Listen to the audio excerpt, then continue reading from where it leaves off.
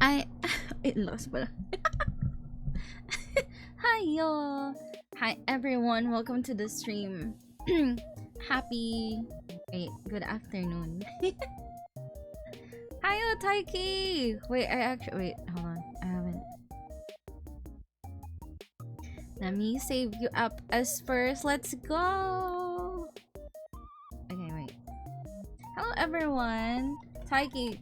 Okay, so it is the fourth time Taiki actually became first ever since I started saving. Let me update this. Hold on. First. There we go. Hi Taiki, hello baby, hello Lucy, hello Clay, hello everyone. I'll be playing Baldur's Gate today because I've missed playing already. I'm excited for a collab soon. Oh my god. But we have to since I'll be doing multiplayer soon. Oh my god, I'm so excited. We have to fix it because we don't wanna play vanilla, so we're trying to put in mods the same mods as we have. So it's taking quite a while to prop up, but I'm very excited to do this very collab very soon. And yeah, hopefully you guys will be excited on doing this. I am very excited. And yeah, I'm currently planning on doing a harem run for Baldur's Gate. So a harem run means I'll be taking all the boys in the yard and taking them out from camp, and we'll only be using them the next time I play. So the girls are going to be sitting pretty in our camp, and I won't be using them no more. Yes, just for that playthrough. So I'm trying to fast track the playthrough I have right now. As much as I am enjoying it, it needs to be finished very soon. So yeah, I'll try to play Baldur's Gate as much as I can to finish this game. So yeah, although also though, I would like to thank you everyone who supported the VTuber SummerSlam event.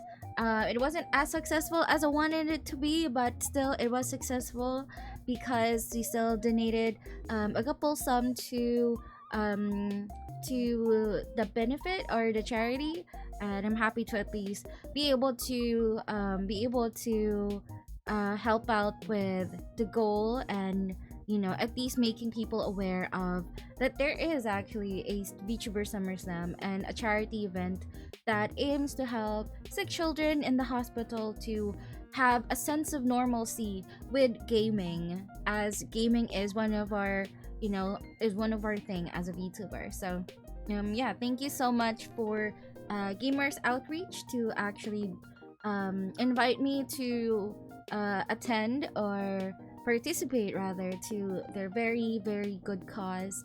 And hopefully next time, if ever we do join in the event again, we'll have a better a better and a more fruitful charity event. Yeah.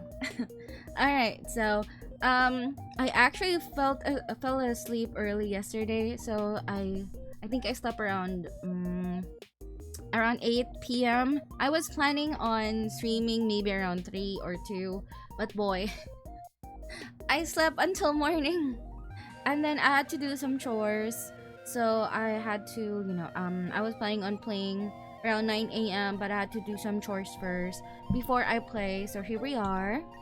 I will have work later, but I will be working from home, so I'll be able to be here. Depends if I can do a working stream, but I will be busy, so unlikely, but we'll see. I can still probably play during my work, during my breaks. So yeah, without further ado, let's go play. Hopefully my game doesn't mess up. And let's go. Oh, we still have this one. Hold on. Let me remove the background.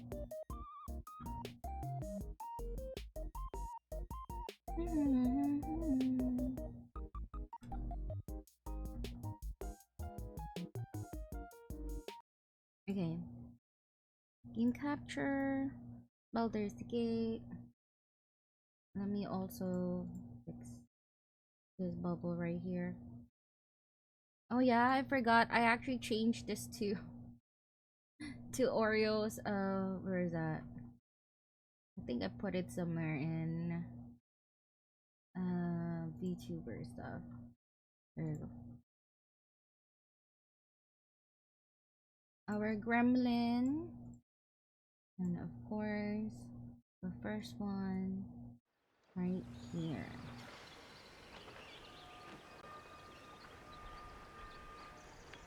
Unlock it.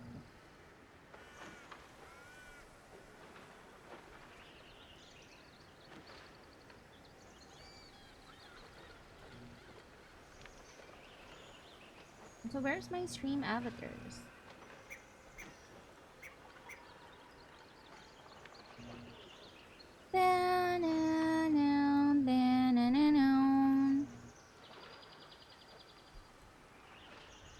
Okay.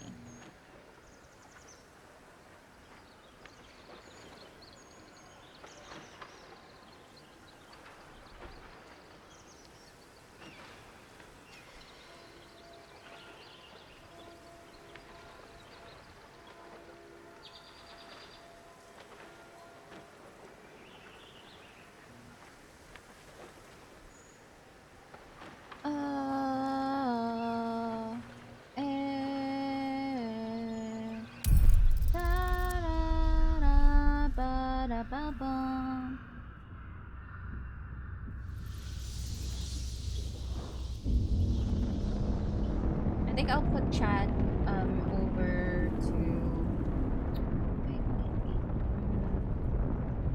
So we'll have a simple chat.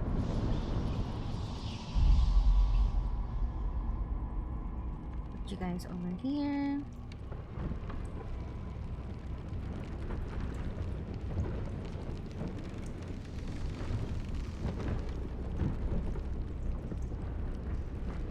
Okay, hopefully whatever we've been doing. Oh shit.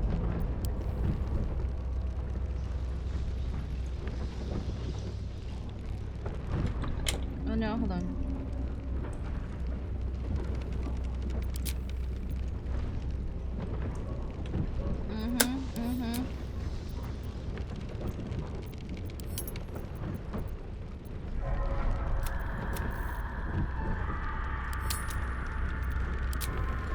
Okay. Hold on. I think I have to fix some stuff here. Give me 1 second. Let me purge everything. And because I've tried using I've tried using the BG3 mod manager because we've been trying to amend like the mods we have. Hi Watermelon, hello Clay. Wait, let me SO people first. SO Pasta, SO Lucy,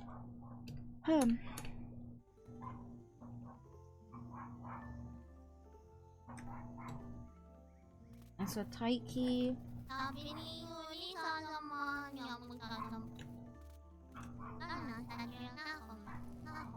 Watermelon for what?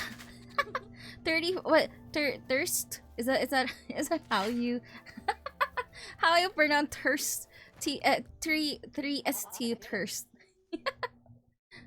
Wait, oh my god, why did it show? Oh my god. Okay. I hope you did. Started. Get some help. Maybe. Stop it, get some help. Get some help.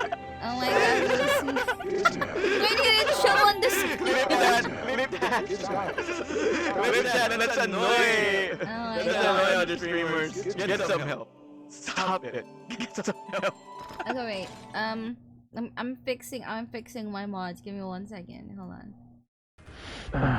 This is enough blood. Is it Taiki? Yeah, it is Taiki. It's enough to make a man insane. That kind of shit. Lovecraftian. It's Taiki. Taiki on mic. Taiki on mic. Oh, that was so quick. What? What's so quick? Okay. I think my mods are all good.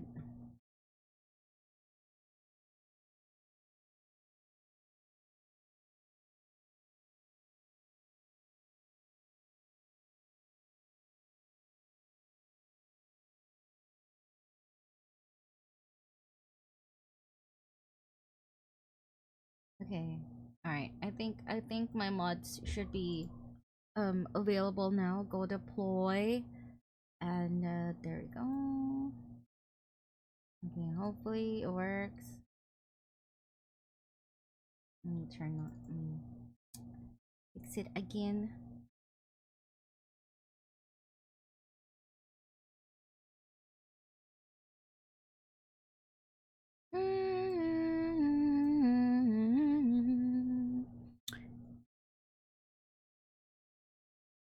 Why was that echoing? I don't know. Maybe it was. Okay, hopefully all my mods works now.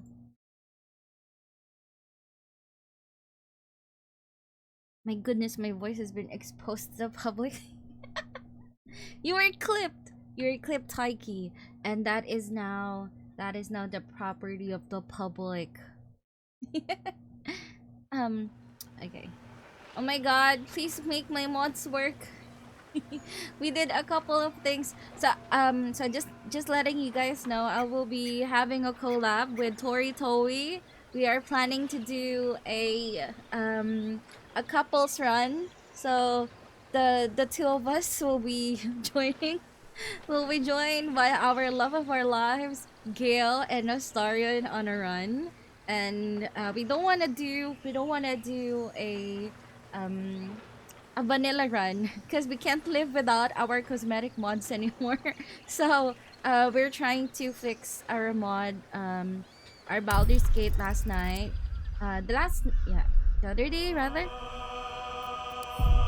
There you go, it's working. So the other day, and we kind of messed up a couple of stuff. So I'm happy that it's working now. But yeah, we are currently preparing on our collab very soon. We are very excited. I think we were on call for almost 3 hours. And we were just talking, and like so we were talking a lot. We were fangirling, and I have never met someone who I can relate with so bad with Baldur's Gate. Oh my god. She's so adorable. I'm so excited. And yeah, we were really having fun with setting up the stuff that we have. We were actually matching mods the last time because we were choosing which mods we'll be using. So I think the last count that we did was we have 47 mods that we'll be using on our run. Most of it UI and cosmetics. So it is quite a lot. But we're very excited, and I'm very excited to play. We're still fixing it. Hopefully we get to finish it soon so that by next week we can go and play the game. So yeah.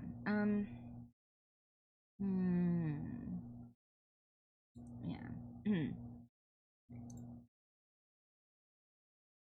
I hope you guys are excited for it, are there for it once we do it.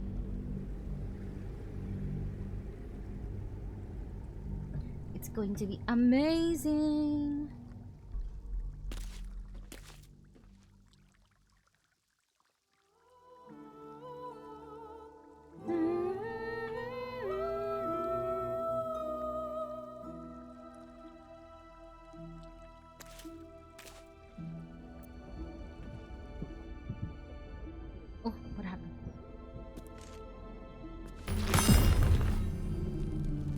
Did I do did I do something?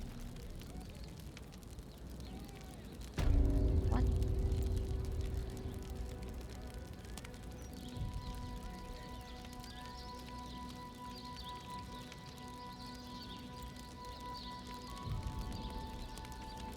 Ah, yeah, okay, yeah, we just finished. So, okay, so the last time.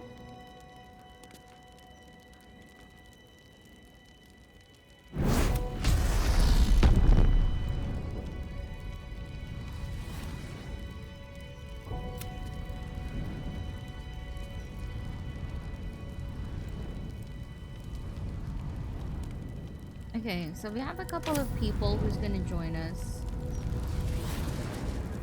Alright, so let's just wait for the thing to finish.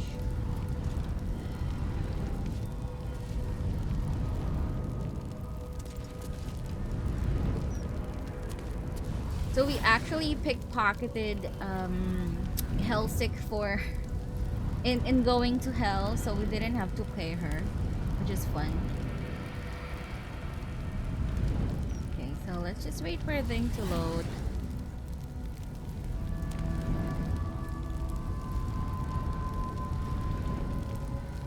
Should I put chat on the other side?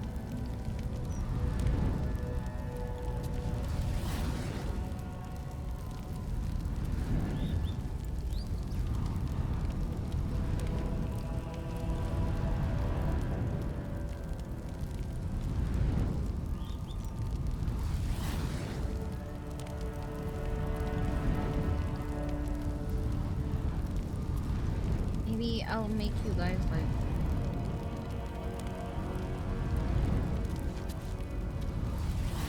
larger there.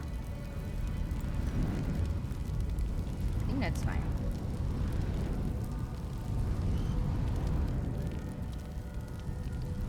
Okay, is the game loaded? Fully loaded? Shadowheart, why don't you have any shoes?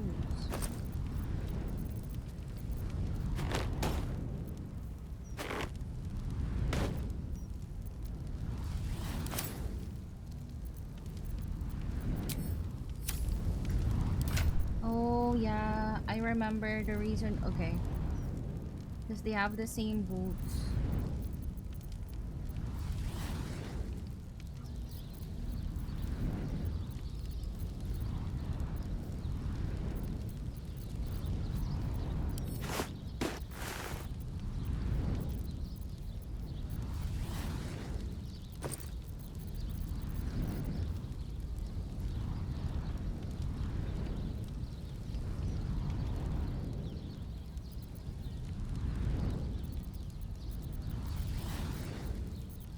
Hi, watermelon.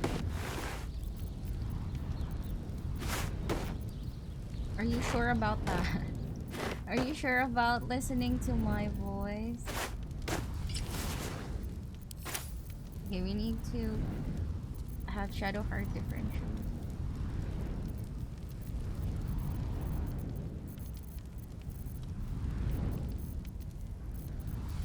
Do you have shoes?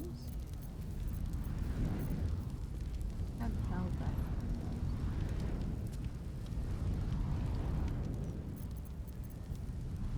I guess we can.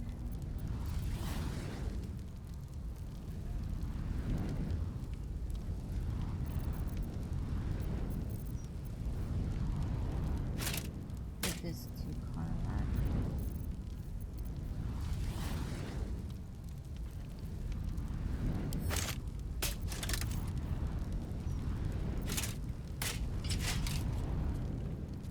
There we go.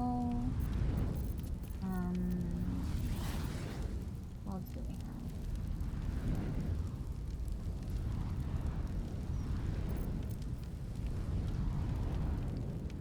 There's attack rolls.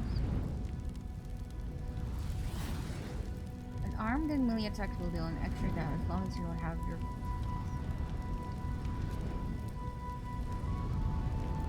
Ah, okay.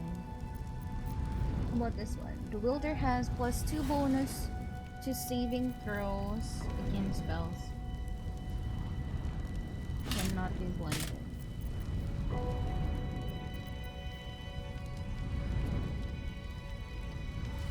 Taiki, what are you doing? Yes. Wait, I'm trying to find I'm trying to give them better items. I wanna give Astarion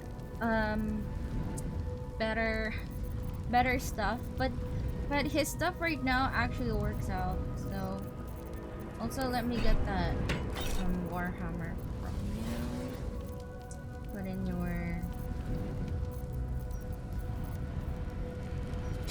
Rhapsody. And Steelmaker is actually Dirge's own weapon.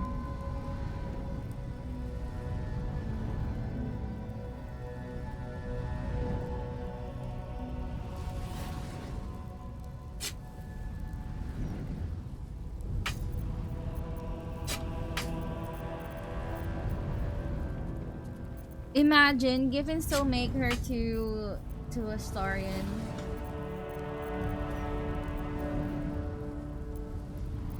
Okay, what's the dagger too, bro? Oh, that's a cool dagger. When you land a critical hit with a weapon or an armed attack, it deals with additional set damage. So does this mean it also that works with whatever damage?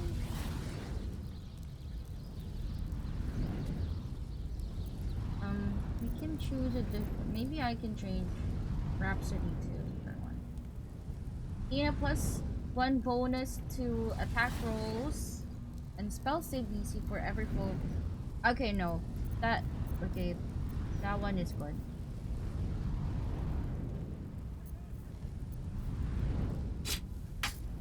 Where's your other? Hold on. Oh my god, I don't have glasses. I'm moving to the monitor so close right now. Please, hold on. Fine, I'll wear my glasses. It's just hard sometimes because the camera don't pick up don't pick up my features too much when I'm wearing glasses.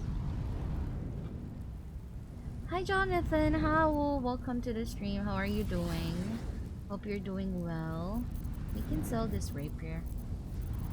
This one's no good anyway. Salty. Arr. Okay, I like that. Sister dagger. Dagger plus 2. What does this look like? Oh, that looks pretty. I hope I do have that staff. I need it to shadow her. Get all the daggers instead. Where is...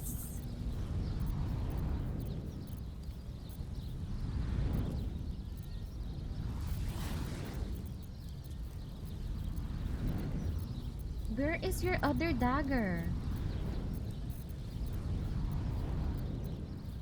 Oh my god, did I lose? No. Oh my god, did I lose?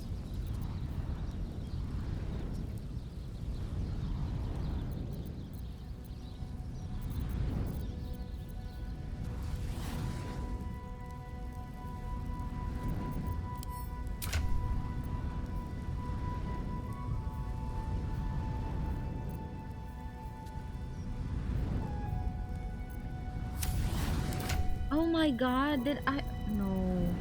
No.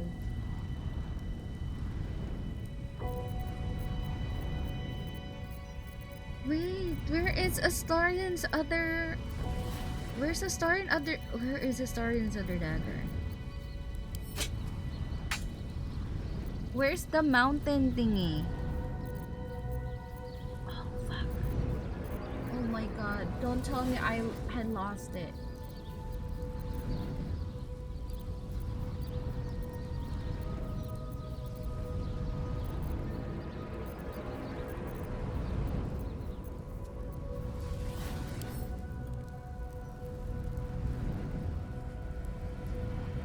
Oh my god, I think I lost it. Oh my god, where is it?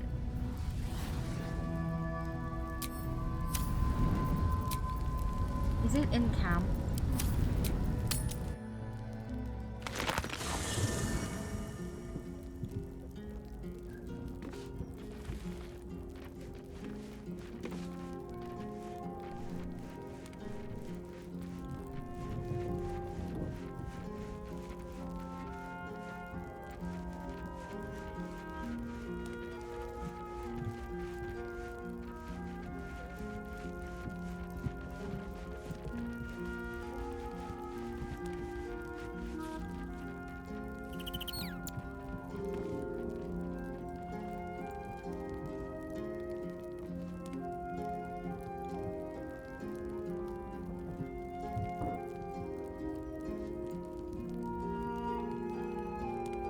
Never wanted the easy path. Oh my god, don't tell me I lost the...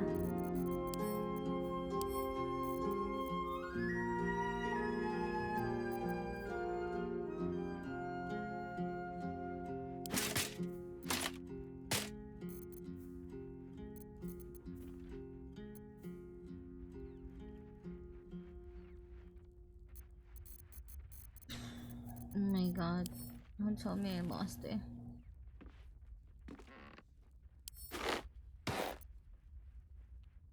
Okay, we'll be changing a couple of things here.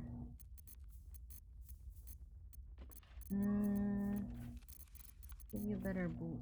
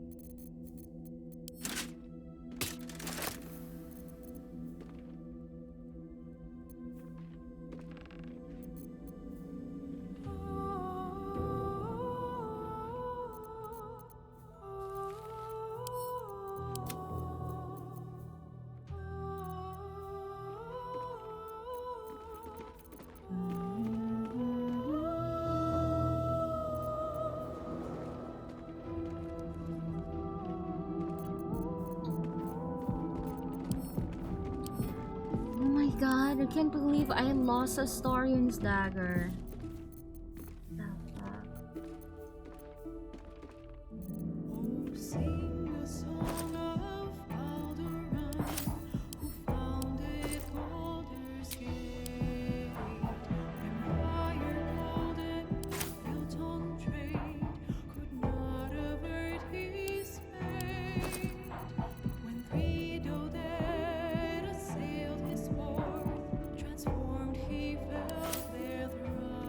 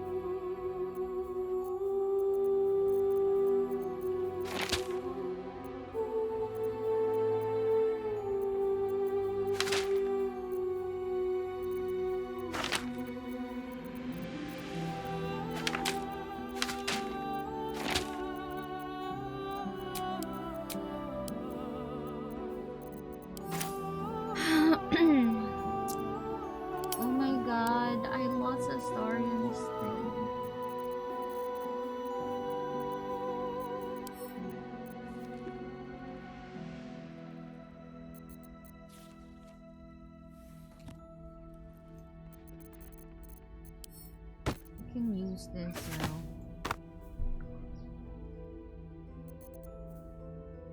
Hell Dusk armor.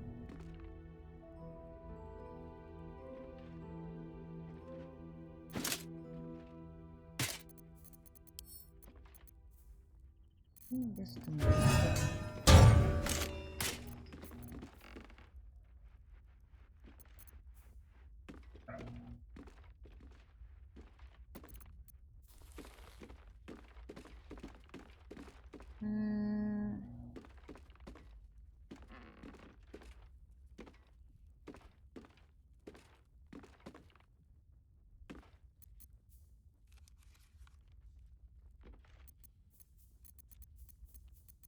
We can use this armor.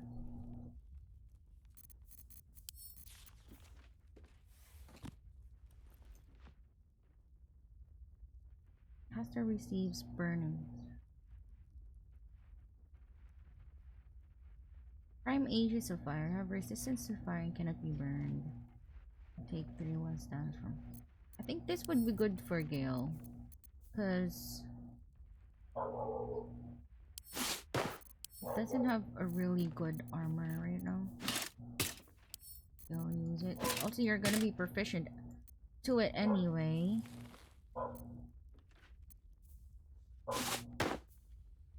Then we'll just use cosmetic armor.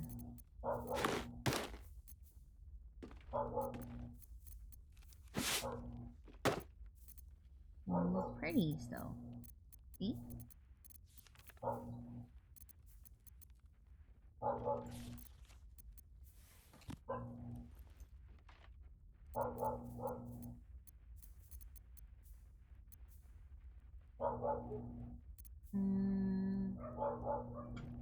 Give you a better.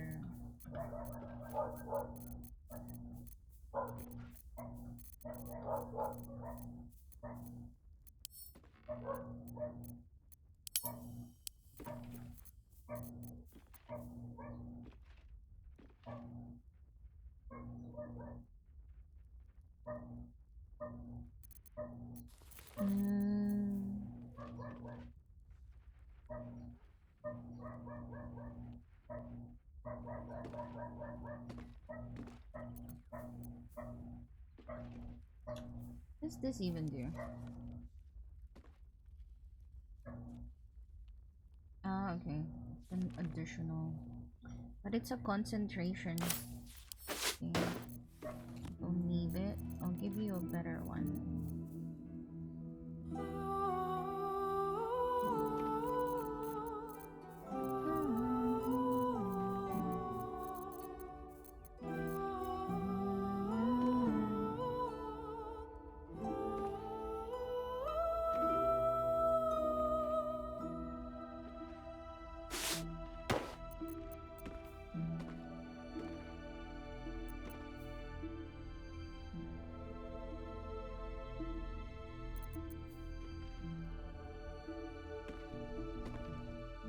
Oh, sing a song of Baldur, who founded Baldur's Gate, empire golden, built on trade, not avert his fate.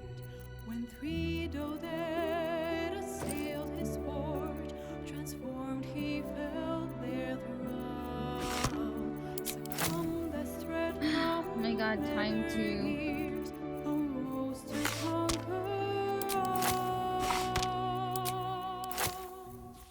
Now hope is gone, or so it seems, but game's not over yet. New cards are drawn, new hands are played, newcomers place a bet.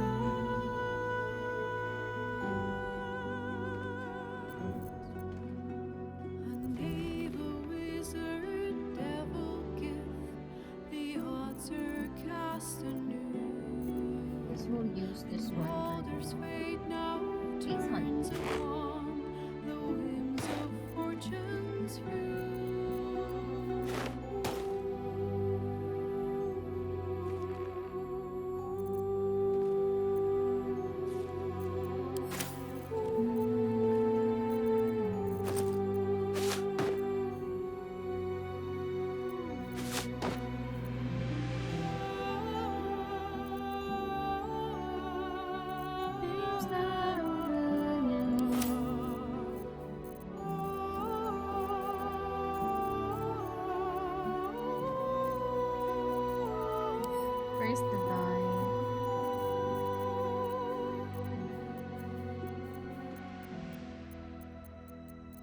put all of this to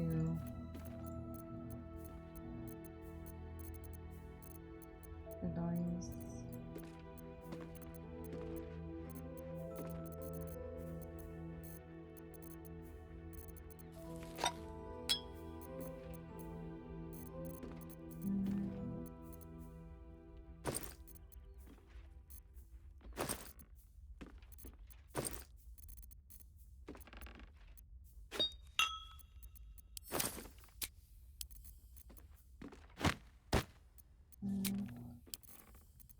I hope it's gone, so it seems it's not over yet.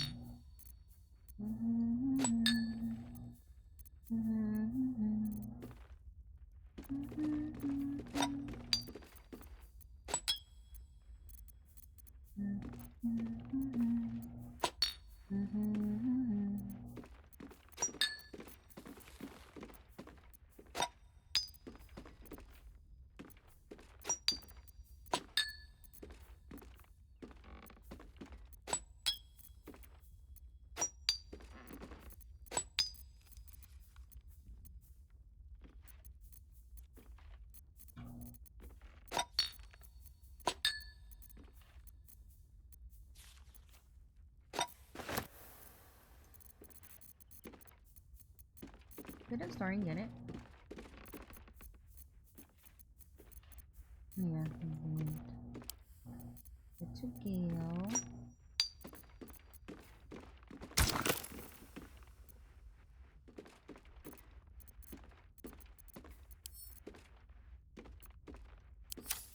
Ah.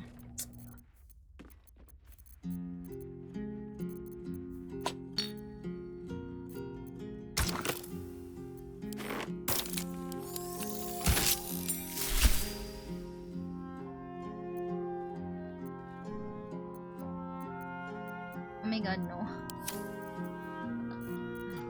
Give him a black shoes. Where's that black guy?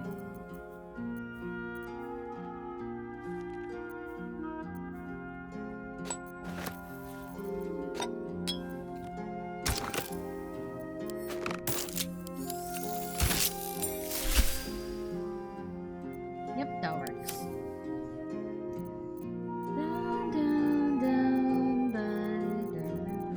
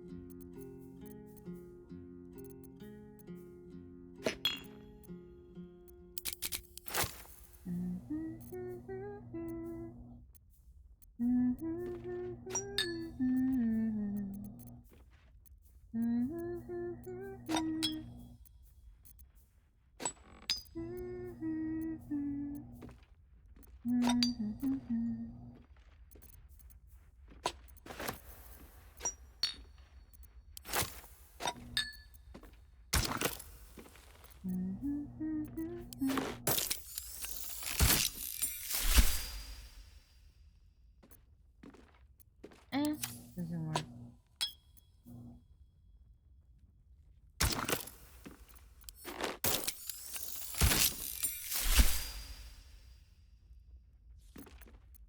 It's okay. Works. Okay.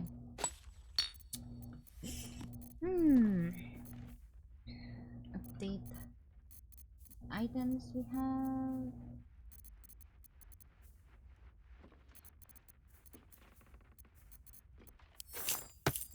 We can use a different one.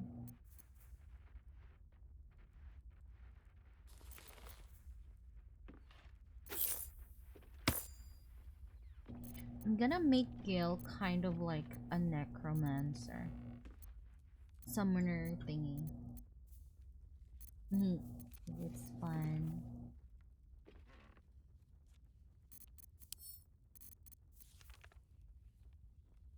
This is a monk thing, so good to count.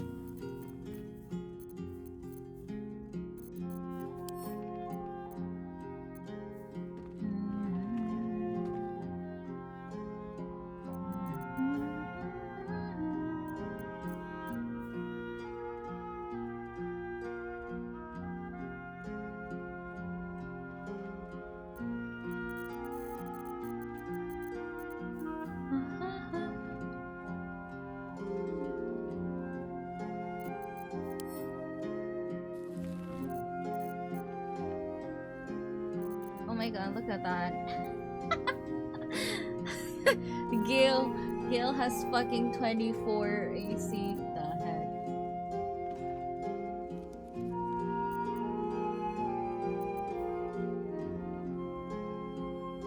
Actually, that would have been good with Karlak, but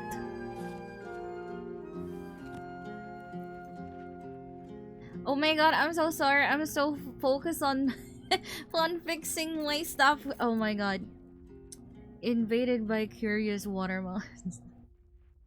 Hello, Bebby. Welcome back. Had hearing earlier. What do you mean hearing? Is that for work? Di ka na ikikiss ni Astarian yan mamaya.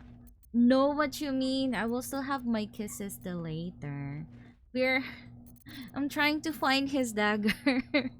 He's gonna be so mad. He's missing one dagger. Look at that. Oh my god. Hi, bud. I can't wait to play with you. Oh yeah, we should play the game. Oh my, the one I sent you. True, true, true. We should schedule.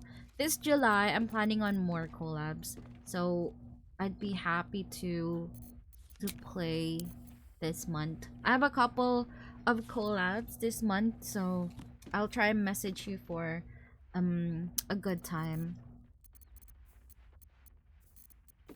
Okay. My god. Let me see. Oh my god, I can't believe I lost his...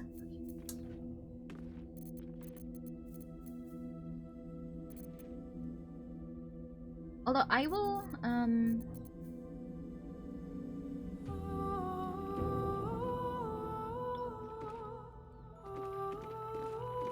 this is actually a good armor.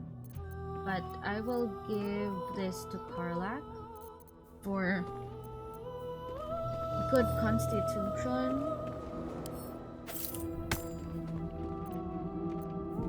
And I will give this to Mintara.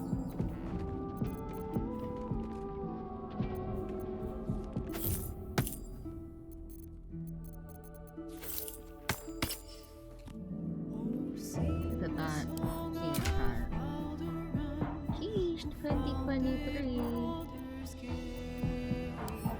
Wait, where's the gauntlet? Did I... Wait.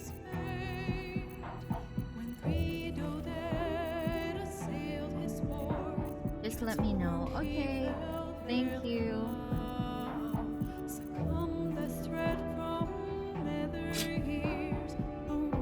Oh my god, I can't believe I lost it. Now hope is gone, or so it seems, but game's not Skip this over one. yet.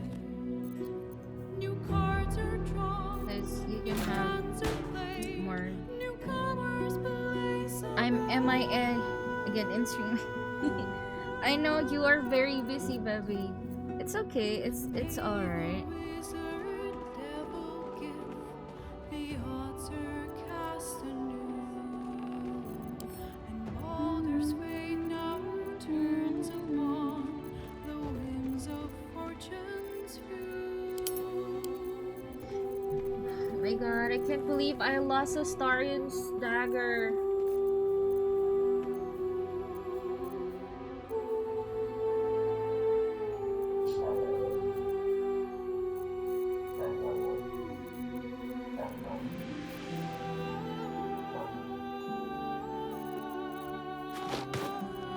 That's me.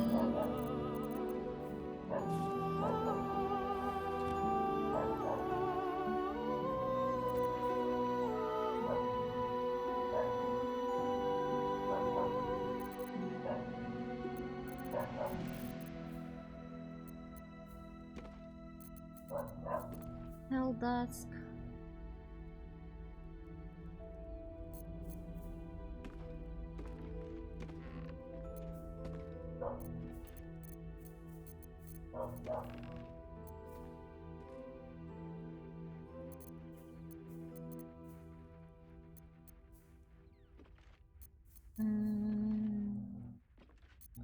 Now hope is gone, so it seems. Add this one. Oh my god, Carlack's gonna be so... Hi Monana Q, hello, welcome to the stream. I love your name. It makes me hungry because I love Banana Q.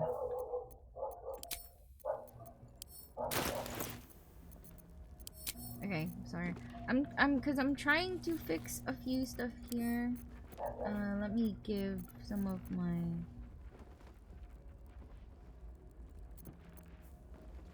There's 1 to 4, there's 1 to 6.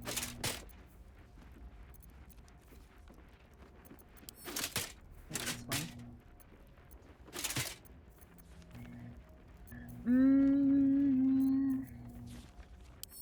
These wares. What the fuck equip? Oh no, did I drop it? How are you doing, Manana Q? Hope you're doing fine. Just fixing a few stuff here.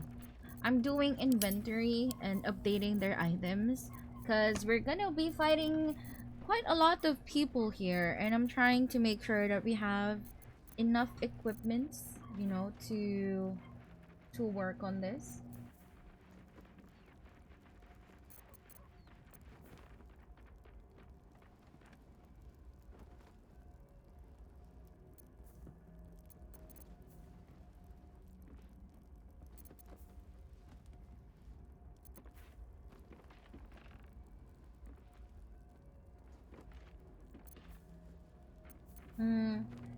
You gain bull strength and increase your strength score by 2. The maximum of 22.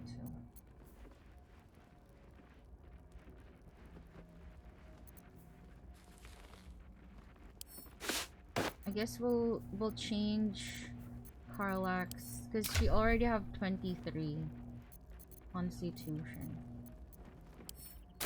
I mean, if I give her this, see, it's still 23. So we'll give this to a different person. This should be good with Carlax. Change it. Give this to Mintara. So she can have +2 strength.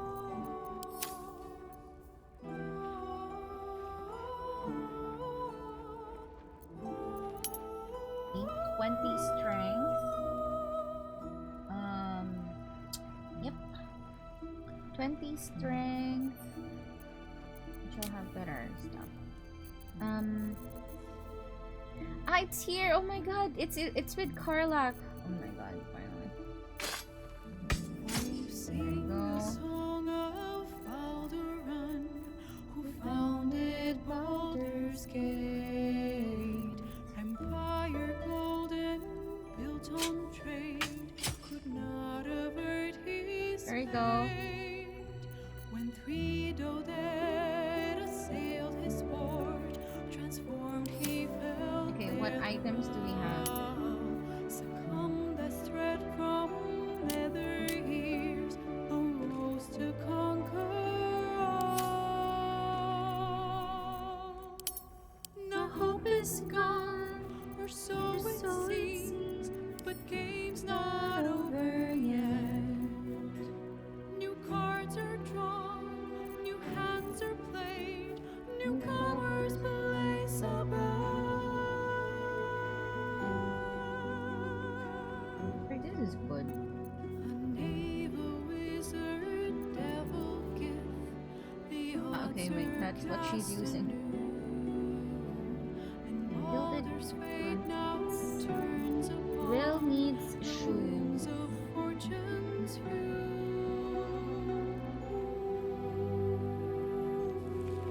You have a +1 bonus to armor class, saving throw, as long as you're not wearing an armor or holding a shield. This is good.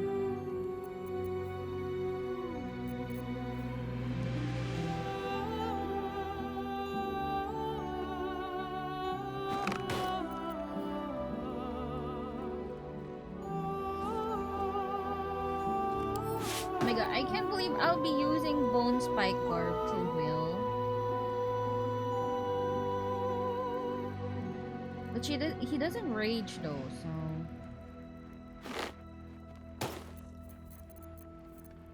can Will use medium armor? Do you wanna use this, Will?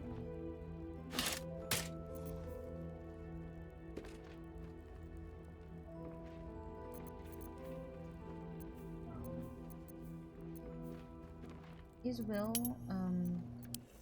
proficient to medium?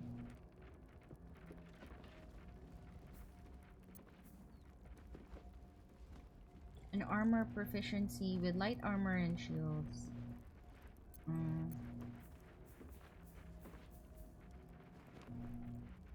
What's your armor proficiency?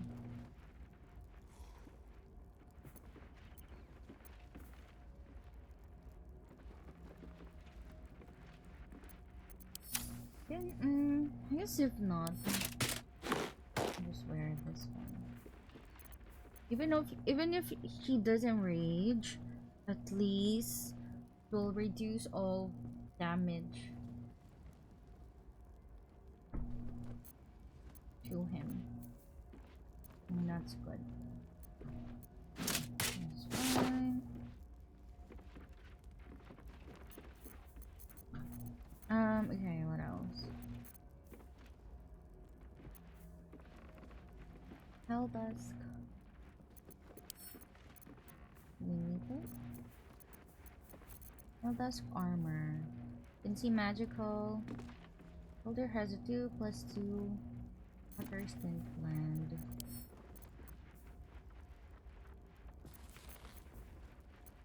What is Will's charisma modifier? 20. Good. Okay, just not.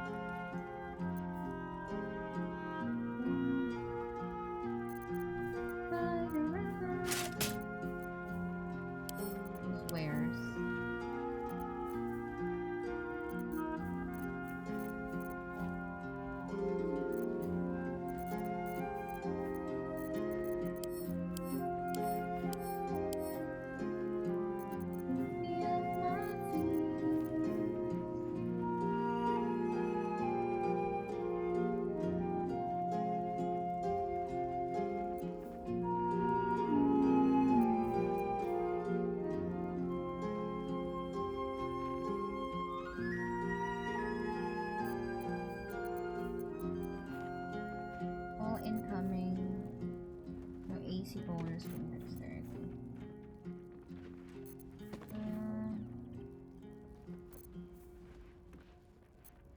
I guess that's fine. Gil here has good stuff now. New skill next time. Tara. Tara can get better items. Although let's give rings to Shadowheart.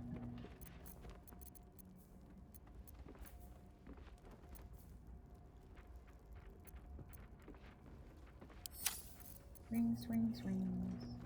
Paralyzing ray, massive damage.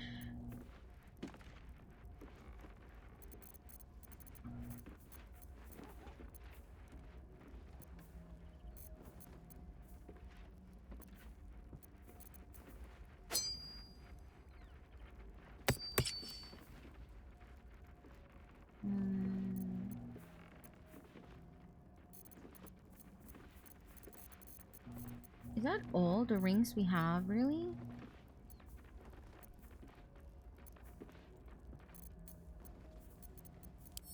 We not have rings. Jump ring.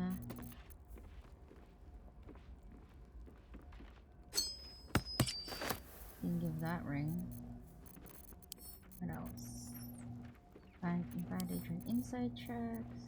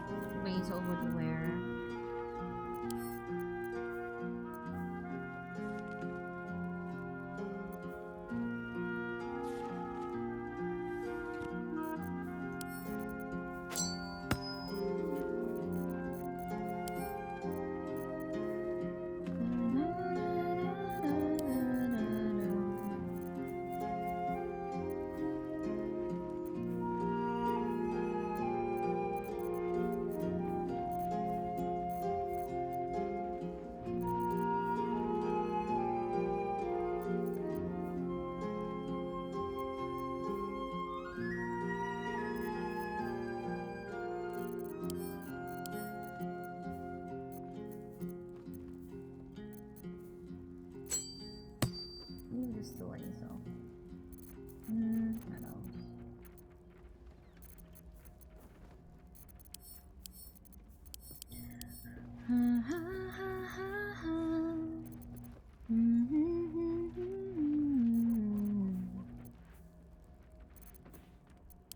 Okay, I guess that's okay. This is good.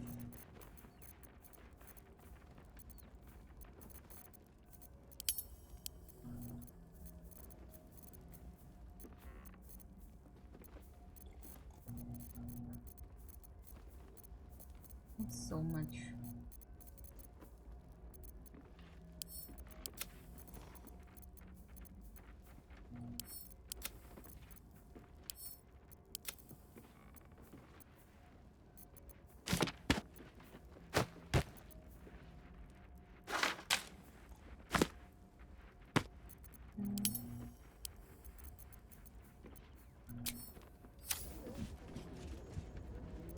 All right, what now?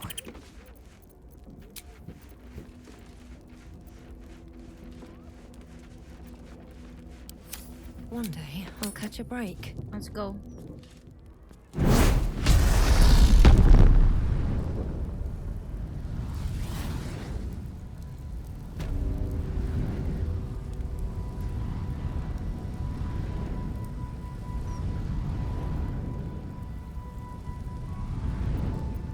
Best get going. Cursed to put my hands on everything.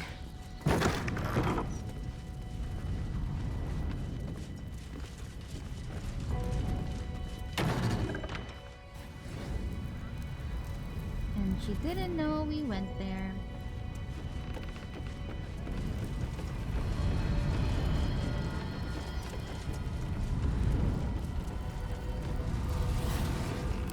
Oh my god. Why are you encumbered? Ah.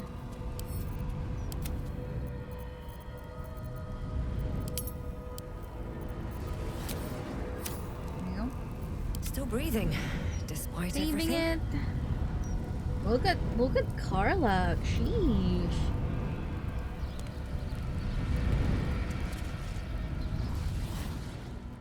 Trips to the hells are usually one way, especially when the traveler causes the kind of trouble you did. I knew you were a thief, didn't realize you were a killer. Raphael's death is already causing quite a stir across the hells. It's a rare thing for a mortal to slay a devil of his stature. I'm impressed, and just a little bit intimidated. Your coin is always welcome here. And so are you, Devil Slayer. Okay.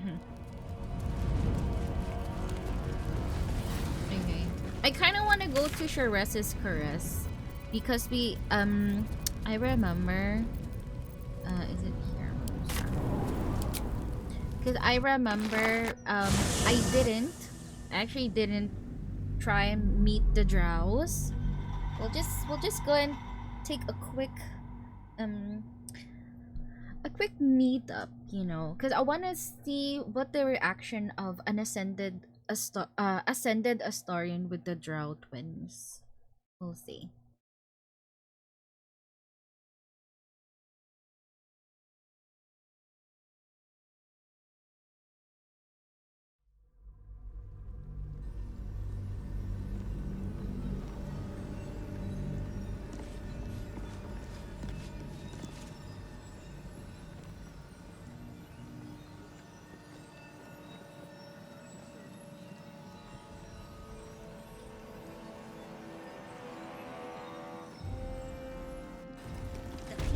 Let's rehearse this one more time. Pretend I'm a fist and tell me what you were doing. Well.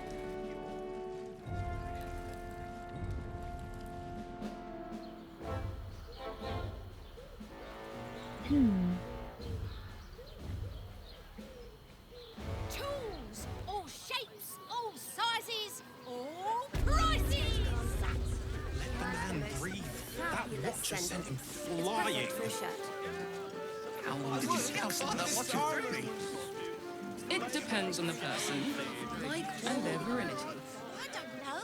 The librarian does this thing with her Sure wit is where he correct. honours fools and... The absolute smarties, they say. They don't care about I can't hear you. Don't be such a prude. Birthday boy's just nervous, but don't.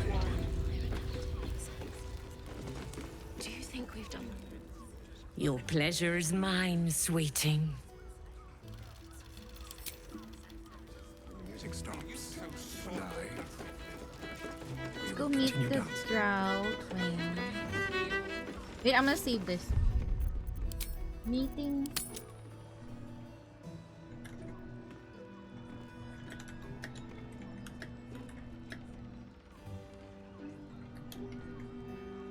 I barely got a moment. Ascended. And no, not in a good way. Anar.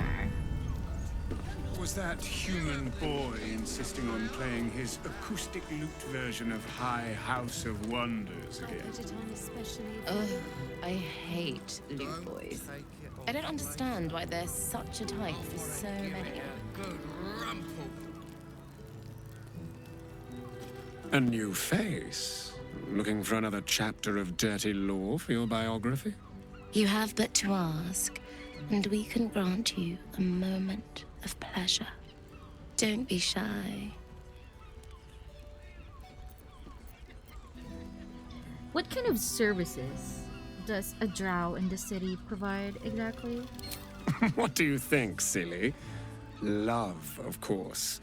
Hot and vulgar with me, or sweet and sincere with my sister. Trust me, you don't want to miss my signature Mesobaranzan love trick. Menzoberranzan love magic, a formidable practice, usually only reserved for pleasing the most insatiable matriarchs in the city of spiders. And is that your partner with you? What a gorgeous couple. Perhaps we could come to an agreement. Oh!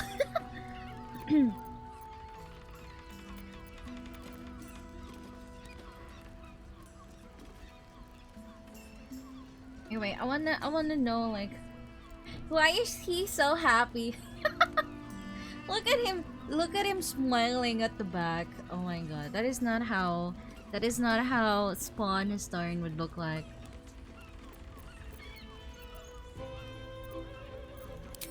Darling, we're not fooling anyone.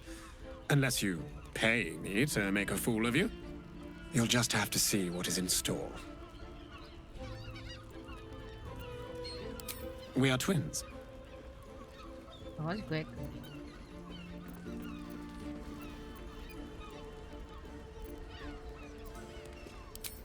We can make up a little show of kissing each other, but when we are hired at the same time, there are often many other clients in the room to attend to.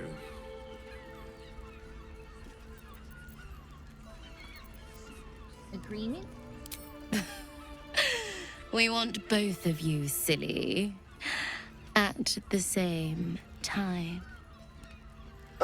I'd like to try doing things like this again, now I'm free to find my own desires. And don't worry, I'll dart out if I don't enjoy it, faster than I used to run from the sun.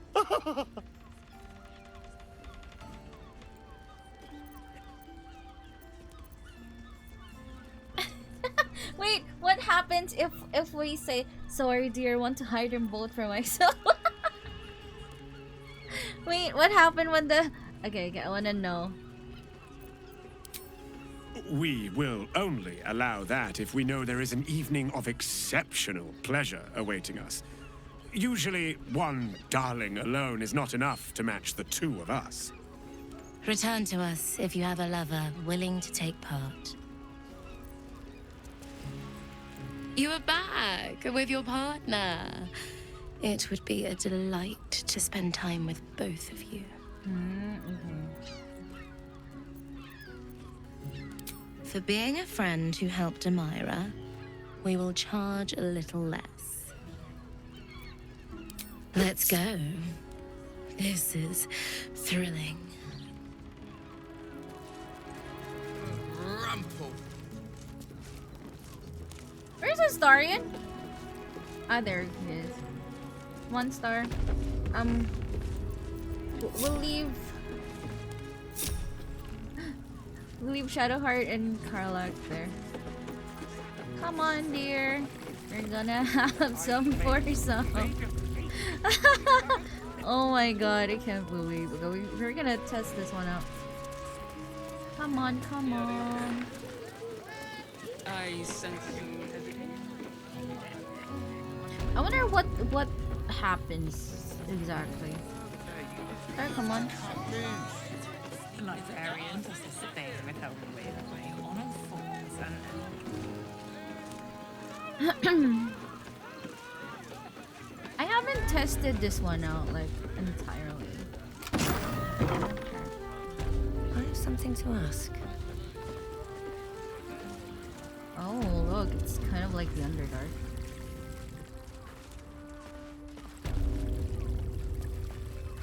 Okay, so yeah. Underdark pleasures. You don't say. Okay, oh, let's see.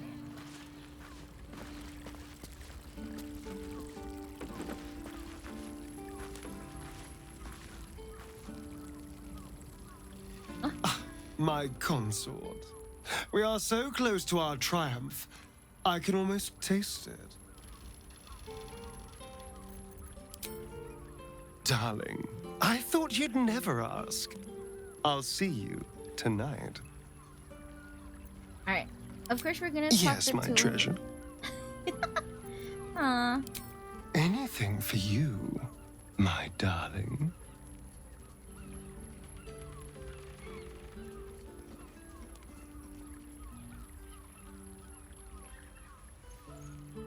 Oh my god, there you go, my mod is working.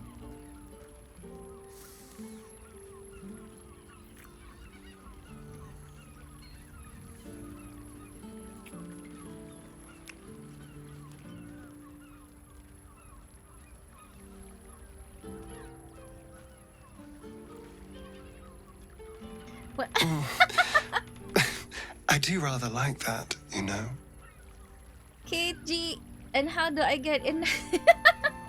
You just stumbled upon Ascended Astarion.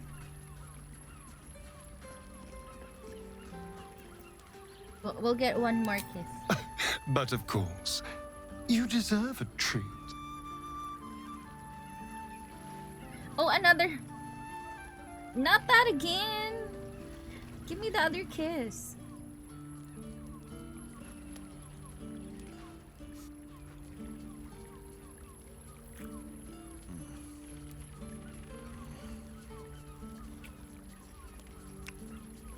We're gonna have a pretty interesting scene in a bit. Ah, yes, pain. Delicious. Wait, I wanna get the other kiss. How could I say no? You are my favorite, after all. My ovaries are in pain. Oh, there you go. Here's the other kiss. Oh, it's the bite kiss.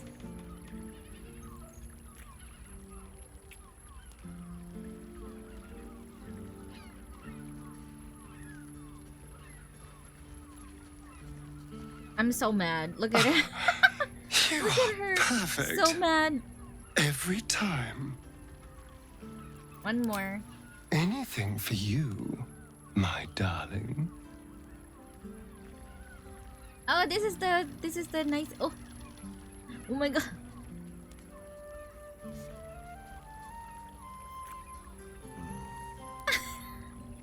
Lurk na lang ako.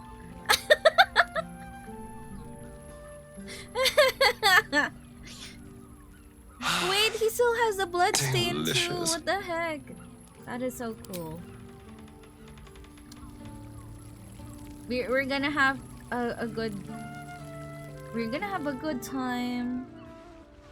Quite the merry little party we have assembled here.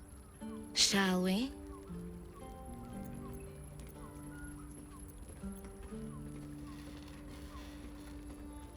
Murmur a quick prayer under your breath that this doesn't break into a brawl. I hope you're not afraid of the dark, my darling. I must snuff out the lights before we begin. It's all part of the experience. The room is bathed in total darkness, so there is nothing to distract from your ecstasy. Oh, why does he look so sad? Star, why do you look sad? Ah! Oh my god! The lady, Nim, moves your hand to where the clasps of her blouse lie. All right, sweethearts. You dare to dance with a professional, you'll get your desire. His skin is like lustered pearls, almost translucent and so delicately smooth. He's so perfect. It could move even the toughest soul to tears. It's so easy to see why that body alone ruins so many lives. My fair consort, I can't wait to dine upon this 4-course meal with you. Oh my god. Oh my god, wait, are we gonna bite them? Wait. Oh yeah, we're vampires now. Oh my god. I'm gonna bite the male drow. Fake. I pretend to be a vampire before my clients all the time, and I bite twice as hard. Wait. For this, I feel we should be paying you. Ooh. Astarion boldly throws himself into the center of attention in your little group, and all lavish their pleasures on him. But as you sit on his lap, resting afterwards, you look into his eyes and see no trace of joy, just an intensity that makes you shiver. Oh!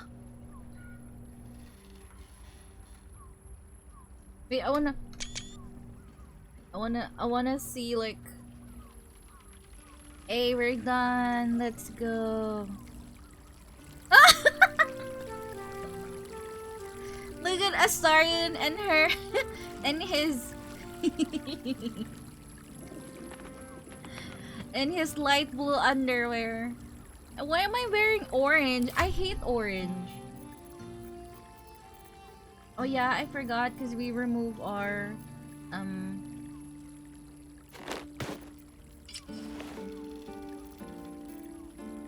staff and count. I remember. Star, where's your clothes? Why is his brief so girly pop? I know. He's so gay for this. I love him. Look at him. Oh my god, he's so fucking perfect. Look at this face. This is the face of my lover.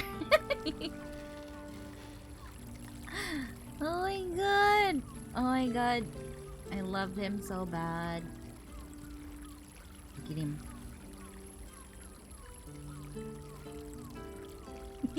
And his light blue underwear. I'm never gonna change that. Is this allowed? Yeah, it is. It's okay. Also, do you know what's interesting about Astarion's underwear? Is because he actually embroidered something on his underwear. So it says here, if you're reading this, you managed to bed or behead me. Either way, you got lucky. So that is one thing on Astarion's underwear. He actually embroidered something on that. Shadowheart's underwear says if pants could brood.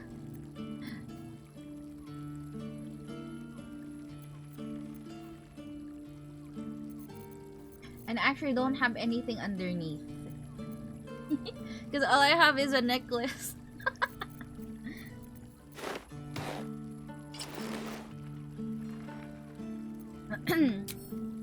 Anyway, we're back. The neighbours said they had... At least things have stayed interesting. Yeah, let's talk to them again. Give me a moment, for pity's sake. You've exhausted me already. We recover quickly, but not that quickly. Is there anything else I should know about this place? Even in the best of times, it's an oasis of pleasure and calm. In the city's chaos, with Baldur's Gate preparing for war, the caress feels like the final flicker of a beautiful flame before darkness falls. I felt like I interrupted something. You actually No just one back came home will ever into believe this. just the right time.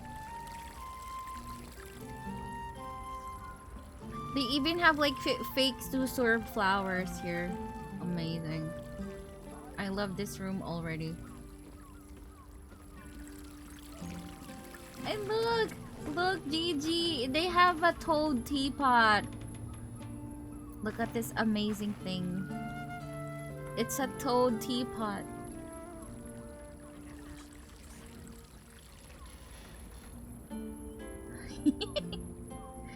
See, it's cute.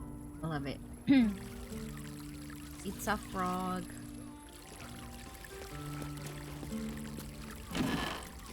What? They just have rogue morsel? I've got a long road ahead. Well, I guess that's it. Because we are actually in a brothel right now. I feel like this is gonna become a love motel theme in JP. This one, it's lovely, right? I love that room.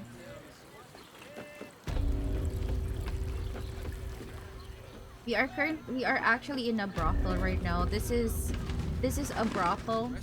This is the library. The Elminster Library with... This is exactly like a motel. So this room is for... This one. For torture purposes. And some chains. Yeah. The chains around.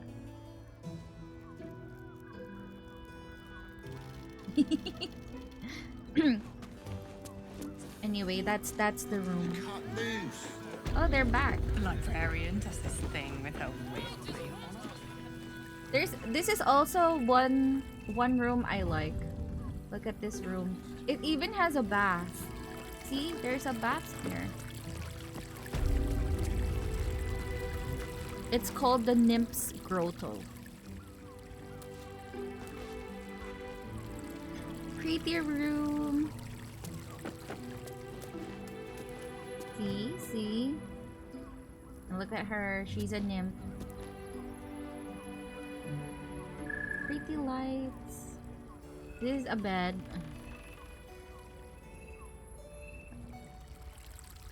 I hope that tub gets cleaned up. Maybe. Anyway, we'll go down.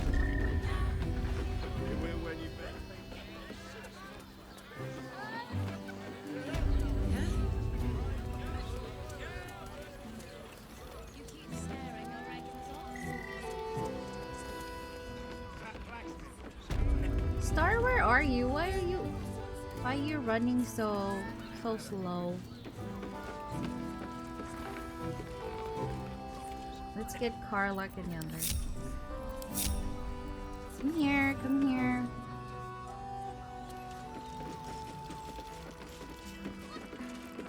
Let's talk to him.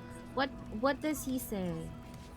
You have the key to my heart in that. My consort. We are so close to our triumph, I can almost taste it.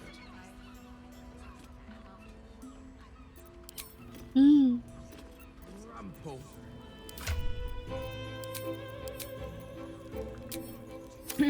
Alright, time to fight off some stuff. But yeah, we can actually buy stuff. You deserve to cut loose. Like what? The librarian does this thing with her. I'll know it when I see it. Won't find more It flavor. depends on the person. And their The breed. Absolute's armies lay siege. They won't care about stupid lists. Only the finest produce picked this morning. What can I get you? Trade.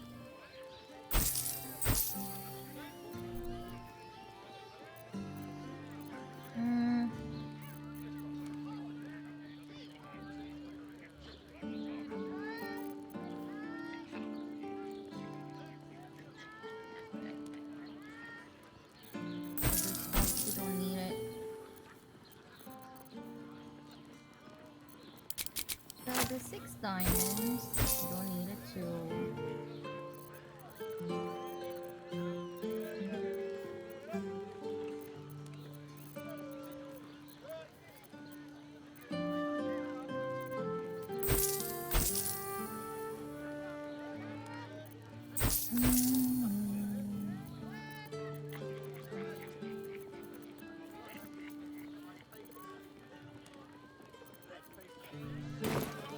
If you're hungry, you...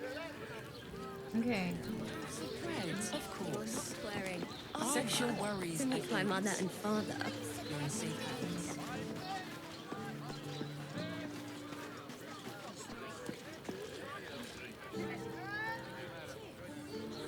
Need to get something done? Got plenty of tools for that. What does he have?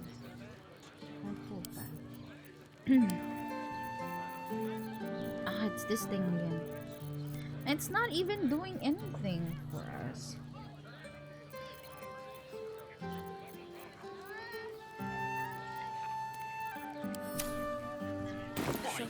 Whatever you want. Okay, I guess let's go to...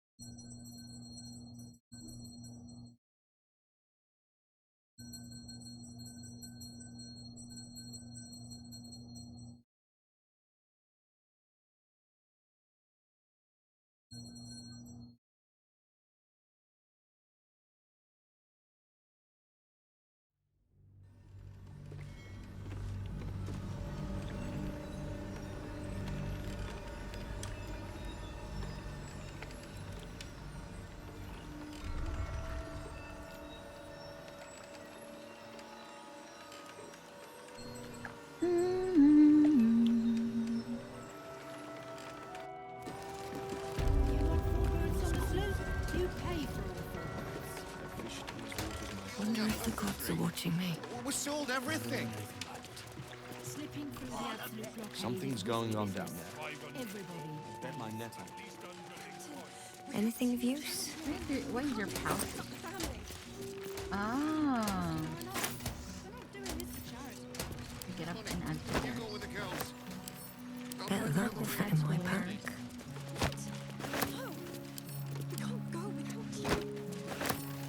It's the only solution. Trust me. I'll catch up to you.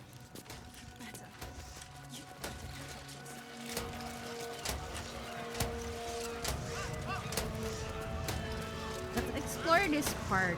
Citizen, you are being accompanied by a malfunctioning steel watcher. Please stand back. I think you have the wrong hunk of metal. False. Report your purpose, steel watcher. Why are you following these citizens unbidden?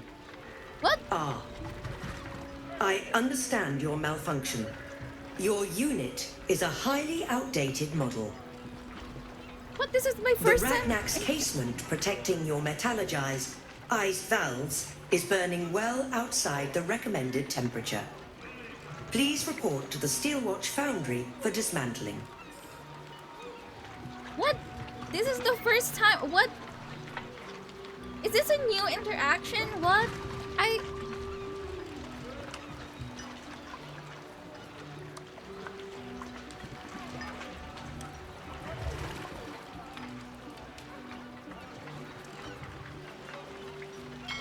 Wait, what?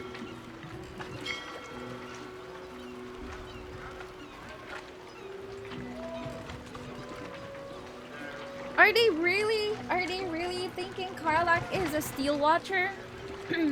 What? Is this a new interaction?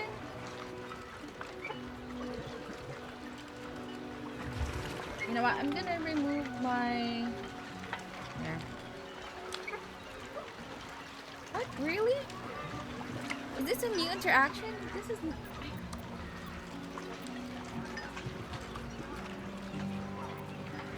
Thanks, you're one of them, Carla. Not sure.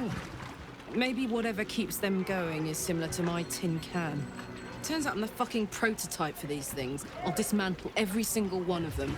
Any threat to the Steel Watch is a threat to Lord Gortash himself. Please report to the Steel Watch Foundry for immediate dismantling. Yeah. Hey, Metal Man. If I report to this foundry, can my engine be fixed? Your make is very obsolete. Repairing your engine would be not only impractical, but impossible.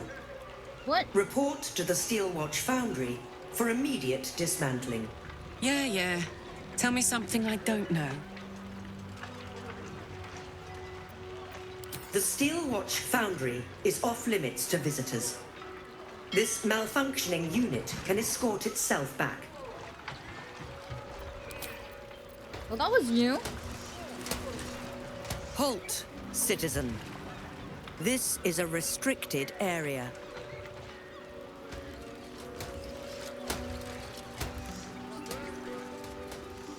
That was interesting. That was my first time. That was the first time I got that interaction. What? What? Well, I'm gonna clip that and check it out later. This dock is closed until further notice by order of Lord Gortash.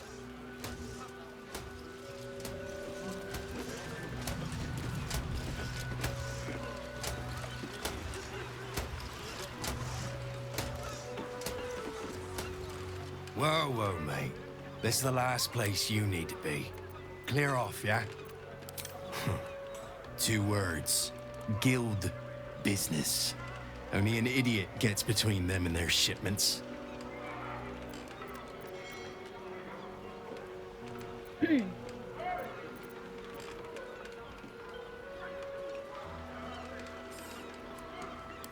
Let's deceive them. Why didn't you lead with that? I trust you're gonna balance the books too, yeah?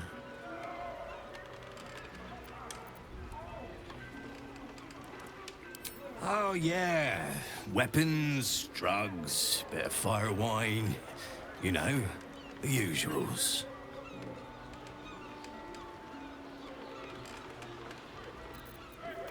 We do detect thoughts on him.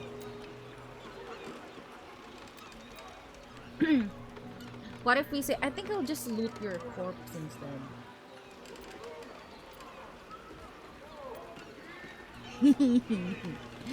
Killing. Cocky shit. I'm gonna enjoy this.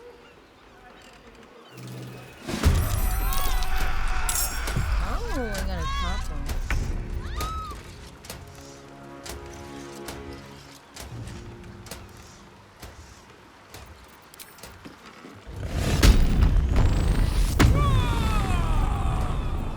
Kill frenzy, Karlach. I'm going to enjoy this. Ooh. How about you throw them?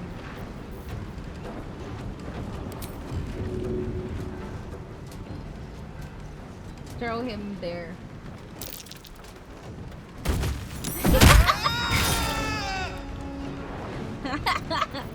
Nice. Spill some blood. Come here. Guessing. Go and...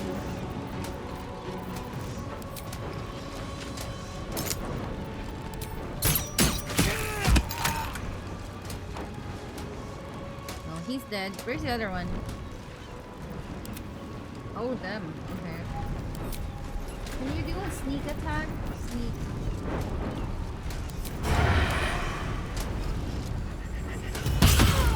Ooh. Dead. Can you do another sneak attack? Oh no.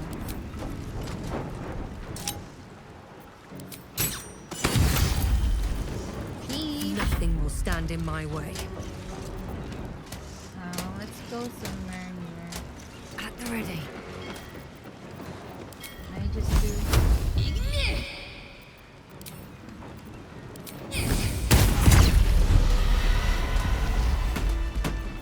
Have a lot on my mind. Well. And well, in it. Oh my god, he has a lot of gold. Take it all. On you. Harbor crate. What's in here?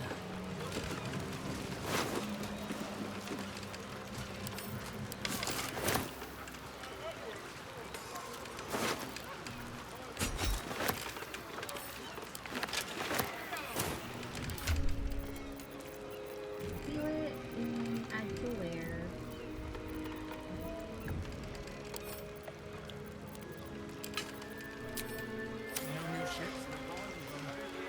Can we do...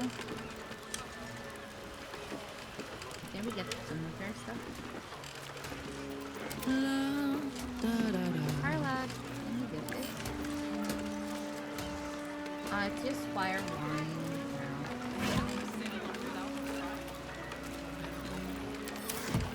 All's well that ends. Not as bad as it could have. Ooh, they got infernal iron too. Carla, give it. Get it.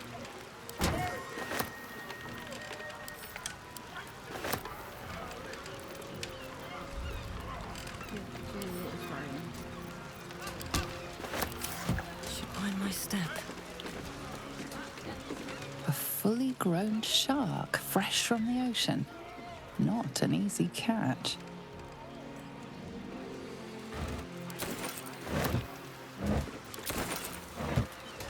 Get them. Break down.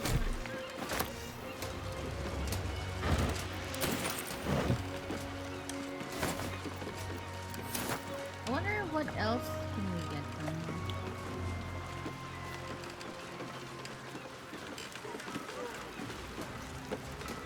What? They haven't even paid us for shipping yet. Ain't seen no new ships in a while though. Saving it. Baby! Grave robber ear. Hi, Lena. Hi, Amani. Hiyo. Went to pet groomer. Rohan is so scared he pooped. Oh my god. That happened. Better hope not. I'll run out of coin if I stay here a day longer than I We're have. trying to loot. I'm a loot For a goblin. pint of mermaid's breath. These city brews ain't got much bite to them.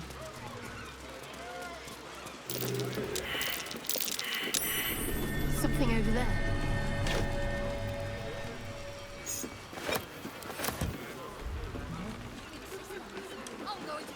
They're crabs. I go to work at I'm going to call for a coffin car. Okay. Lurk well, baby. Thank you for the lurk. Open up.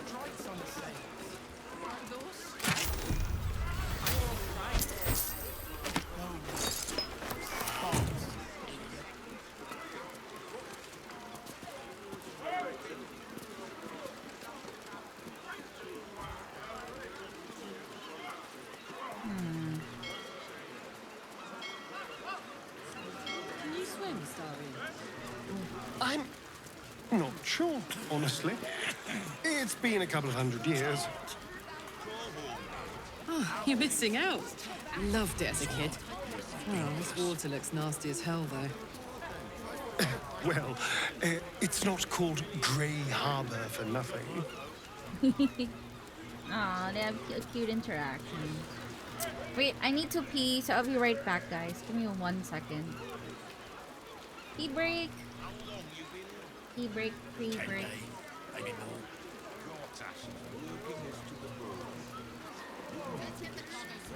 Where's my note? Some of these crates are heavier than I'm thinking about lifting. Where's your authorization? My authorization? That ogre-sized steel bully boy right there. Why don't you sit down for a bit? Won't win this war on our asses, will we? Sounds worse than it is. I'll be all right. When do I get a break from your whining?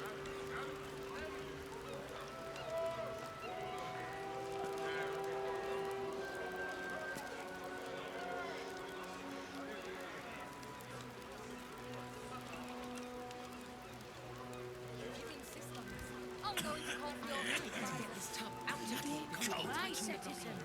I'm going to call for a coffee car. It's all right. I've been worse. Brilliant, Cadigan. You've got my vote.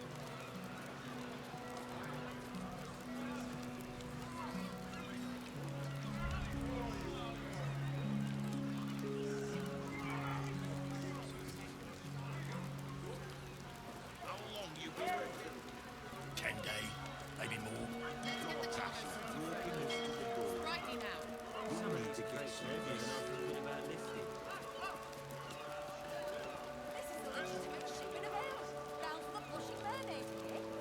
It's contraband, and I'm confiscating it.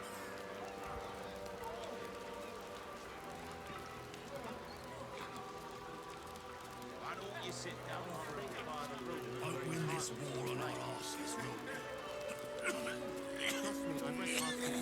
Sounds worse than it is. When do I I'll get a be break all from right. your whining?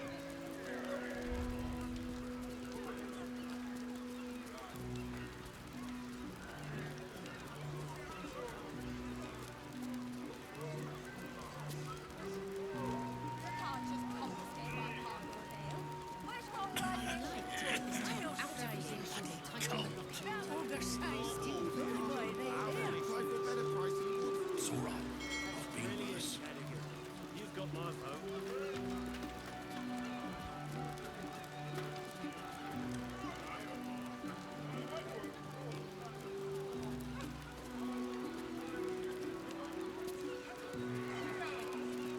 How long you been? 10 days, maybe more. Rightly now. Some of these crates are heavier than I'm thinking about lifting. I'm going to call for your supervisor. If you don't comply, citizen, I'm going to call for a coffin cart.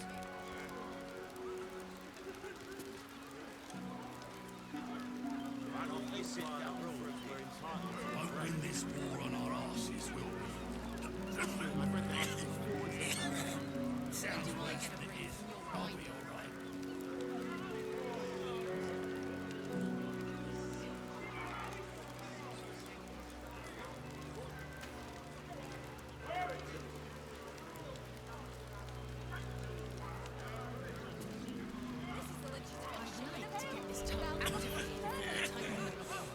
Contraband, and I'm confiscating it.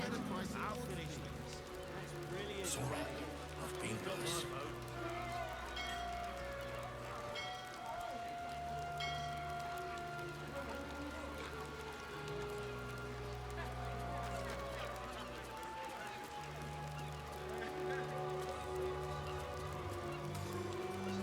How long you been?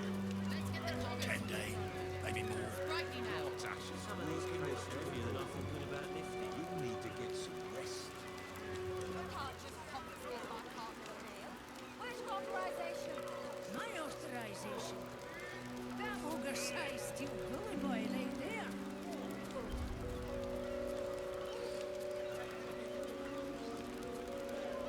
Why don't you sit down for a bit? Won't win this war on our asses, will we? Sounds worse than it is. I'll be all right.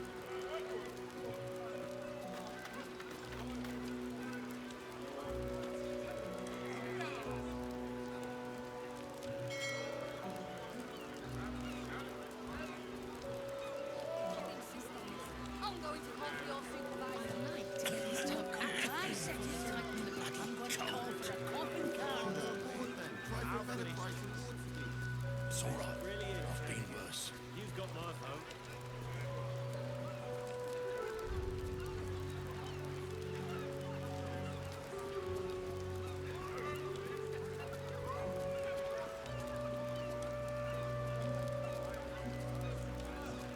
How long you been in? 10 days, maybe more. Working some of these crates are heavy enough and been about need to get some rest. This is a legitimate shipment of ale. Bound for the Flushing Mermaid, eh? It's contraband, and I'm confiscating it.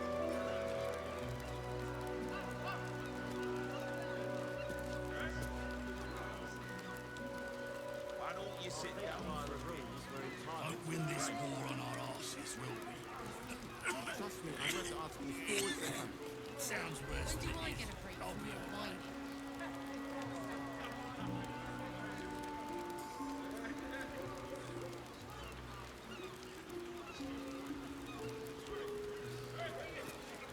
Can't just confiscate my cargo of ale.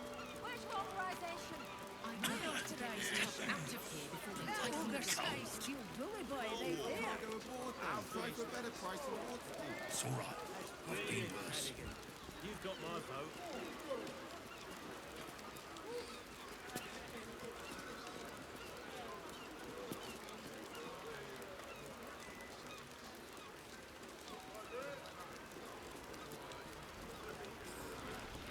How long you been in? 10 days, maybe more. God, Right me now. working this. Some of these crates are heavy enough and been about to get some rest. You insist on this. I'm going to call for your supervisor. You don't comply, citizen. I'm going to call for a coffin cart.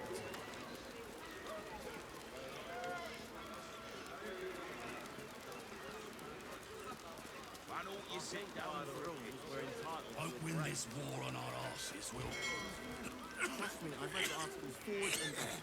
Sounds When do worse I than get it a is. break from your I'll be all whining? right.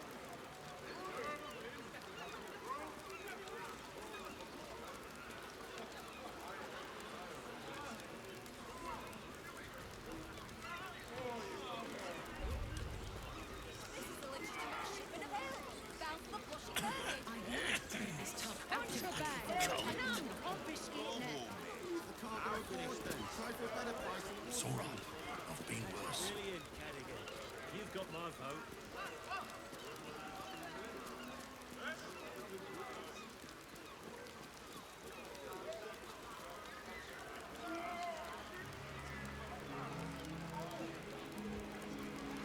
How long you been in? 10 days, maybe more. God, Ashley, Let's get the working this cargo to the sorted bone. from moving. We Right me need to now. get some of these crates are heavier than I thought we Can't were. just confiscate my cargo of ale. Where's your authorization? My authorization. That ogre-sized steel bully boy right there.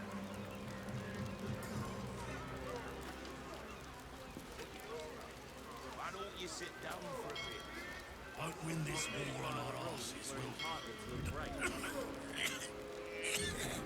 Sounds worse than it is. I'll be all right. When do I get a break from your whining?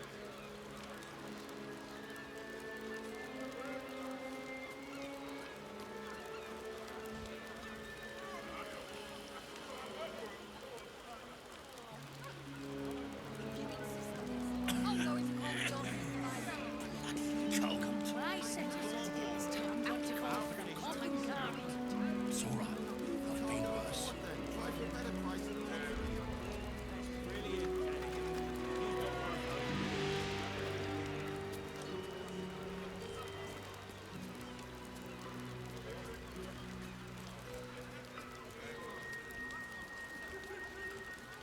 How long you been in? 10 days, maybe more. God, Ashley, working this to Let's get the cargo sorted from We moving. need to get Right me now. some of these crates are heavier than I've been about lifting. This is a legitimate shipment of ale. Bound for the Flushing Mermaid. It's contraband, and I'm confiscating it.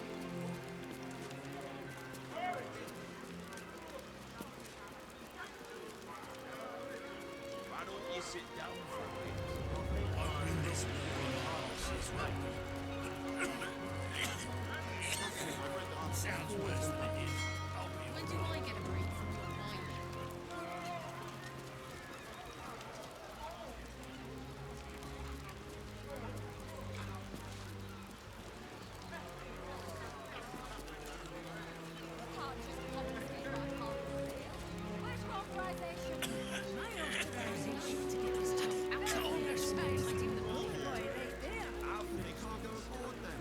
I've been worse.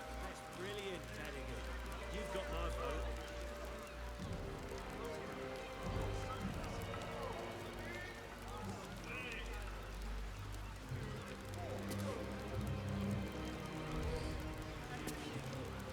How long you been? 10 days, maybe more. God's ashes, working this to the bone. You need to get some rest. Some of these crates are heavier than I feel good about lifting. I'm going to call for your supervisor. If you don't comply, citizen, I'm going to call for a coffin cart. I'm back. Ah. Why don't you sit down for Okay. Bring this war on us as well. Trust me, I've read the articles forwards and back. Okay, where were we? Yeah, exploring the docks.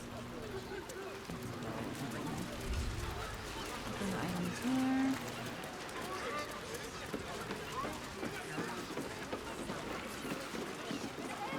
Down to the bush and burning. Contraband! And I'm a What's that? What constitution check?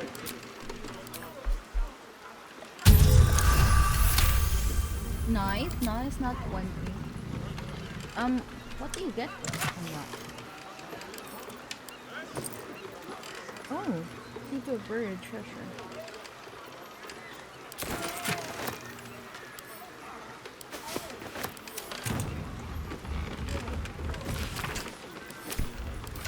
This we'll put it in a pouch.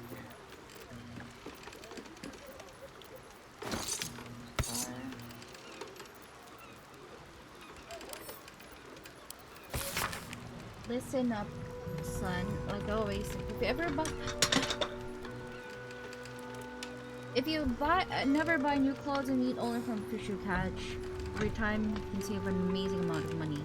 You laugh at me, and ran off to find a job at working at the Wide in the upper city, but I was right. Now that I'm dying, I'll prove it to you. Papa Fins. Well, I guess we're gonna get your treasure, Papa Fins.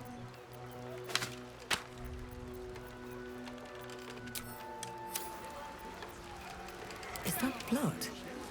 No, never. Fresh fish, for now.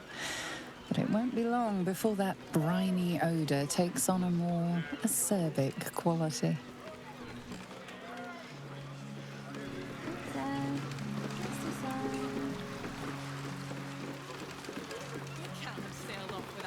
Even I'll run out of coin. Heavier than I feel good about lifting.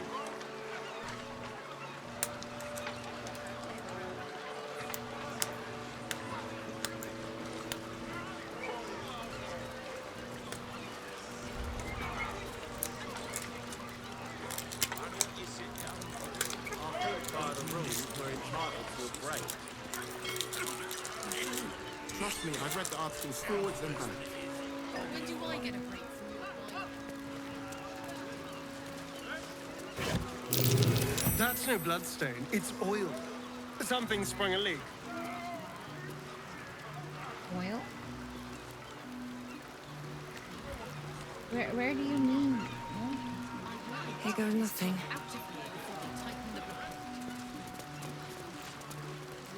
Flim cargo. All imports and exports duly handled in accordance with the Trades Act as decreed by the Council. Where is it? Ah, this one. they were saying. How long you been up? 10 days, maybe more. God's ashes working us to the bone. You need to get... Please. I need to get this done. What are they doing anyway? I remember this is where we can find the steel watch. Won't win this war on our asses, will we? Sounds worse than it is. Oh, shit.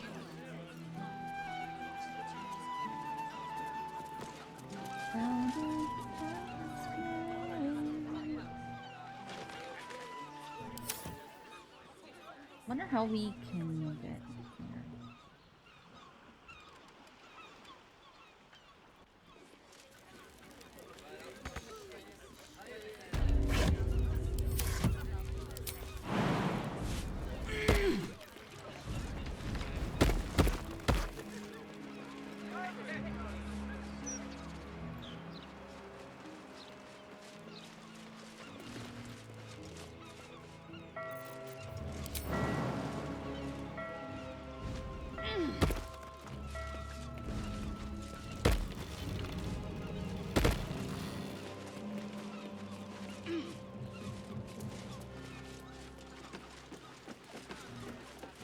Here.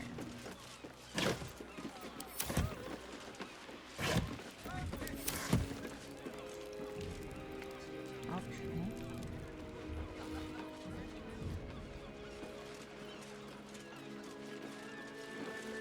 Good and quiet. Oh, is this the counting house? Oh, this is the counting house.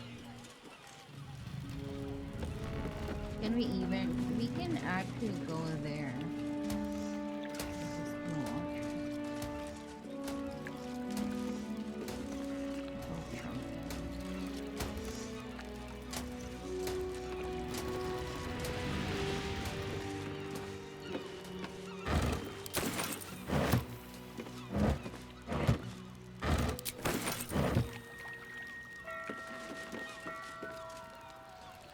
What's the story? Alec, can you?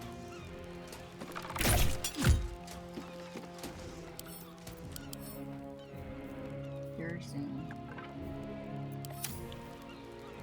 I wonder how we can. Honk honk.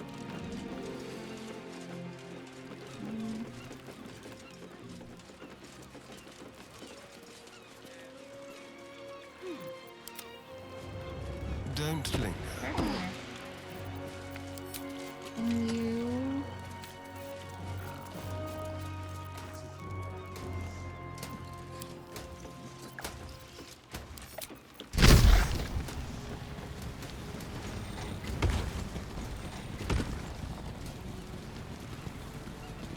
Let me save just in case.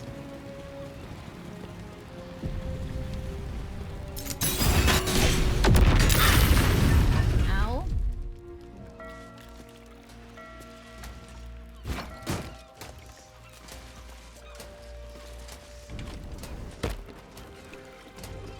How delicious. Should be easy.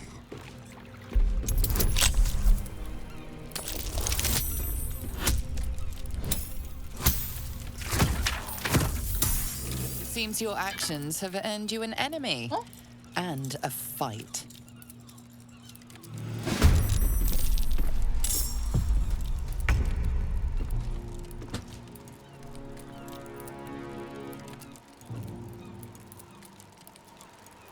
Hmm?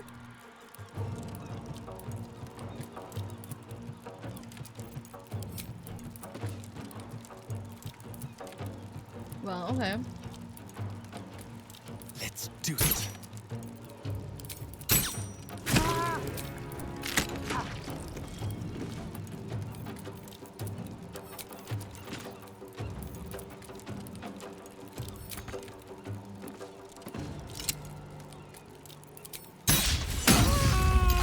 Oh, nice.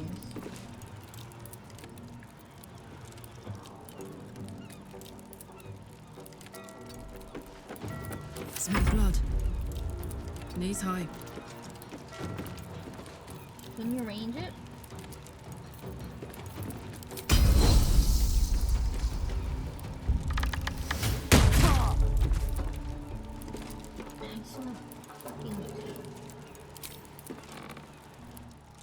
Oh, it's far away now. I wonder if this is worth the cost.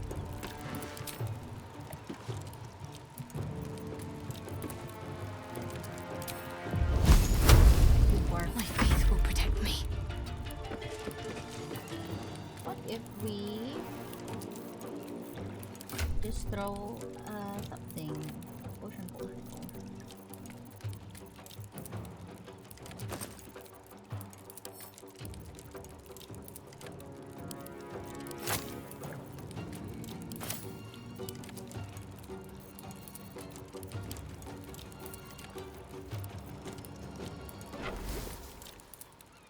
Ah, wrong.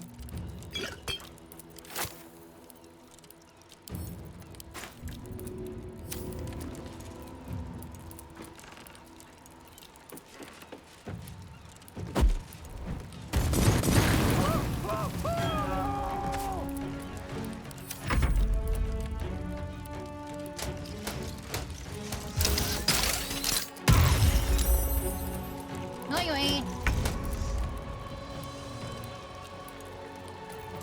Do a construct. Construct.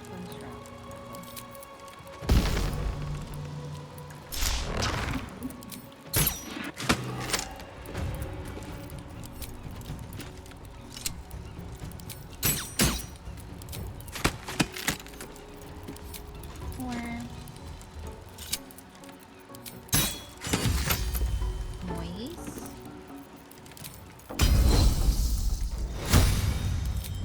Construct. Beam. Oh!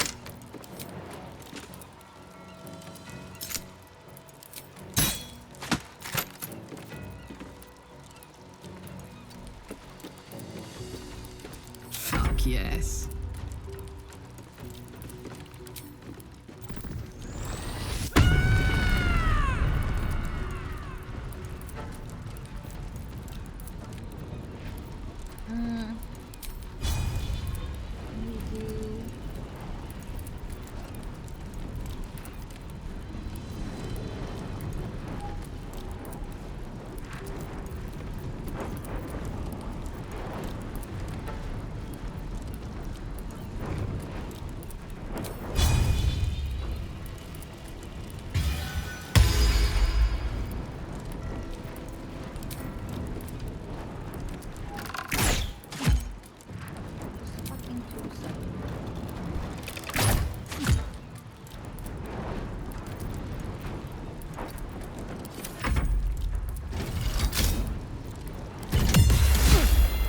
Ow, bitch. Come here. Go to electric sheet.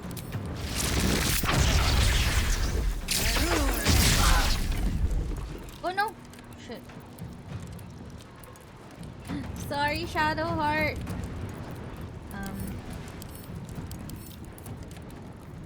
So,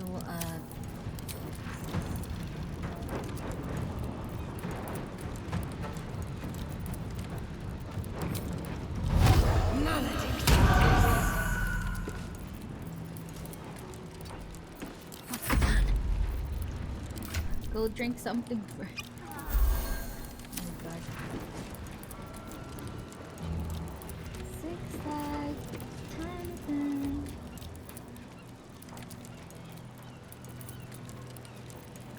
Shuffle in the diagonal. Horse.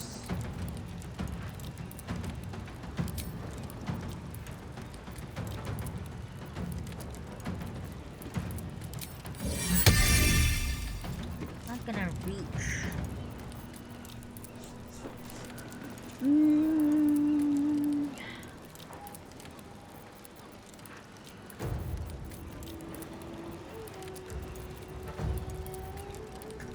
We have some kind of okay.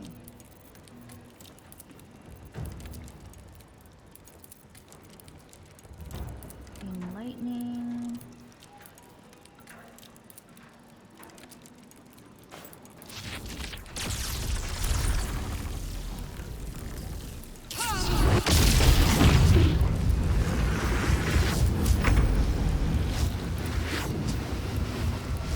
Yeah, go destroy it.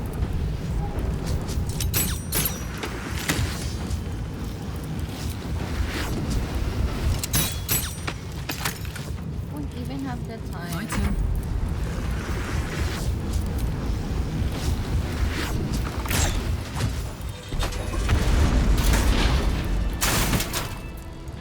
Haha. Ooh, we can. What to do? Don't touch me. Sorry, can you lockpick this, please? With pleasure. We'll get all the items from there. Time for more. The fuck? All it has is fucking fish. Well, well, well.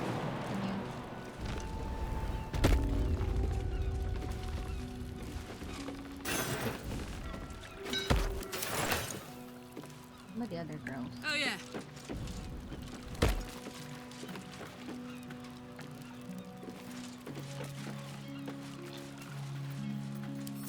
Can't give up now. Wait, can't I not?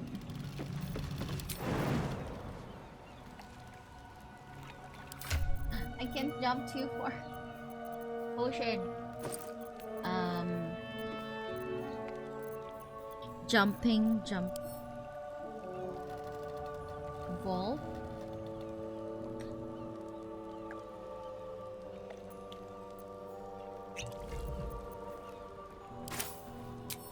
Okay, now I can. Let's go. Looking ahead.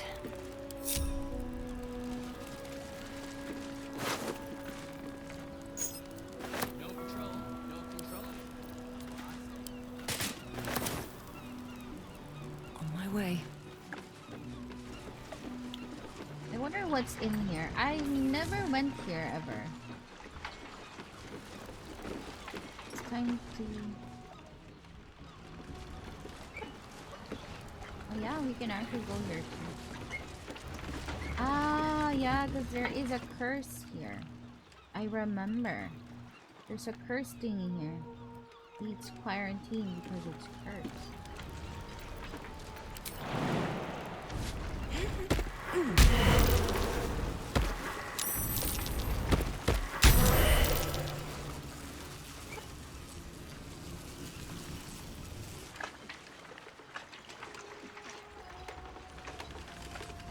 Let's have a look.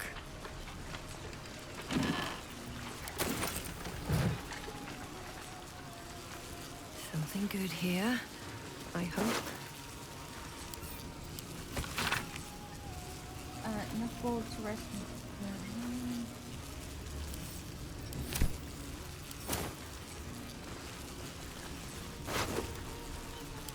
I told Jolkin.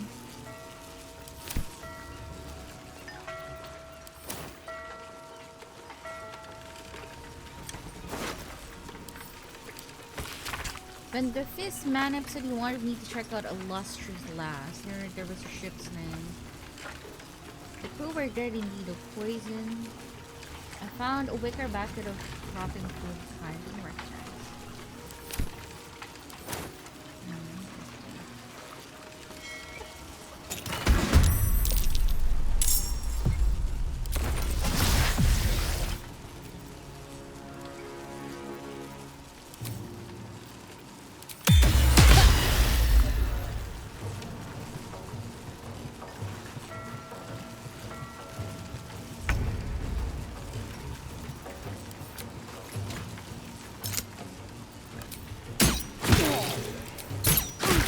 Oh shit!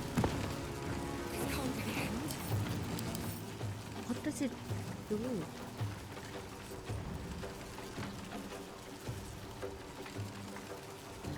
Motherfucker! Caustic Return.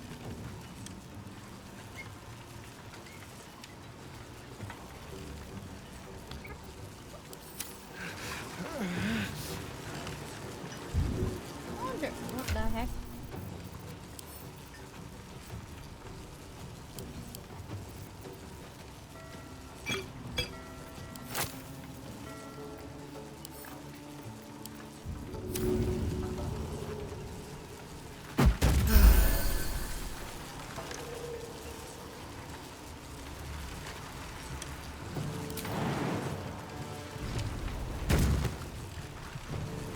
So how do we actually kill this bitch?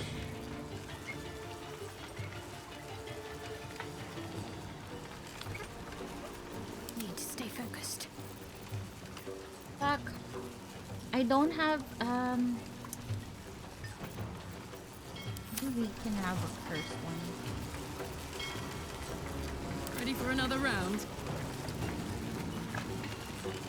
Yeah, well, here's to hoping it's not gonna. Oh shit. Drink my life. Hungry for the slaughter. This will do nicely.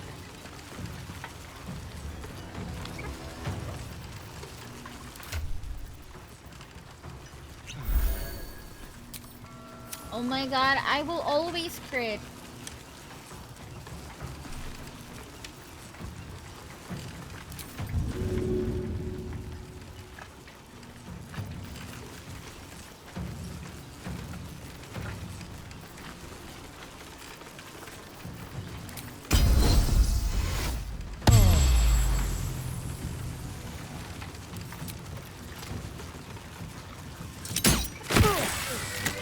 Nearly ended me. Oh my god. All right. Time to see what new horrors waiting for us. That put the wind back in my sails. No traps, please.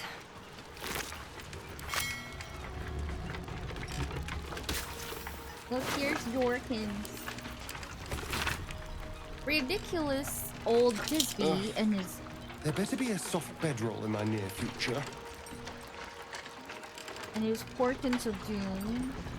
But this time maybe he's right. So everything would be fine if Parfum had really.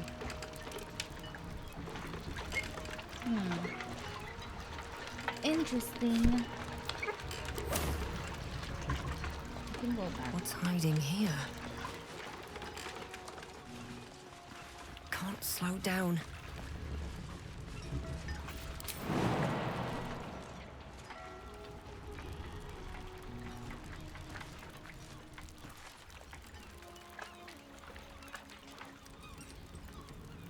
Don't burn yourself.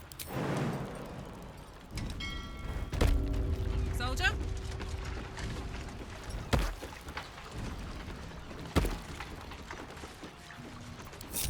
No one stopped me yet. I have to use fucking potions for this.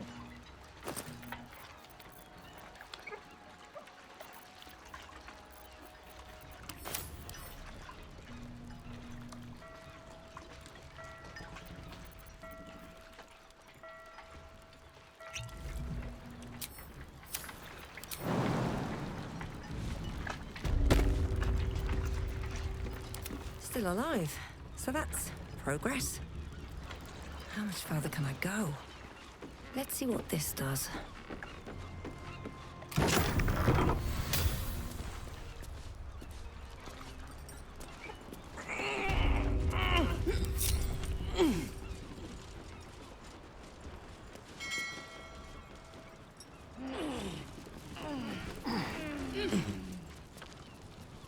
What's in here?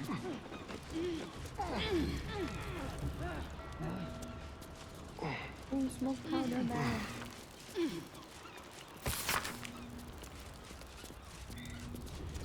Greetings, sensible folk. Already can detect grumbling and agitated grapple or pipes them against heat. A lesson dedicated to an Archduke of Avernus. Is there anything to...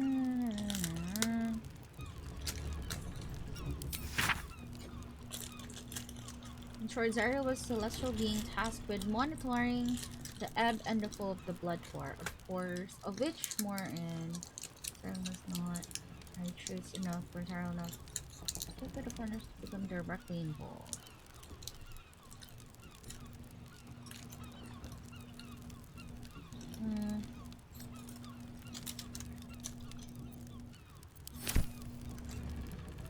Oh, man. Soldier, gimme.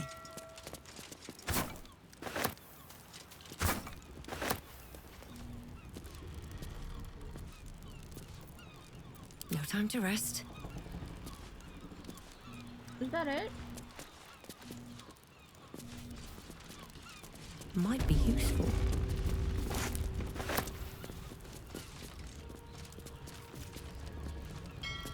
Nothing in here. Time to press ahead.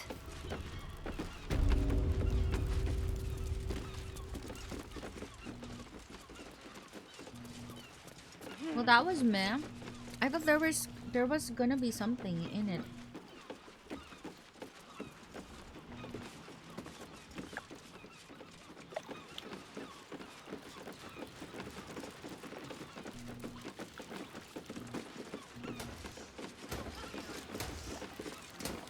You've been caught lurking around the Sword Coast's most secure bank without permission. The guards are understandably upset.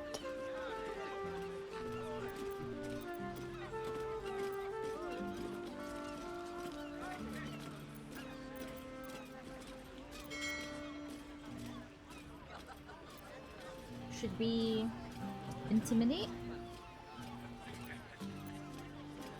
No. Let's just deceive. Because that's what she does.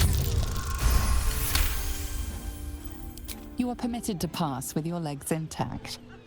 This time. It just sounds like you might have some coins to spare. Just a few, sir. Please. Interrupting me. No.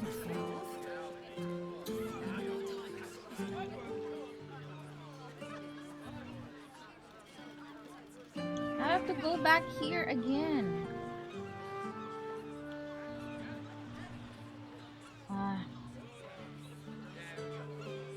Maybe we should have just attacked it.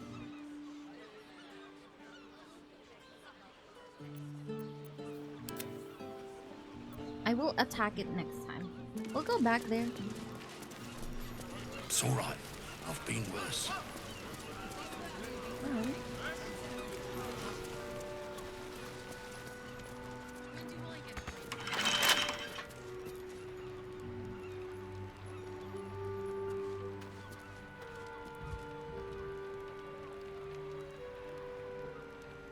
Shouldn't have wished to live in more interesting times. Ah. In here. We'll enter here. Come, everyone.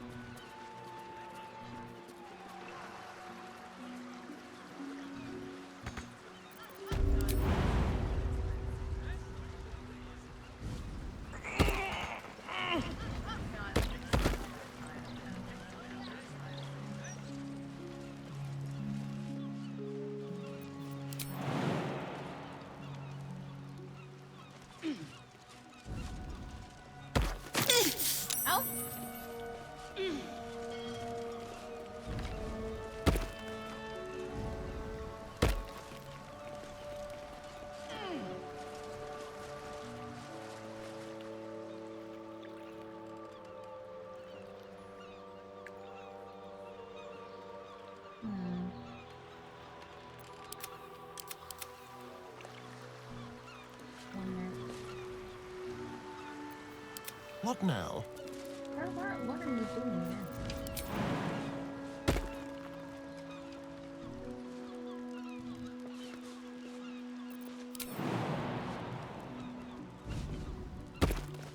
Moving.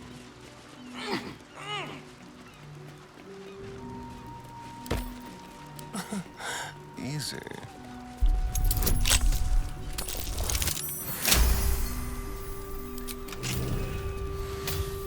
Let's move. Oh!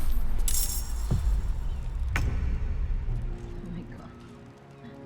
Not the best way to...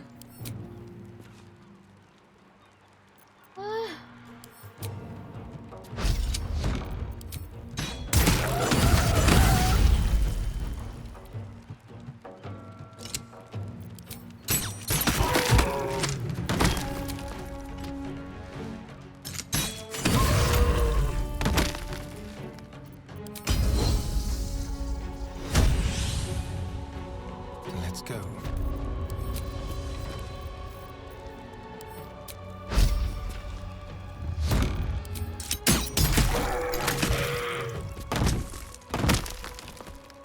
Oh, that was...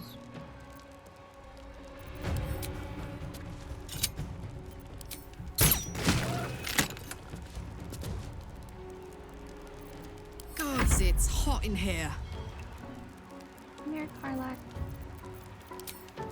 Say bye-bye. Say bye-bye. Let's get going. Don't waste a step.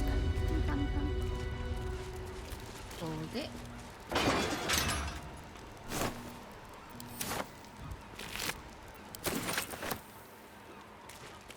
Ooh, there's a goblin there. What's inside?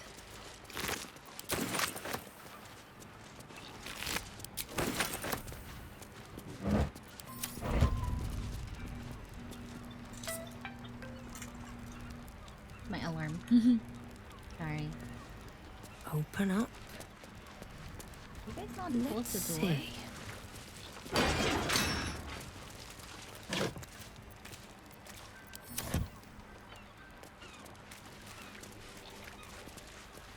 Why is there a goblin here anyway? What you doing? You lurking around? Careful, I bite. The corpse has nothing to say. Motherfucker didn't even say it. At least things have stayed interesting. Sad. Breathe Nothing deep at all, and really. move.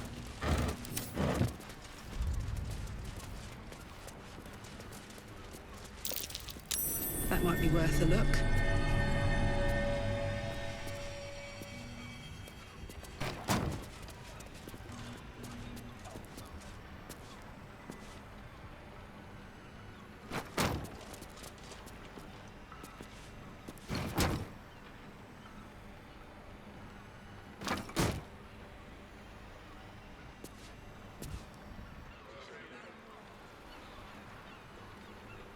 Here we go. You miss anything?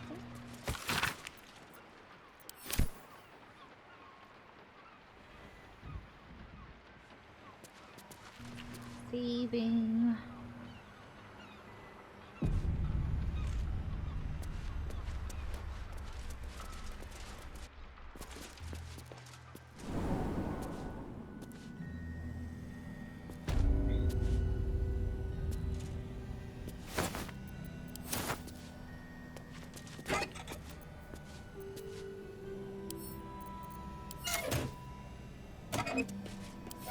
We'll need those.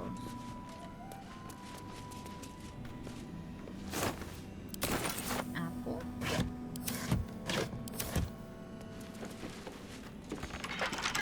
Someone there? Can you open, please? Oh, for a skeleton key.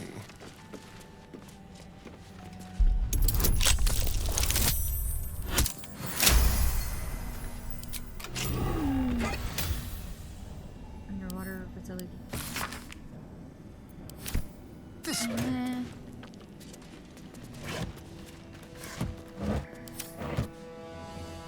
All right.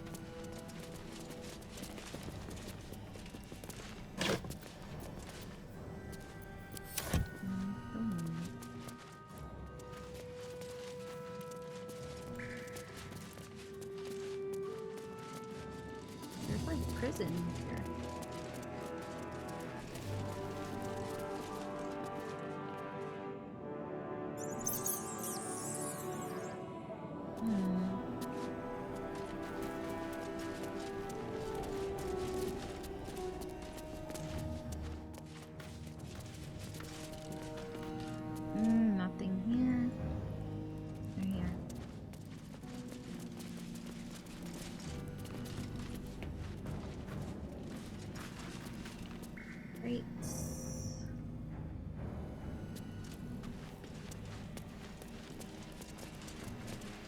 wanna save. Where does this thing go? Oh, there's more. I don't think I've been here before. This is new.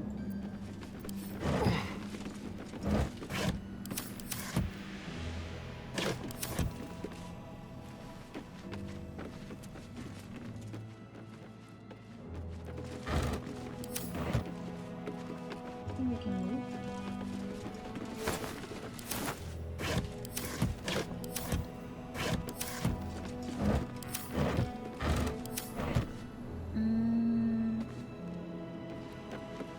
I wonder. There are doors here. Look. Nice.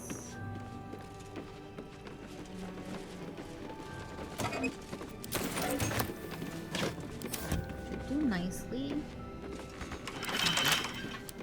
Lockpick.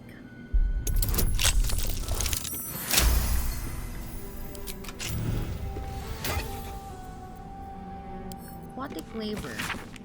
Krinsky. The prefabricated parts of our underwater facility delivered from the Gondian Foundry look like. They'll do the job of completing what I'm referring to as the Iron Throne. To assist in construction, I'm sending you Darkbreaker Antiope, a renegade Umberly mage who specializes in charming and controlling Saugen and just that. Interesting. So, a mage of Umberly actually held Portage.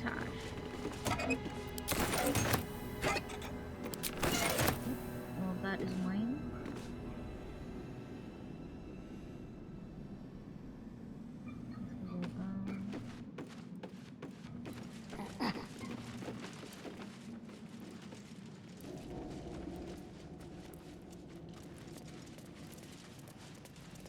I don't remember going here, really.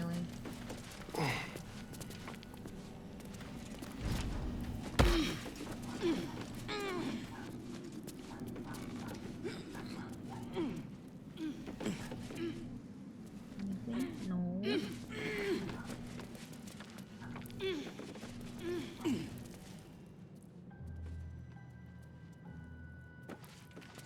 This one.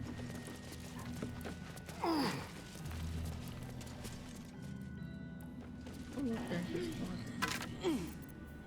A negotiation. Antiope. Receive your note of demanding that I double the payment rate for your services as my Saugen Wrangler. While I appreciate candor in my direct reports. Well, he dead though. Guess that didn't work for him.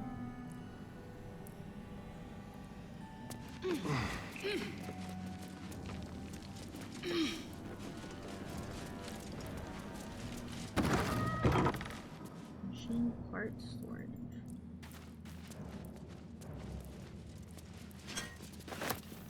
We're getting a lot of infernal iron here, but like.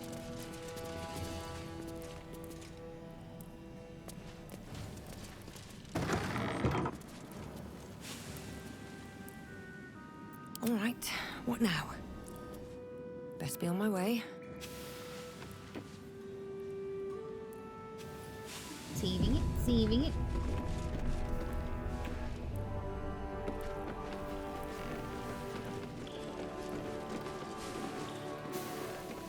Anything of use?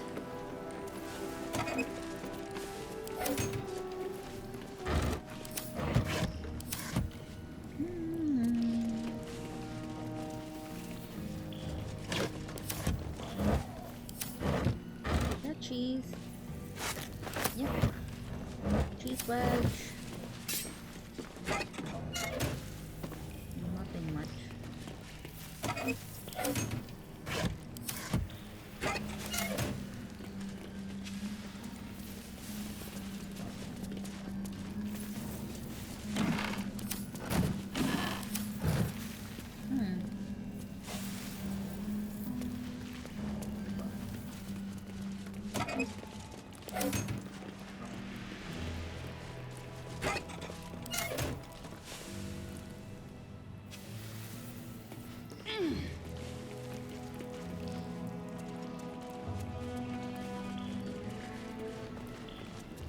Oi!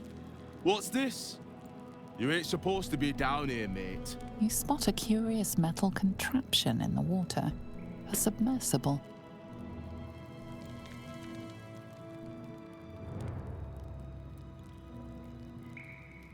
The only port in this whole bleeding city that matters. Now, why are you here? Did Gortash send you? Yeah, I have questions, you have answers. Okay, wait. I will still kill him, but I'd like to know some intimidation. Noise. Well, let me guess. This is about them Umberly servants. You tell them to stay out of the way. Cap needs the right of way. He can't stop on a dime when they go darting in front of the prow. Bloody salt is always flopping around in the water. I've almost hit one or two now. Might have even nicked one off the port bow the other day. Maybe they'll teach them to keep out of the way. This big boy, the captain of Grey Harbour, built him with my own 2 hands. Can take the passage between here and the Iron Throne faster than you can say, fuck the Absolute. Goes on this port. Nothing without Lord Gortash's go-ahead. I transport whoever he needs taken to the Iron Throne. Prisoners, mostly, but that's his business. Never heard of it. It's an underwater prison, most secure in the realms. Myself and Cap are the only ones who can make it there in one piece. Lord Gortash keeps some Gondians there. Collateral to keep those working in the Steelwatch Foundry under control.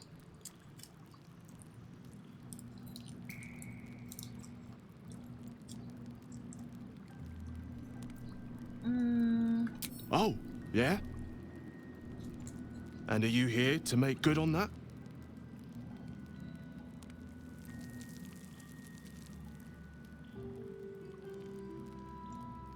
What if I killed him? Can I still go to the Iron Throne?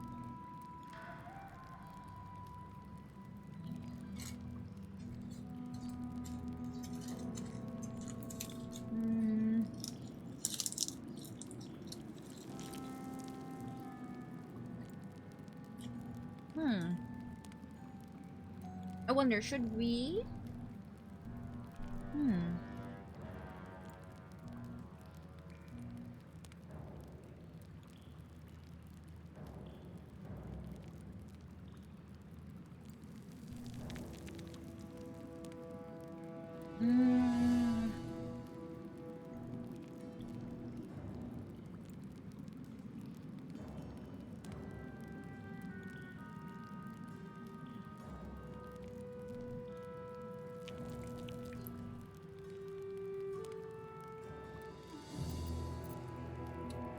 If I kill him now, can I still go there?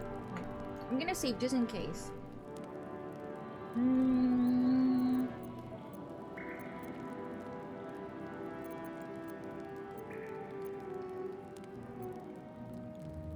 And you're the judge, jury, and executioner, is that it? Yeah, right. Say goodbye, kid. No, you ain't. Oh my god, half of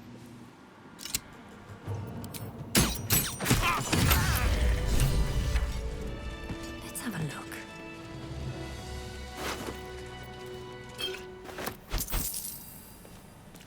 I ain't doing shit now.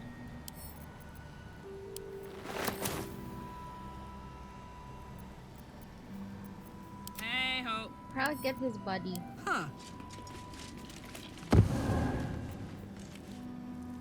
Okay.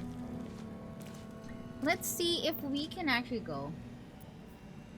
Keep your distance, darling. I think I can still go.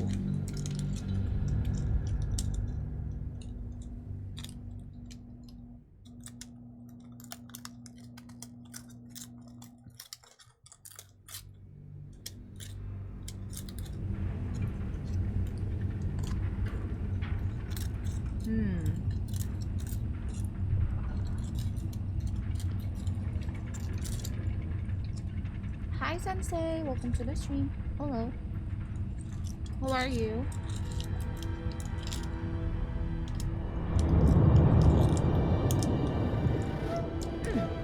So I can still go.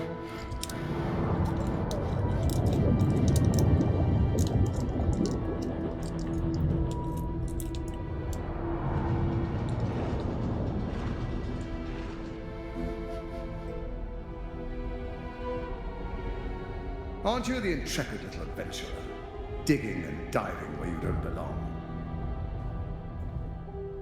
I thought we were friends. Well, they be like.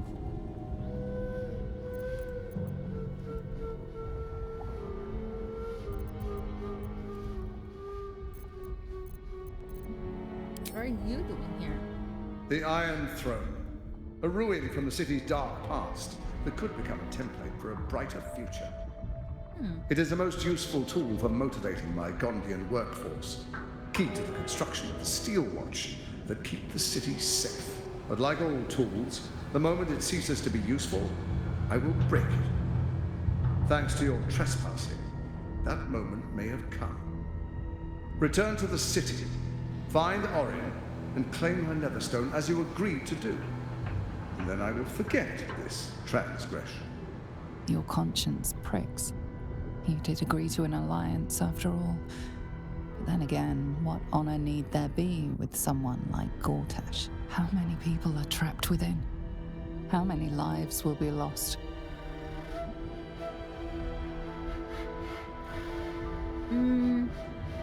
Should we do it now? I think if I should do this one right now or not yet. Because if we do this, that means we're gonna be killing Gortash. If we're not gonna do this one now, we can do...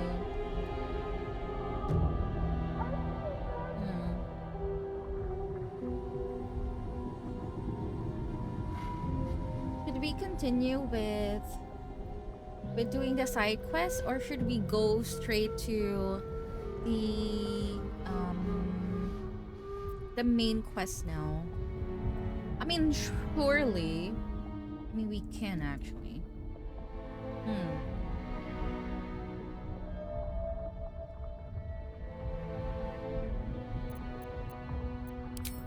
Wise. I'll see you soon. We'll go there next time. Let me just check on my other quest.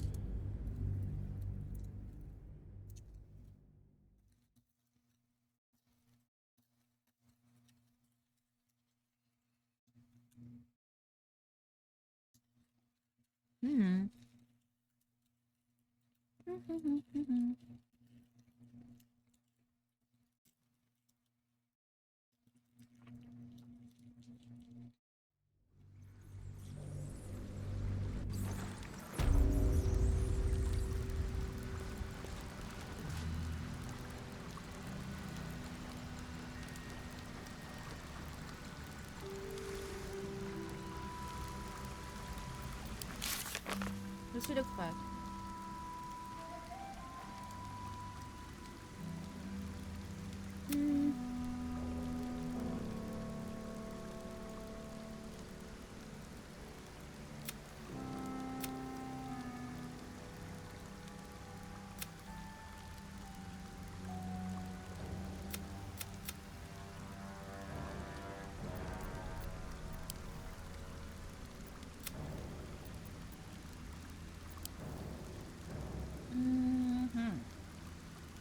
Return Racket's gold.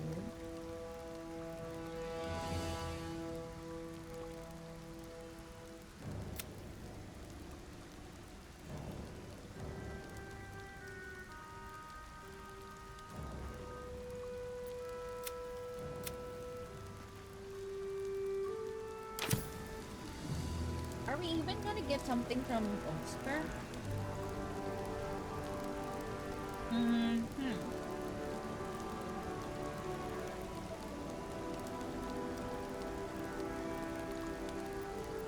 Still alive. So that's progress.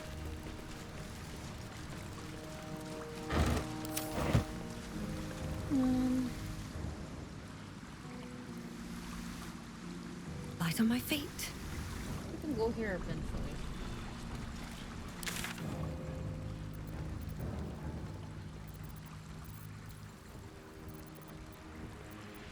There's rock.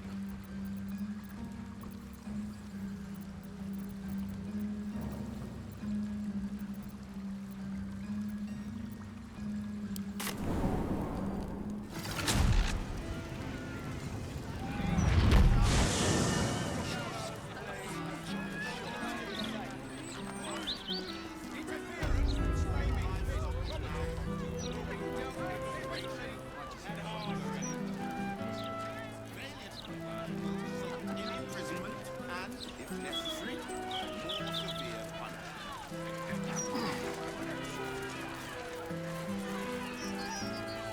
Let's go buy some stuff. Seems like a good moment to talk. Hi, hello. Welcome back, child of faith. You have come far, I perceive. How may I serve you this day? Trade. Of course, my child. Within limits. Behold my wares. Buy this shit. Everything. Resistance. Resistance.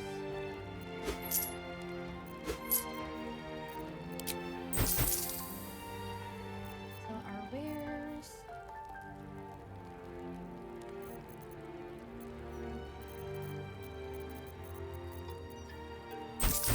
Even the bloodstones. I mean, we're not gonna use it anyway. What's that? Hi, Key. Yahoo. Oh no, I don't have any water anymore. Should actually go down. I shall go down. I've been forgetting. Okay. I was thinking, Taiki, if should I do the other? Because I kind of want to progress now. I'm thinking if I should do the other mini quest. Like finishing... Should I still finish the clown? The clown quest? Should I finish Carrion? Should I finish Oscar? I'm not sure which one. Should I still finish those quests? Or should I go directly now to... to Gortash and like kill Orin? I'm thinking of doing Gortash last. No, I'm thinking of doing Orin last actually. What would you suggest? Because this is an evil run. Dirge run should be like the final one, right? I'll kill Gortash. If you ever finish that before, you don't need to.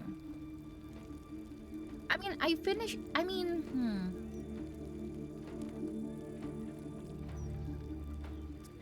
finished Oscar's quest, but I wasn't able to finish Carrion's because I did it unknowingly and I didn't get anything. So I already know the clown thingy. The clown quest because we did it last time. So I was thinking whether should I do it again or maybe not anymore because it's a fucking long quest. I didn't need to run around a lot of to a lot of places. I mean, I don't mind because it should be at the graveyard. I remember it is on the graveyard where you can find the other stuff there. Yung kay Karya, ang tagal but I didn't, because here's the thing, I wasn't able to finish it or I wasn't able to do it actively last time. Yeah, the clown, I don't think I'll do the clown anymore because we did it last time. Oh yeah, Taiki, did you know that there's actually I don't know if it's a new interaction, but there's actually an interaction with Karlak and the Steel Foundry. They thought they're the same. They thought Karlak was a steel watch, which was funny. And they said that she's like an old model of some sort. And she needs to get fixed. And she needs to go to the foundry again. It's funny. And it seems that I guess the steel watchers all has infernal iron, which means, you know. Really? So you didn't. Yeah, there's this scene. I have clipped it. I clipped it. So there's this scene where so we were in the harbor, and then the steel foundry talked to us, and they said um Karlak was a new model, or an old model that needs to be fixed. So um yeah, I think that gives us more a more like more details when it comes to what the steel watch is. Yeah, I was thinking. So here's like my conclusion. So it seems that Karlak, so Gortash actually sold Karlak so that they can do the prototype for the steel watch, because Karlak has the same mechanism, and it seems that that's what Gortash is used for the steel watchers. So yeah. Also, Karlak even said it as well. So I think that's something new. So yeah, I didn't know that if it was, because I didn't get it last time. I don't think I was able to get it ever last on the last playthrough. So I think it's a new one.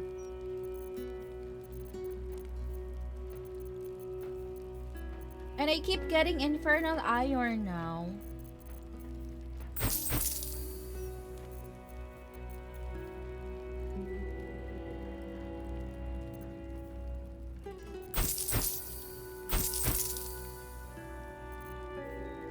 Yeah, so it seems that Karlak was the first prototype for the Steel Watchers.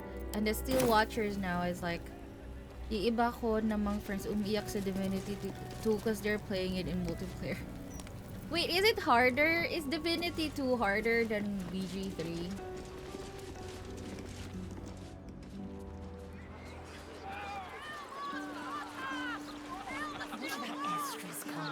Did you see Lord Gordash's latest interview with Baldur's Mouth? Speaks well, man. Excellent rhetorician. I actually have Divinity. Promised at least 100 more watches before the year is out. What the heck? What do I think of Lord Gortash's Steel Watch? Well, I am so glad you asked, Edvard. No, a bit too familiar. Mr. Needle. The DM in Divinity 2 is savage. Really?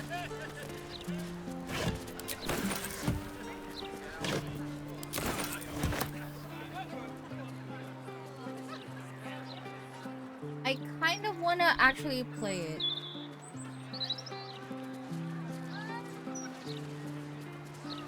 But I'm still stuck in a chokehold with Baldur's Gate that I haven't finished it yet. I guess at some point I will be playing Divinity soon. Welcome. We've even... Anyway, we can knock a little off the top if you take your pick. I'm still gonna get all this noble stock every day. Get this, we need that.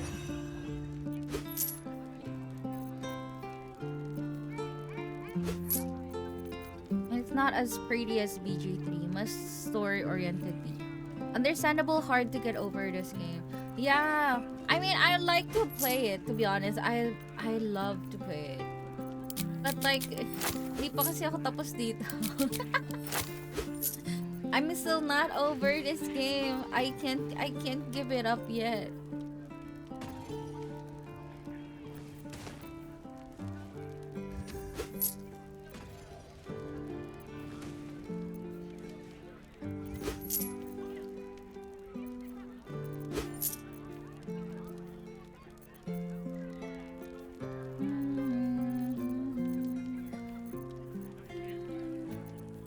I wish there was more. Actually, I want more of it. Which one? BG3?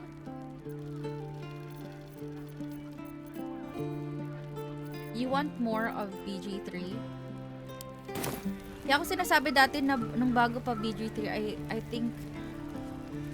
think I knew you'd love it. I didn't think you'd love it to this degree though. I did, to be honest, I did not expect that I'll love it this much. Practically changed my whole gaming shit.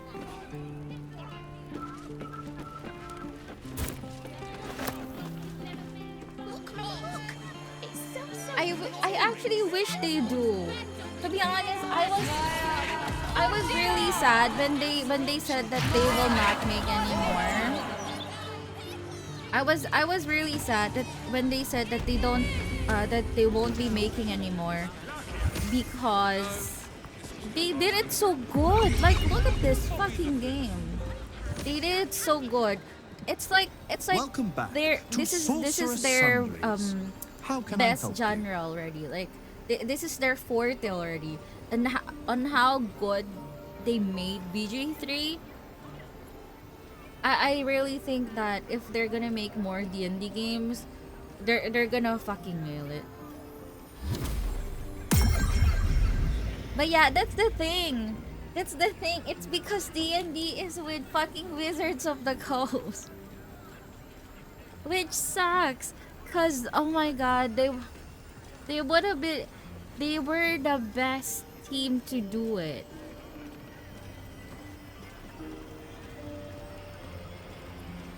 It's such a fucking loss. I swear, such a fucking loss. They lost the best. They lost the best game makers to do fucking D&D. If they could have been, you know, just better human beings. This is such a lost cause. I swear to God, it's such a waste. Would have been good. It would have been, you know, one of the best things ever. You're sure to find what you're looking for. Maybe in another life, we'll experience that. You know. Like that.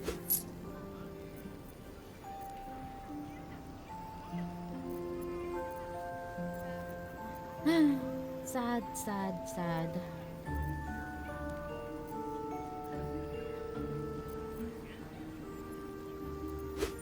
Get more rolls.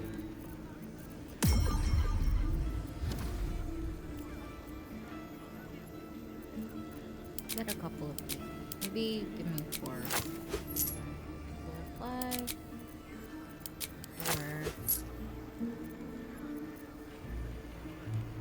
Disintegrate.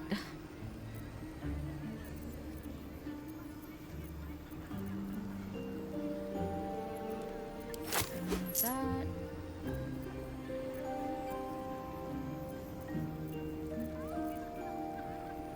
I have gold person,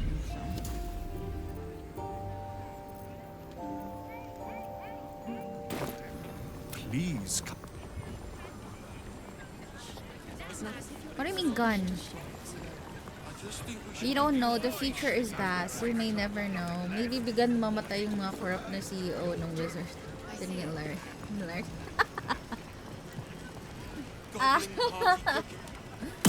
Bro, if they're gonna fucking do it, I would, oh my god.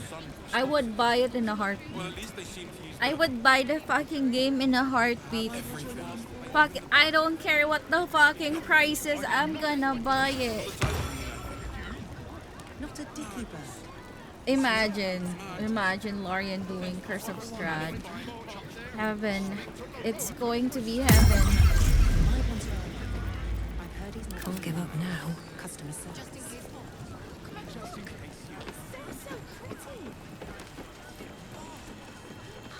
Okay, you know what? I'm gonna do Carrion's quest just because I wasn't able to do it before.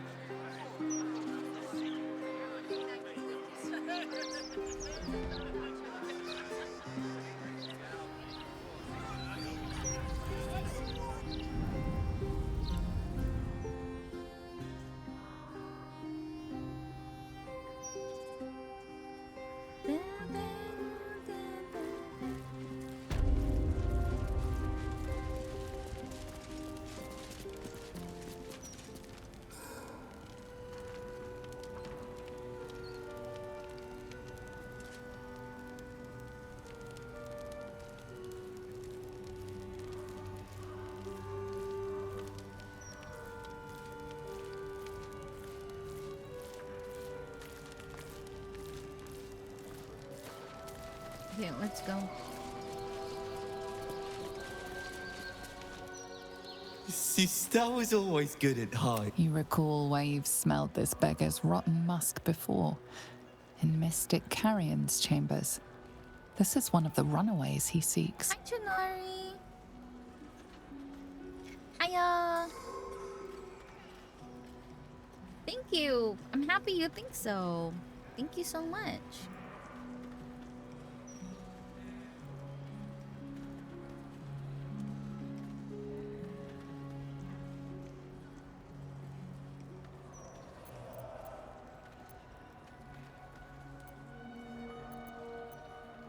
No, not him. He isn't allowed to play. Swumbo said he can't find us. Swumbo said not to tell anyone where we went.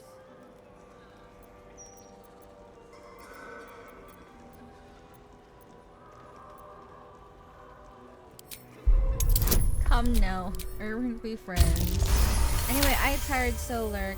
Okay, thank you, Tanari. How are you though? Hope you have a good rest. Yes, I you can. went from. That's good, because I like you. You're nice, like Thrumbo.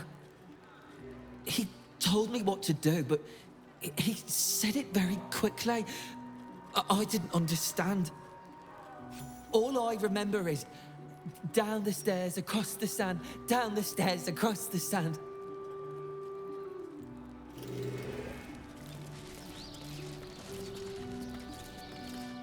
I don't know why you'd want to play here anyway. Too much dead stuff. Why you be there anyway? Hope you are too. I am. I'm good. Better not be cursed.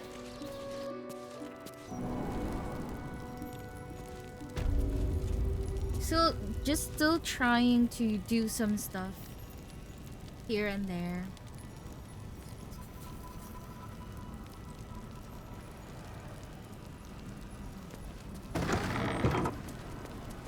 Nah, bottle booms again.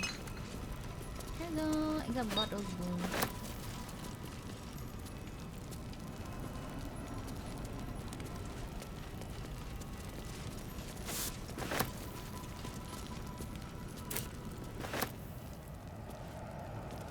Records of the deceased. Oh, it's this one. Blood loss. Duke Billines tell me. Human female. Brown hair. Slight build. Blood loss. 36 stab. What the? 36 stab wounds? Position of cut suggests deliberate placement. Right hand removed from body post. Blood sample racked up to collar mucus. Deceased was paralyzed when murder.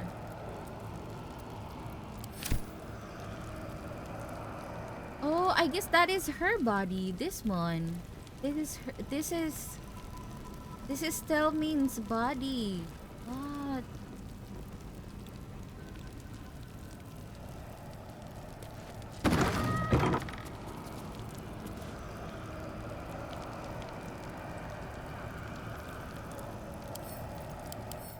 This one's curse. What to do?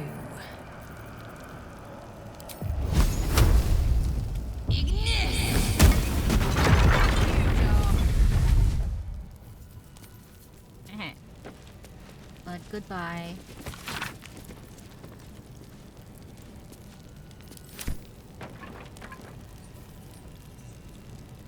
That's the monks. And it's dead. can find more here. Look at you, precious thing. You always stare so eagerly.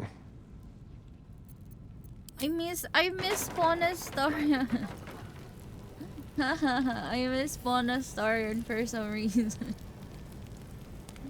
Oh.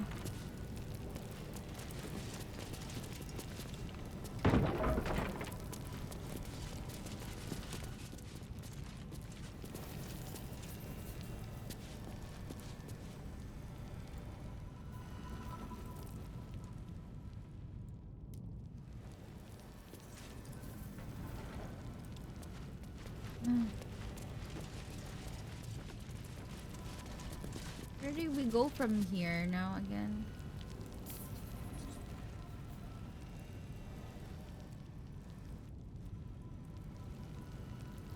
Go up.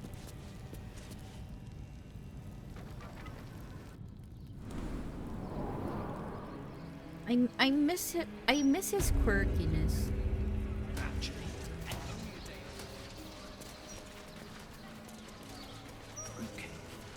That never goes off. Wasting my time.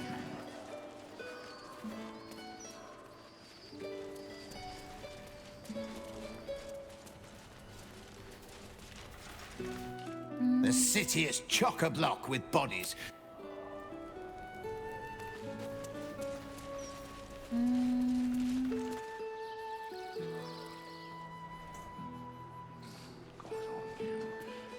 And I'll give you 3 cents. But that's twice what you just said. I'm doing you a favor. You don't want it. It's no Candle Hallow's tombstones, remembering the deceased with sympathy and skill. What is this kid doing? Oh, do you actually want one? Sorry, I can't sell you any right now, but you can look. I guess we go. I think this is where the other parts are. Something good here, I hope.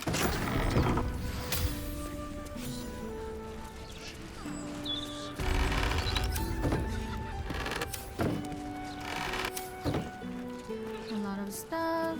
Close the door.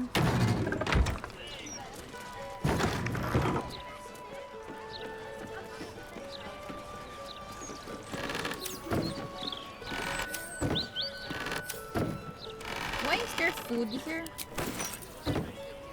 Good enough, I can take it. A fine selection of tongs. The one indispensable tool of the artisan's workshop, it seems. Tongs. So many tongs. Oh my god, they all feel the...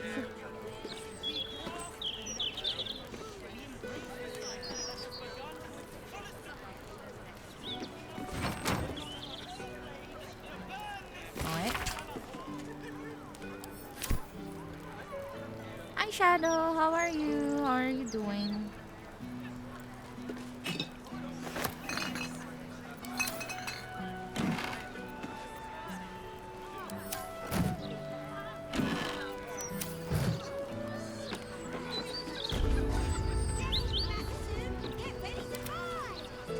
Can you open this, please? Let's crack it open.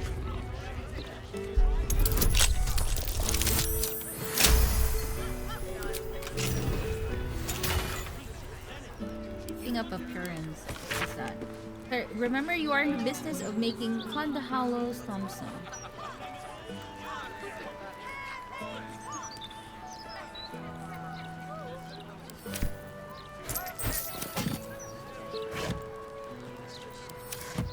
Click it.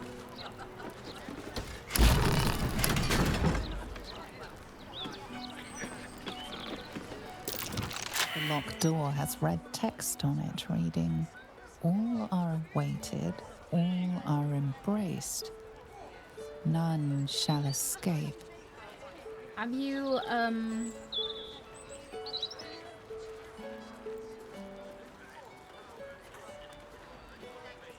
Have you had dinner or have you had lunch?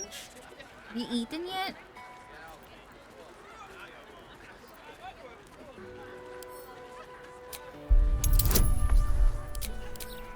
Oh my god, funny.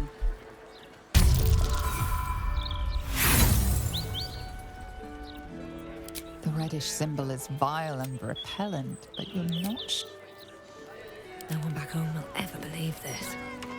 sure with the red script remains locked. You're all right. Oh, that's good. Have you eaten yet?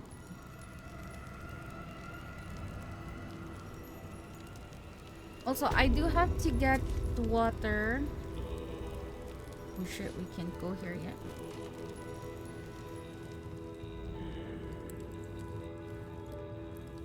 Never a dull moment. Nope, not yet. Although I will be saving here. I do need to go downstairs to get water.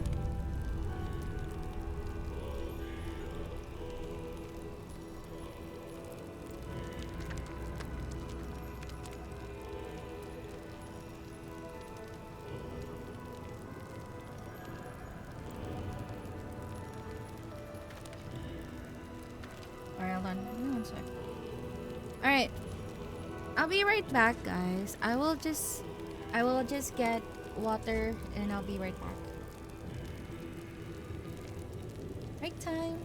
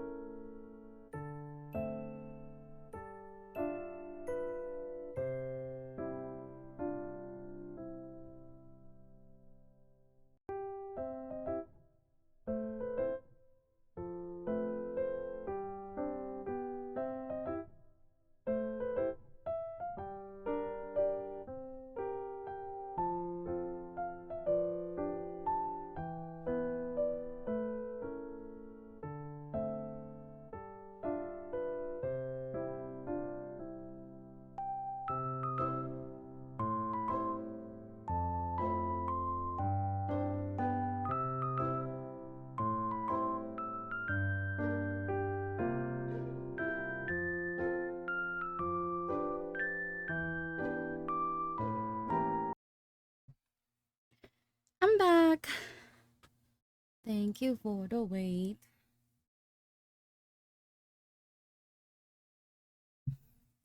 Okay. Alright. We won't go there yet because that is Orin. And we don't want to do it yet. That is the creep.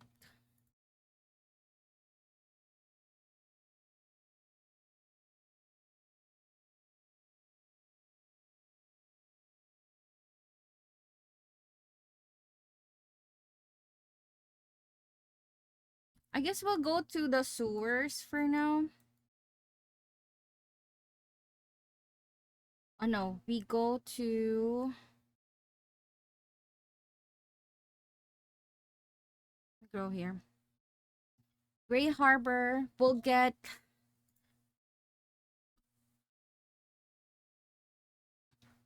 We'll be finishing some quests.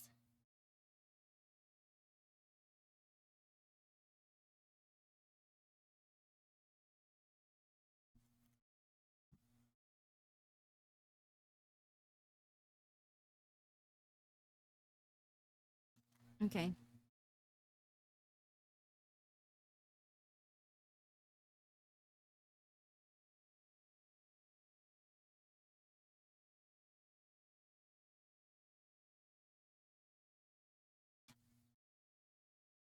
Let's go to the pretty place. Umberly. And then I'm gonna loot their shit. Okay. Let's go, let's go.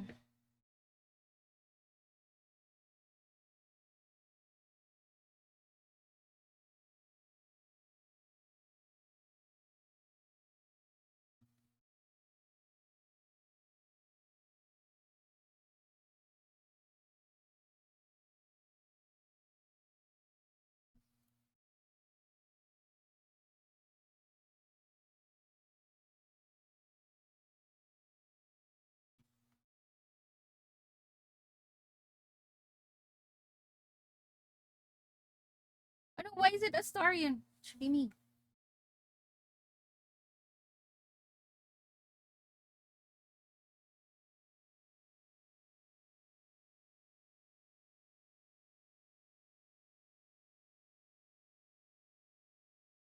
Look at her, she's so pretty. What happens now? Why is it no moving? Is there like a cutscene here that we need to know?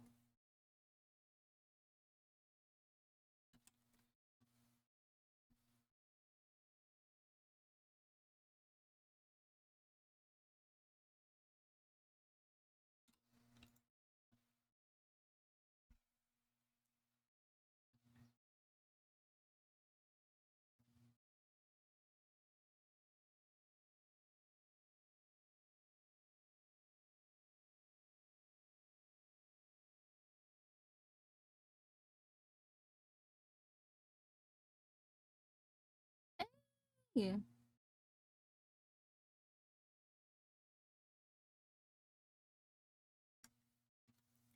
It's just sad that it's not as pretty as it should look like.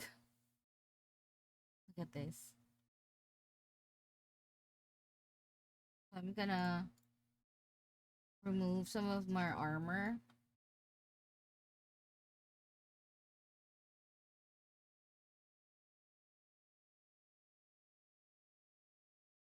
Ooh.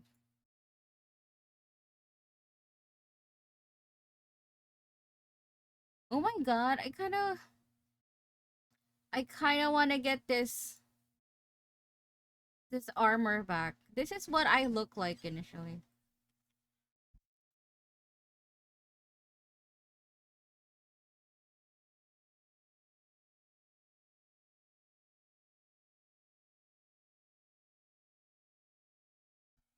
Hi Chinori, hayo.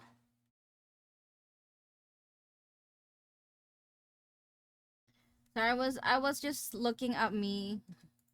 Cause this, oh my god, I still love this. I still love this armor. Look at how good it is. Wee.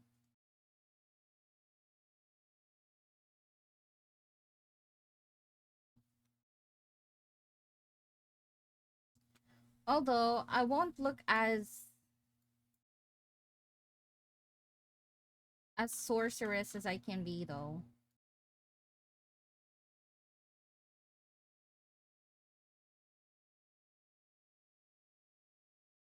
Iron cold.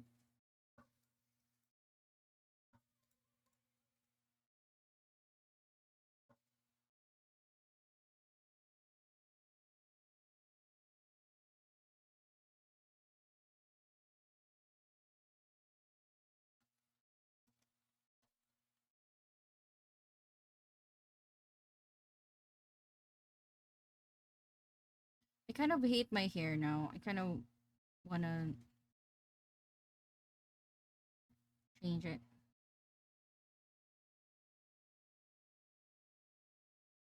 Can you speak with dead? Shadowheart.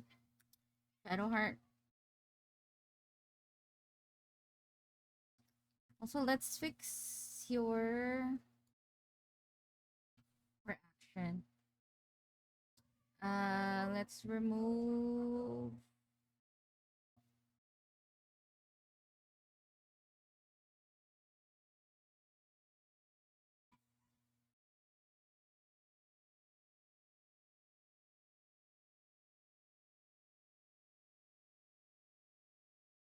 Okay, let's remove this one.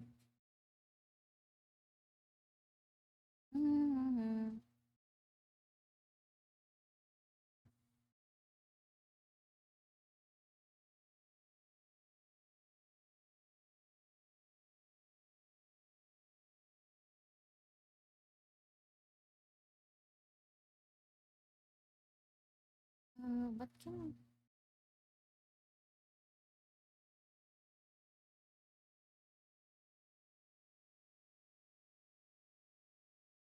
Oh yeah, I was okay. Yeah, I was thinking of this one. Speak with dead.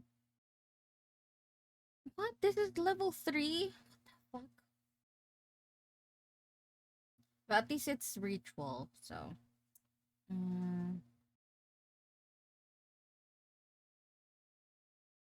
Yeah, it should be fine.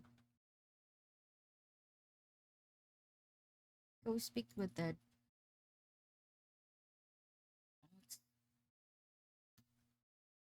Can you not just, you know what?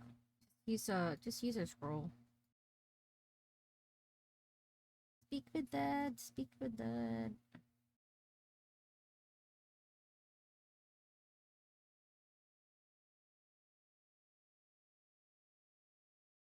Let's see if she really helped.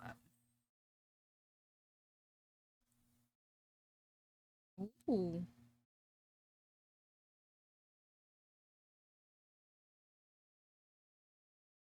What?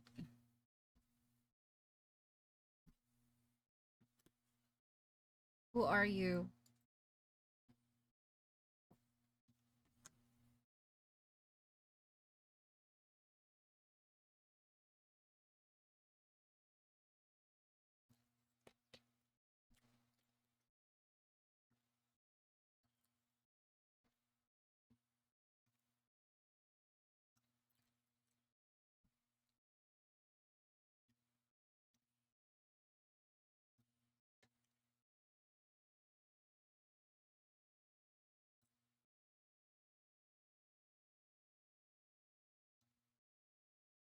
Hmm.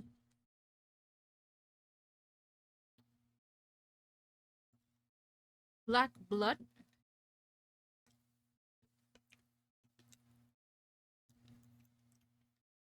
I guess that's oil. I guess that's what... I guess they were saying oil?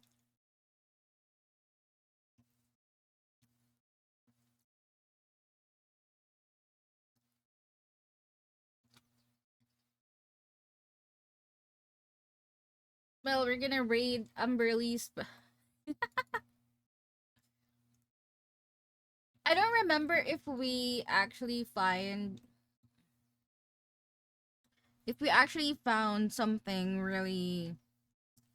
really nice here. Because I remember if you go to this passageway, you can actually get some of their items.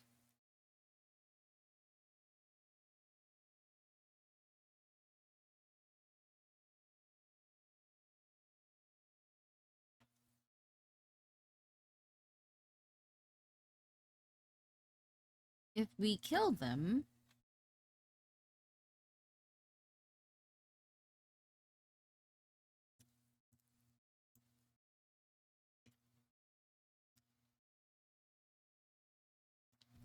but they're really pretty though, so.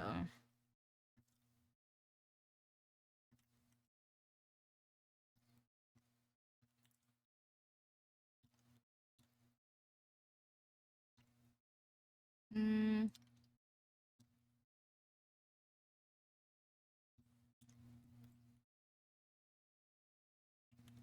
Look at Umberly though. What a monster. Eel for eel for eels for feet. Tentacles.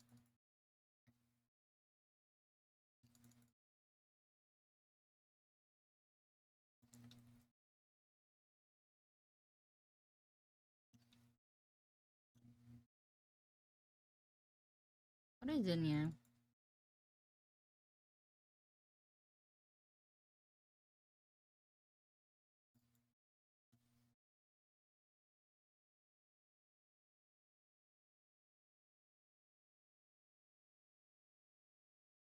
Ah, so we can actually go inside it using.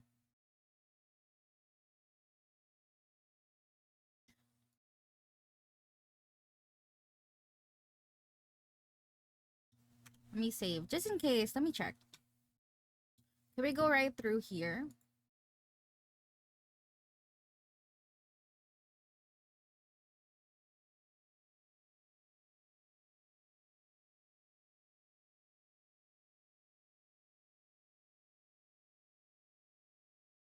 Well, that is something.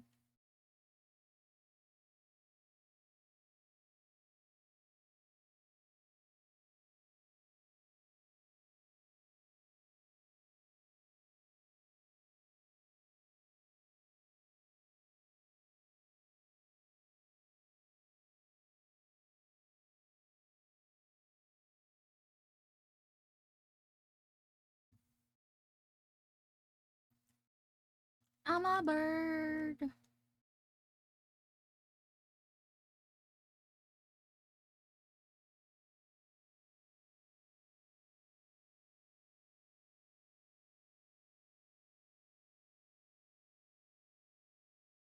I forgot where the Carian things are. I remember they're in the sewers. I guess we'll go to the sewers then.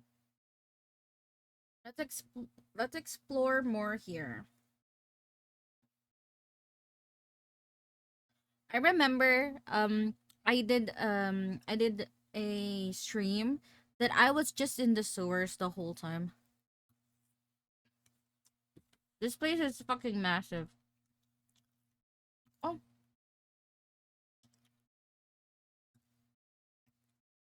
What are the others?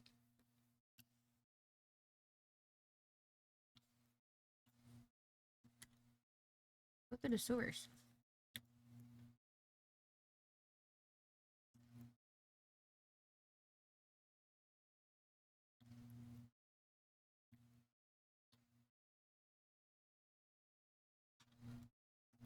Well, in it.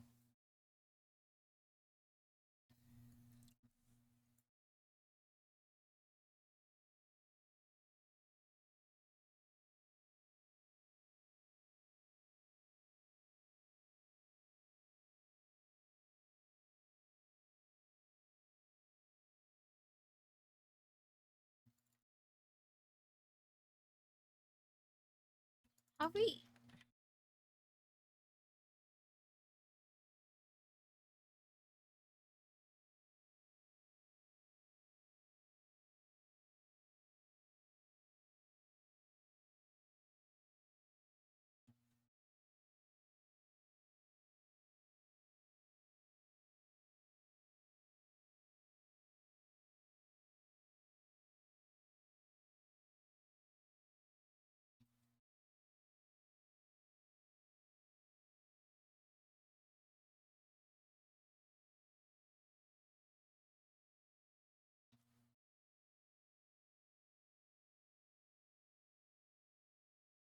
cultists.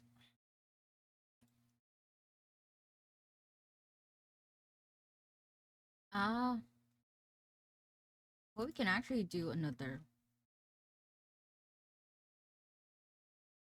Speak with Dad. Should buy more of this potion.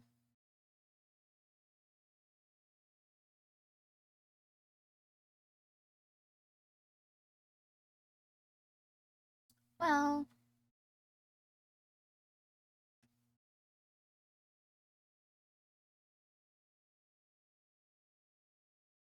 a lot more bodies. What's this one?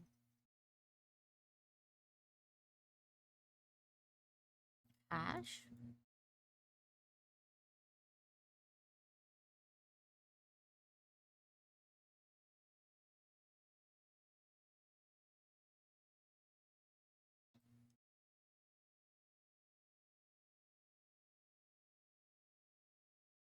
What does impin... It is impossible to wake them. Is he like cursed? Let me save. Can we remove the curse thingy?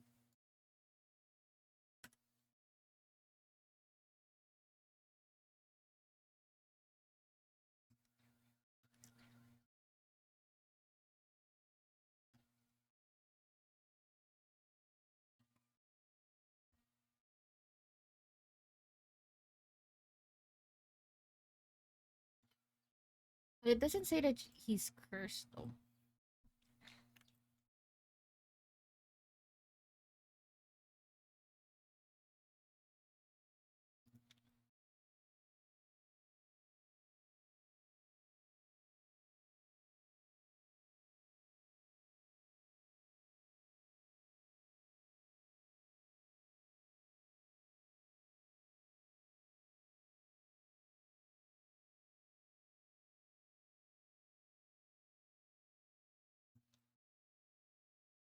Hmm.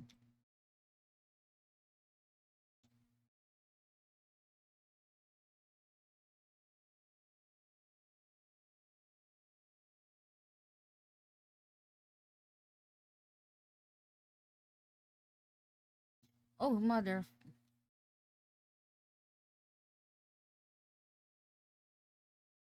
Star, can you disarm? Noise?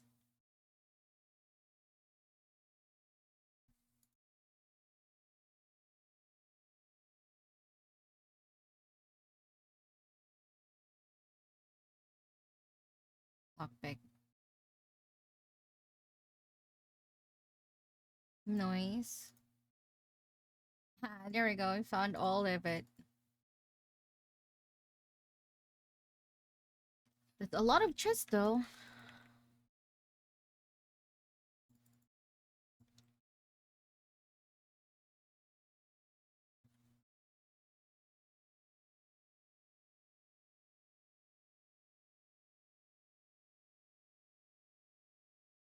Hmm.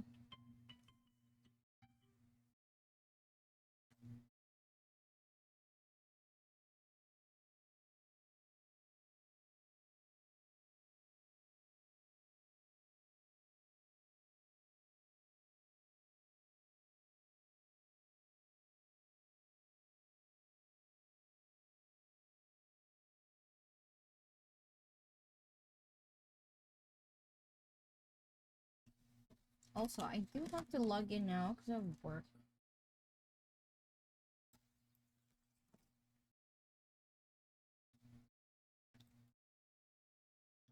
If we can find some.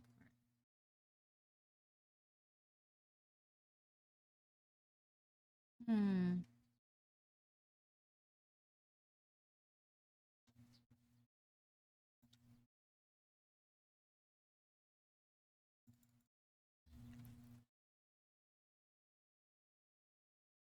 Thinking I haven't.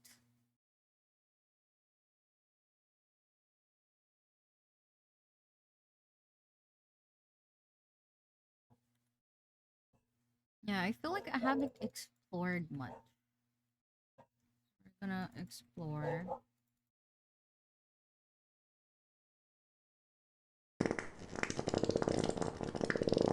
Oh my god, who farted?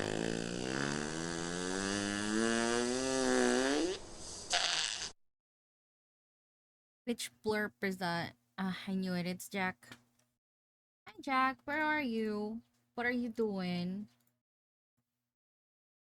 Why is it not showing? What are you doing? What are you doing in life? I mean, you don't know.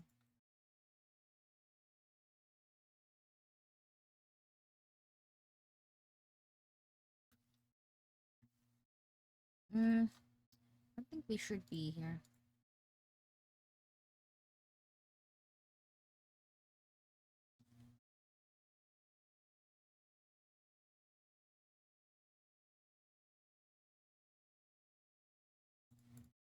Is there more here?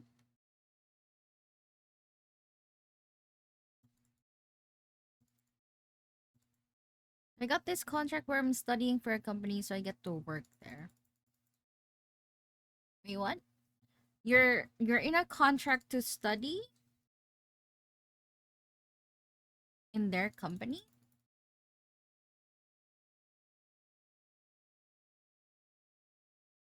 Is that some kind of like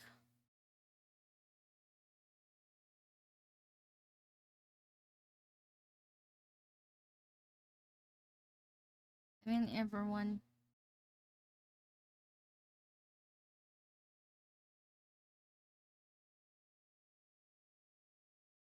is it like an on-the-job training of some sort?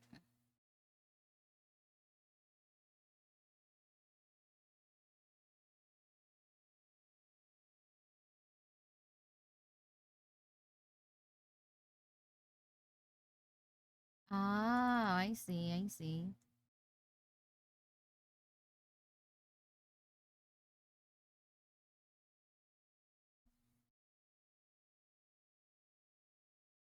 This is just Cazador's dungeon.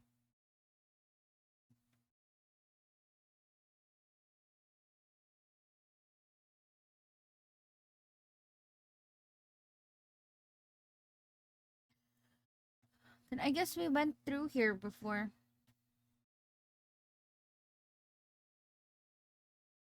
Come in, come in. Are you planning on working there?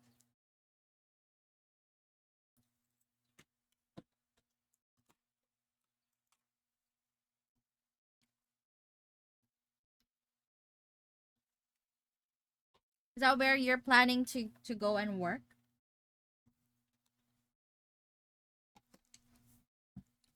Because if you do, then you know that's not a bad it's not a bad contract then. Have you read everything though? Of course, it's an ideal job for me. Well, that's good to hear then. If that is like where you're planning to, you know, work in the foreseeable future, then go ahead.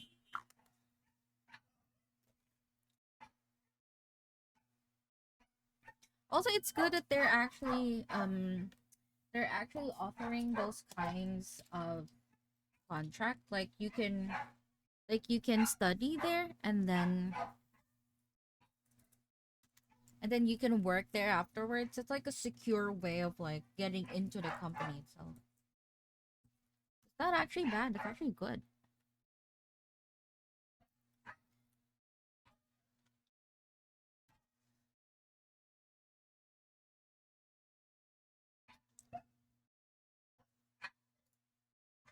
I guess the next thing we can do is being balls. Balls thing.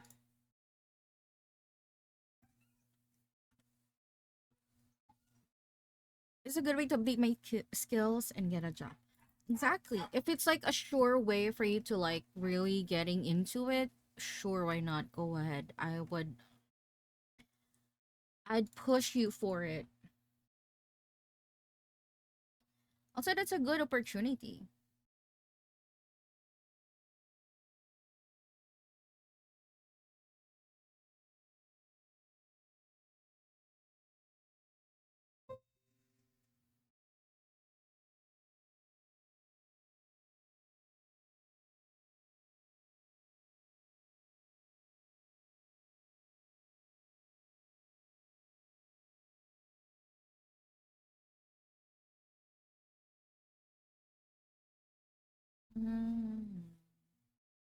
Alright, give me 1 second. I'm just logging in for work. Because I will be ending my stream after I become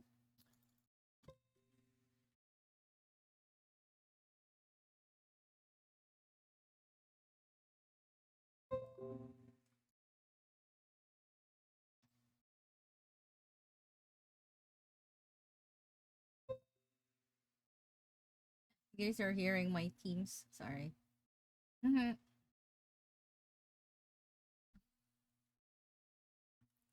Saving it.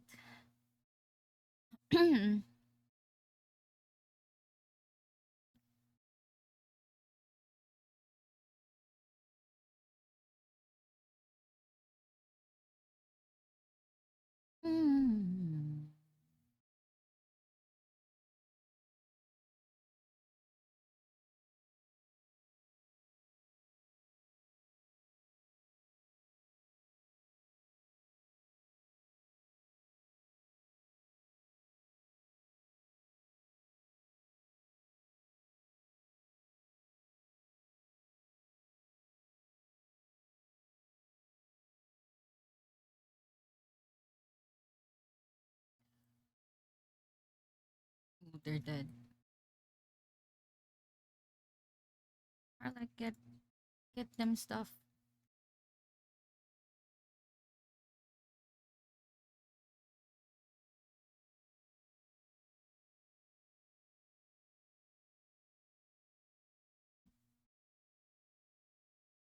I wonder if we can speak with that. Speak with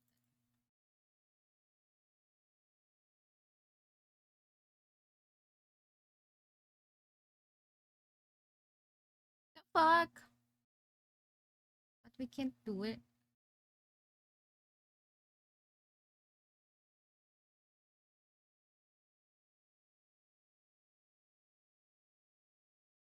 Oh.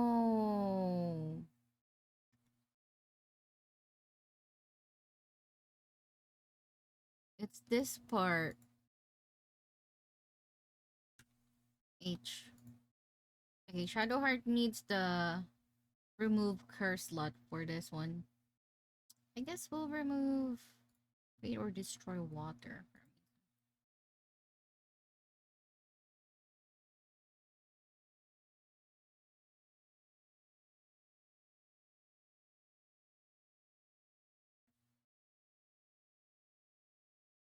I guess this is where Carian was initially.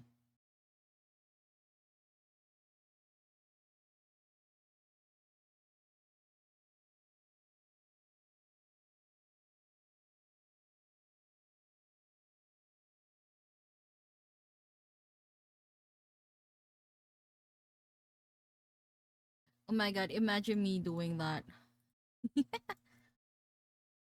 Where it should be Astarion.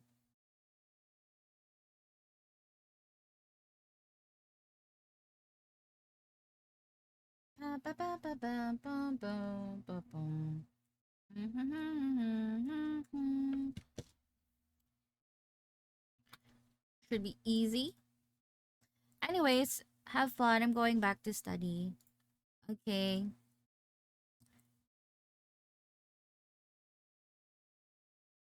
Oh, fuck. Thank you, Jack. Hope you had fun with your studies too.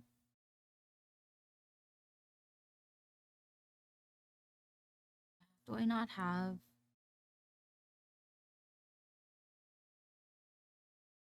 Where's my arrows?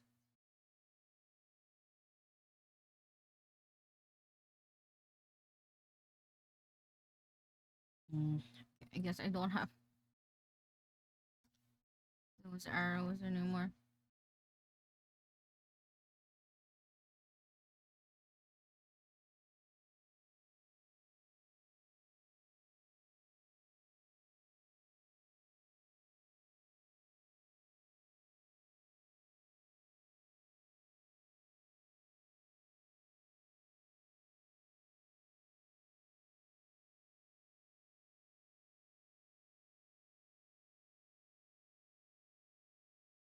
Oh, yeah, we haven't actually.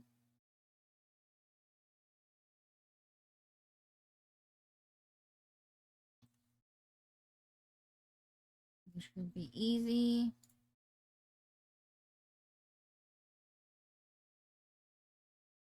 Wait, are we cursed? Oh, yeah. Fucking hell.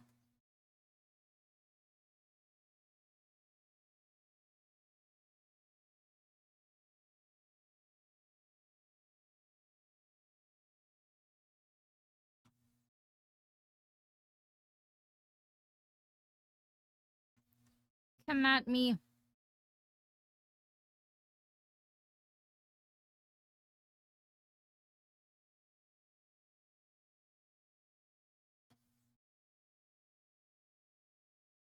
Oh, I forgot. I forgot to fucking twin spell.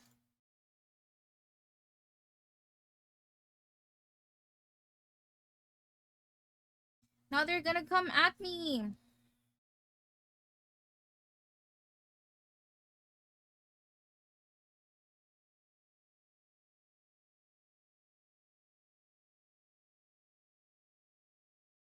Charm, charm, charm.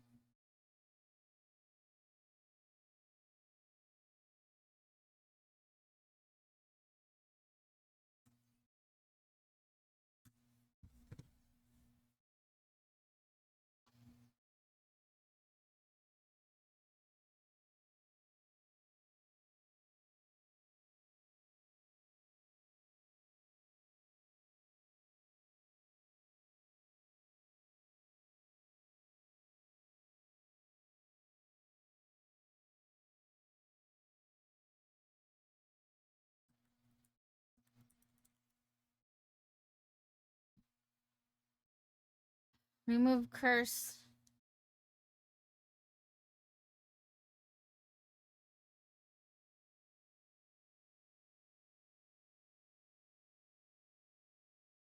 What the fuck?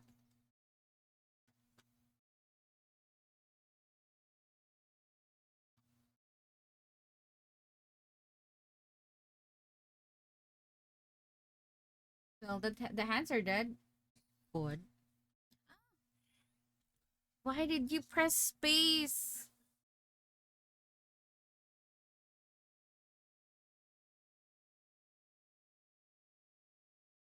Go do some damage.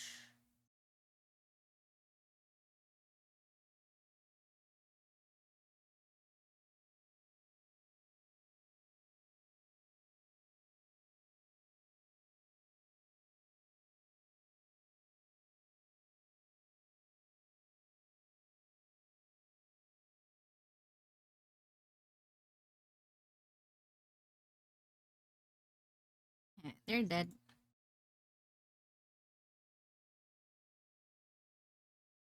Another one.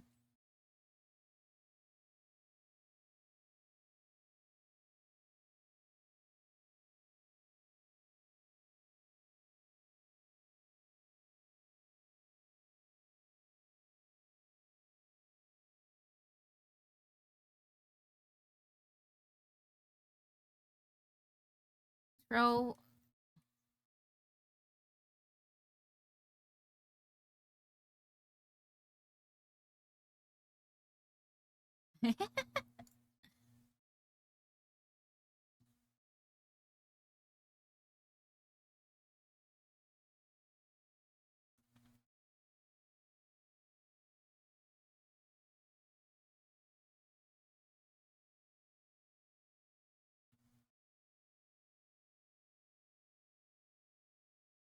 We'll just.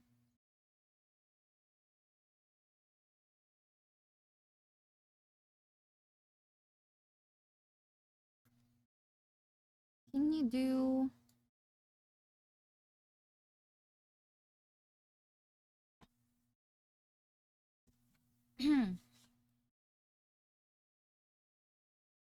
We need some... Fine.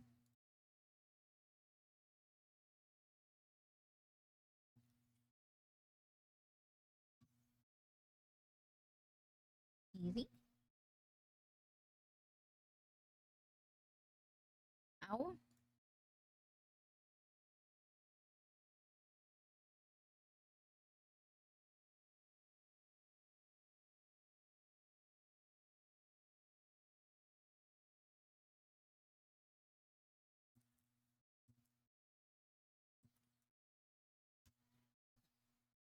Why would you even do that to an undead too?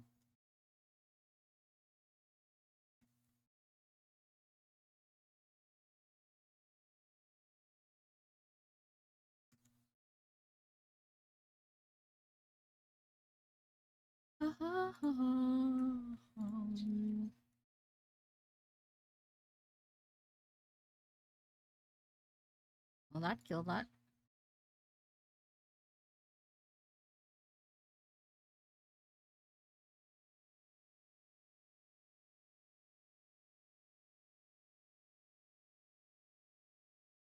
One last. What? There's another one? Ah, I forgot the one in front of me. Oh shit. Boom.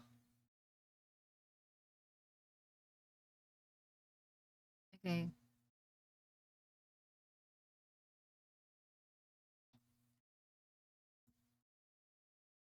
Okay.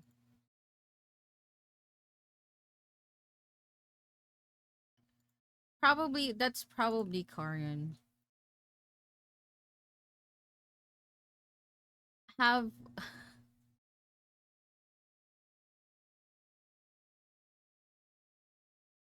Have Astarion get everything because he's undead.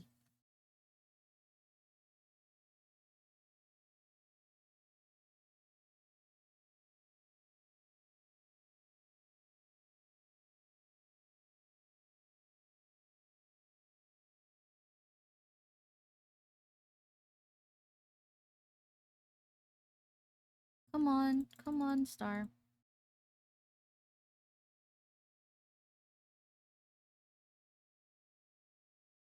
You're undead, you don't need to. You can't. An ancient stone, cold and damp to the touch. The letters carved on its surface appear to have been drawn by a clumsy and laborious hand. Where is he? Where is he? Promised life. Eternal life. Glory riches. Where is he? Probably Corian. Maybe this is where Corian actually... Get it?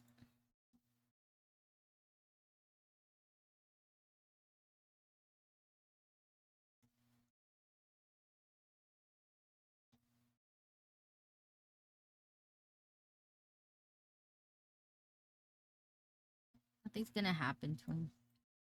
He's undead. He is good.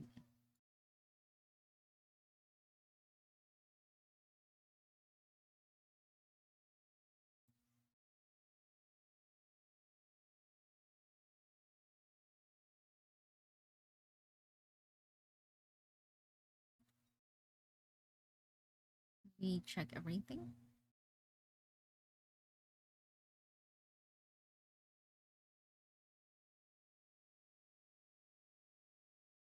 An ancient toll. Okay, the high priest continues in spite of the Shuragon's ministrations. I fear each breath might be his last.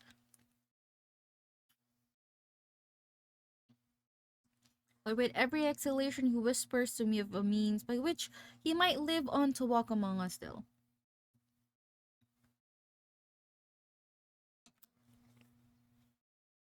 Ahem. Even offers me a mere acolyte the honor of sharing his golden immortality with him. I dare not refuse. I cannot afford to. Maybe that's Tombro. Trumbo? Is it Trumbo?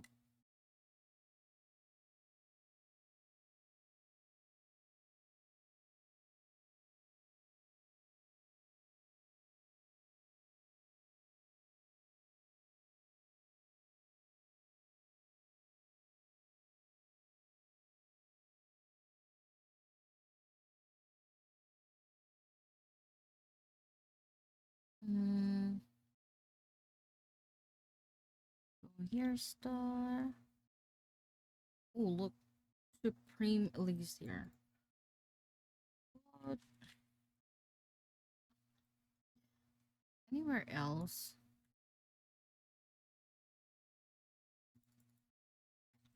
This one. The zombies are probably just nothing.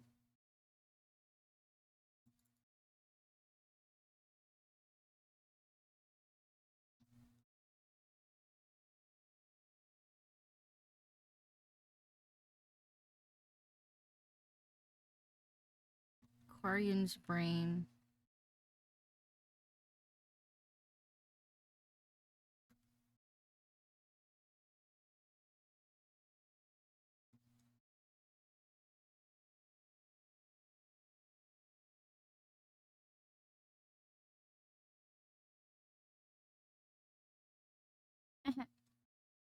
That's that.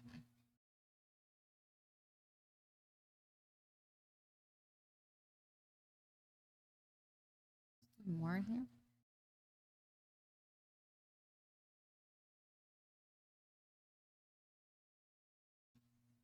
I guess nothing.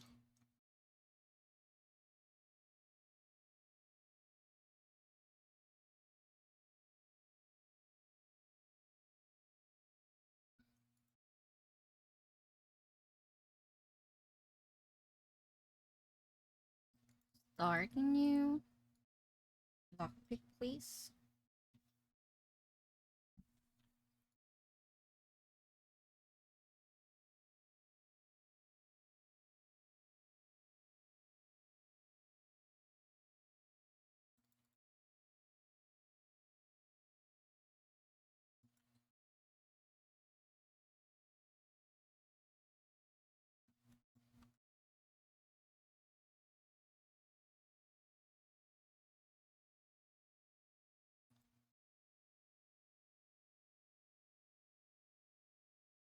Okay, can we do speak with that?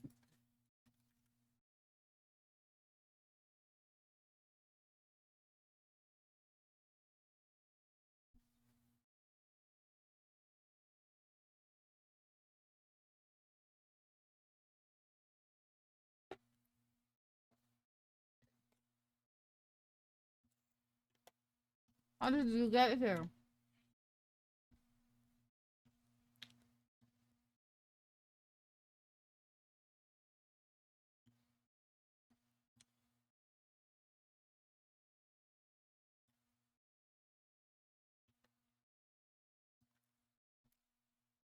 Why didn't he kill you straight away?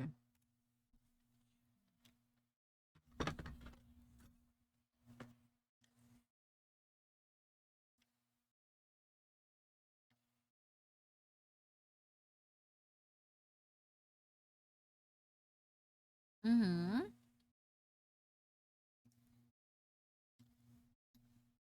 So Karyan actually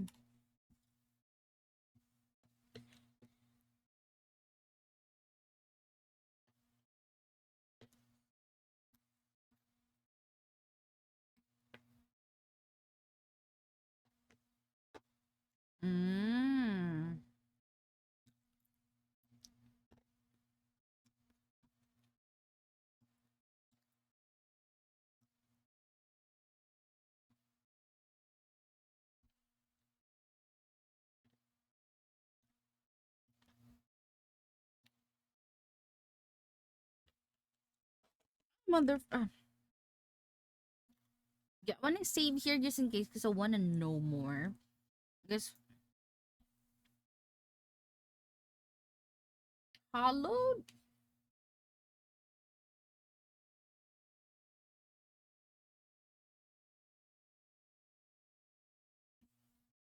What? He did that while... Is that it? I wanna know more though. Let's go back and like ask like a few more.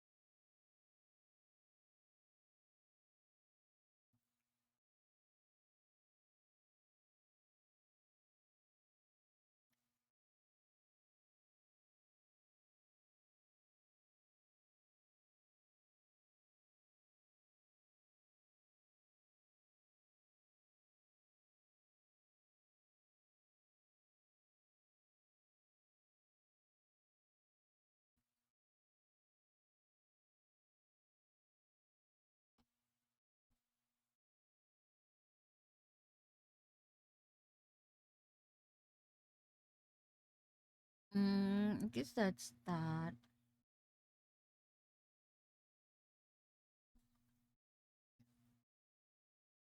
Mm.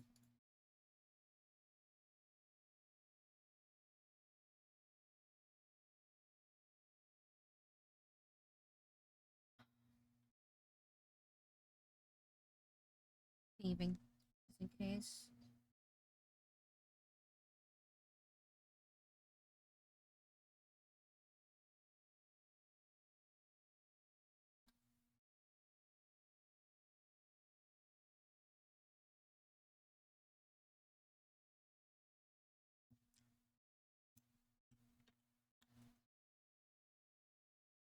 Under city ruins?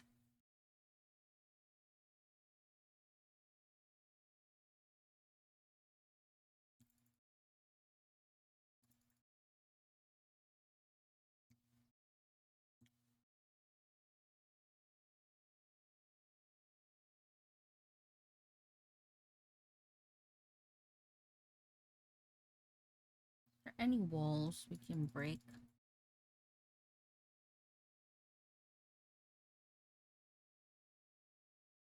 There we go.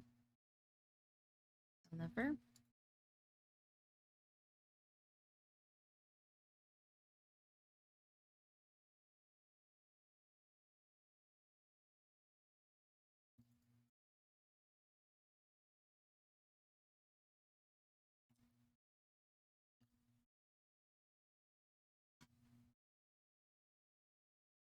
Bareki.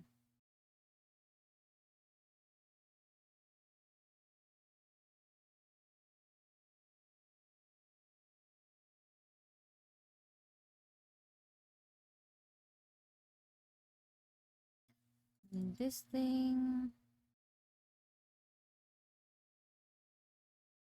Here. Combustion. That one too.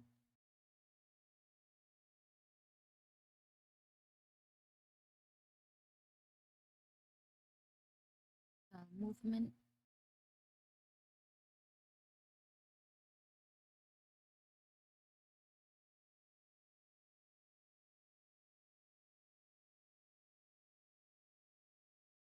Boundless Cloak. You gain Cat's Grace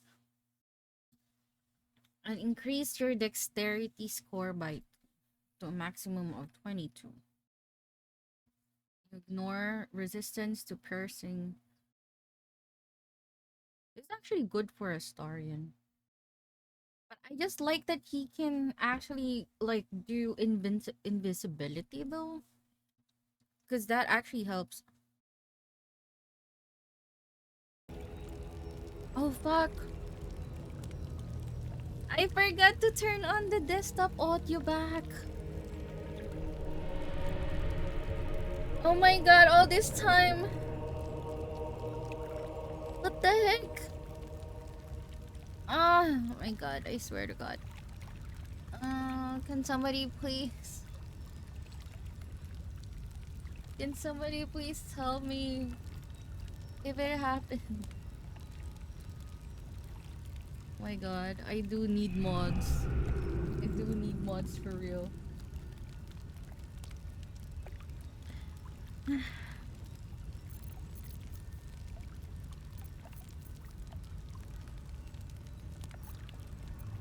What a day.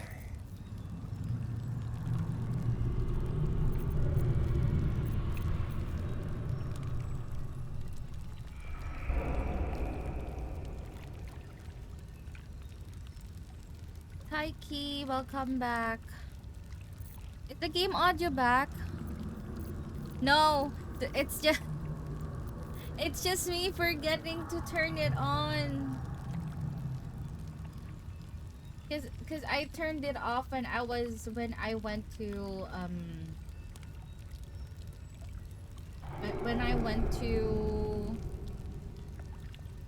I went on break. And I forgot to turn it on. No, it was me. It was me all along. Oh my god. I'm so sorry. My god, I really need mods. I really need fucking mods, I swear. My god. Kanina pa ako nanonood at I'm so sorry. It was me. I'm sorry.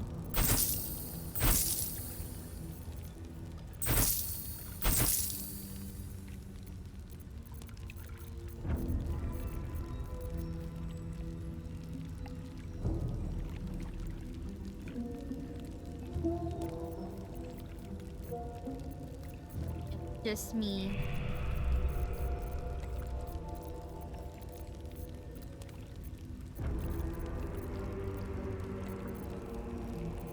I want to get this one for Dex, but I got to ask. What? Aputi? Yeah. Actually, you did. Good thing you did. Good thing you actually did. Wanna dance?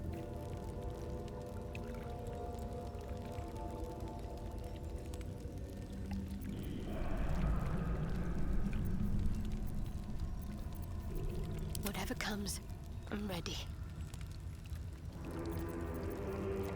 Who else needs Dex? I want to buy this because it seems I should just get it. But who will wear this though?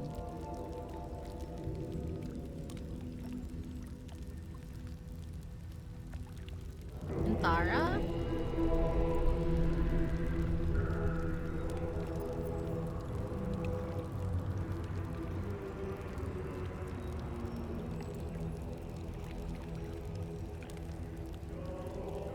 Who else is Dex? Who else is Dex? Come on, let's go.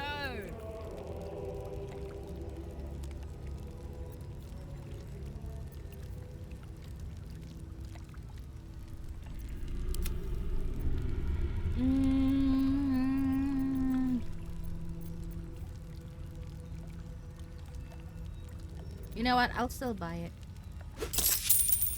I'll just think who will be using it soon. Penitent blinks, you think. You were dismissed.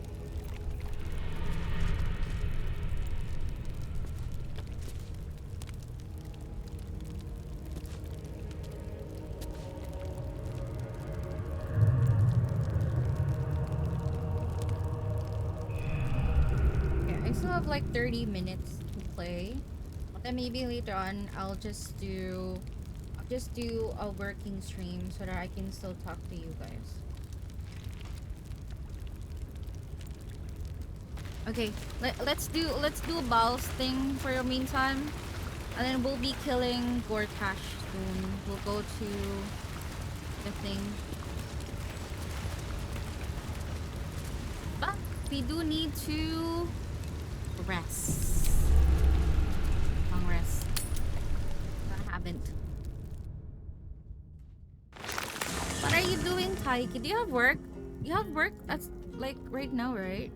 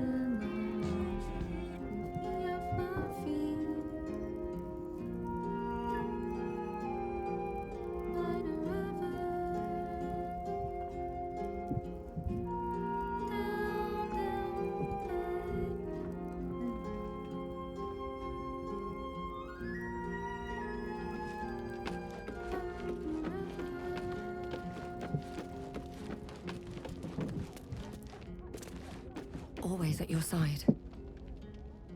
Soldier? How was it being in the house of... Ugh, thank the gods it's over, I say. My last trip to the hells ever.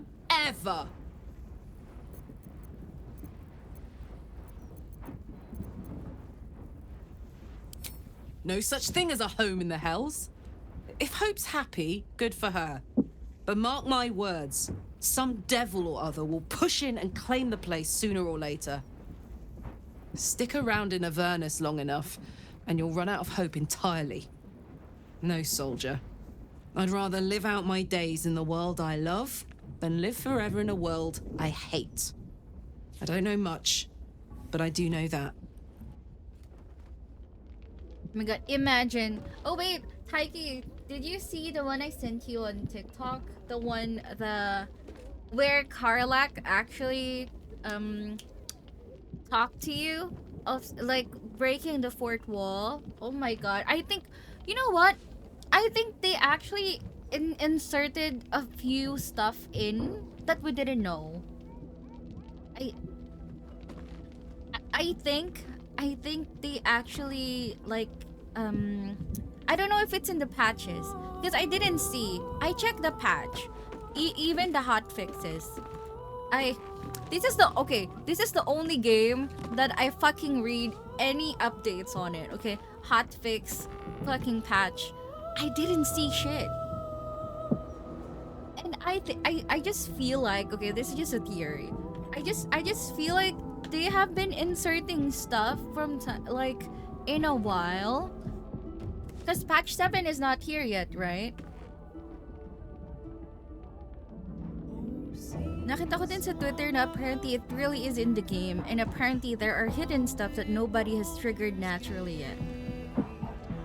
Yeah, I just feel that they have been hidden. There have been like some stuff that we haven't really seen yet, and maybe they have inserted it sometime before during the previous patches that they didn't really put in the notes. But like diving into the dev notes, like some modders or like some people in Reddit actually says that there are actually a lot more that has not been triggered. That scene was inorganically triggered. But yeah, it's amazing. I don't know. I am amazed. Hi Dinger, welcome. Hello, welcome to the stream. So yeah, I am still fucking looking forward to the game even though I finish it. Even if I'm almost gonna finish it the second time. Jesus Christ, there's like so much things that I am still discovering right now. And I'm so into it. I love it. But imagine triggering it, imagine triggering it organically. Imagine. Sheesh. That is amazing.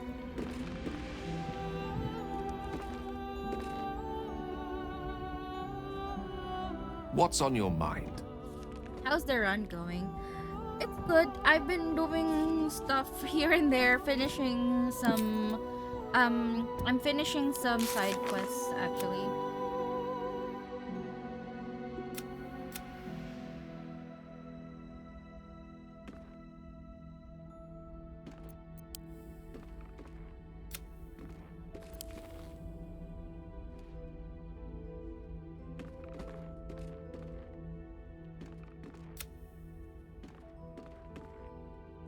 Still have 3 companion quests. I still have 1, 2, 3, 4. 4, technically 3. Technically 3 side quests. I have a lot of quests too. It's a bit overwhelming. Look at my finished quest. Look at my finished quest, Dinger. Do you see that? Oh my god, there's a lot more. Look at everything.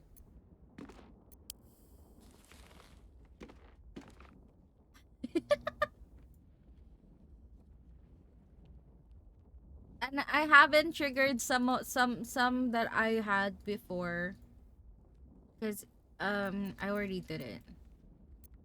Look at that. So much. So much. So much. These are my remaining quests. So I have technically 3 more side quests to finish.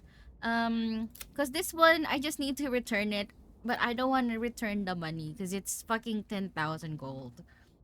So I kind of just want to steal it. This is what I'm trying to do now. This is very long. If you're gonna do Dribbles the Clown, prepare for some long shit investigation. Because this is one of the freaking longest quests ever, aside from this one. These 2 are the longest. This one, Free the Artist, and this is a bit connected. When I played yesterday, Lae'zel almost got killed by Shadowheart, and right after she tried to run. Well, I mean, cause those 2 are always bickering, so that's what happens.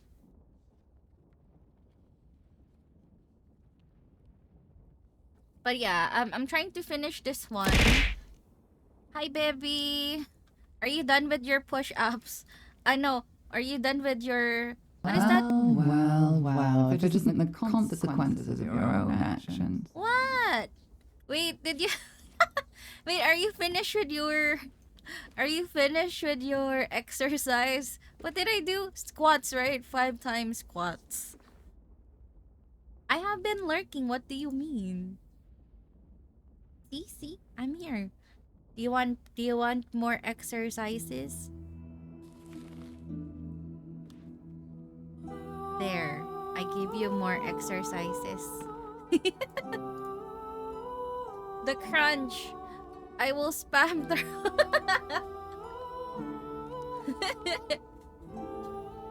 There, you have more crunch.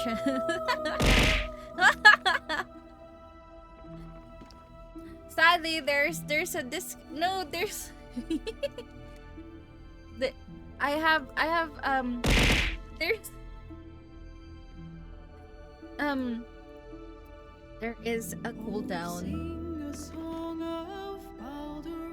No, you know what? I'm gonna remove it just for you.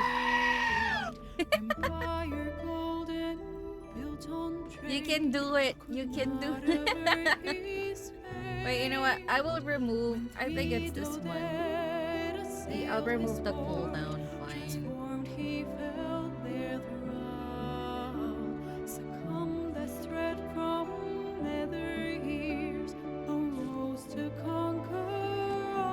Wait, somebody pinged me.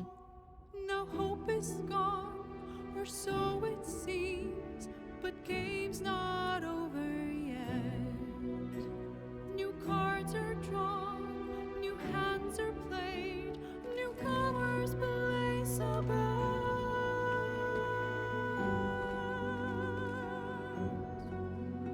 A knave, a wizard, devil gift, the odds are cast anew, and Baldur's fate now turns upon the whims of fortune's few. Wait, is Kiji okay? I've been redeeming her exercises. Are you done, baby? Oh fuck! Now I need to work. What the fuck? Wait, okay. I just need to finish one report. Give me 1 second.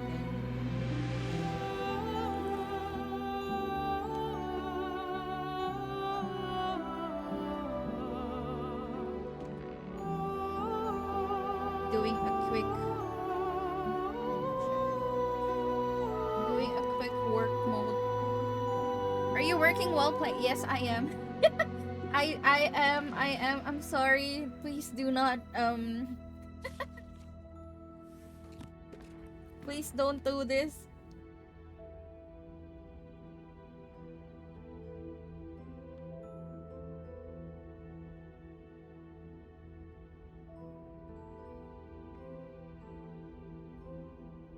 Wait, let me just send a fucking report.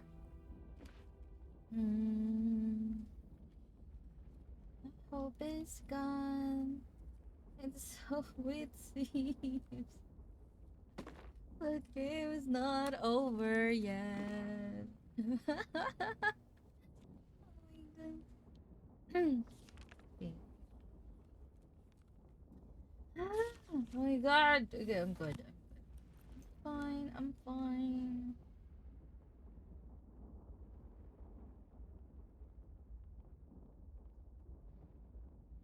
Listen to some. You know what? I'm gonna put us into camp. Oh yeah, we are in camp. Little love, whatever could be the matter. You know what I love with fucking Ascended Astarion is he has so much endearment. He has so much endearment calls for me. And I just love it, you know? I love when he calls me, yes, my treasure, the love. Go on then. I'll allow it. I do miss Spawn Astarion, because Spawn is very he's quirky, you know. He's my little, you know, he's my little star foolish thing. He's my quirky boyfriend. Now he's all fucking so serious and shit. My pretty consort. I don't like to see doubt cast upon your face. Fear not. You are mine. See, I that's what I love about Ascended Astarion. He's so sure, but like the thing is, he kind of treats you like, I mean, kind of like a property, or like, because he always like tells you he owns you or something. But yeah, anyway, there are little quirks I like about him. I like both. I like everything. Ask me anything, and it will be yours. Yeah, I just miss his quirkiness, cause like when he's a Spawn Astarion, he's very quirky with you. Astarion is my playthrough. Still hates when I help. He will hate he will hate every time you help. He will hate every time you help, Thinger. One of the things with Astarion in the game is you actually shape him to, cause right now, cause in Act 1, Astarion doesn't have like a moral compass. His moral compass is you. So if you do help people, you make his moral compass better because you make him good.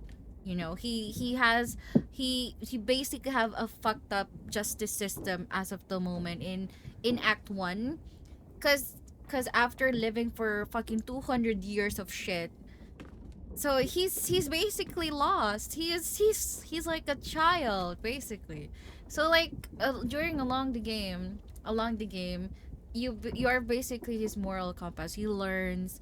He eventually appreciate helping. He eventually appreciate things you do for him. He always says thank you. That's how he is proper like that. He will always say thank you. He will always say you would sometimes ask him to say please. There's a line that he says, "Thank you for helping me." That was very nice. He will tell that to you because you ask him to. So those kinds of stuff. So there's a lot in Astorian that you actually like. I think that's an actual kink. I have don't shame dumb stuff really. I mean there is a certain charm with people being dominant with you, because it brings out, what do I call this? It brings out confidence. It brings out, you know, how do you say this? It brings out authority in some sort, and it's so masculine. You know, it's so. I'm already tired being you know, it's tiring to be a woman being in his masculine shit. You know, being so independent every time. It's fucking tiring. Let other people do it. Like, that's just for me. Okay, that's just for me. There's no shame whether you like to be independent or what. That's good. But sometimes it gets tiring. And it feels nice when somebody just do things for you instead. And you just need to follow and shit. You know, you don't have to think. There are some times though, those times. But again, it's just me just telling you. That's just how I see it.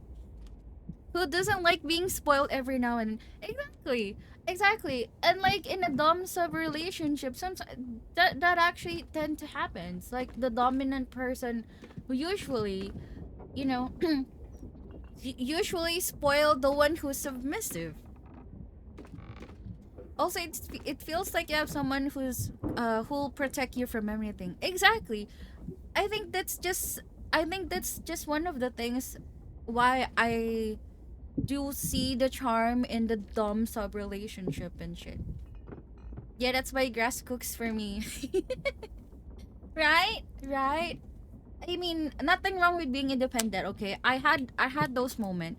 I had a phase of me being fucking independent and shit. Like in dates, I would fucking shoulder the bill. I would easily offer it because I have the means, and I don't want to be, you know, I don't want to look like I don't have the money to pay for my stuff. But then again, eventually in time, you'll I swear you will realize this. You will realize it the moment you meet someone who's gonna fucking spoil you, who's gonna freaking just do all the manly stuff. You'll just retreat and like, okay, you'll just follow, and it's a freaking nice feeling, I swear. Anyway, that is just me. Hold on.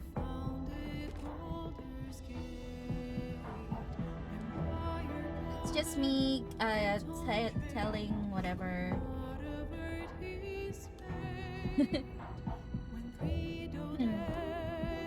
It's just my own preference and realization in life. And look at him. How can you not? Fucking gorgeous. Go on then.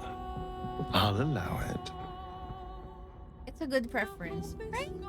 Okay, Look, I will ask him again. What are we? We are sovereigns. My sole endeavor now is to make this world yours and mine alone. Look at that! How can you not swoon? How can you not fucking Ask me swoon? anything, and it will be yours. He's evil, sure. that's just the thing. Okay, he's evil, but fuck, he's like the villain who's gonna burn the world for you. God. As the local succubus, I'm telling you, Dom Sub isn't always key. Yeah, it's also Dom offers protection and the sub offers comfort.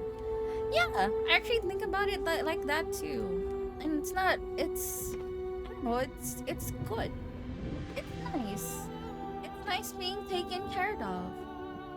You know. As for those, I swear, you guys will have that phase of like, you know, you'll just succumb into, okay, I'll just follow. Sometimes I even joke around of like me saying, I'll just be happy as a housewife. Like I don't want to work anymore. as long as I found someone who's gonna be, you know, who's going to be a fucking provider, sure. I'll take care of the fucking house. I'll make you sandwich. But yeah. A hero who would sacrifice you for the world. A villain will sacrifice the world for you. Yeah, that's technically how Astarion is right now. He's such a fucking villain. But even though he's an ascended, like, you know, he did not become this, he will still sacrifice the world for you. But you know, he is nicer. He's good now. Anyway, we just finished this fucking report because I forgot about it already. See, that's how distracted. I got distracted already. Jesus Christ. What is wrong with me? Hold on. Okay, wait. We just finished this.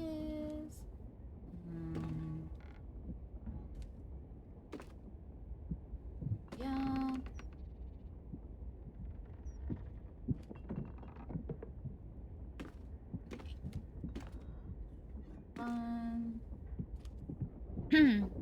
There is nothing wrong with housewives. People paint it in a bad light nowadays for some reason. Actually, truth to be told, they do. Kind of sad. There's nothing wrong with, you know, helping out with just a house. I guess it's just sad that most of the time the situation is most people or most housewife just has a bad experience with just being a housewife, because apparently the husband that they have isn't as the provider they should be, you know. And yeah, and sometimes the stories you will hear is that the woman can't do anything without his husband anymore because he's so dependent on it, or dependent on him now. She has nothing. Hold on. Let me just finish this because I really need to finish this first. Just listen to him again. You want to talk? That's very cute. Me? Eterna Amantes, lovers forever, until the world falls down. That's why I like Ascended. This part of his Ascended thing, he always have something to say about you, and it will be about yours. you guys. Go on then. I'll allow it. Not so much of a fan of the kisses, but I like whenever, like, you know, he tends to be very expressive. Some men think housewives' mom will do. Yeah, exactly. I think that's a problem with like people with housewives that you see sometimes in the internet.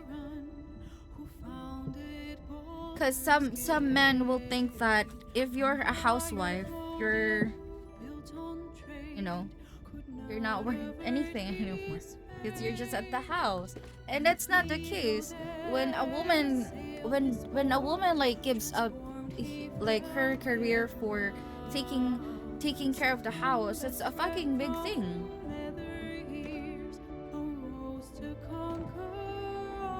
Those are men that have never had a relationship, so it's whatever. Well, sadly, there's a lot of them, Dinger. That's the thing. That's the thing. The problem is there's a lot of them right now. It sucks because, you know, majority is like that.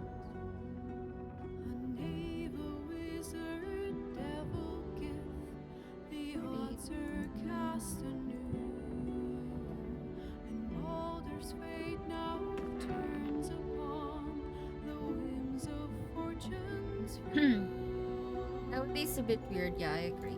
Yeah, which sucks, sadly. Anything for you, my darling. Why does he keep giving me that one? He keeps making me kneel. It looks so hot though, but like...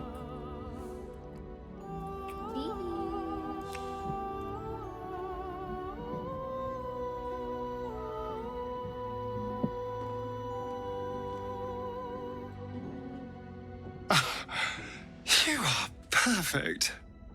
Every time. You're perfect every time. He always sells that though. I feel like a Astarian's the one who's gonna like make you always feel like you're his world of some sort. Mister. I don't know. I like him. I like him a lot.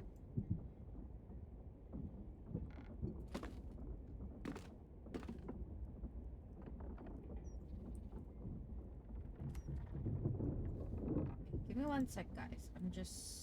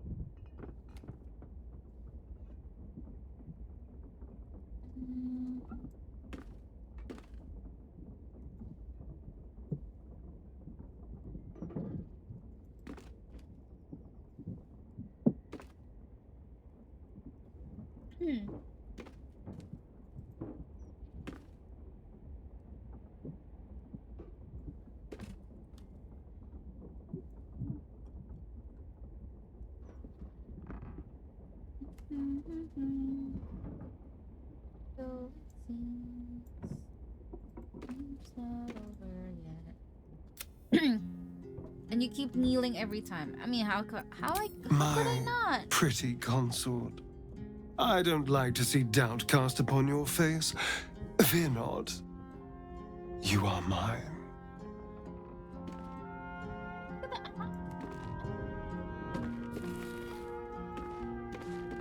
How could you not? How could you not, Kim? Look at you, precious thing.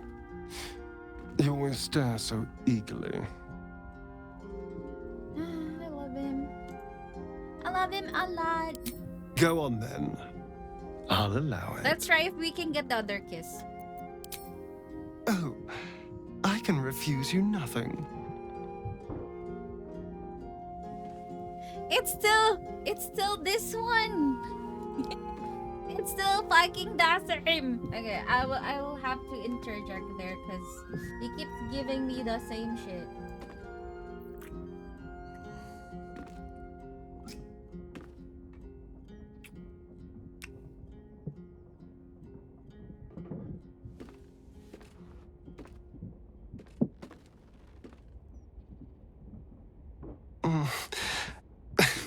I do rather like that, you know.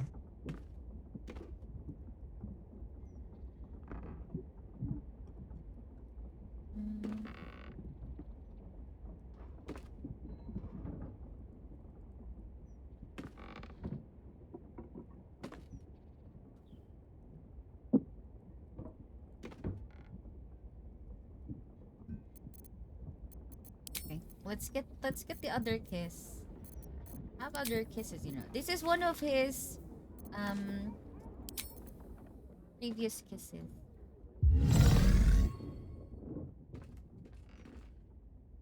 Oh, I love this kiss.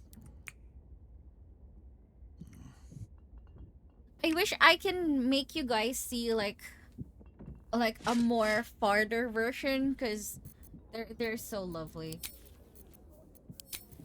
Again, kissing stream. Ah, it's the same one. Give me another one. Another kissing stream.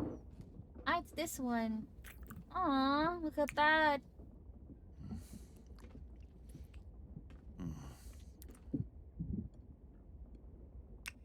It's so precious. Look at him. He's so happy. Let's try. Oh yeah. Look at How delicious. If we do this kiss on us.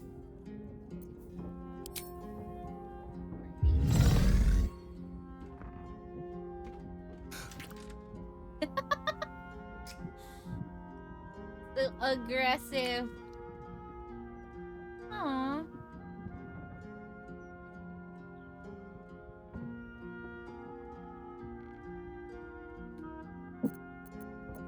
Do it again.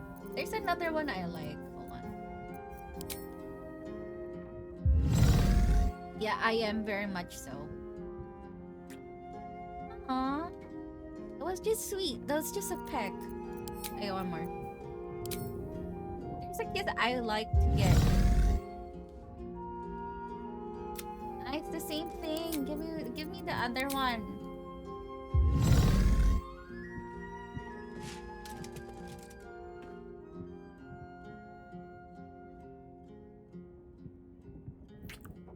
Aww, look at that.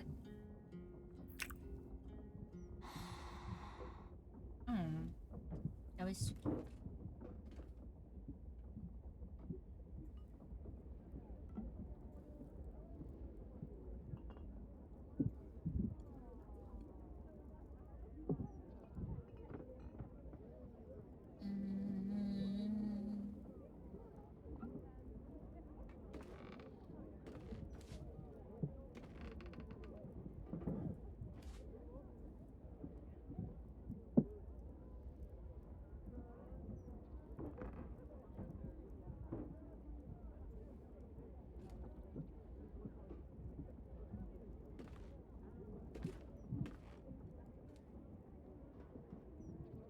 Oh.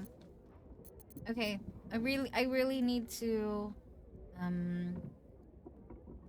take a break. I'll take a break real quick. I'll just finish this report, okay? I really need to focus. Give me 1 sec. Break time.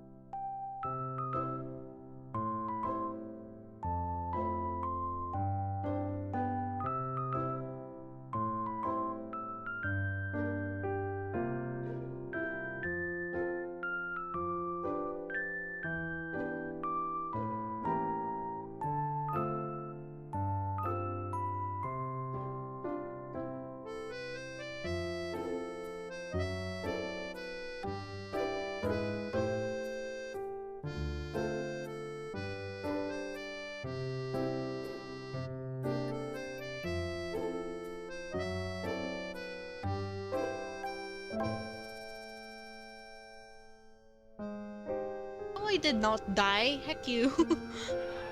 Bro, no! Stop! Don't do that! Someone just died and you're laughing? Hello?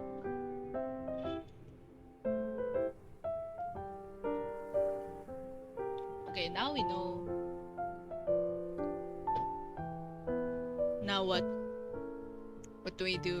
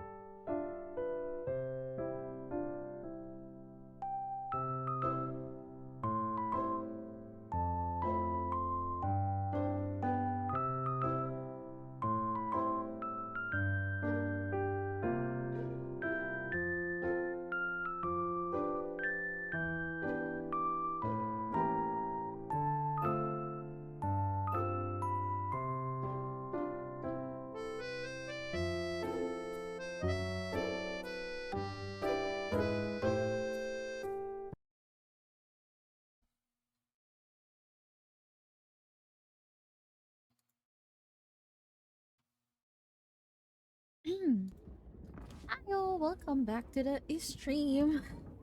I finally finished my report, and I finally finished my meeting. Hooray. Thank you so much. Let me go ahead and just get the game again because it has been, oh my god. Okay, there, it's good now. Thank you so much, KG, for the raid. Thank you so much, everyone. To those who are new here, hello. This is Allena May, your HR VTuber. I'm your your Isekai boss, Trakun's boss. Yes, you're now employees. Give you sub, and if you join in the Discord server, yes. So I do play a lot of BG3. This is my main game right now. I do play Sims from time to time. I do a lot of karaoke once every week or more if I feel like singing. And I can also I also play a lot of simulation games, roleplay games, and survival games. Specifically 7 Days to Die and some other more. The Forest, shit like that. Yeah. I do like survivability. Yes. And what else? I think that's it. So yeah, tune in to whatever shenanigans I do play. I am getting more and more collabs though, which is I'm happy about. I soon would love to collab with other people, but we'll see. I do a lot of covers too, coming there. We'll be releasing something soon as well, so wait for it. Yeah. Right. Okay, so going back. So let's get back to the game. So I did say that we are going to have a long rest because we're gonna be doing one of the quests here. And then I think after that I'll do a working stream so that I can still like chat with you guys and do some stuff.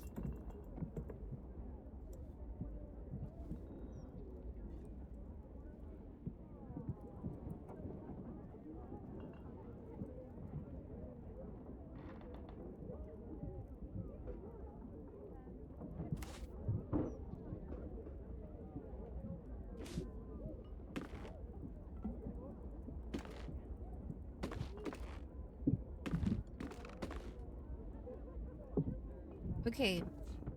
Alright. Why is stuff okay? I think I need to reload the game because it's lagging. I don't know why it's lagging though. Disconnect some shit.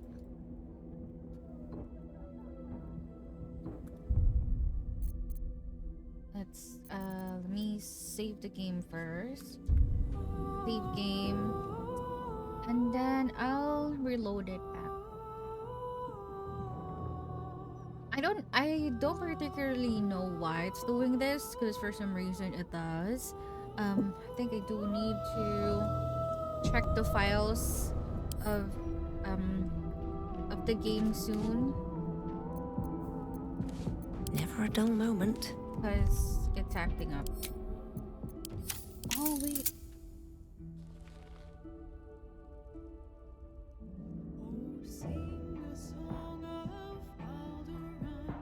Oh my god, wait, I saw something. You guys see that? Ah, no, you guys don't see it. I have some mod.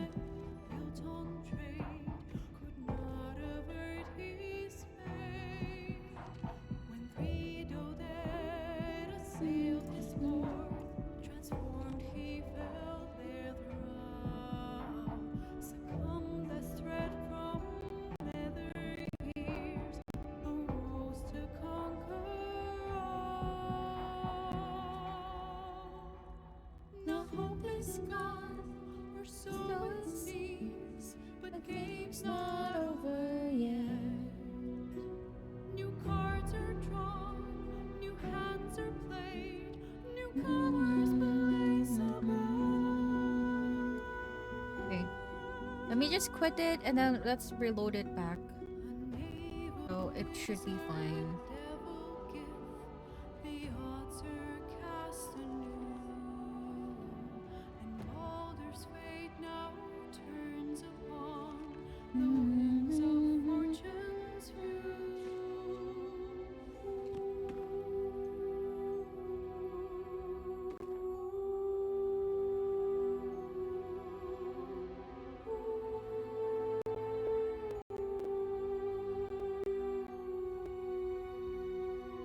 Is it done now?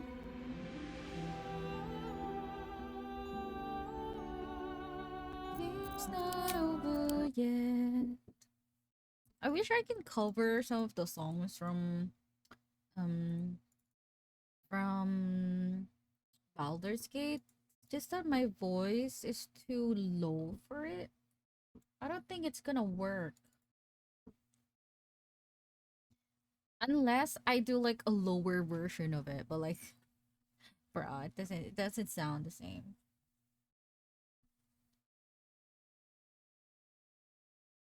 Okay. Alright. Alrighty. Let us go.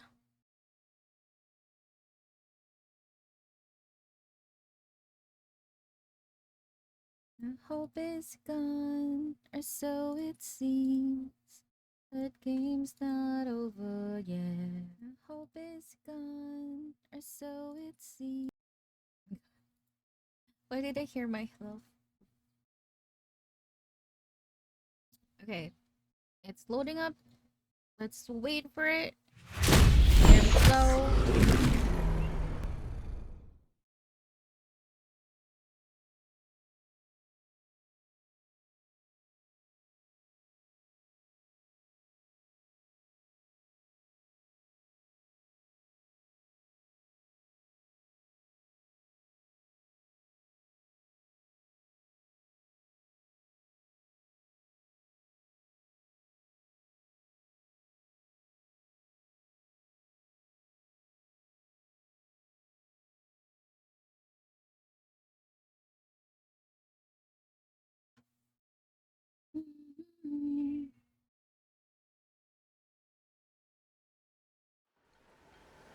Okay. Let's go. Okay, I'm trying to load. Okay. Ori, oh my god, how are you? How are you doing? It's been a while. It's been a while. It's been a while, Ori. How have you been? How you been doing?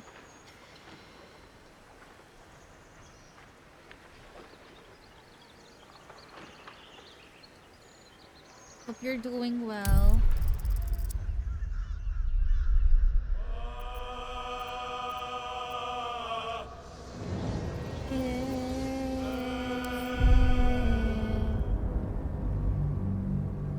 Down, down, down, down, down, down. Down, down, down, down, down, down, down.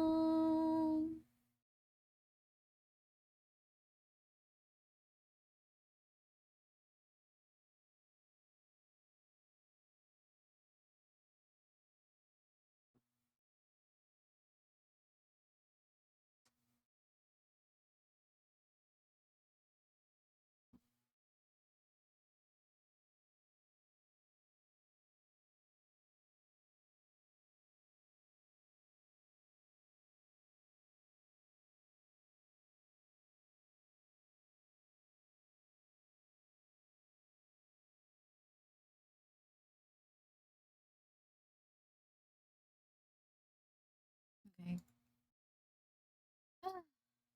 Oh my god. Alright, so I guess so we'll be doing basically. Or I'm becoming quiet sometimes. I'm getting distracted with all the food thingy on TikTok. Jesus Christ. Or actually in TikTok. Sometimes it's funny because like sometimes you get over fixated with some random videos of some sort, or like you literally watch someone just cooking and then you didn't notice like how many minutes has passed by. Your brain be like, but yeah, so One step at a time.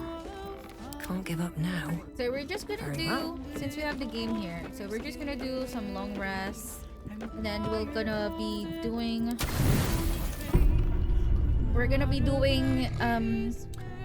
one thing from Bal. We're gonna be Bal's assassin. Yeah, a Bal spawn and an assassin.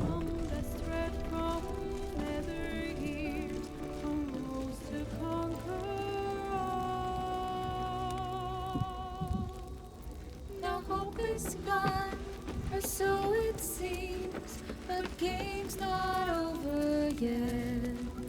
Keep a blade close. Gar, heal me. Finkering!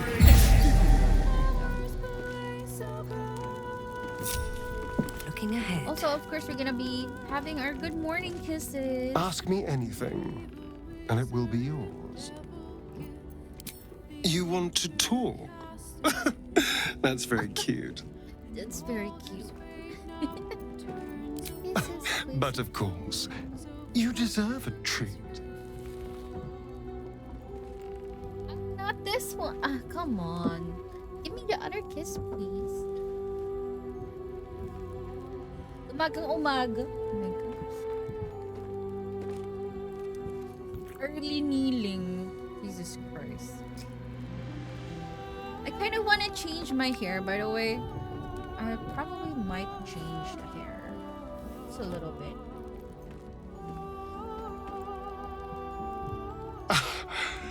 You are perfect. Every time. Okay, let's go.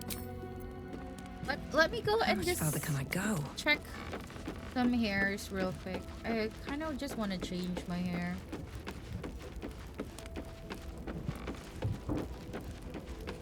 Cursed to put my hands on everything. First to put my hands on everything.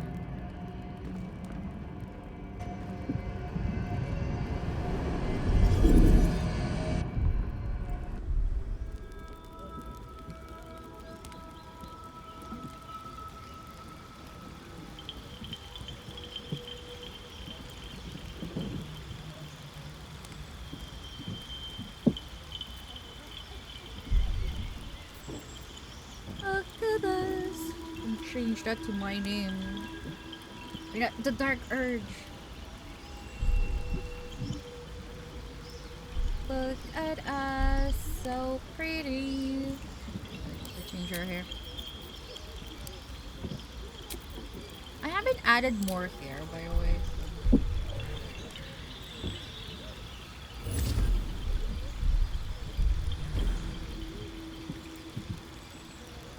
This looks very us. Kind of.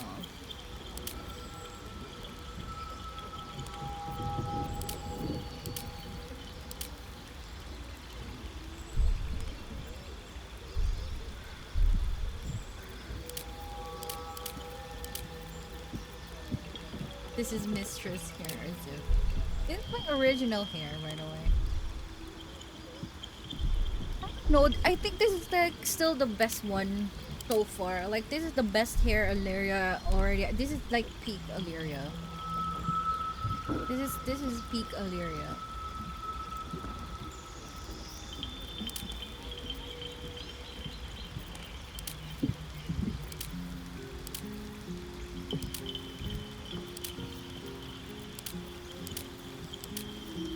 Place your hands with mine.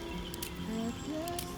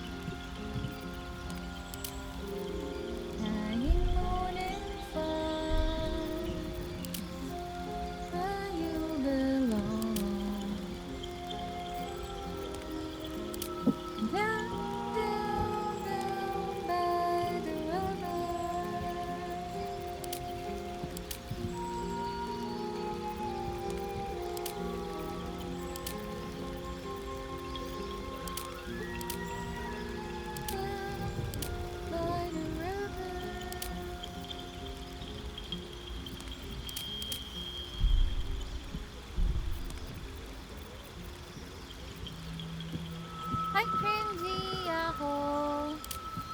What you doing?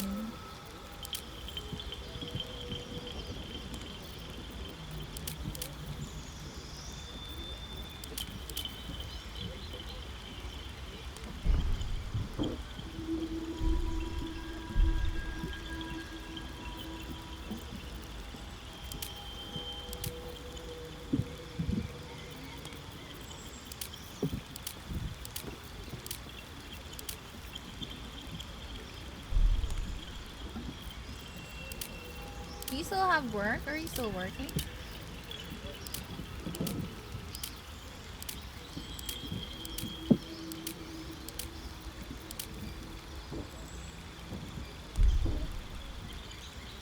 This one actually looks fine.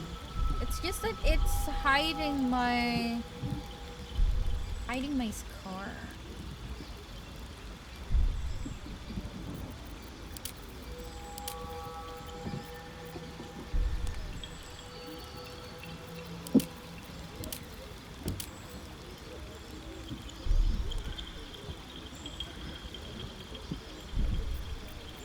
I kind of don't want it hiding my scar.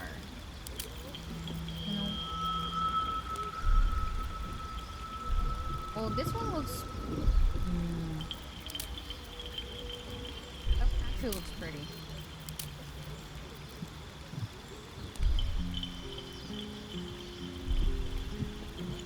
I can work with this.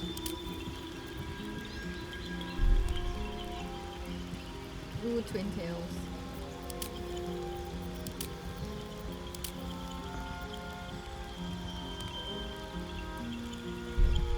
You know what? We're gonna let's choose this one.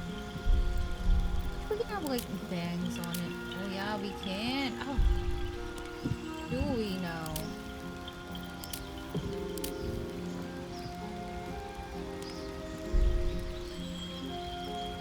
Yes, I'm okay with that.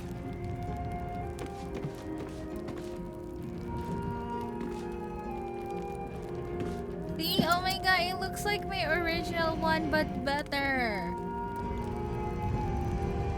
Okay, yep. He still breathing, despite everything. Still breathing, despite everything.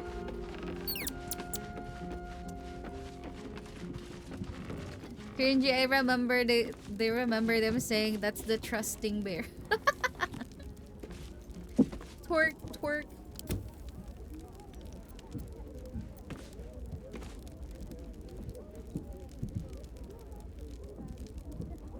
Yeah, wait, let me just send.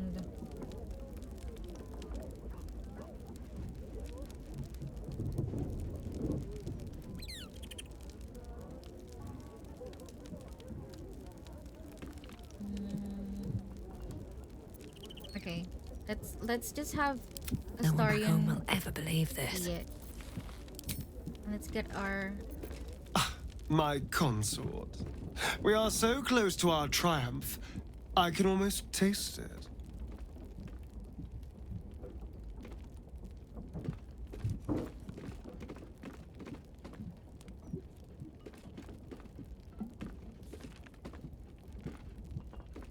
Oh my god, my laptop password. Good enough?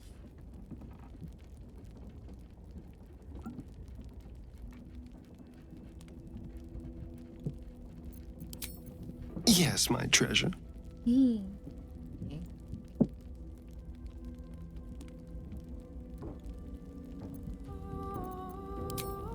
How could I say no? You are my favorite, after all.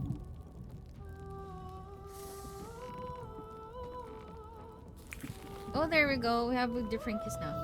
Ah, it's the biting kiss. Then you'll see him still having that. Look at him. You are perfect. Every time. Alira's not happy with that kiss. That's why she's gonna give you. How delicious. He's gonna give you a different kiss.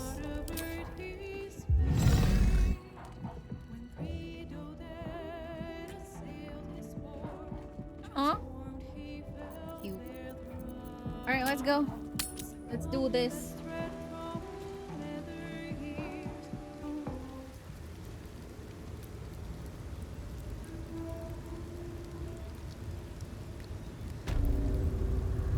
No.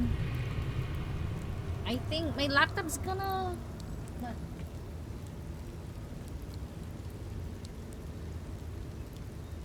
My laptop needs charge.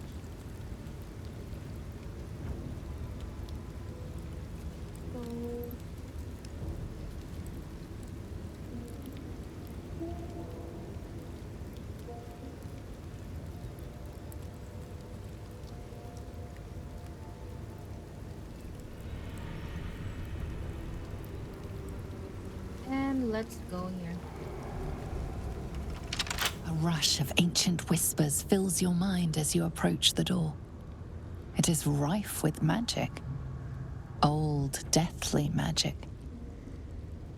A new vessel brimming with blood darkens Baal's door to baptize his deus most holy. Do you have proof of your faith to our Lord?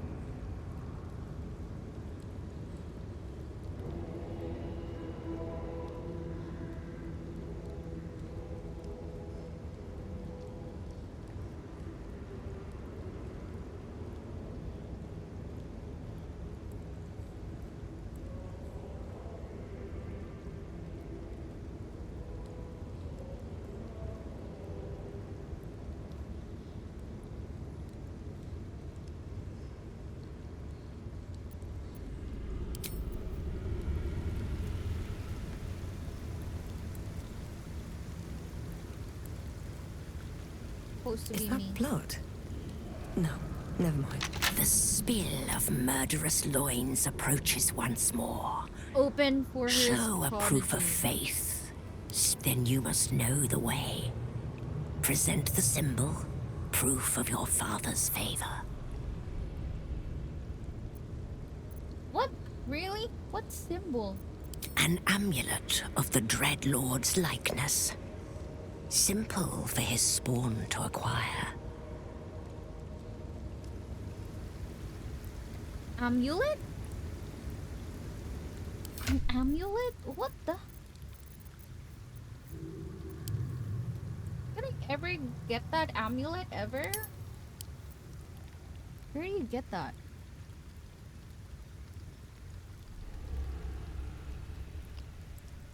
Where do you fucking get that?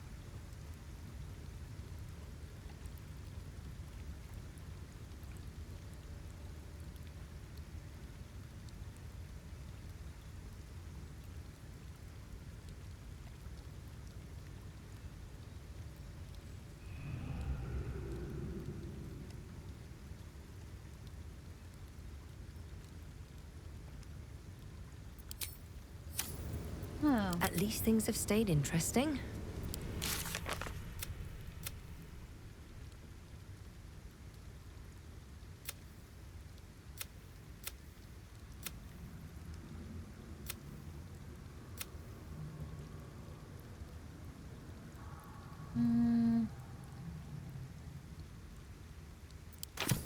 Ah, okay. I guess that's from the tombstone. Okay, okay. I thought it was...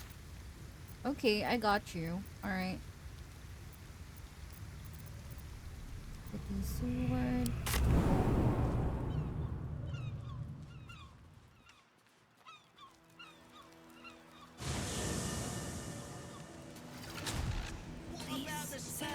Oh, please! If it hits a fist, Probably it just might a dead blow cat. them up.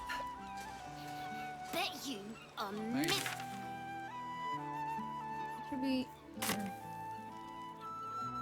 Don't push us. This watch out.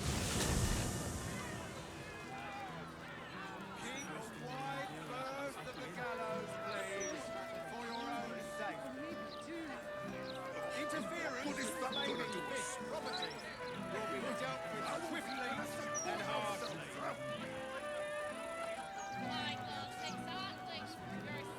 Here to yell at me, I presume. Please, sir. We have I came to check on We you. need to be able to provide. How are you holding up? Not. Like we do not turn around and I'll see about sneaking you some lunch. It's not As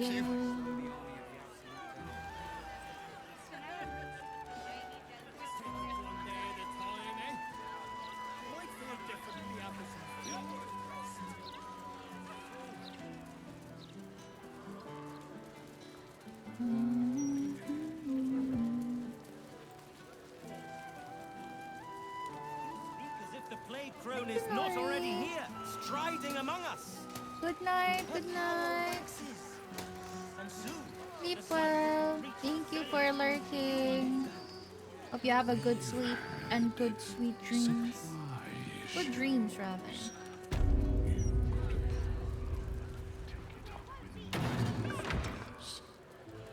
Let's go. I wonder if I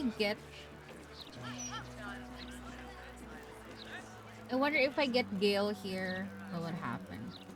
Gale has really good spells though. But I won't have a tank. Well, except for Shadowheart, but he's not tank right now. Let's go.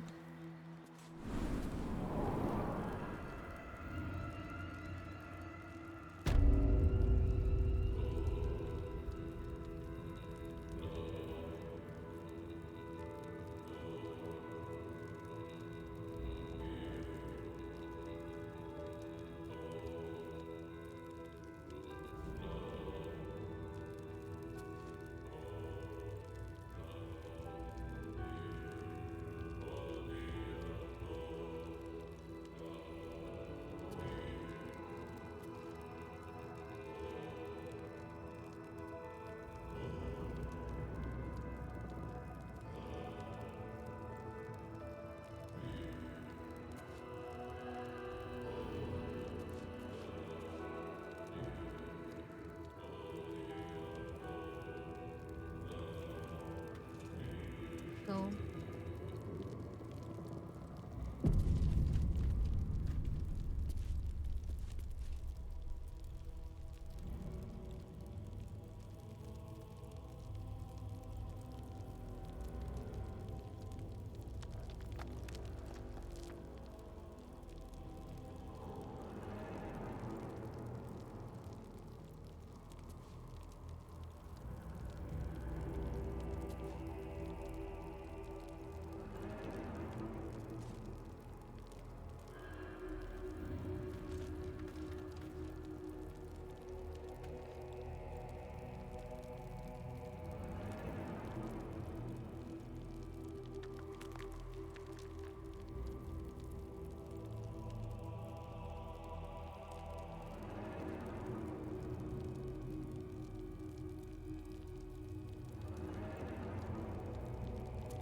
Let's go. Metal shield. We can get from the barrels. Weapons.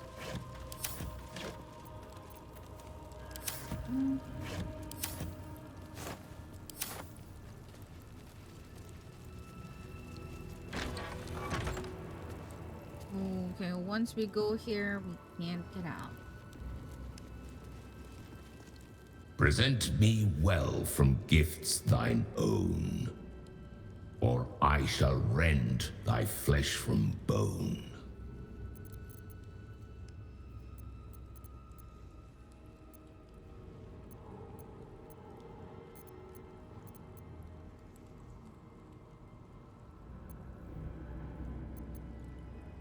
A grasping hand, an offering vile. Enter now the Dread Lord's trial. Let's go. Oh my god. That witch guards, that witch lurks, that witch watches. Is chat going to be like that witch lurks? In here. Protect witches.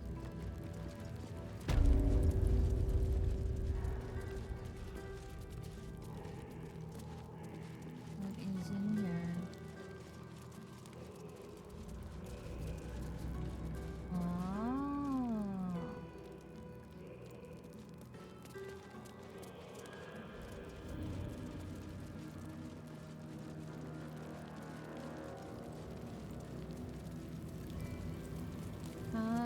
this. So you can watch here. Jeez, okay.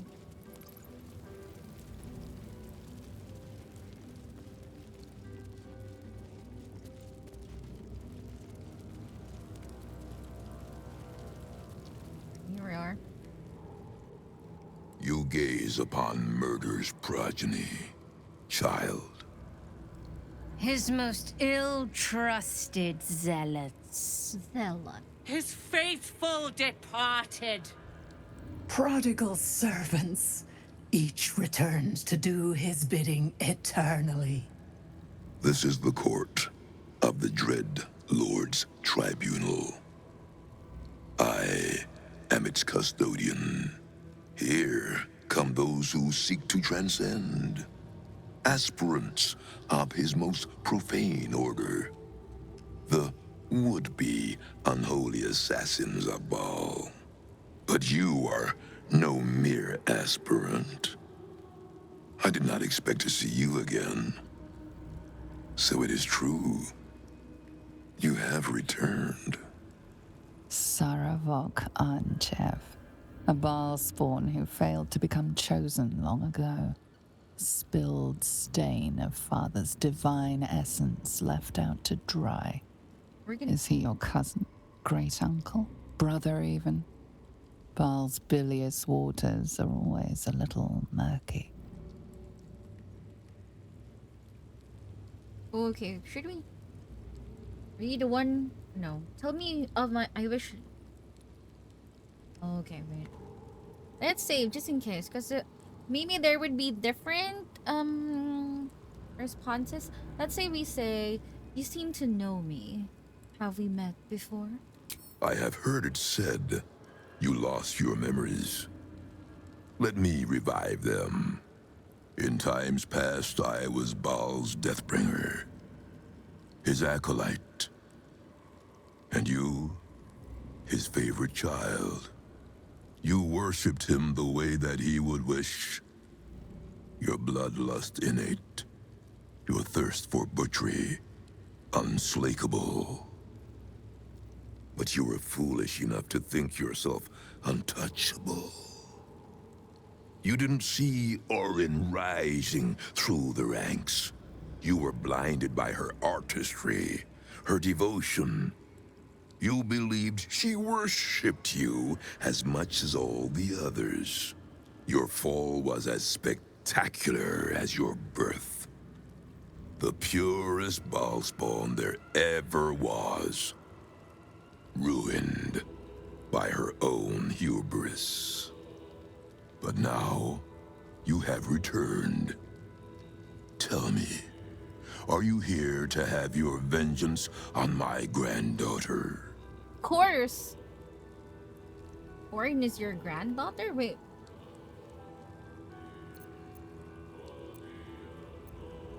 She is the child of my child, and your bloodkin. But she only seeks the Baalian favor you were born to inherit. She may have usurped you once, but all her rites and rituals will never match her to your natural gift. Of course. Baal is about to name a new chosen. All is between you and my granddaughter, Orin, now. And Orin has much to learn. Our Lord does not care for beauty. Baal cares only for death. Death in numbers. Death in droves.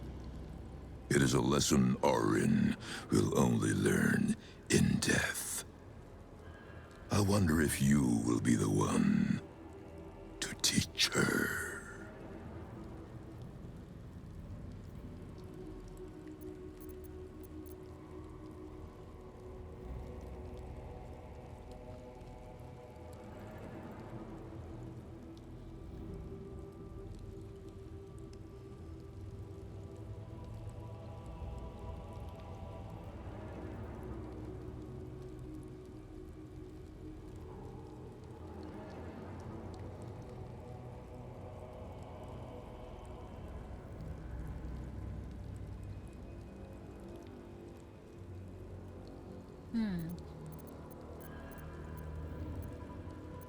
She has already challenged me herself.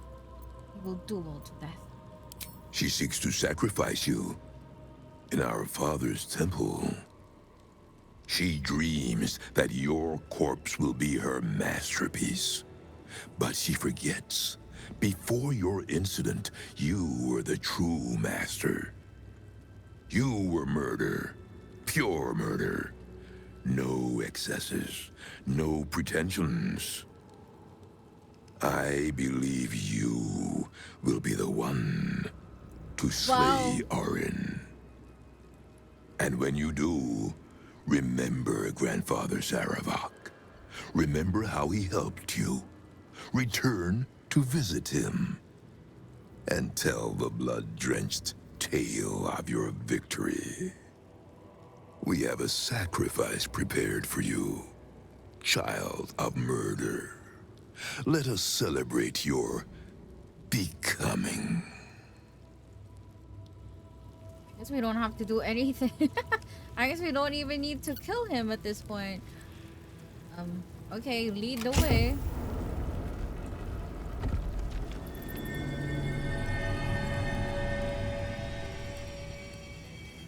Guess it's the keyhole. Oh, it's Valeria. Come now.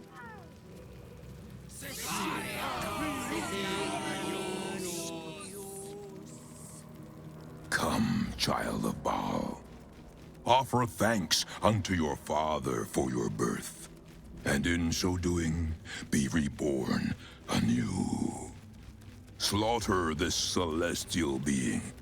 Spill its blood into the void, and through eradication of its goodness, be exalted.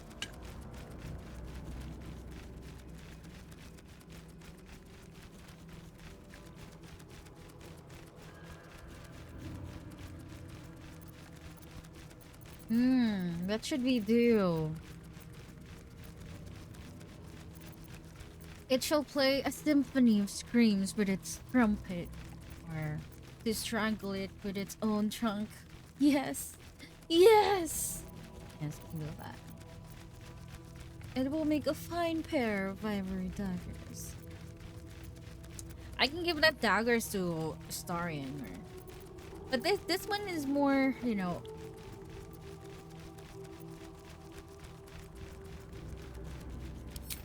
Spare no violence for the Dreadlord's grace, and savor every moment of the creature's slaughter. Oh wait! Ah, fucking Karlach is here! Sorry, I forgot. I guess we won't be let me get my sister in murder. Hold on. Freaking hell. I'm sorry, guys. I don't want Karlach here. I remember Karlach's too good. I don't want her to be, you know. She's too good for this.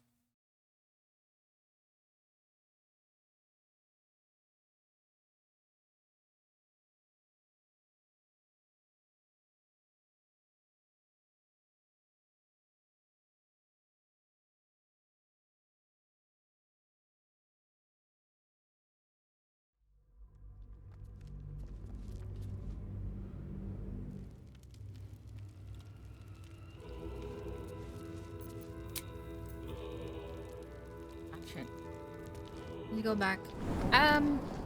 Let's go get let's go get Mintara for this. Mintara's better. Although, well, for fighting for sure. Karlach is one of the best for fighting, but like at this point, no. We don't want to bring baby girl here. She's too nice for this, and I'm just gonna get all the disapproval that we can get. So let's just get Mintara, our drow You wish to sister. consult me? Yes, join me. There's no space for me. I suggest you make one. Take Karlach. Indeed. Ready when you are. Okay, let's go.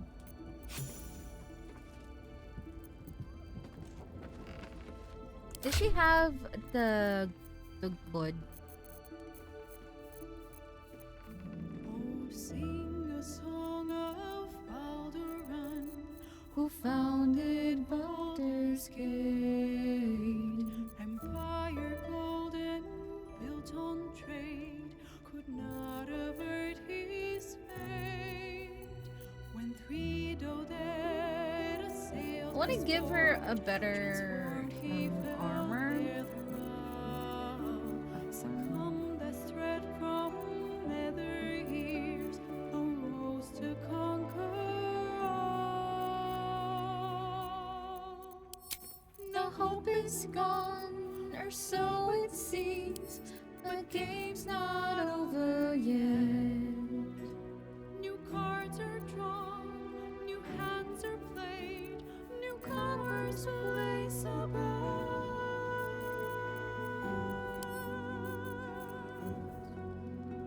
A knave, a wizard, devil gift, the odds are cast anew, and Baldur's fate now turns upon the whims of fortune's view. Intelligence, wisdom, and charisma saving throws. Reaper's Embrace. Our enemies still draw breath.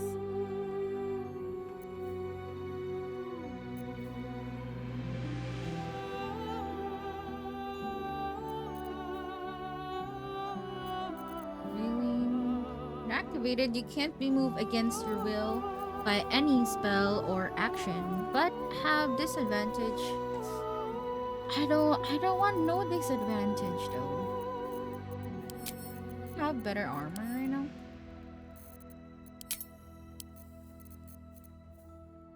Do we not have that one as of the moment? Where are my armors? Armor bag.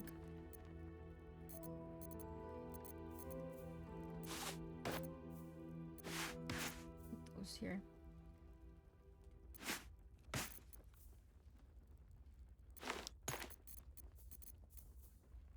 Mighty cloth.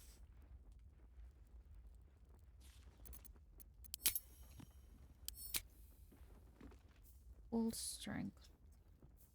It already has 20 though.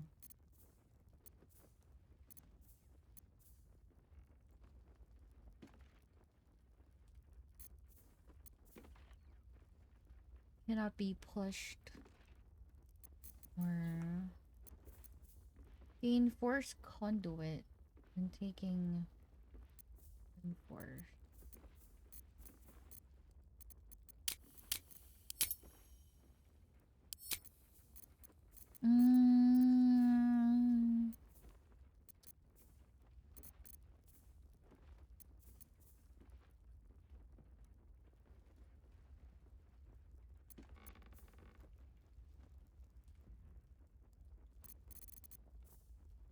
Use this.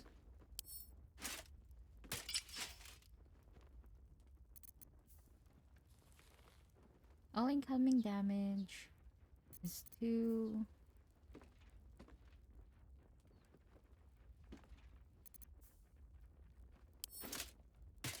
One's still better though. I think we got like do we have armor?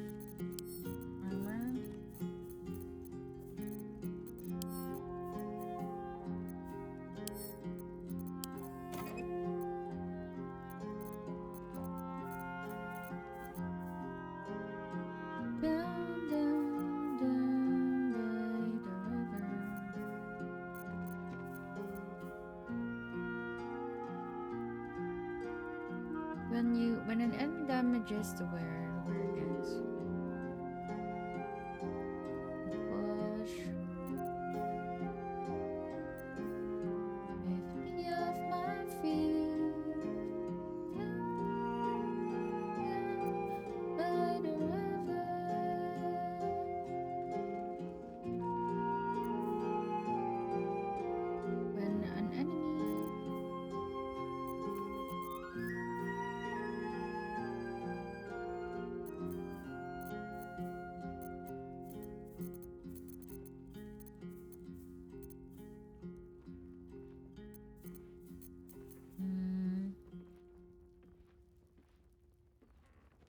His wrath came. We don't rage.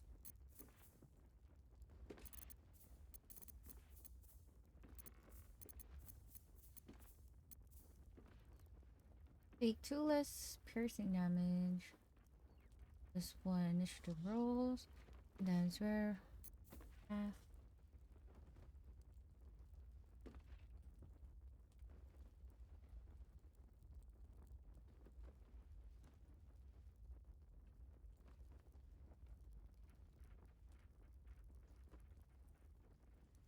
Alright, give me 1 sec.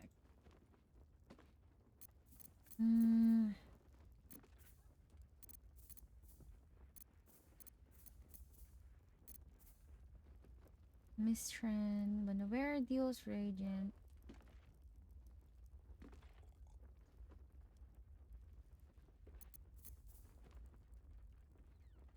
Night Warden.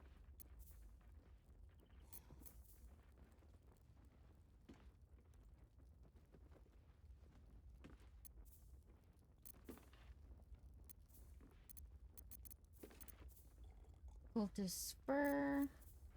And Rogue.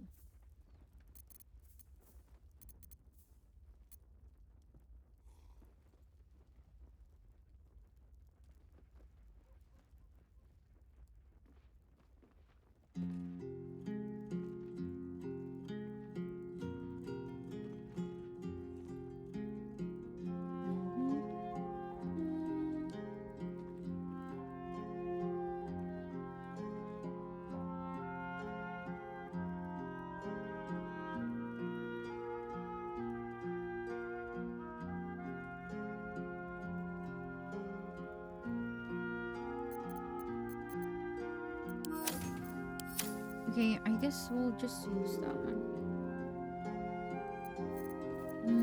Maybe boots.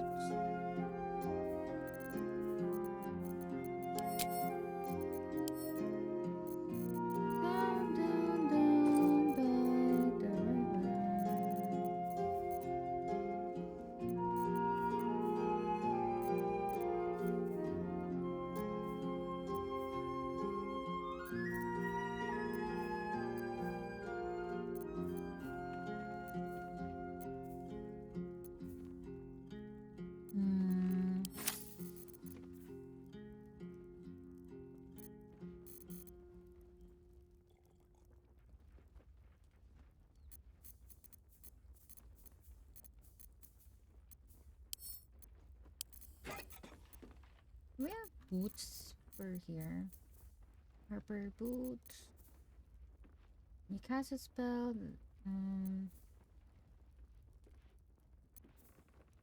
Pointed up.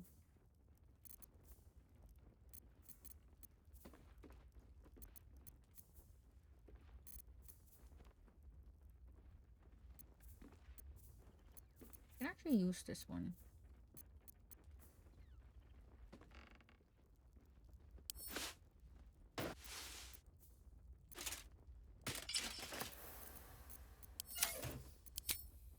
Okay, let's go.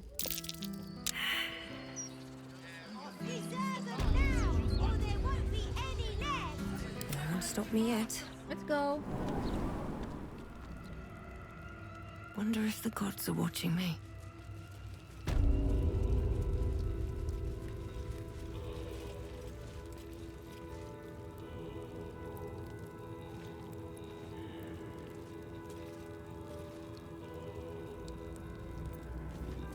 Right, let's go finish this because yeah, work to do, and we're gonna do a working stream afterwards.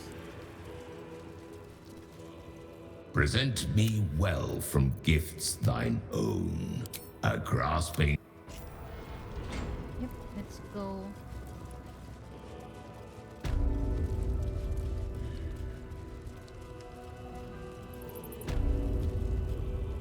You gaze upon murder's progeny, child. His most ill-trusted zealots. His faithful departed. Prodigal servants, each returns to do his bidding eternally. This is the court. of the Dread Lord's Tribunal. I am its custodian. Here come those who seek to transcend, aspirants of his most profane order, the would-be unholy assassins of Baal. But you are no mere aspirant. I did not expect to see you again. So it is true. You have returned. I have returned. Saravok Anchev, a Baal spawn who failed to become chosen long ago. Spilled stain of Father's divine essence left out to dry. Is he your cousin? Great uncle? Brother even? Baal's bilious waters are always a little murky.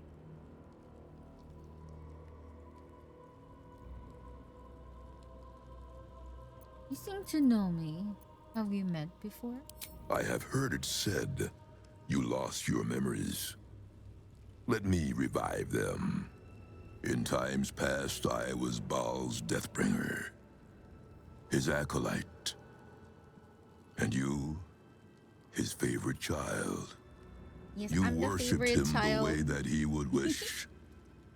Your bloodlust innate. Your thirst for butchery unslakable. Unslakable. But you were foolish enough to think yourself untouchable. You didn't see Orin rising through the ranks. You were blinded by her artistry, her devotion. You believed she worshipped you as much as all the others. Your fall was as spectacular as your birth. The purest Baalspawn there ever was. Ruined by her own hubris. But now, you have returned. Tell me, are you here to have your vengeance on my granddaughter?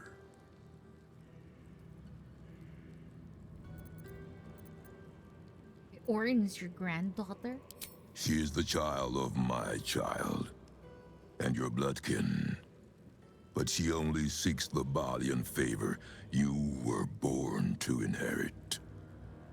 She may have usurped you once, but all her rites and rituals will never match her to your natural gift. Baal is about to name a new chosen. All is between you and my granddaughter, Arin, now. And Arin has much to learn. Our Lord does not care for beauty. Baal cares only for death. Death in numbers. Death in droves. It is a lesson Arin will only learn in death. I wonder if you will be the one to teach her. She has already challenged me herself. We will duel.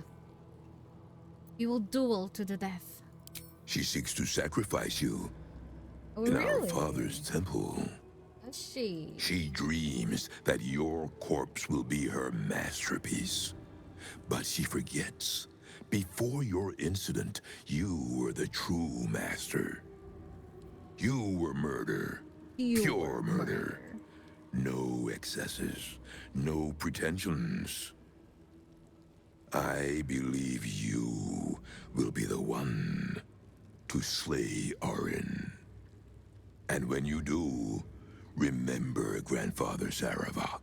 So Remember he is how our he helped grandfather you. too? Return to visit him.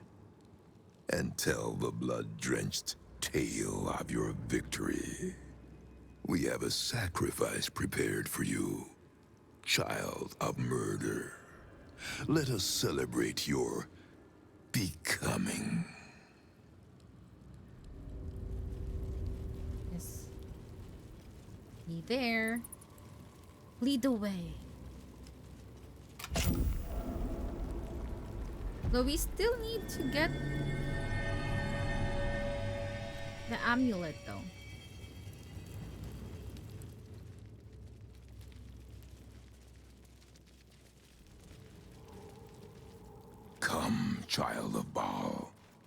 offer thanks unto your father for your birth, and in so doing, be reborn anew. Slaughter this celestial being, spill its blood into the void, and through eradication of its goodness, be exalted.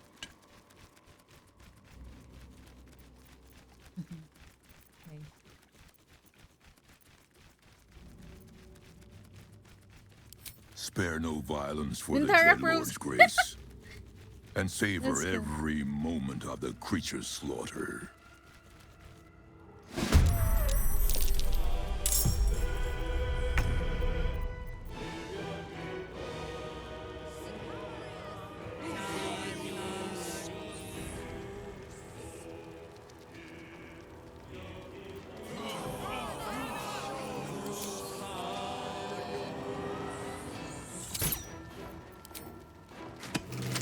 Someone will stop you, Ballast.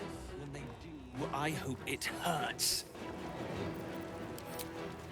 Just one more. Let me do the finishing.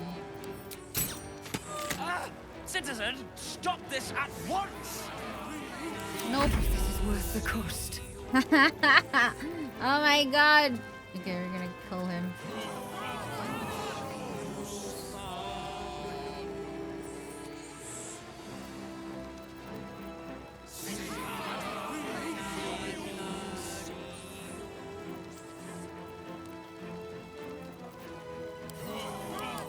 Does it have anything? Yeah.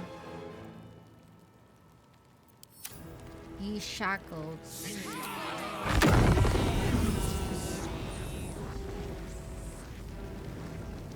Too much.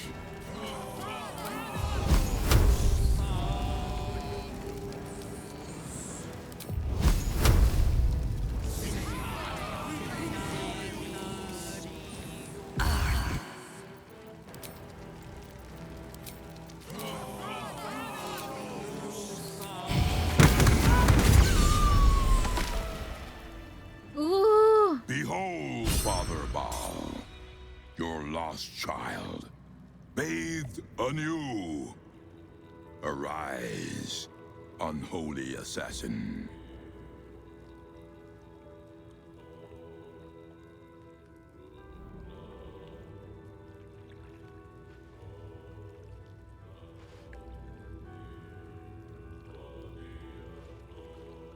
His most unholy will be done. Ooh, I'm in pure blood.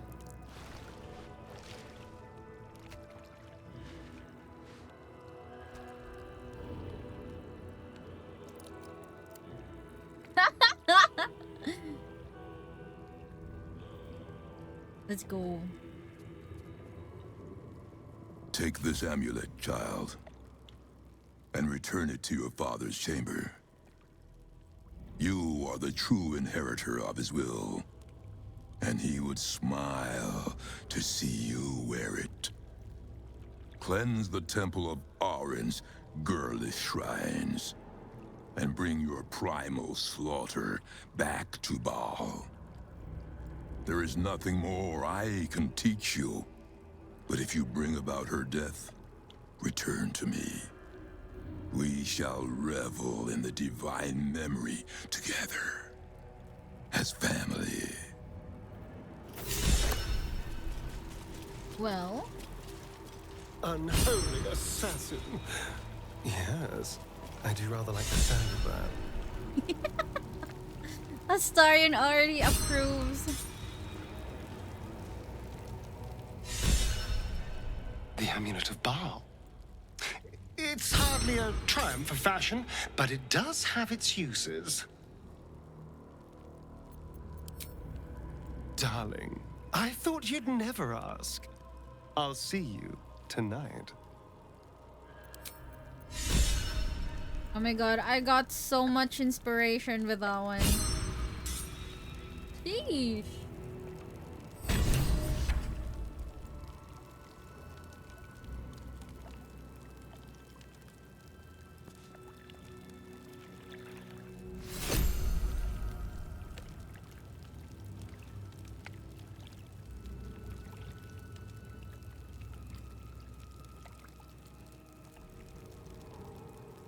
I guess that's that. Yeah, let's talk to Shadowheart about it. I hope that amulet proves to be worth it. What, you doubting me now? I thought you were... You wish to consult me? Mentara didn't have anything to say, really? After all that I did?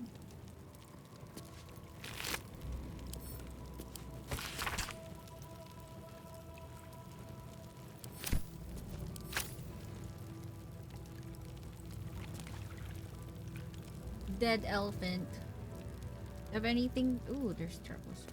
Swift as my feet can I carry guess this me. is his belongings.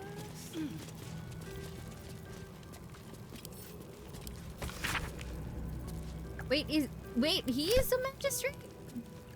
I know. No, it's just an investigator. I'm gonna get your stuff. You know. Anything else?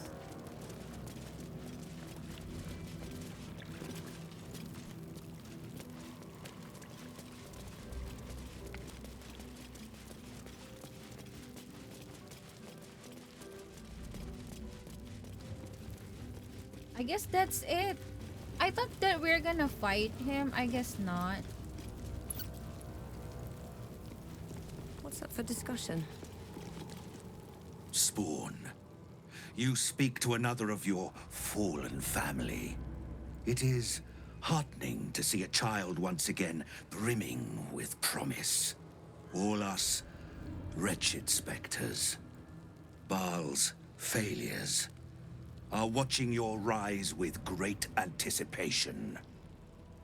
In life, I was a Barzigal, kin killer of the Five. Kid killer. In death, I serve our father still, until the world grows silent. I offer you instruments which will aid in enacting your foul whims. Oh, wait. He's a traitor? What? Tell me the Five again. The Five, my order of father's spawn, were among the first to carve the philosophy that Saravok's death began. We led our worship by killing the weakest of our own line, writing kinslaying into the canon. We hunted down his insipid fledglings in droves until we were all that was left. All but Saravok's own murderer, who murdered me in turn. Oh, he got murdered. I've never heard of a dragonborn Balspawn. I am no half-blooded Drake. Alive, I was a dragon of pure cerulean chrome. But oft the need arose to disguise myself thus. Oh, okay. Yes. Father Baal mated with a true dragon. Pray one day you have the honor of doing the same. I'm already... Bro, I'm already draconic bloodline. What do you mean? He has, rather. Yeah, let's see some shit here. Ballast armor. Enemies within 2 meters become vulnerable to piercing damage unless they're resistant or immune to it. Ballast gloves. Oh, we can like pull people out. Oh, okay, that's cool. Flesh render.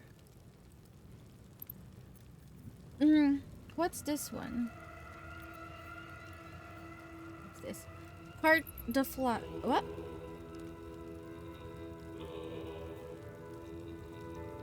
Possibly stymieing your target's ability to heal. Ah, necrotic damage shit. When you land a critical hit with a weapon it deals an additional... Oh, that seems fun.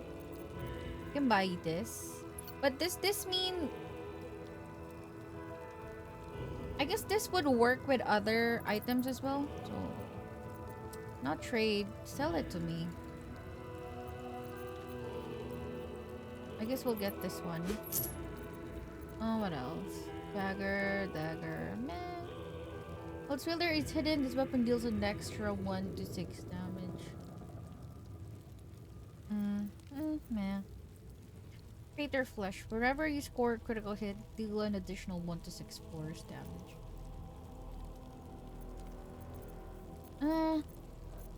These are meh. I thought it would have been a good Bring one. deaths for Baal, hallowed child, or die in his name.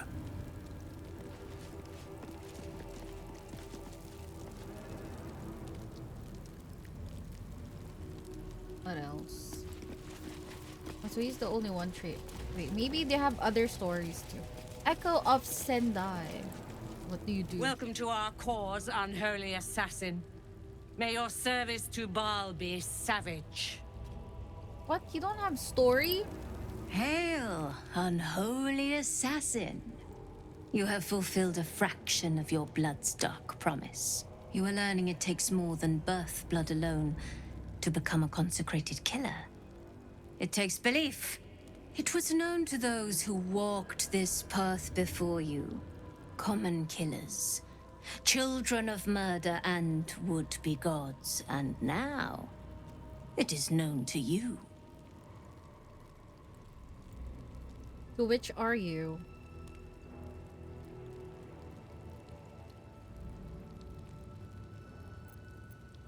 I tricked the first, devoured the second, all in pursuit of the third.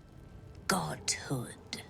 Oh. I am Amalesan, the Black-Hearted.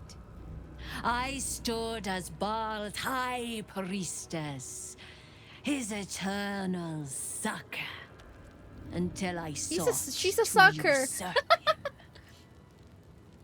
Until I saw to. Did the graph spawn? What? Wow! Like the words here. So they didn't. So it's not like cohort. It's called. They call it as graph. Okay.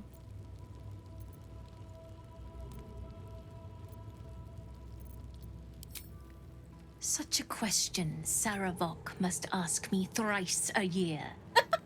He deludes himself with suspicions of living spawn from my womb. There are none. For devotees of death, you of his line are so basely fascinated with propagating new life. It ever seemed to me an impurity in the doctrine. It was my triumph to die among the stars, in the astral plane. It was a fine death. Perhaps the best.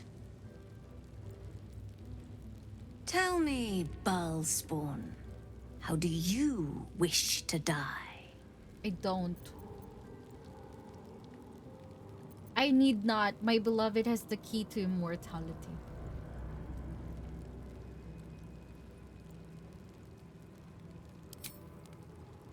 One night in thousands of years, you shall watch the stars collapse in the heavens, in each other's arms, and be broiled to the bone.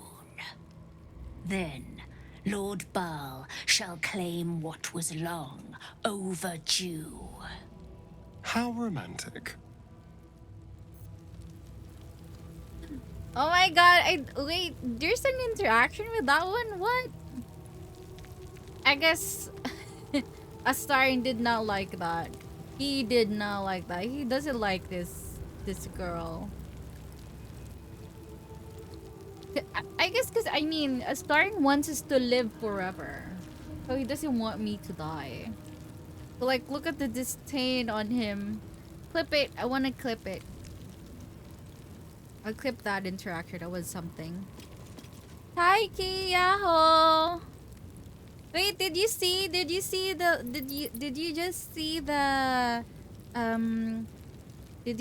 interaction? Cause this apparently they all have stories. So the trader has a story. He was in the 5. So he's like a dragon. So what he did was like he killed their weakest, and then like slaughtered every one of that family or lineage. This one was a succor of Baal, as she says.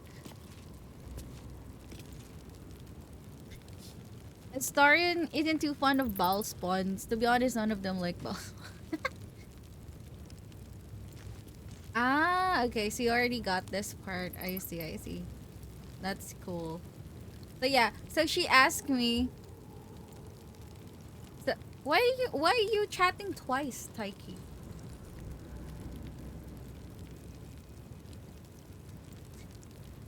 Anyway, so she asked me of like, how do you want to die? And then I said, I do not need to, like, I do not need to, because my beloved has the key to immortality. Just like refer, because you know, because I'm already a vampire, so like she.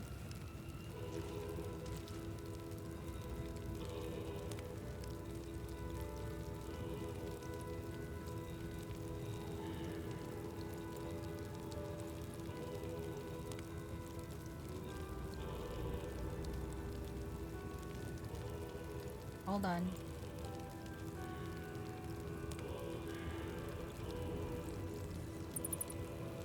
I think Twitch bugged. Ah, I see. Alright, anyway, so she asked me how I want to die, right? Then I said that my beloved has the key to immortality, and then she said like we're still gonna die like watching the stars, like stars above collide and shit. And then Astarion was like, how romantic, with disdain on his face. It was funny.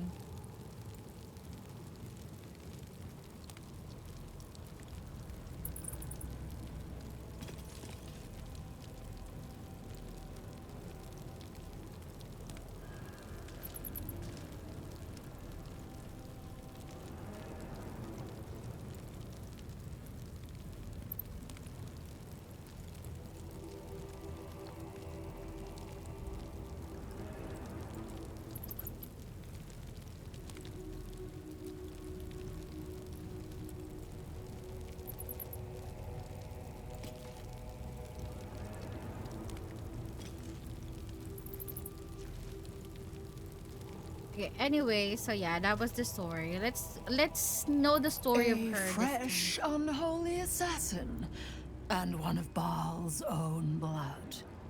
You are to be commended, though I expected nothing less from a child of murder. Yes. Who are you to commend me? We are his justices. We preside over his most profane tribunal, forevermore. I am Ilisera the Quick, child of Baal, slayer of his idle children, cut down before my time.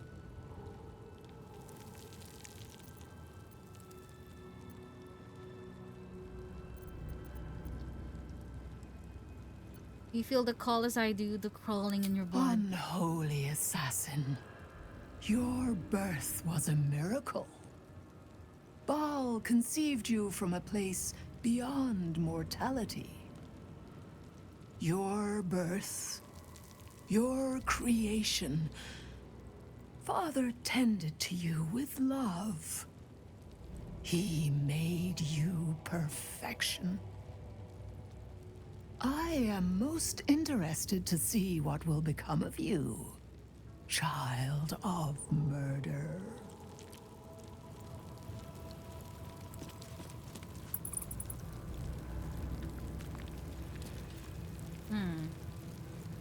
Let's talk to him again. Today we witnessed near perfection, Baalspawn. Your blood was foul before, but now you are twice tarnished. The unholiest assassin. Father shall be proud indeed. Go to him and present your sister as an offering. There isn't a moment to lose.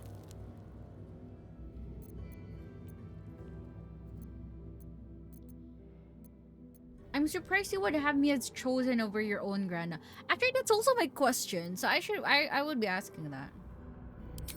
Do not mistake my blessing. If it is your death that becomes the offering, I would worship that tragedy. Father loves no sport more than the spillages of fratricide.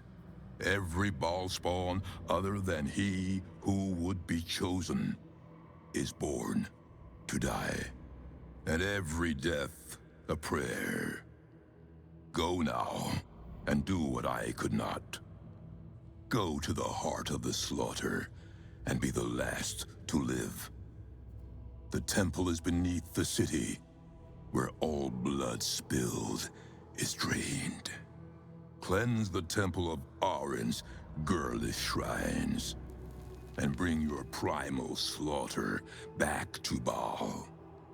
There is nothing more I can teach you, but if you bring about her death, return to me. We shall revel in the divine memory together. Can he bring as family?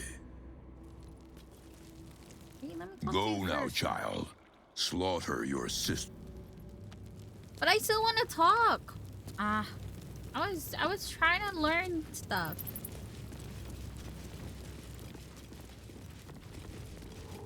Yeah, I'm ascending.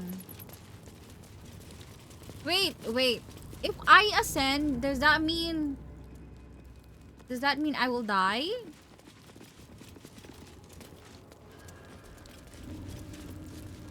Wait, but I don't want to die. I want to live. I want to live forever. That's why I become that's why I became a vampire too.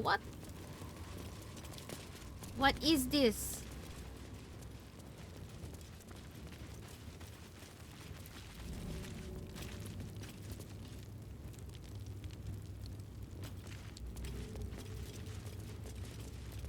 None of them like ball spawns, really. Kinda sad.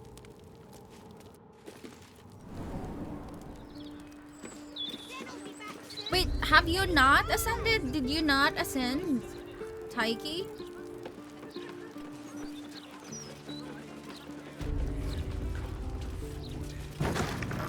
Stop wasting my time.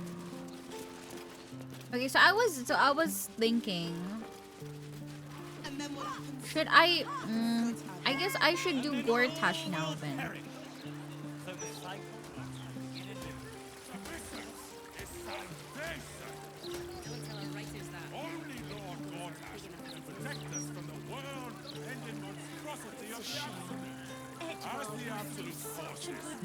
I guess I will be doing Gortash now then. Okay, anong way is that? Ah, so you did. Okay. I mean, As long as they do their jobs, they can sing sea there's my shanties. barbarian that ascended. Ah, I see. I mean, they have murdered as well. Why am I the different? Why am I different? Why am I different? They all also murdered. Who is clean here? No one's clean here. Everybody murdered at some point. In my opinion, we should have a still watch in every Baldurian home. Why? Wait, I guess I'll I'm be glad you asked. It would certainly help with the dishes. stopping here. Okay. Go.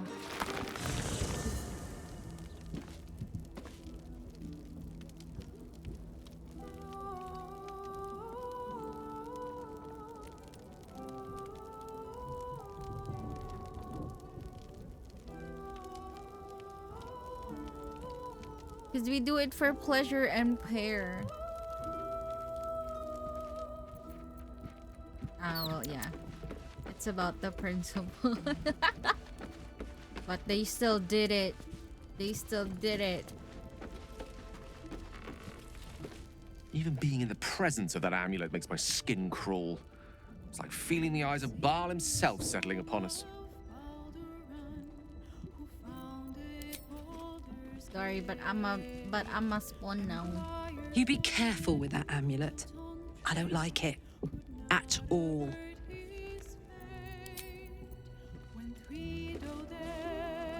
With that amulet, the Lord of Murder has claimed you. Let us see what you make of his gift.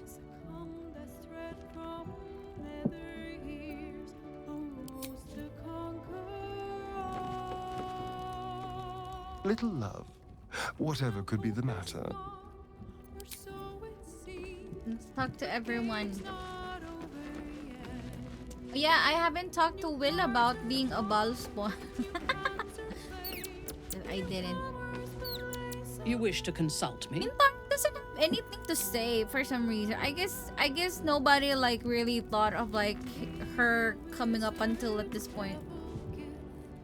Lady of Sorrows, guide us. Did you want something? Congratulations. The amulet is yours. But don't think Valeria was the only soul you sacrificed to retrieve it. Oh my god, he's so mad. Okay. Rock! Valeria isn't even doing a good job. Anyway, that's it for us for today. I guess I'll be doing Gortash next afterwards. And probably Karyan as well. I guess that's it for our Baldur's Gate run. And yeah, I think I'll be doing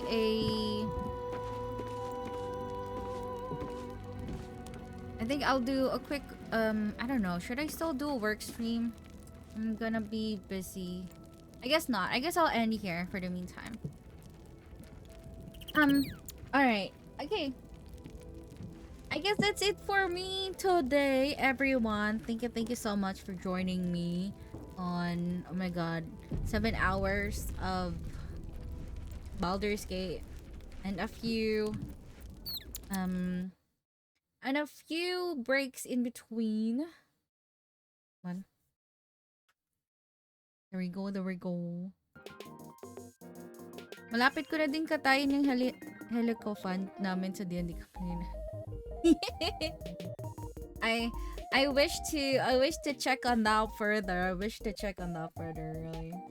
Wait, when's are you guys gonna have something for next for like next part, like on your next session rather?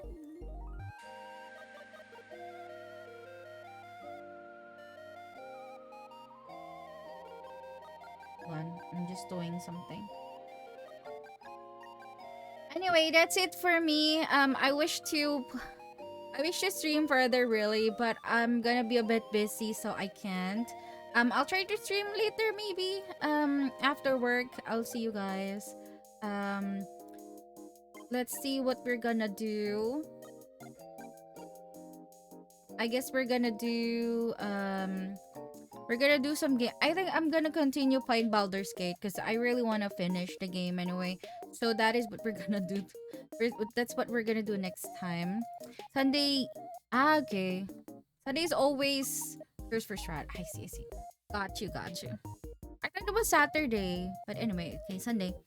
Anyway, that's it. Thank you guys. I hope to see you next time. Let's go and raid somebody who is alive and streaming. Let's see. Stream manager. Raid.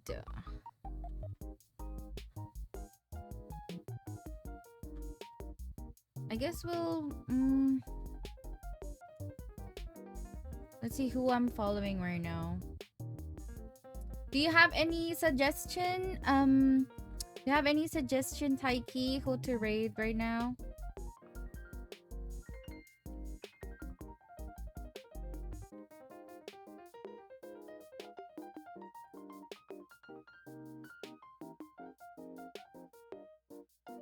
Renji, you're late. You're late. I have streamed. Do you see how long I've been streaming? 7 freaking hours.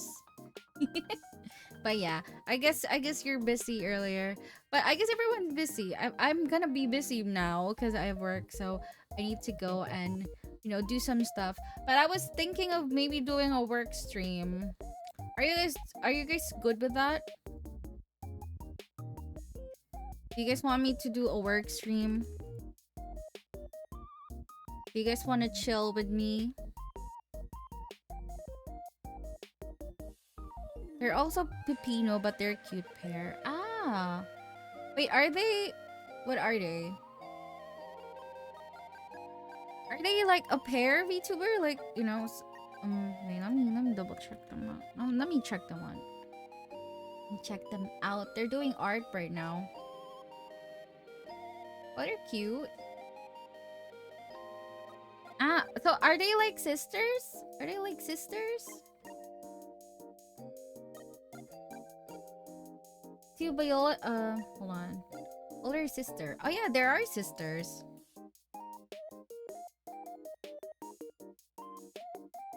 MG for twerk streams. We can chill and listen to songs.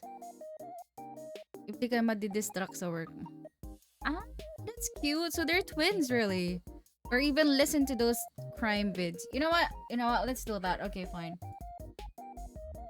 I won't raid yet, but I'll follow Ecotone so that next time if I have to, I can check them out next time. All right, let's go watch some stuff instead then, if that's the case. Let's go here. Oh my god, why is that there?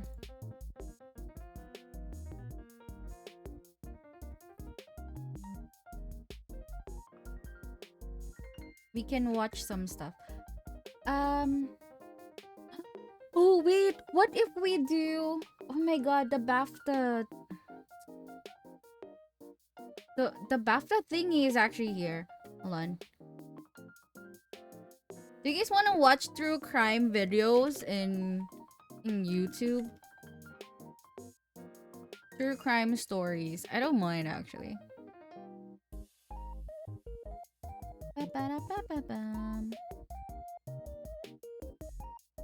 This one, is this the correct? Okay. The most gut-wrenching...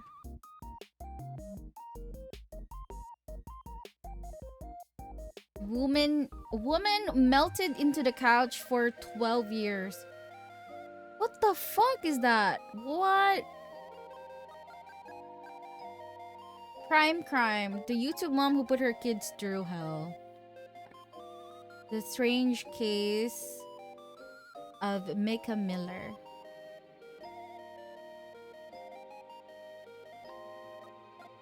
Creepy neighbor horror.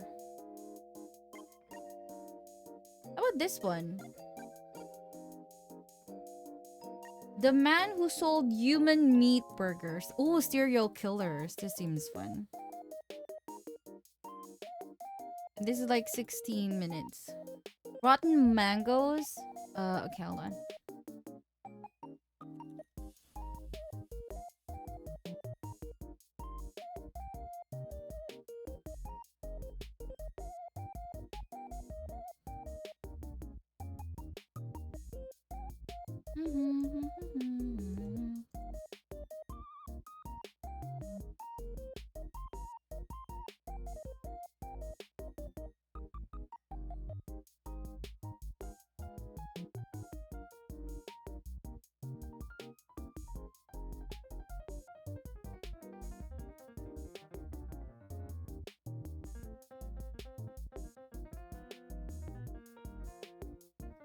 Mom hunted down 10 cartel members for killing daughter. Wife found a missing girl's torture tape on her. Oh. True crime fan committed a murder out of curiosity. Oh my god, look at this Korean version of a joke. Oh, it's so bad. That is so bad.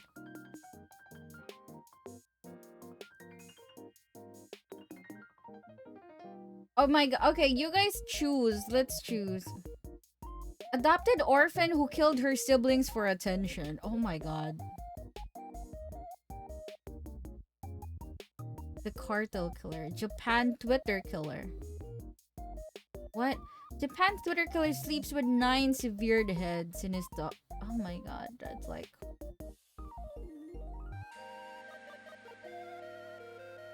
Oh, this one seems nice.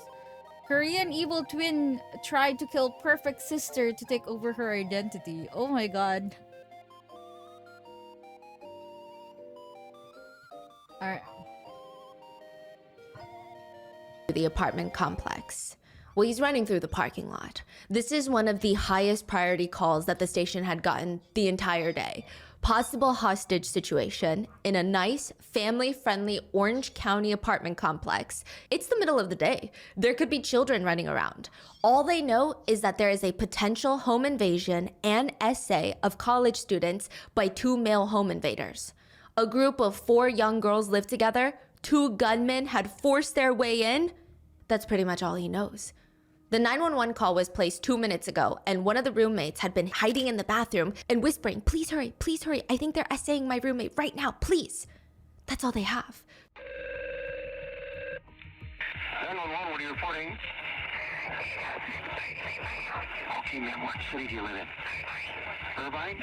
Okay, hold on for Irvine, please. Okay. One of the officers arriving at the scene, he's go running through the parking lot when he notices a blue Mustang sitting there, which is nothing out of the ordinary, but as he's running past, there's 2 people sitting in the Mustang. So he approaches the car, and there's a Korean girl in the driver's seat, a young man in the passenger seat. Do you live here? Are you a resident here? The girl rolls down her window. Yes, I am. Sorry, officer. I just got into a fight with my roommate, so I just wanted to get some Is there something wrong? Is something going on? Is there a problem inside? And your roommates are still inside? I'm sorry, is there a problem? Is there something going on? What is your unit number? 676? Interesting. The officer's radio starts buzzing. The other officers need backup at unit 676. He's about to rush off, but he stops. He looks at the Korean girl for a brief moment. Black hair, fair skin, brown eyes. I mean, like most police officers, he's trying to memorize the face of every single person he sees at a crime scene. And one more thing. What's your name? I'm Sunny. My name's Sunny Han. There's a lot of questions that you never want to ask a police officer, especially when there's 4 of them holding their guns out, pointed directly at your face. Probably top of the list of questions never to be asked would be something along the lines of, if I run, are you gonna shoot me? What? There's 4 police officers at the door to unit 676. A male had just opened the door, a male gunman. They know that there's only 2 male gunmen and the rest of the residents are girls. So this has to be the home invader. And the police are staring at him and he's got the door cracked open like he lives there. Like he's opening the door to the mailman. The officers don't even know how to respond. They just scream, get down on the ground now, get down on the ground. The guy pauses for a second. He's running through his options. And then he slams the apartment door shut on the police officer's face. Did he ask that question or? He asked the question. Oh, and then he shut the door. Yes. Okay. They eventually break into the apartment through the back. He is tackled onto the ground and arrested. So now all that leaves for the police officers is taking the statements of the 2 victims. They find 2 female victims inside the unit. 2 shaking Korean girls, maybe 21, 22 years old. They're standing there hugging themselves. They're taking turns trying to rip the duct tape out of each other's hair and legs. The officer approaches them and he's hit with this really strange feeling. This overpowering sense of deja vu. I mean, she just looks so familiar. He could have sworn he saw the dark hair, pale skin, brown. But again, I mean, maybe it's just been a long day, right? But there's just this feeling, the more she talks, then he tied us up and put a gun to our heads and then forced us both into the bathtub where he was gonna, I'm so sorry, ma'am. I'm so sorry.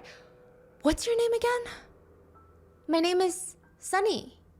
Sunny Han? What? What? Okay, that is crazy. That is crazy. She's a nice storyteller. It's like she was there at the scene. We would like to thank today's sponsors who have made it possible for Rotten Mango to support the Palestine Children's Relief Fund. They are volunteer-based and are working towards a world where all children in the Middle East have access to medical and humanitarian aid. This episode's partnerships have also made it possible to support Rotten Mango's growing team of dedicated researchers and translators. And we'd also like to thank our listeners for your continued support as we work on our mission to be worthy advocates of these causes. As always, full show notes are available at rottenmangopodcast.com. Now, before we get started, a few quick disclaimers. Today's case is relatively non-graphic. However, there are some brief mentions of R-word and self-exit as well as gun violence. There is also a portion where the perpetrator queer baits, which is also known as pretending to be a part of the LGBTQIA+ community for your own exploits. So if that is triggering, take some time for yourself and we will see you in the next one. So with that being said, let's get into the case that everyone believes is about one evil twin and one really good twin. But is that really the case? How can one person be at two places at once? But here she is on the witness stand, testifying as a victim, and then you turn your head and there she is again, sitting next to the attorneys at the defendant table. Most of the people in the courtroom, the judge, the jury, they all have to keep doing double takes, left, right, like they're watching a tennis match. It's like watching a mirrored image. When one on the witness stand would start crying, the other one would instantly start crying at the defense table. It's like they shared the same emotional string. It was really weird. It's like a glitch in the universe, watching two clones. I mean, there's obviously a very reasonable answer for this. They're identical twins. One is on the stand as a victim, and the other is on the stand as the defendant, on trial for conspiring to murder her identical twin sister. All because she wanted to be her twin. She wanted to be her. Sunny Han is staring at the police officer. You cannot be serious right now. Oh, we're serious. What the hell did Gina do? She's always lying to get me in trouble. This is not real. That's not what the neighbor said, by the way. The city of Irvine, I mean, we lived there briefly. It is a weird place. It's in Orange County, which is in California. And the city itself feels like a fake Black Mirror city. It's beautiful, don't get me wrong, but everything is beige. And it's a giant bubble. Every house looks the same. Beige. Every apartment complex looks the same. And they're all owned by the same company. Everything is so clean, but in a strange... Yes, it's strange. It's sterile. It's like, I don't know if human cities are made to be this clean. It just doesn't naturally happen. It's the place that you go to have children. You send them to school, and then you have a suburban routine that just loops and loops and loops until you die. And that year, there was only one recorded murder for the full 365 days in the city of Irvine. It is consistently ranked one of the safest cities in the United States. Nothing ever happens in Irvine. What the fuck? That's why Carla, fake name, moved to Irvine in the first place. For some peace and quiet. Look what you did to me! Look at me! How could you do this to your own flesh and blood? Calm down. Carla looks out the window and there's two girls. I mean, she knows that there's two separate girls because they look the same and they're standing in front of each other. It's almost like, again, looking at a mirrored image, but one of them is covered in blood. So obviously it's two girls. It looks like someone took a meat cleaver and just smashed it into her nose bridge. And now that girl, the bloody girl, is screaming at the top of her lungs, look what you did to me. You stole my car. You started it. Someone help me, please. Someone help me. She's gonna kill me. How old? They're like 21. Oh.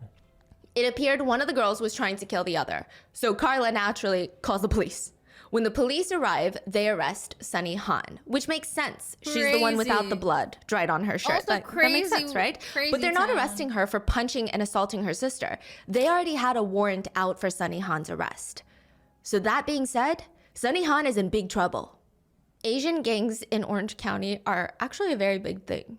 There's the Tiny Rascals gang, the Asian boys, watching Dragon Family, the Korean gangs like the Korean Crazy Dogs. There's a lot and they all have turf wars. And one of them, or maybe a few of them, were out for Gina Han. That's what she's frantically telling her friends. My sister Sunny, my twin sister Sunny, her boyfriend is in one of those Orange County-based Asian gangs and they're gonna get me. I have to be careful every time I drive into Orange County. Your sister? Why would your twin sister want to do something like that to you? I mean, that's your twin sister at the end of the day, no? I know, but when we were 15 years old, I don't even remember what I did. It was honestly probably nothing, but we're arguing like we normally do. And I'm telling you, she's insane. Out of nowhere, my sister Sunny grabs a sharp pen and stabs me in the thigh with it. That was when we were 15. And now Now she's put a hit out on me. Now they're 23, and Sunny, according to Gina, has been exponentially getting more homicidal. Gina's anxiously grabbing her arms while telling her friends and anybody who will listen that Sunny put a hit out on her and she's so scared. She told her boyfriend, who's in one of those gangs, to kidnap me, essay me, and then kill me. On sight, no questions asked. Which is interesting, because what if they catch Sunny instead? How could they tell the difference? A girl walks into the police station not too long after all of this, and she walks up to the officer. Hi, I would like to pick up my ID, please. She's standing in front of the receptionist at the sheriff's office. Name, please. Sunny. My name is Sunny Han. Or at least it will be soon, because all Gina has to do first is kill her twin sister Sunny to become her. So Gina wants to be Sunny. Yes. And Sunny is in jail. In jail. Yeah, she just got out. Sunny just got out. Yeah. What? But Gina wants to be Sunny now. Mm-hmm. Oh, so we'll get there. Sunny did beat Gina up. Sunny did beat her up, yes. And Sunny is dating someone in a gang. Allegedly. Okay. Now, one of the creepiest psychological studies done was in the 1960s. Two scientists were debating nature versus nurture. Are you born this way, or are you made this way, or is it kind of a mixture of both? Some believe that it's nature, that genetic traits are handed down by parents through evolution and all of that, and they influence everything about an individual. And it's precisely that, your genetic makeup, that makes each person so incredibly unique. The argument being, there could be a set of twins that have the exact same genetic makeup, and yet their lives turn out drastically different. How does that make sense? But others argue it's not that simple. There's no way that both twins experience the same exact life trauma experiences and stimulations in life. So with nurture, each twin turns out different from the other. Then you have people arguing that it's a mixture of both nature and nurture that defines who somebody is. I mean, it's so hard to argue because there's no solid proof that it's one or the other. If someone ends up being an incredibly stubborn person when they're older, is it a result of their genes or their environment or a mixture of both? There's no perfect answer. Dr. Viola Bernard invented what she called the twinning reaction, placing two twin infants into two different adopted families. So she ran this adoption center, or well, she worked with an adoption center. And every time they would get two twins, they would adopt them out to separate families and not tell anybody that they were one half of a twin. What? They would not tell the adoptive parents. They would not tell the twin. It would be nowhere in the files. Is that okay to do? This is probably one of the most debated, questionable, unethical legal? studies that was ever done on twins. That's crazy. There were a lot of people who committed self-exits after this. What? Now, they do not tell the parents that they are twins. They let them grow up not knowing there's another pair of them somewhere out there in the world. Then later, they go and study their lives and behaviors under the disguise of, oh, we're doing an adoption study because you've been adopted and we'd just like to ask you a few questions. That is crazy. This, they thought, could answer the never-ending debate of nature versus nurture because their genetic makeup is the same. I will say, the study itself, all of the files are sealed to this day. So I don't really know if anything came out of it. It doesn't seem like anything came out of it. It just seems that they were committing morally unethical studies, in my opinion. But the part that fascinated a lot of people was the idea that if there are twins who don't know they have a twin out there, do they grow up like everybody else? Do they grow up like me, where I know I don't have a twin out there? I hope. Do they feel something, or do they feel somehow subconsciously that something is missing? One unwilling participant in the study, Doug, his dad explained, Doug just always had this anger that revolved around the fact that he always felt that something was absent from his life, and he just could never put his finger on it.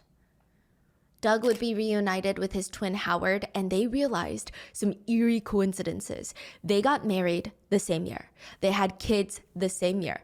Both their kids played the same sports, and additionally, both their kids had the same number jersey assigned to them. Number 2. Ooh. They both had similar eating habits. They don't like condiments or sauces on their food because they, quote, had no use for them. So it's very strange. It's like they both felt like something was missing, and they both kind of lived parallel lives. The study itself resulted in 2 self-exits, and it ruined a lot of people's lives because once they found out they had a twin, it just was unbearable. Really? to know that a lot of them did discuss how they just felt empty their whole lives. They didn't understand how other people felt complete. They never felt complete. Strange. And they understood understood what the gloominess feeling was from. Because they lost Maybe if their they knew, it would have twin. made things better. But then to have that betrayal later on, I think it was too difficult. Sunny and Gina both found out about each other at around the age of 5. They both found out that there is a girl in the same town as them that looks just like them, like a little doppelganger. Sunny's mom, she wasn't surprised. Gina's dad wasn't surprised that they had a doppelganger because this was the agreement. After the divorce, they would each get one twin. I'm not sure if it was completely random. I don't know why Gina went with her dad and Sunny went with her mom, or if they had favorites ever since they were born. But the girls were split up, they were separated, and then later reunited with the very calm introduction of like, oh yeah, you're twins. Wow. The reason for the reunion and the life epiphany was that Mr. Han decides he's going to be a family man. He met a new woman. He's going to start a new life with her, have children with her, and start a family. So in order to do that, he can't have a family.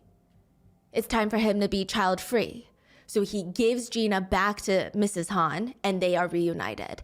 And at first, it seems like the reunion is the best thing that could have ever happened. Sunny and Gina are so happy to be with each other, and I imagine it's like every kid's dream to find out that they have a long-lost twin out there, and now, instead of experiencing life alone, they have each other. And now both of them are living with Mrs. Han, their mother, and she's got double the kids, and she's putting in half the effort. There's a carton of eggs in the fridge. Bye! Be safe! She would just slam the door shut and the girls would be home alone for days and they would be left with nothing but a carton of eggs. They would finish that tiny carton in a day or two and now they have nothing. They don't have any food. They don't have anyone to call. They don't have anything to eat. In addition to that, they have no idea when their mom is going to be back. It's kind of a sadistic psychological experiment set up. The two of them are fighting for resources in the same house, a fight for survival. It's very primal, but at the same time, they are each other's only emotional comfort and support, which is at that age especially very critical for survival. It's a very confusing question of, are they competing with each other or are they enduring it together? And all of this would be made even more confusing by the fact that random men would just show up at the house odd hours of the night. Sometimes their mom would let them in and it would be one of her boyfriends. The girls never really bothered to learn their names because it was a revolving door. Other times their mom would hide behind the couch. Shh, do not say a single word and do not turn on the light. Hide 2 girls? Yeah. Behind the couch? Because the loan sharks would be out. And they can sniff out blood.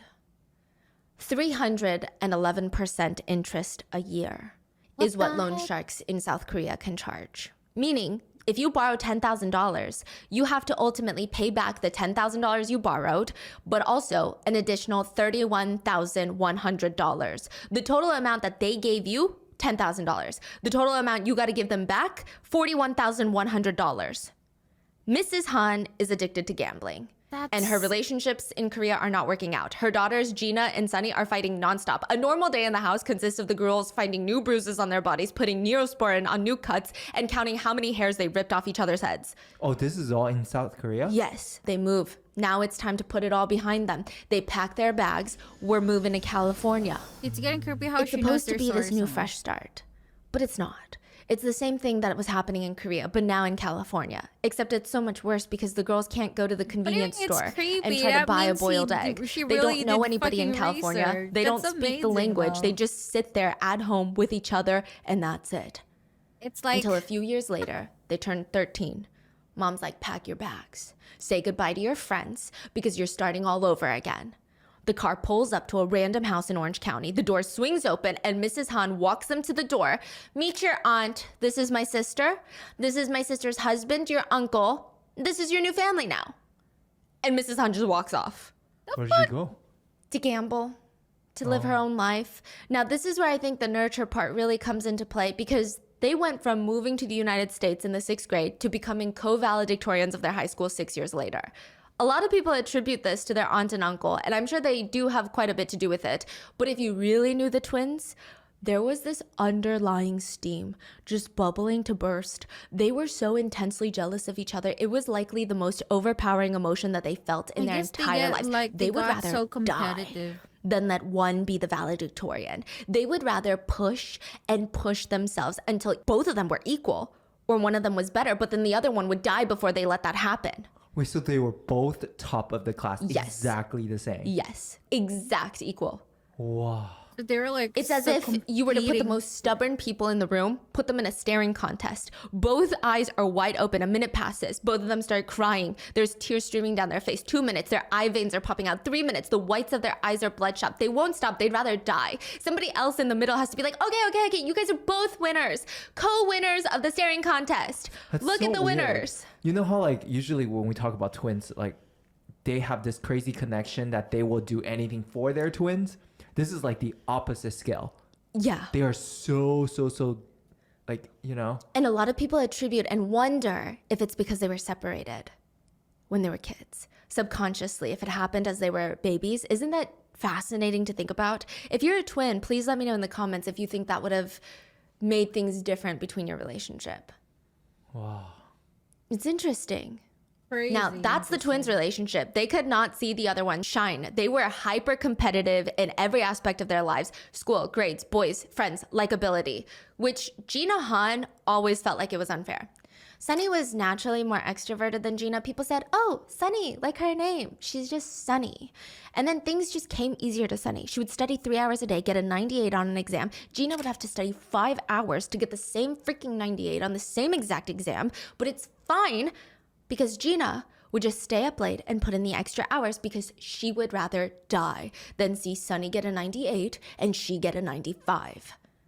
There is, however, one thing that Gina did not stand a chance on, no matter how hard she tried.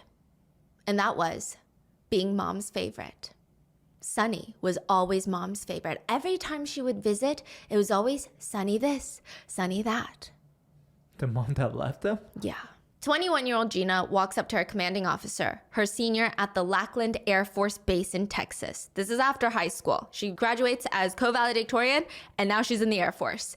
And side note, Lackland Air Force Base is not the type of place to go if you're interested in having a chill life. Trainees have to go through intense, rigorous physical training 6 days a week. On average, you have to be able to run 1.5 miles, do 33 push-ups, and 42 sit-ups in under 12 minutes. Which, my toxic trait is like, that doesn't sound too hard. No, it's really hard, okay? And that's just the physical training aspect. There's the military training, combat lessons, field training, academic studies. Every second of your day is prepped and planned. There is no such thing as freedom when you're defending the nation's freedom.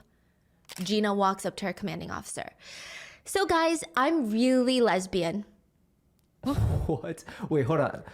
Who is the older sister? Is there older, younger? Sunny is 5 minutes older. Sunny's older. Got it. Yes. Okay. Gina walks up to her commanding officer. I'm very lesbian. I'm very gay. I love women. This is her last resort. She tried other things. She tried to tell them that her dad was sick, but they didn't care. When you join the Air Force, you have to sign a contract for at least 2 years, sometimes 4 or 6. And you know how your job, you have to give, well, it's polite to give a 2-week notice, but technically you can just walk out and never come back. The military, you can't do that. You sign your life away to the government. You have to either be honorably or dishonorably discharged. If you walk off that base, you've gone AWOL. And if you go AWOL and they catch you, you're going to be tried in military court. Gina tried other methods. My dad is very, very, very sick. No, Cadet Han, unless you have medical records, we cannot discharge you. Okay, I'm gay. I'm a lesbian. Cadet Han, you are discharged. What? Yeah. What does that mean? It's the don't ask, don't tell era. This is in the military. Being gay was completely banned at one point. They said it was, quote, incompatible with military service. So if you were gay, you'd be discharged on the spot. Then the policy changed. They said, fine, you can be gay, but you don't ever let anybody know about it. We don't ask, you don't tell, okay? If you tell, you will be discharged. I'm just saying. Because, you know, in the military, in times of war, there's bombs, there's missiles going off, there's casualties. But God forbid someone talks about being gay. That is so scary. They're shaking in their boots. They don't know what to do anymore. It would be too horrific, tragic, stressful for the big bad boys in the military. Over 13,000 service members were discharged under the don't ask, don't tell policy, including Gina Han. She's not gay. She just really wanted to get out of the Air Force. So without military housing, Gina tries to find the quickest place to find employment and the best in terms of earning potential, fast hiring, was probably the casino. She starts working the tables as a blackjack dealer, and she would, on average, they make about $20,000 a year, but that's just the base salary. Most of their money comes in the form of tips. Las Vegas dealers can make over 6 figures a year depending on how good they are and which casino they work in. One day, Gina's working the tables when her colleague comes up to her. Hey, you want to go for drinks after? It'll be fun. We barely know you. What time do you get off? Oh, I get off in like 30 minutes. Oh, we get off in like 2 hours. Do you mind waiting for us?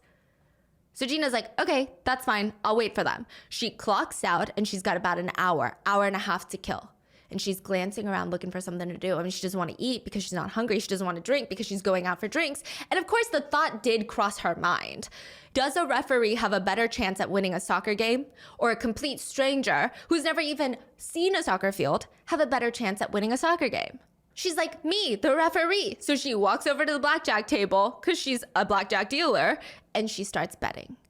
She loses every single penny that she earned that day. And now the dilemma hits. Either I go home after 9 hours of work and I get nothing because I lost it all, or I invest money, some money, okay, and withdraw some cash in the name of winning. Maybe she can still walk away with the money that she earned from her 9 hours of work, or maybe she could even make more money. Gina walks over to the ATM. That's her the curse max of cash gambling. withdrawal in a day is $300. She withdraws all $300 and she loses all $300. But Oh my God. now it's personal. It's a numbers game, right? If she lost this much, eventually she will have to win. That's how life works. That's how the numbers games work. You can't just lose and lose and lose and lose, right? But if she doesn't play, she will lose that chance to win. And all of this would have been for nothing. She has to play again. Gina does not go out for drinks with her coworkers. Instead, she sits there waiting for the bank to open the next morning. The This all happened fuck? the Oh first my time? God. The first night that she gambles. She Whoa. waits She until already- 9 a.m. so she can go to the bank, withdraw all the cash that she has in her savings account, and go play the tables. Because she feels like she's about to win big. Oh, She no. loses it all. And it would be the start of No. a pattern. Every day, Gina would clock in for work, make her money, clock out, sit at the table, and lose more than she made, just like her mom.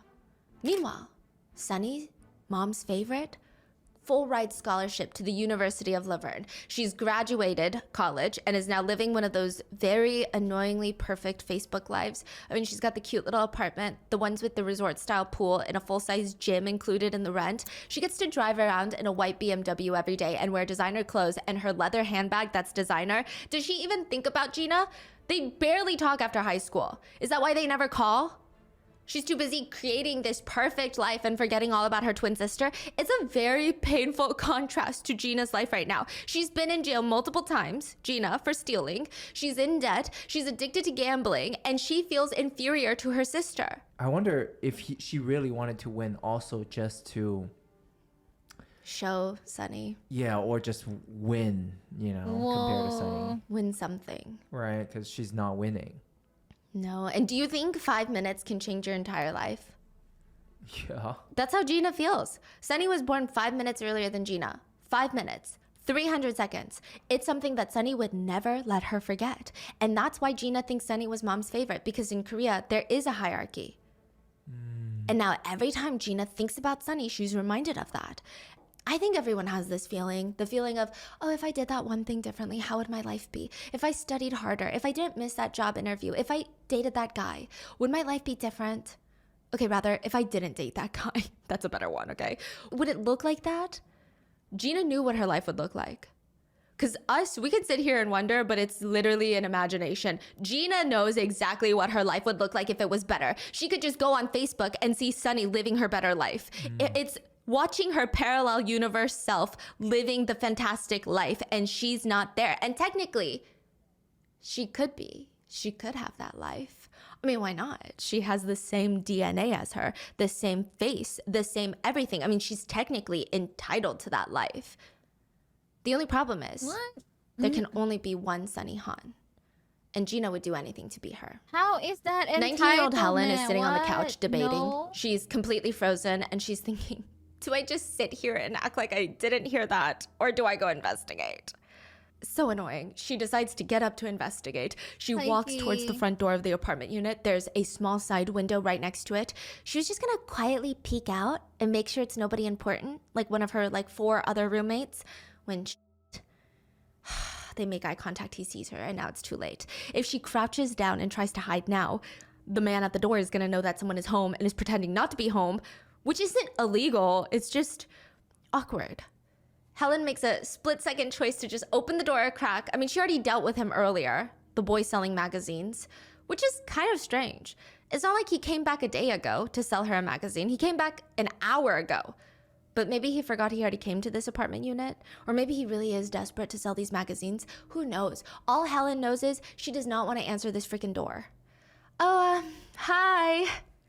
The same boy is holding a spread of magazines in his hand. Next to him, off to the side, is another boy. Just standing there. It's weird. Hi, are you interested in buying a magazine? She looks down at the copies of Vogue, Cosmopolitan. Do they not remember that they were literally here 55 minutes ago? Oh, no thank you, I'm all right. She's about to close the door when the hand catches it. Would anyone else, any of your roommates, be interested? We all share magazines, so I think we're fine. Thank you, though. Helen's getting this weird feeling in her gut right now. I mean, normally magazine salespeople, they work alone. It's not a job that requires two people. It'd be a waste of time and resources to have two people going door to door. Why aren't they even just splitting up going door to door? Okay, that's a quick question. Actually, that the moment he asked, does your roommates would like to, that the underlying question, underlying like reason for that is technically asking whether if there's any people there right now, and that's going to be a risk of you, getting assaulted or shit. How is it so far? These are kind of. I watch this because Stephanie is 100% my type. I got Taiki. We are 30 minutes in to the story, by the way, but let's go. And then the other guy, he's just standing there. He's not even holding magazines. And they came just an hour ago. Why would they come back unless they're not trying to sell magazines? They're trying to do something else. Yeah. So Helen steps back, goes to close the door, but the man with the magazines quickly drops them, and both the two guys lunge forward, prevent her from closing the door. They force their way into the apartment. Helen's trying to run into the apartment to the room where she knows her other roommate is. The men chase her down, tackle her to the floor, pin her down on her stomach. She feels the weight of a man on top of her and the coldness on her left temple. There is a gun pressed up against her head. Ooh, they were Shut the f up and sit down on the ground. If you shut the f up, you'll be all right. They start tying her hands together with a piece of plastic. Okay, counter argument, boss. People can assume that they can have roommates if this is an apartment complex. Okay, I'll tell you one thing. As a girl,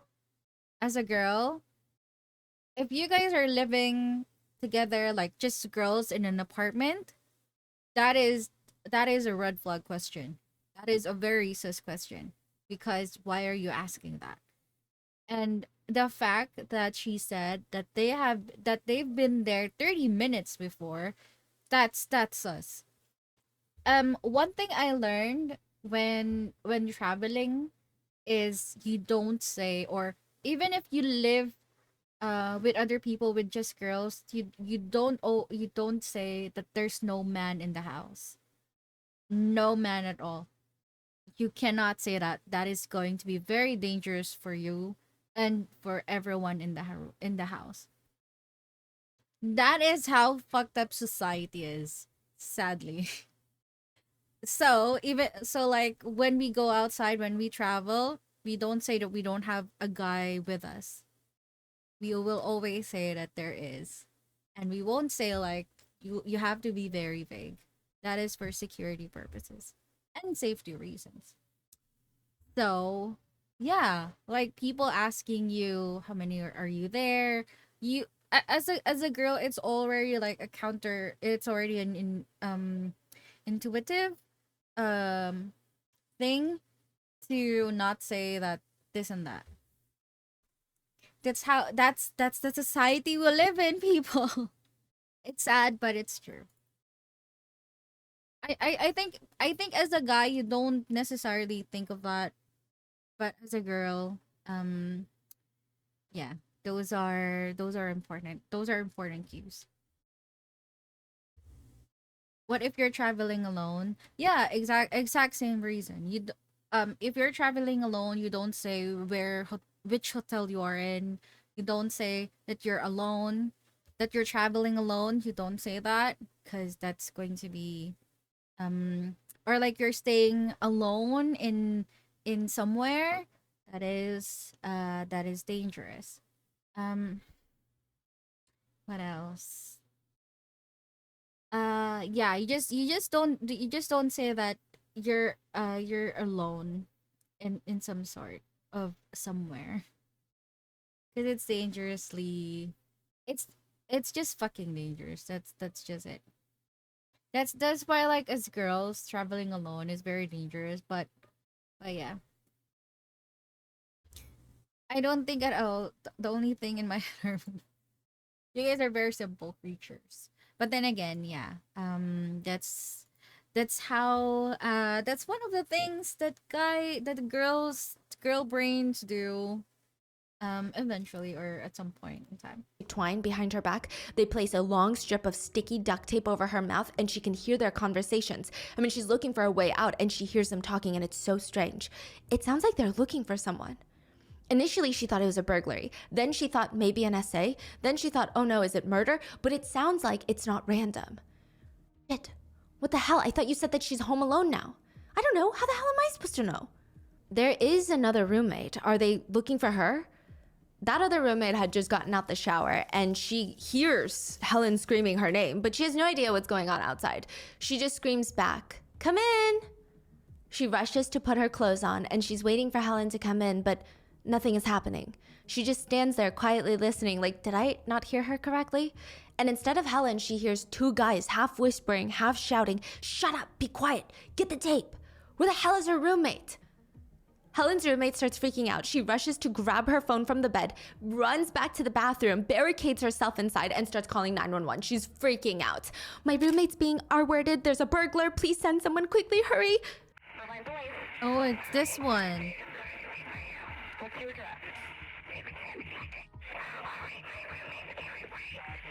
She quickly turns off her phone so that they can't see that she called 911, and she cuts it so close. Her phone screen just turned black when the door to the bathroom slams open. Did you fucking call someone? Answer the question right now. Did you fucking call someone?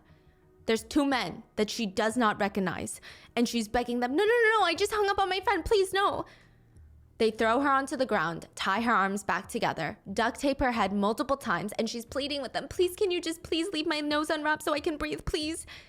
Helen manages to get her hands loose from the twine while the guys are working up tying her roommate. It's her chance. She makes a run for it. She books it to the door, but one of the guys runs after her, tackles her to the ground. "I should shoot you for that." Ooh. They grab her arm and drag her back into her roommate's room. And at first, the guys place both the girls on the bed, lying face down, side by side. But very quickly, they decide to change direction. They throw both of them in the bathtub, sitting next to each other, side by side. Both Helen and the roommate are rocking back and forth in fear, shaking. I mean, when they were on the bed, the implication was clear. The motive of the crime is essay. But when they're placed in the bathtub, why would you do that? Unless you have plans to try and facilitate an easy cleanup for murder, for blood. And they're sobbing. They're trying to comfort each other when one of the guys turns to the other one and says, "Go tell Gina they're ready." Helen's roommate freezes.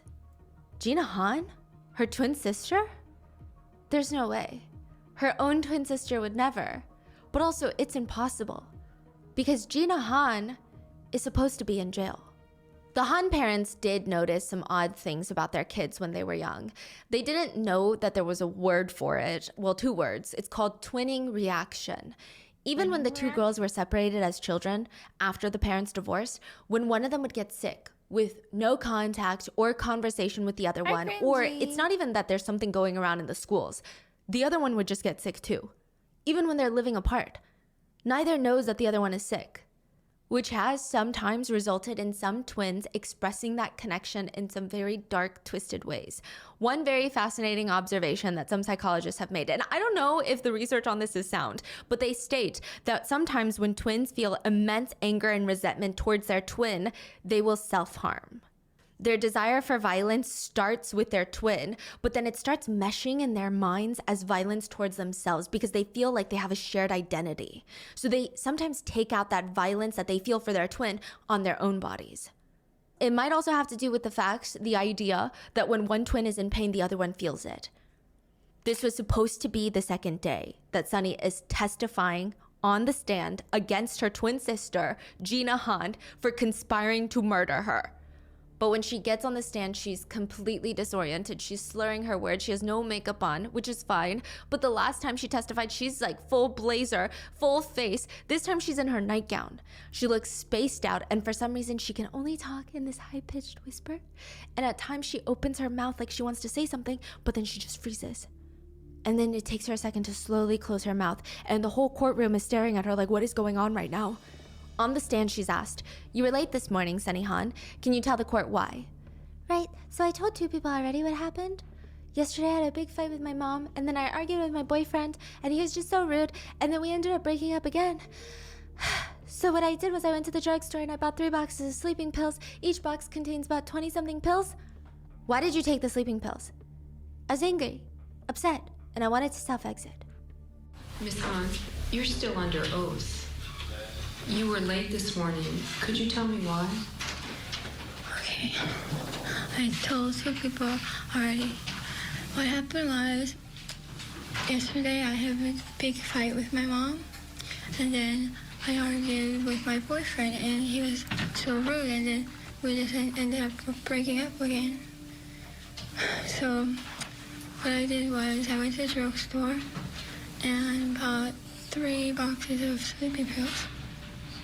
Sunny had taken 35 sleeping pills and chugged beer until she blacked out. She was taken straight from the courtroom to the hospital. Even just getting her off the witness podium, it took 3 people to help her down. So if twinning reaction dictates that one twin feels the other's pain, then Gina should feel pain when Sunny is recovering in the ICU during the trial, right? Maybe not. Because this set of twins, they're so different from other twins. Maybe one falling apart does not mean the other is gonna fall apart. Maybe it's the opposite for the Han sisters. Kind of like vampires. Maybe when one is strong and thrives, the other must sacrifice for the other. They cannot both be happy and succeed.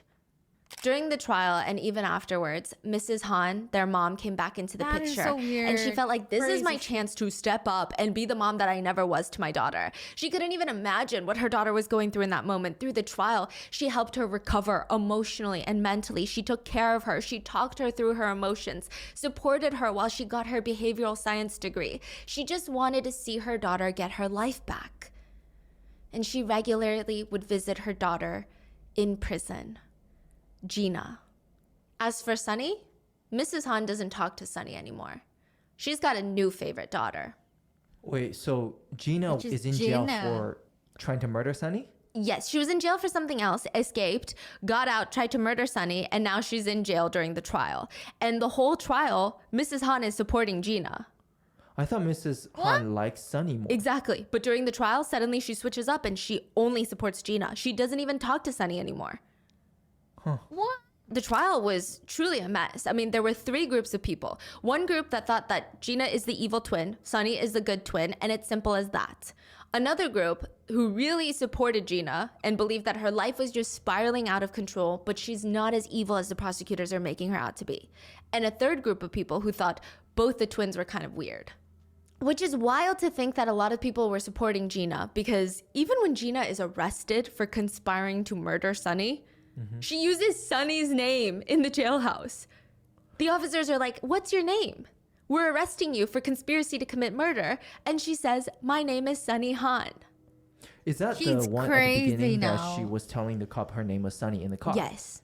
So she keeps telling everyone that her name is Sunny. Yes. She starts slowly trying to just take Sunny's identity before even killing her. Okay. But now she's arrested for killing Sunny. And she still claims that she's Sunny, and it was a whole shit show during the trial to get through, to think that, okay, there's 2 Sunnys, and we gotta make sure, and it's not like you can even do a DNA test on one, because they have the same Right. DNA. It was just a mess, but yes. Yeah, so how can they tell? Crazy. They were able to decipher. Oh, maybe the Yes. mom can tell. But I do think that's fascinating to think about. Crazy. Yeah. She's psychotic. It was now. a twin case where they tried to commit the perfect murder because they were twins and they had the same DNA. And they would create alibis for each other because they also look the same. Yeah. And witnesses who are strangers would not be able to tell them apart. Wild. It's very interesting. During the trial, Sunny's past became a huge conversation for the public. Why she was even arrested in the first place, because Sunny Han was arrested, remember? After punching her sister. So they were both arrested. Yes. So at first, when the public finds out about this trial, they think it's one evil twin, one good twin. One good twin went to the University of Laverne on a full ride scholarship. She's doing this amazing thing. She's living in Irvine with her white BMW. She's the good twin. She's following the law. And Gina is getting arrested nonstop. She has a gambling addiction. She lied to the Air Force. It's one good, one evil. But then they find out, actually, Sunny has a crazy criminal history as well. And it's very interesting because remember how Doug and his twin from the twinning reaction psychological study, they got married the same year. They had kids the same year. Sunny and Gina also lived parallel lives after high school, just a little bit differently. They both would get arrested for the same thing, theft. Sunny would end up dropping out of the University of Laverne. When she was competing against her sister, she was hyper competitive, but it didn't seem like she was competitive with anybody else. She lost motivation in her studies. The only thing that she cared about was keeping up with the Orange County kids, which a lot of them were rich. I mean, the University of Laverne tuition is $55,000 a year. That's not including room, board, rent, transportation, everything, personal cost. They all drive nice cars. Their rent is paid for by their parents, all of Sunny's friends, and it just doesn't sit right with her. She hates it. So she tries to get a little side job. She's working at school and then she tries to maybe working at an ice cream shop, one of those side gigs. I mean, it's a numbers game. How many hours can you work? How much can you get paid per hour? There's no way that she can work enough outside of school to be able to afford the lives that these other students have. So she starts disappearing on the weekends. At first, her friends don't notice. Early on, they thought maybe she has friends outside of class or a new boyfriend that lives in the next town over. But there would be these small inconsistencies, and honestly, it felt like lies were just adding up. And Sunny's friends discover that she had been working as a dancer in Pomona. What? Is that a bar? It's Club? like a town in Orange County. She starts working there as, I guess, a dancer, yes. She just could not stand the idea of someone having something that she doesn't have. She gets so swept up in it, she loses her scholarship, drops out of school, and everything just starts going downhill from there. She was arrested after punching Gina in the face because she stole her friend's credit card and went on a shopping spree. She bought designer lingerie, shoes, sunglasses. She spent thousands of dollars, and there was a warrant out for her arrest. Later, when she's arrested, she looks genuinely confused. She would tell the police and the judge, "I truly did not think that my friend would have even been upset because she's rich. I didn't think that she would miss the money." Crazy. Whoa. So this is brought That's up in wild. Yeah, and it's the same attitude that Gina has every time she's arrested. So while Gina feels inferior to Sunny, Sunny felt inferior to literally everybody else that she went to school with. A close friend of the family said, "They're both the same. They didn't know the difference between wants and needs because I guess half the time they didn't have what they needed. So their wants just got out of control."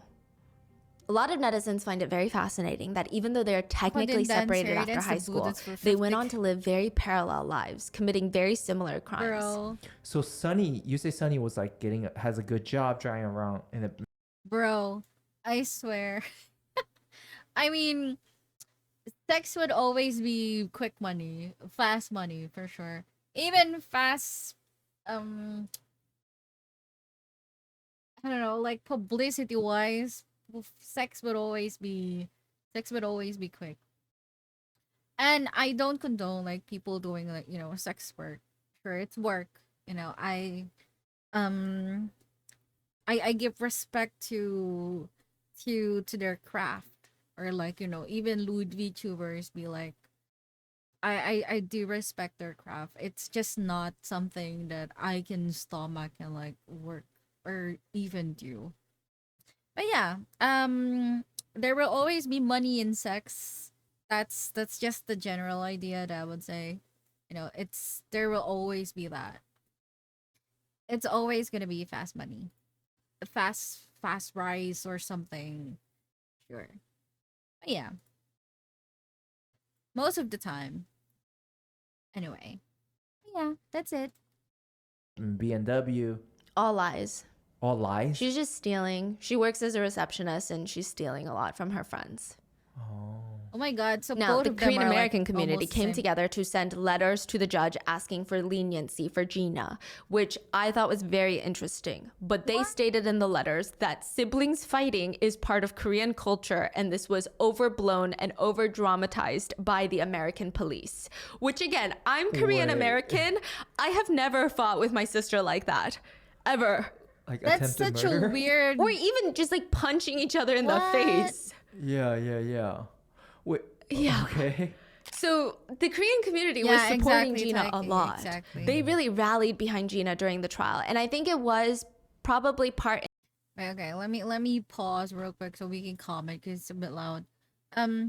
Like sales, but I expect people to sell. So yeah, exactly. I do think the same. No. I respect the work. I respect the hustle they do. It's hard. I guess you sacrifice what your dignity about stuff and dignity about it. That's big, sure.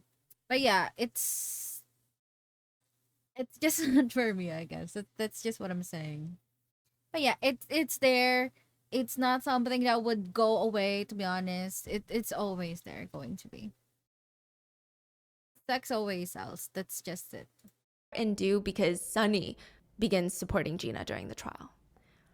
During the first day of testimony, Sunny was coherent. She's testifying against Gina as the star witness. She's the prosecutor's star witness. But in the middle of the trial, she starts changing her story. Or at least she starts changing how she feels about the crime. She tells the court that she does not believe that her sister tried to kill her. It's stated that while in jail, during the trial, Gina would call Sunny saying things like, "This is all a big conspiracy. There's no reason for me to want to kill you." This is a big case of the cops not understanding how Korean siblings are and trying to brainwash everyone into believing that it was actually a conspiracy to commit murder when it wasn't. It's just a shitty fight gone wrong. For what? But okay, my question was, what were they trying to do when they broke into the house? Gina tells her, "I left my stuff at your place, right? And you weren't picking up your calls. You didn't want me to come see you. We were fighting and I just wanted my belongings back and I wanted to teach you a lesson. And so I sent in these two guys and I just wanted them to tie you up, but I don't know why they brought out the gun and all these things. I just needed backup so I could get my stuff back. I just wanted my stuff back. I don't know why the two guys did all of that. Truly, it's a mystery to me. Why they threw you in the bathtub? We never talked about that. That was never part of the plan. Sunny, you have to trust me." Oh my Trying god, to forget it when you were talking to the people bro, from Lisa? the gaslight is Yes. real. You were? Yes. When you went on the Lisa show, you were trying to forget this? No, when I was on Lisa's show, I wanted to tell people the things that was untrue. I wanted to clarify that. I don't believe that she tried to kill me. That's just totally nonsense. There's no motive. She got During the trial, gaslighted Sunny is real asked, bad. "At times, did it feel as though your mother had abandoned the both of you?" "Yes." "And at those times, who was it that you turned to?" "Gina." "And how do you feel about your sister? How do you currently feel about your sister, Gina?" This is on the stand after Gina tries to kill her. "I want to do everything I can to help her." So that gets me to the basic question. How do you feel about your sister? Currently, I want to do everything I can to help her. The two guys that storm the apartment and tie up Helen and Sunny are probably the most puzzling part of this case. Who are they? Why are they even helping? Their names are Archie and Yoshi, and neither of them planned on getting arrested that day. Archie was the main one with the gun, and he told Yoshi to go get Gina, who's waiting in the car to come see her sister. So Yoshi runs out into the blue Mustang. Archie is going through the stuff looking for Gina's belongings. And I don't know what would have happened had Gina made her way in. But when Yoshi gets to the passenger seat, an officer stops them in the parking lot. Meanwhile, Archie is still in the house. He has no idea that there's police that showed up until there's a banging on the door. He momentarily opens it up thinking it's Gina and Yoshi, but he's face to face with 4 officers, holding their guns straight at his face. He freezes for a second. "If I run, are you gonna shoot me?" They scream, "Get down on the ground." He slams the front door, starts running towards the back door. He gets tackled because they break in and arrested. Gina and Yoshi, they just drive off, leaving Archie behind. I mean, Gina knew since day one she's not going to prison for this. If Gina felt any guilt for what she did to her sister, she's leaving it somewhere on the highway because she's high-speed driving down to San Diego, running into the bank, insisting that she is Sunny Han, throwing down her ID. "I'd like to withdraw $5,000 from my account today. My name is Sunny Han." They give her $5,000 in cash, and now Gina and Yoshi are sitting in a car dealership trying to purchase a $40,000 Nissan. What? Her original plan that she told people was to drive to Mexico, get a plane ticket, fly to South Korea, start over, start fresh. But they're not selling her the car. For one, her credit application that she filled out has scratches all over it, meaning she's answering the questions on the form and then scratching it out and writing new answers. Like she doesn't even know the answers to her own identity. Does this woman have amnesia? Why is she forgetting pretty standard things about herself? The fuck? Hey, Sunny, do you mind refilling this out? Gina starts refilling out the credit application, and everything is about to clear and close, but the dealership tells her, okay, we're good to go, but you're not getting the car till tomorrow. She starts freaking out. I'll throw $1,000 down right now for it. They are denied. So Gina and Yoshi head to a rental car place and they try to get a new rental car. So the blue Mustang that they were in was already a rental. They had turned it in. But now they're completely carless and they need to get a new car. And they're sitting on the couch in the rental shop waiting for that new car on the love seat. The police would later say it looked like they were cuddling, Gina and Yoshi. So who knows? They were physically very close, which becomes problematic later. But they're on the couch, kind of cuddling, and officers storm the place screaming, get your hands up where I can see them. Get your hands out where I can see them. On the floor. Now, get on the ground. Yoshi practically throws himself onto the ground, but Gina gets up instead of getting down. I said get down now. She's like half holding her hands up, half going, why are you doing this? I don't have any weapons. Get down! Get down! Eventually, both Gina and Yoshi are arrested. Archie was already arrested at the apartment. Now, two factors would make this arrest very complicated. One, Gina keeps insisting she's Sunny Han. And two, both Archie and Yoshi are underage.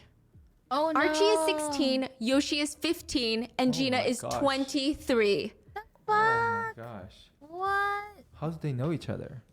2 weeks before the attempted murder scheme, Gina Han is sitting in prison. She's got a few more months left in her prison sentence. She stole about $40,000 from her uncle. He reported her. She got arrested. Yeah, the uncle that took her in high school. Hi, dear. Yeah. Oh, wow. Now, this wasn't even the first time that she was in trouble with the law. She had been on Target's watch list for a really long time for stealing cosmetics. It's a whole thing. She said that she was doing it to support herself. One person close to the twins said, I mean, honestly, it felt like they just lacked plain practical sense. They didn't even seem to know how to cope with anything. So she's in prison, and a fellow inmate said, that little Korean girl? So weird. Nonstop talking about how she hates her twin sister and wants to see her die. I mean, she said that she's so angry she can't even hold it in anymore. She needs her dead. Even amongst inmates is a lot. They said, that bitch is crazy. Like, she doesn't take social cues. She does not read a single room. She'd just walk into a room and she'd be like, it's not even that hard. It would honestly be kind of easy if you really think about it. Kill my twin sister, sell her gold jewelry, get all of her cash, drive down to Mexico, fly to South Korea from Tijuana, and start a new life. Wait, she said She this? basically told her plan. But just because you're in jail and you want to go out to kill somebody doesn't mean they're just going to let you out. So you can commit more crimes and then come back here for a longer sentence. Gina Han escapes jail in the world's most anticlimactic way possible. Work furlough. She's just allowed to leave. She's allowed to walk out of jail for 5 hours a day to work and then come back in. She's basically just getting a free place to stay at night. The program is technically put in place so inmates who have a job and are in prison for a few months, they can hopefully still have a job when they get out because they're not missing work. But also, inmates will hopefully be able to get back into society a little bit better. Now, Gina has 5 hours to kill her sister. That's not enough. That's not enough. She can barely make it to Irvine in that time. So she takes a 2-week work furlough instead. She becomes a fugitive. She just walks out, no intention of coming back. The fuck? So she's intended to really take over the sister's ID. That's what a lot of people are saying, because you don't walk out on work furlough if you want to have a future. Yeah.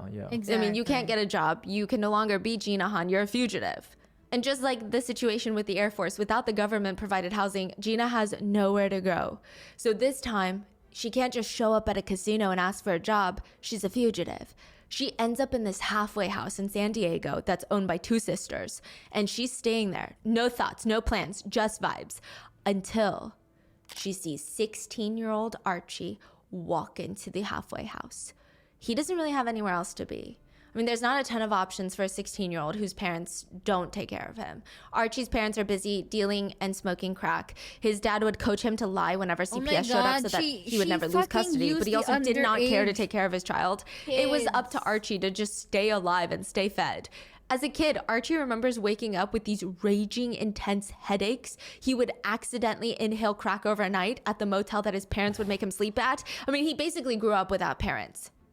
The only person in his life was his best friend, Laotian American named Jonathan Yoshi Sarath. Yoshi. And they were more like brothers than anything. They were the only ones that could trust each other. Archie walks into the halfway house one day. Whoa, whose blue Mustang is that outside? Oh, you haven't met Gina yet, have you? Gina, come. So Gina, this is Archie. Archie, this is Gina. Archie's staring at this pretty Korean American woman. She's 23, he's 16. I mean, there's this aura about her. She seems so mature, so put together, like she knows what she's doing in her life, but also there's a dangerous edge. I mean, she seems so free. He says he wasn't interested in her romantically or anything because she, quote, talked with a Valley Girl accent and seemed a little crazy. But it was fun to be around crazy, right? There was this air of mystery around her. She was crazy, like super crazy. Archie looks down. There's this wound. Oh, I accidentally shot myself. And Gina's eyes light up. Speaking of, do you know where I could find guns for sale for self-defense? Off the market, of course, because you'd be surprised. There's a lot of Asian gangs out there and I just want to protect myself. Archie goes to his cousin and asks if she can help. I mean, the cousin understands the situation. She's a woman. She sells him a pocket pistol, a tiny one, like the size of your palm. It's honestly pretty goofy looking. It's a 2-shot Derringer, and Gina paid $60 for it. Soon after, Archie and Yoshi are running late for school, and they ask Gina, hey, can you give us a ride? In the car on the way to school in San Diego, she suggests, why don't we skip town? I mean, what's the point anyway? Let's go to Irvine, skip school, it'll be fun. I need to run some errands anyway, pick up something from my sister's place. We like them, yeah. Archie would later say, I don't really care about missing school. I had no parents to answer to, and I've only left San Diego one time in my life. So to go to Irvine, Orange County, which is maybe like an hour drive, it seemed like a really fun deal. Gina offers to pay them $100 if they can help her get her stuff from her sister's place. They did not know that they were on their way to murder someone who looks exactly like Gina. They get to Irvine, they stop at a Ralph's grocery store, they buy duct tape, large garbage bags, twine, cleaning supplies, gloves, and a single potato. The potato is a very bizarre case. A singular russet potato. What? They take that potato into a wildlife sanctuary where there's nobody around, like a big park. She tells the boys, this is perfect. We can do some target practice here without anyone seeing us. Well, what if they hear us? Well, that's why we have the potato. It's a silencer. They MacGyver the potato onto the barrel of the gun as a makeshift silencer. What? Did it work? Yeah.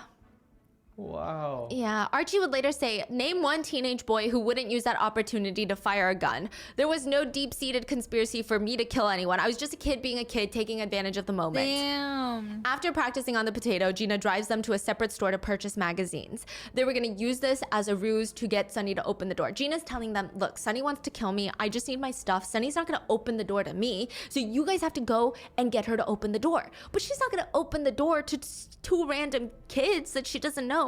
So act like you're selling magazines. When they get in front of the apartment complex, they're sitting in the car and Gina turns to them. It's better if you guys take the gun.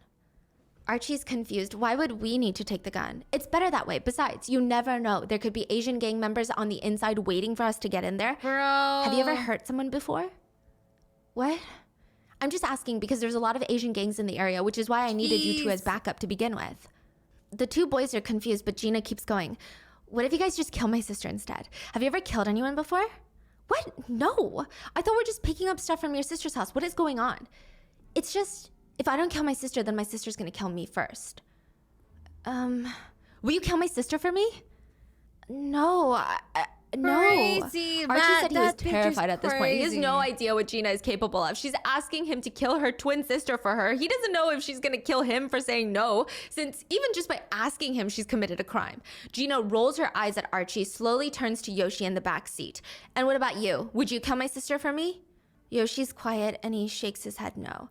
And for a second, the entire car is silent until Gina starts slamming her hand on the steering wheel over and over and over again. And Archie said in that moment, he's thinking, whoa, this bitch is crazy. Archie and Yoshi both look at each other, and the implication is very much understood. If she's willing to kill her twin sister and she's going this crazy on us, what's stopping her from killing us? Archie decides to take charge. He opens the glove box, takes the gun out so that Gina can't have access to it. But when Gina sees this, she starts maniacally clapping and cheering and whooping in the car. I mean, she's gone off the deep end completely. Okay, remember the plan. Pretend you're selling magazines. Go to the door, see if Sunny's home. She looks like me. And if she's home alone, then if she is, you push open the door, storm the place, put the gun up to her head, threaten her, tie her with a rope. Here, take this. Place the duct tape over her mouth so that she can't scream for help. The two guys go and knock on the door. It opens and they freeze. They can't do it. They can't force their way in. They're way too nervous for this. They run back to Gina's car. I'm sorry, I think she's home alone. I don't know. Are you sure it's her? Does she look like me? I'm not sure. Side note, it wasn't Sunny at the door. They said that they didn't want the magazines and they just slammed the door shut on us. We'll go back and try again. They go back and nobody responds. Gina takes them out to eat burgers, and the whole time she's slowly convincing them that this is the right thing to do. And Archie and Yoshi decide to just go along with it, but not kill anyone. They're not killing people. They're just gonna go along, break in, get the stuff, bring the stuff out to Gina, or have Gina pick out the stuff. It's not like Gina can do anything. Archie's the one with the gun now. Archie said, everything I did that day was what I learned from the TV and movies. When he heard the police pounding on the door, he starts untying the girls, telling them it's all a joke. Just tell the police it's a joke. Please just tell them it's a joke. The girls would later say that the boys, Archie in particular, the one with the gun, was shaking the whole time. He was a mess. He had the gun in his hand and he did traumatize the girls, don't get me wrong. So we're not excusing that. But he looked so scared the whole time. He looked potentially more scared than them. Archie would even decline to take a plea deal in court later based on the fact that he did not believe that he was trying to kill Sunny. But if you take a deal, you have to admit that you did those things, and he did not want to admit. I think it's really unfortunate. I'm not trying to say that the boys are completely innocent, but they're boys, they're minors. I'm not saying that they didn't do anything wrong, but I would hardly call them conspirators for murder. I mean, there are also speculations that Gina was grooming Yoshi because they were awfully close on that couch. I don't know. Everyone who knew Archie said his family was a mess, but he was a pretty gentle boy. Archie and Yoshi just ended up wrapped up in Gina's little games because they wanted to skip school. That's it. And the argument during the trial was, did Gina conspire to kill her too. twin sister or not? The prosecutors were arguing with what they bought at Ralph's, with what Gina was telling her roommates, skipping work furlough, trying to go to Mexico. It's all very clear she was trying to steal Sunny's identity. Even when she's arrested, she says she's Sunny. So that's what the prosecutors are arguing. Gina's defense is arguing, no, it's just sibling rivalry gone wrong, and she was just trying to get her stuff, and things got weird. Gina did have a court-appointed psychologist, and she was diagnosed with borderline personality disorder with antisocial traits, which is not inherently a bad thing, but they said that Gina continues to manipulate people around her. Even their mother, Mrs. Han, would tell the press that her daughters were being categorized right now as one good, one evil, but she says that she supports Gina, and she thinks that Sunny is being dramatic, and both of her daughters are good. Yeah. Which Messed is up mine fascinating too. because Gina God. uses her shitty relationship with her mom as part of her defense. She tells her psychologist that her mom was neglectful and abuseful and she was always scared of her. She said that is the reason for all of her mental trauma. But maybe it's a wake-up call for Mrs. Han. She wrote to the judge, had I been able to raise my girls in a more stable family environment, things would have not gotten this out of control. To have no time at all in jail? Or Hi, Daniel. Hi, to get out from there early. What do you consider a fair sentence? 5 years, 10 years? I can guess now. I can tell you. What can I say? Gina would be found guilty and sentenced to 26 years in prison. It is obvious that Miss Han is a danger to society, particularly to her own family. She has repeatedly committed crimes against her family. The sentence is as follows. The total is an indeterminate sentence of 26 years to life in state prison. Archie would be sentenced to 14 years in prison. As a minor, he will be paroled in 10. Yoshi got 8 years, but ended up serving 4. I guess because he never held the gun and pointed it at the girls. Wow. Yeah. Oh, poor Archie. A lot of people feel so bad for the boys because they were failed by their parents, they're failed by CPS, and now they're failed by the justice system once more. The last thing Yoshi told his attorney at the sentencing while he was sobbing was, "Please call my mom." After Gina's sentencing, Sunny visited her in prison, and she came out of there crying and telling a reporter, "My sister hasn't been plotting this. I'm 1,000% sure. There's no way she could have done this. I thought it was totally absurd, but I was beginning to believe the police, and I thought maybe it's possible. I was just confused. My sister had fallen into some sort of scam by these 2 teenage boys. I know she did not try to kill me because I envied my sister. My sister is a lot smarter than me. She's highly intelligent. She did not envy me." You don't think she had anything to do with this? Is that your position now? Right. Gina, over the years, though, has admitted to the crimes. She said, "At one point, I absolutely wanted to kill my sister. I hated her. The more I thought about my sister turning into a replica of my mom, I felt badly betrayed. With my growing rage, I wanted my sister dead." In prison, Gina earned her associate's degree in social and behavioral studies. She said, "I'm just interested in anything that has to do with behavioral and social pattern because I recognize my old behaviors and how it ties to my personality." Side note, a lot of people wonder how Gina was able to convince the 2 teenage boys to do this for her. Now, while in prison, interesting detail, Gina had a lot of men writing to her from all over the world, pen pals, and she convinced one of them to send her $100,000, and he did. Whoa. He's not even from America, he's from Australia. The psychologist on the parole board said, "The fact remains that Gina is still flexing the manipulation muscles that she used to recruit 2 young men to murder her sister," boys, honestly. "And for that reason, and the fact that the inmate has never participated in mental health treatment, it is my belief that Gina continues to pose an unreasonable risk of danger to society." She was released on parole in 20 years. She's out and free. It said that Gina is still in contact with her mom. She's very close with her. She's working on getting her engineering degree and is creating a very stable career for herself. They're thriving, it seems. The mother, Mrs. Han, no longer talks to her former favored twin. It seems that the tides have shifted like vampires. Only one can be the favorite. And Gina is the favorite now. Wait, so mother doesn't talk to Sunny? No. When she was asked, "Where do you think Sunny is now?" she said, "I think she's dead." Oh. Sunny is not dead, but she has been arrested for sex work, leading people to believe that the twins truly are like vampires. Only one can succeed at one time. What are your thoughts? Oh my god, Do you think so that there's a lot creepy and of crazy like twin psychology that goes into this crime? Even just the fact that one has to succeed. I don't know if that's something that they believe and it ends up happening in life because they so strongly believe it.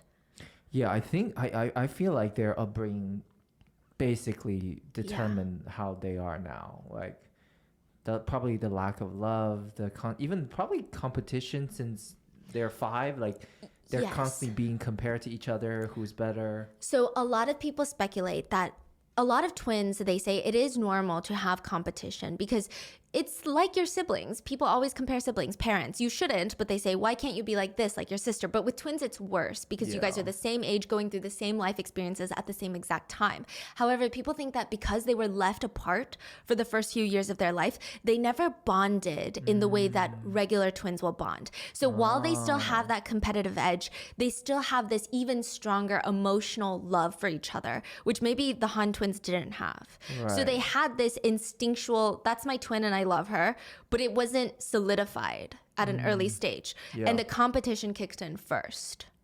That makes sense. It's very interesting though. Yeah. But I also wonder, this is another thing that I wondered, please leave it in the comments. If you're a twin and you were to murder your other twin, is it almost watching yourself die because they look so similar to you? I just feel like that is so eerie. What was Gina trying to do when she goes in? I mean, what does that look like? I don't know. What are your thoughts? Let me know, and please be safe, and I'll see you in the next one. Bye. crazy. That was crazy. Jeez. Okay. Team lovers killing everyone that won't let them. Okay. Anime girl viral for stubbing crush. Oh, this is more Yander shit. Cable's wife versus K-pop Dream Factory.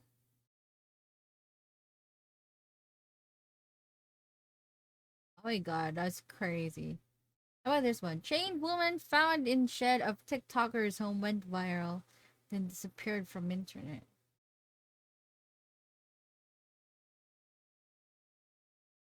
His wife vanished on a moving train. Everybody on train is suspect. Psychiatric patient burns down entire clinic, killing 2,500. Good girl nurse killed 7 babies to get doctor's attention and sympathy. What?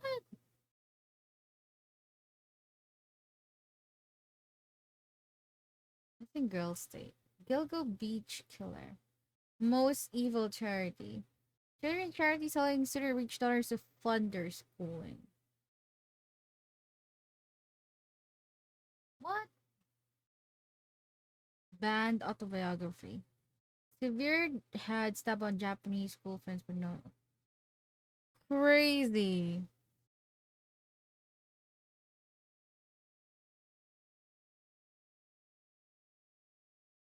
Influencer to killer. What? Deadliest club night. Stereo. Hold on. 2 girls, 100 hours. 8 hours in camera.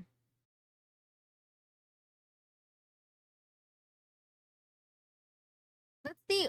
Let's see the one that has the most. Wait, is there like? Let's see the most popular shit.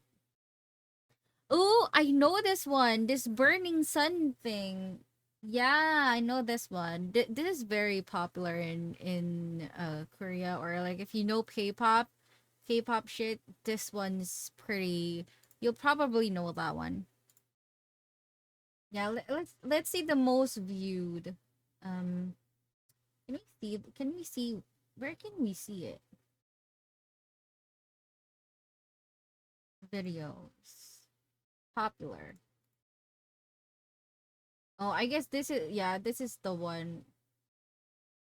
The Itaewon Halloween tragedy. Sampong Death Mall. Oh, this one I know. The Seoul Ferry tragedy. This is sad. This was sad.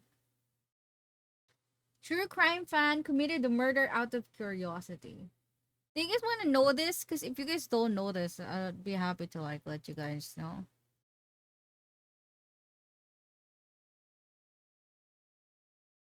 Two girls accidentally killed Kim Jong-un's brother, thought it was a YouTube prank. Oh, how about this one? The real life orphan. Oh, this one's fun. Okay. Bada bing, bada boom. Okay, this sounds like a scene out of a horror movie, but it's part of a real life case that just happened in the Philippines. December 10th, 2021. Bro, it's in the Philippines! It's in the Philippines! Okay, let's go. God, okay.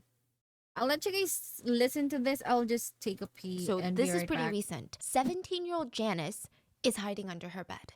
There were 3 masked men that had broken into the family home. They're going room to room, attacking anyone that they stumble across. Janice is hiding underneath her bed, literally a horror movie. Janice managed to slide under the bed, but she had no idea when the door to her room would open, when they would walk in, if they would even see her. Maybe, I don't know, maybe they would drag her out by her ankles. She didn't make any noise. She can't make any noise. She obviously can't call the emergency service lines. She doesn't even want to talk. She's terrified.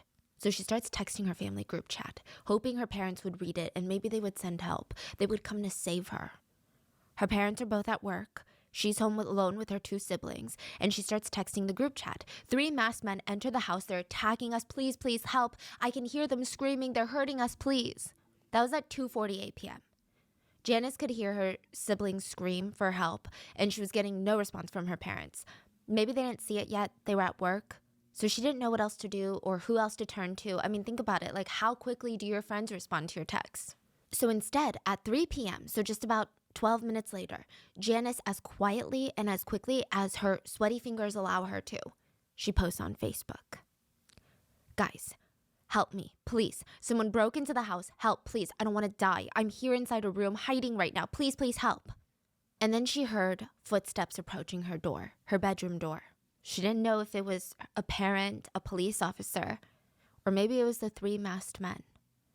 Her father would later come home to find 2 of his 3 children dead.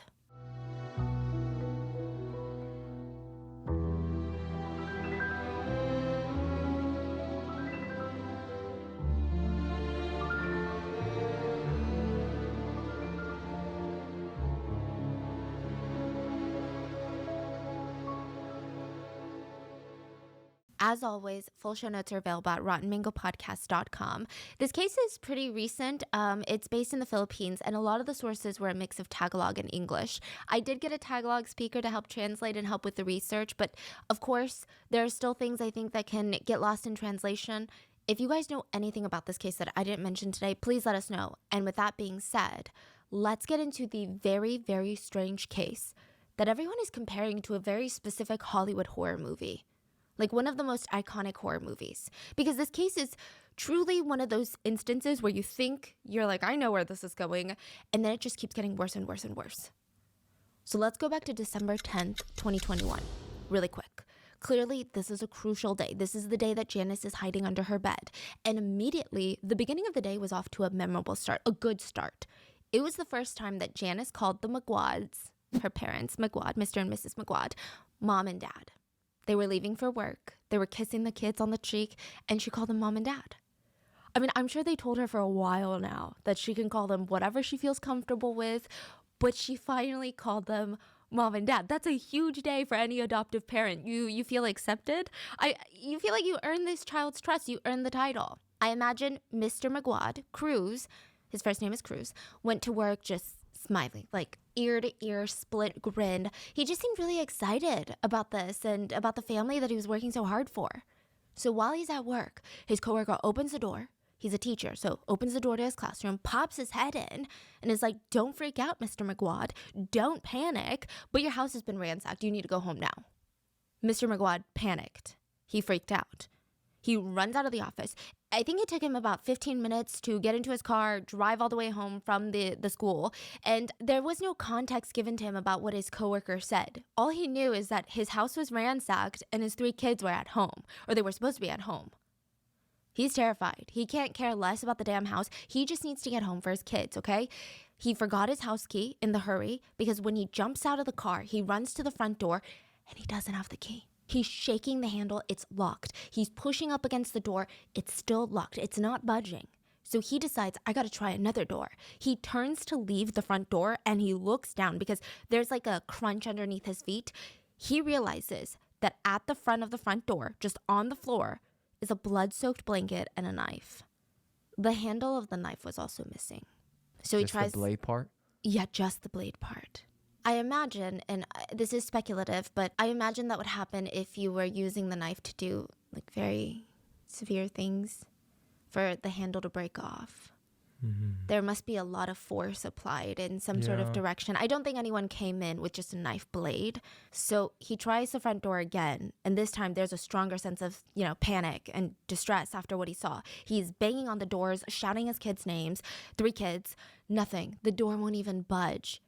So he runs around the house to the back door, and he's still screaming his kids' names, like Gwen, Boy, it's a nickname, Janice. And so he's running around the house to the back. There wasn't even a single scream coming from inside the house. It was eerily quiet. He gets to the back door, yanks it open. Thankfully, it's unlocked. And this is when Mr. McGuad realizes he's got to protect his kids. Okay, so of course, any father wants to immediately run into the house and scream his kids' names and frantically just look for them, making sure that they're alive. But he's thinking, if there's an attacker, if they're maybe holding my kids hostage so that they can't scream and shout, I gotta be quiet and maybe I can at least sneak up on the attacker. That's what he's thinking. He's like, maybe I can knock them out. So as quietly as possible, he starts tiptoeing through the kitchen. And the minute he steps into the living room, his entire life, at least how he knew it, just ended in that moment. The entire living room was painted red with blood. You couldn't even see the floor. That's how much blood there was. Broken vases that were knocked over. There were glass shards everywhere. Blankets were soaked in blood. They were just thrown around. Even things that didn't belong in the kitchen, like pans, pots, baseball bats, they were just in the center of all of this, and they were covered and soaked in blood. And in the middle were the bodies of 2 of his 3 children. They had been murdered. Whoever did this was clearly sick and deranged and angry. I mean, the injuries on the McGuad kids were really bad. One of them was even missing an ear. It had been severed off. Now, one of his children did manage to survive, but they were incredibly distraught, obviously. They had been hiding under the bed when the attack took place, and they heard everything, every noise coming from downstairs. In what was supposed to be one of the best days of Cruz McGuad's life, it was now like a living nightmare. Every time he closed his eyes, all he would see are the two kids laying in the living room. Before we get into who survived, how it happened, I need to give you a breakdown of the McGuad family. And it starts with 4 McGuads. The 2 McGuad parents, Cruz and Lavella, and their now teenage kids, Gwen and Louie. So it's the 4 of them. Until one day, Gwen and Louie, they're both teenagers, they come home. They're like, Mom, Dad, we gotta talk to you about something. They sit their parents down, and in like the most professional Shark Tank proposal, concise, calm, well thought out presentation, they're telling their parents why they need a 5th member of the family, why they need to adopt Gwen's best friend, Janice. It kind of sounds crazy. It's like, no, we're not just going to adopt your best friend so that you can have a never-ending sleepover. That's not how life works. But the kids are like, Mom, hear me out. She's an orphan. She's been bouncing around from house to house. She is working as a live-in nanny right now, and she's never going to have a future like this. She hasn't even been able to go to school or study or have a childhood. She's constantly working. And then the minute that the family decides they don't need a nanny anymore, she's going to be out on the streets. She's 17. She was forced to grow up when she was like 5 years old. Please, please, please. Can we just let her move into our house? And she said that she would cook and clean and do the laundry and all of this. And we don't even have to pay her. She just wants to feel safe. Please, please, please, please, please. Parents are like, okay, wow, this is really intense. Do you know how old they are? Yes, Louis, the boy, is 16, and Gwen just turned 18. Oh, okay. So they're all teenagers, yeah. Like teens, yeah. And the parents are like, I don't know, guys. We don't even have a spare room. The 16-year-old Louis, the boy, is like, well, I could just sleep on the couch. Like, I'll give up my room. Wow. I mean, a 16-year-old boy to give up his room, that's very, very selfless. He's like, come on, guys. Like, you always told us we have to help our friends in need. Like, come on, Mom, Dad. They're begging, and they're like, let us have a private conversation about this, because this is a lot. And the few points that they keep coming back to as adults are, Gwen's friend Janice was just a kid, you know, just like their kids. She deserves a fighting chance at life. They had seen her around, and yeah, she looked miserable. Also in the Philippines, just like everywhere else in the world, when a young woman doesn't have the proper resources or support system, there's a very real risk that they might end up on the street. And once that happens, it's very likely that she could potentially be forced into work or worse. And even just the thought and threat of that looming over Janice's head, I mean, as parents, that's heartbreaking. Like, this kid is growing up knowing that this could happen to her at any moment. Just like one choice from somebody else. She has no control over her life, no safety net. The McGuad parents decide, maybe we can take the burden off of Janice. She's just a kid. She shouldn't have to worry about making sure that she has enough food and shelter. So the McGuads are very religious. They thought, you know what? Maybe the Lord has blessed us with enough to provide for our family and a little bit more, because maybe we were meant to provide for Janice. Look, the McGuads are incredible people. I mean, there are so many families with even more than what the McGuads had, and they probably wouldn't agree to this, but they were just not normal people. So the McGuad family, they went from 4 to 5 members. They formally adopted Janice into the family, like legal papers and everything. So let's talk about each one of the family members. Mr. McGuad, Cruz, the father. He worked as an elementary school teacher, and it seemed like his career path was on the right track. He was spoken very highly of, constantly getting recognized for his good work. There was a promotion in the works, so he was doing well financially as well. And his wife, Novella, she was the principal at the same elementary school. So the two of them, they don't make like an insane amount of money. They're school teachers, they're a principal, but they were considered more privileged in their town. They owned land, which is a huge deal. They're able to support their kids. They didn't have to choose between putting food on the table for the night or turning the lights on. A lot of families around them, unfortunately, had to make a choice between the two. Now, the two kids, Louis McGuad, nicknamed Boy Boy, he's the youngest. He's the 16-year-old. He's like the charismatic one in the family. He's calm, but he has this like energy when you meet him. You're already spilling your life secrets, like your deepest fears, what you want to become one day. And you're like, why did I just tell this random boy that I just met all my deepest fears in life? I think he was just very warm and comforting. People felt inclined to open up to him when they saw him. He also never judged anyone.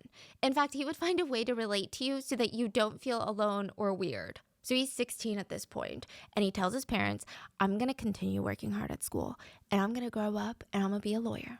This is a huge commitment to make at 16 years old, but he was down for it. Okay, I don't know, just reading about Louis, he seems like the type that I would be very intrigued by.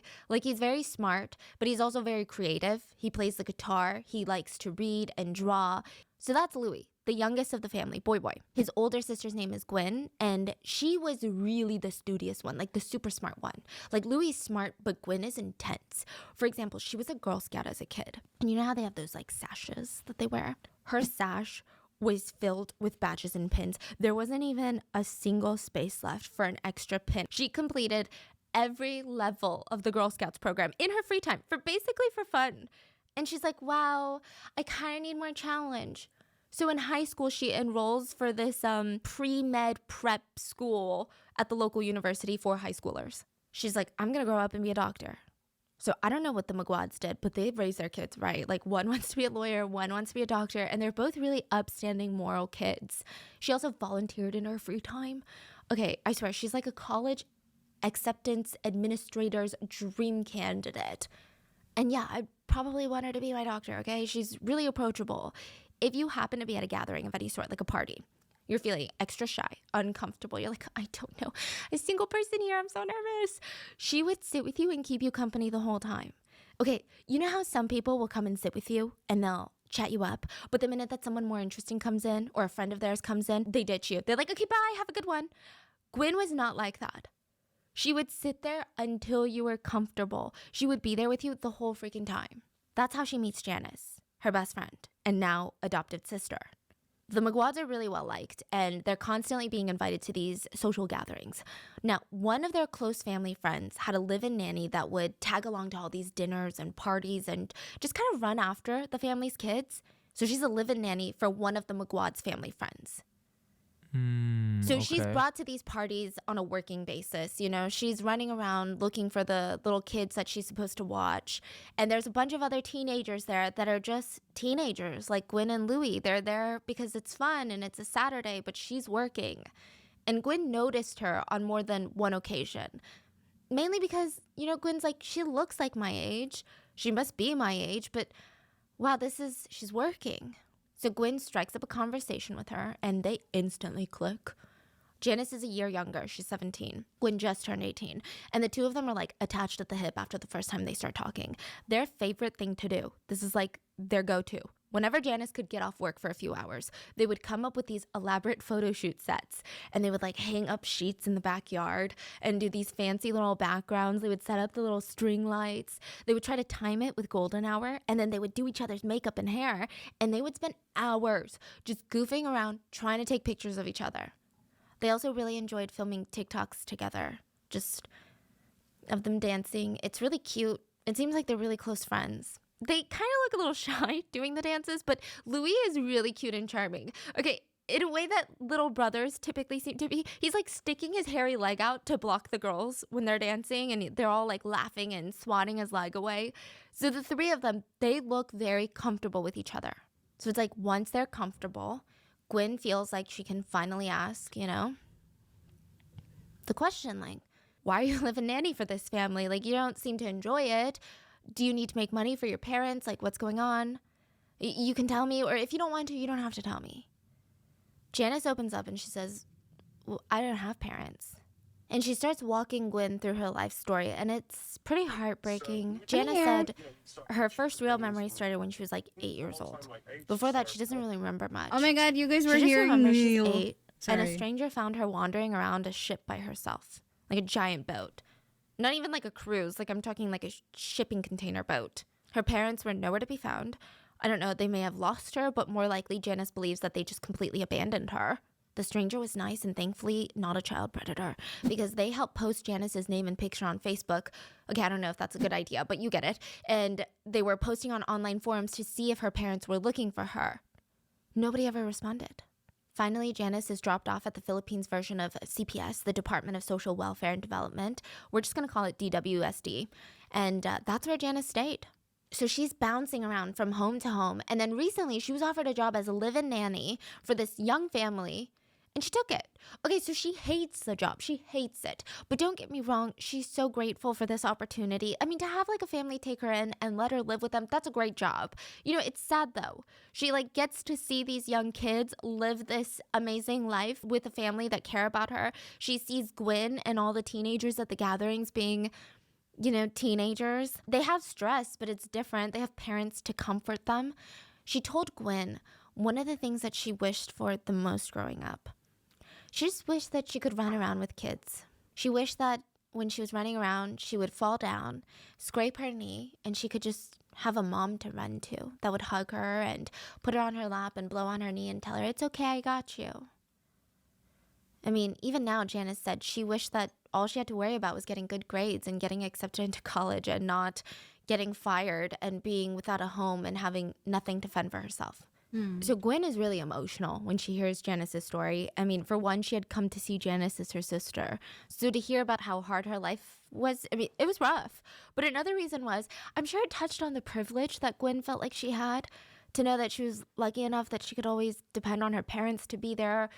So, like, side note, Gwyn's parents, they're not like free-for-all parents. They're not showering her with amazing, luxurious items and like letting her do whatever she wants. Just because they were doing okay didn't mean that they were spoiling the kids. Each member of their family, they had their own set of chores. Everyone had to pitch in. The kids had to study. They had to get good grades. Everyone had to be responsible. They had to go to church on Sundays. Like, there were a lot of rules. They were actually pretty strict parents. But Gwyn and Louis had come to really respect their parents for that. They really were raised really, really well. Like, I think the fact that Gwyn and Louis are even comfortable enough to ask their parents to adopt Janice, that just shows you how tight they are, how close they are. So Janice moves in. She gets formally adopted, okay? She moves into Louis' room. He moves out. He's permanently on couch duty now. And from the moment that Janice moves in, everyone treats her like family. They wanted her to feel like at home. They enrolled her in a school immediately. I mean, she had all this room to breathe now. She didn't wake up every single morning to worry about work and putting food on the table. She was just a kid. She said for the first time she had the luxury of daydreaming about her future, like what her dreams are going to be, what she wants to be when she grows up. She had never done that before. So after moving in, the three siblings, they get closer and closer. They kept doing their photo shoots, hanging out all the time. Janice even went on vacation with the McGuad family for the first time. So really close. Now, I do want to make it clear. Not everything was sunshine and rainbows.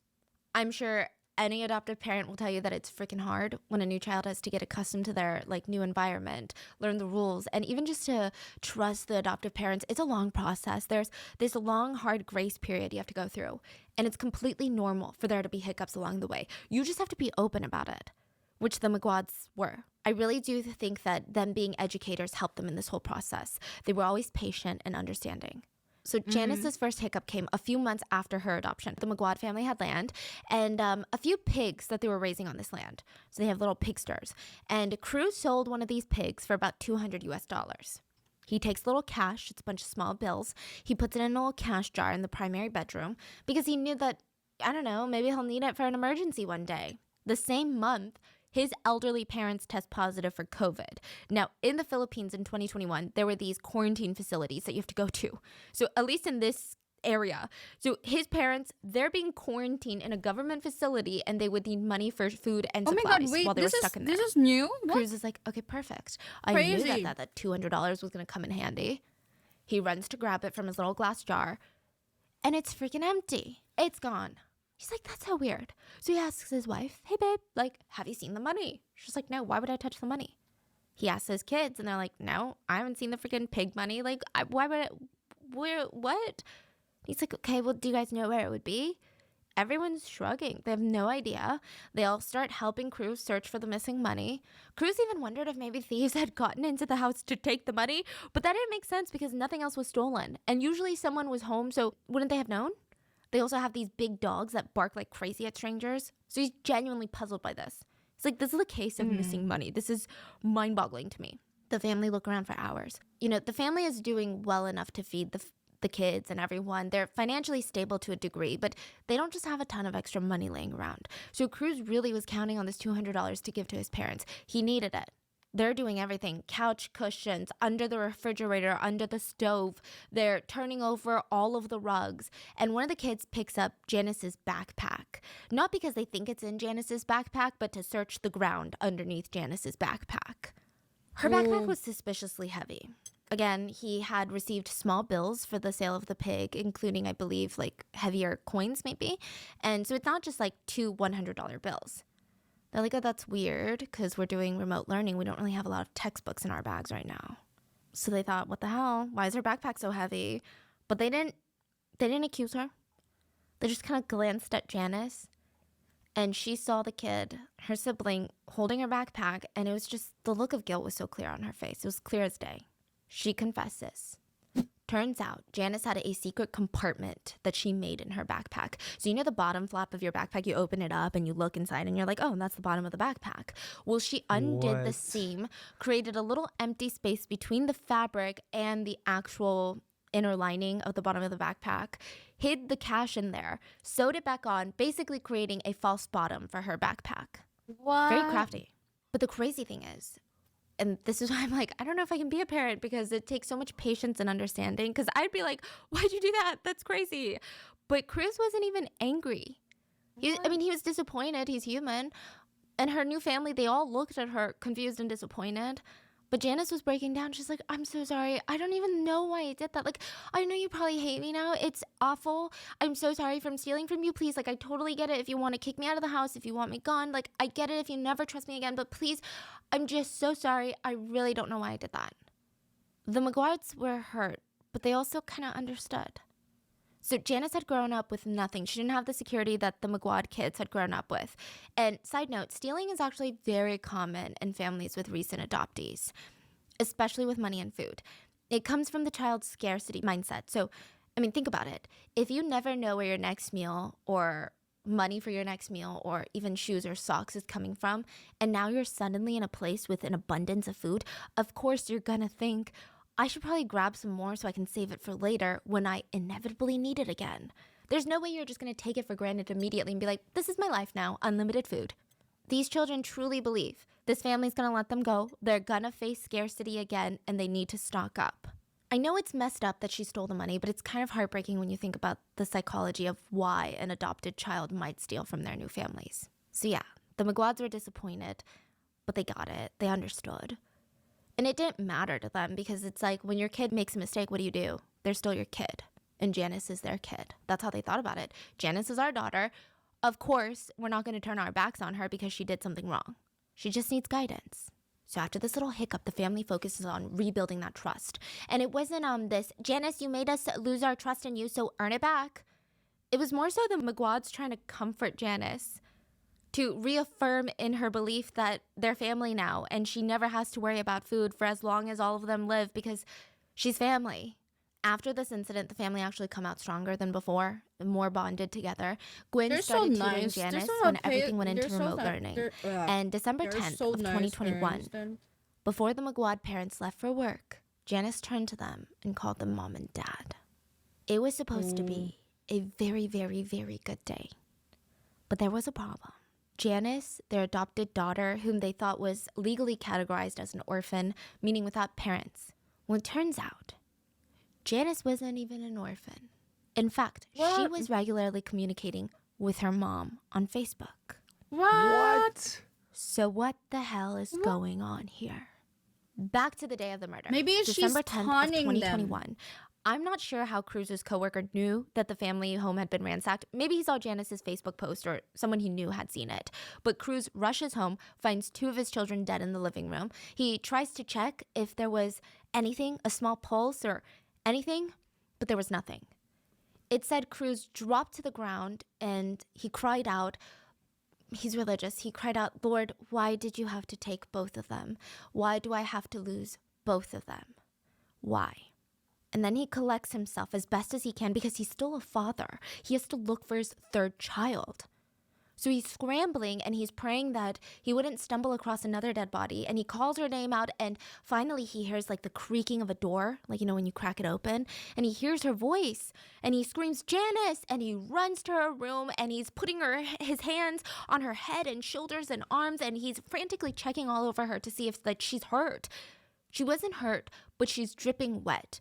And for a split second, he was panicked that it was blood. But it wasn't. It was water.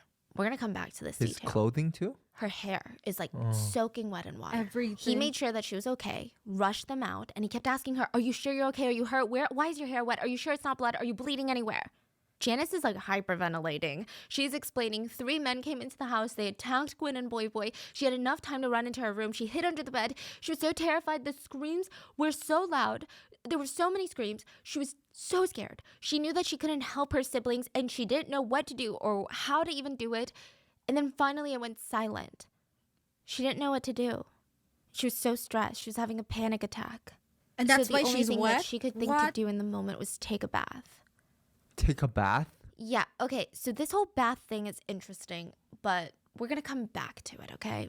It's just very odd, because, you know, I know what you're thinking, and maybe we're on the same page, let me know, but I feel like a bath is very vulnerable. Like, when you're in a bath, you're naked and in a slippery, wet tub, defenseless. It just feels like the last thing you want to do in a situation where your environment doesn't feel secure. But again, people grieve differently. They respond to shock differently. Maybe she was in a state of shock where even her brain wasn't registering, because, you know, our brains like to protect ourselves. Yeah, I can't imagine like bath and shower, because even shower, like you close your eyes, you're in the water, you can't hear things well. Exactly. And then you gotta get the towel. Like, that's a horrible And thing. then bath too. It's just not.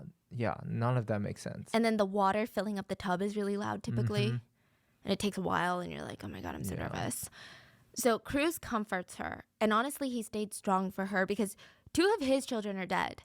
He keeps it together so that she doesn't break down further. He felt like she had already been through enough. Mrs. Magard Lavella arrives at the scene just after the police, and she sees Janice standing there, soaking wet, crying. And she rushes up, she hugs her, and she's like, "Oh my God, thank God you're okay. Are you all right? What happened? Where are Gwen and Boy Boy?" Cruz was the one to tell his wife and the mother of his children, that their 2 kids were dead. Mrs. Magard Lavella is an elementary school principal. She was very loved for being this soft-spoken person. When you're an elementary school principal, you have to be calm, collected. You have to know what to do in the event of a crisis. You have to know how to handle these things. Kids, parents, staff, literally everyone trusted her to know what to do in every situation.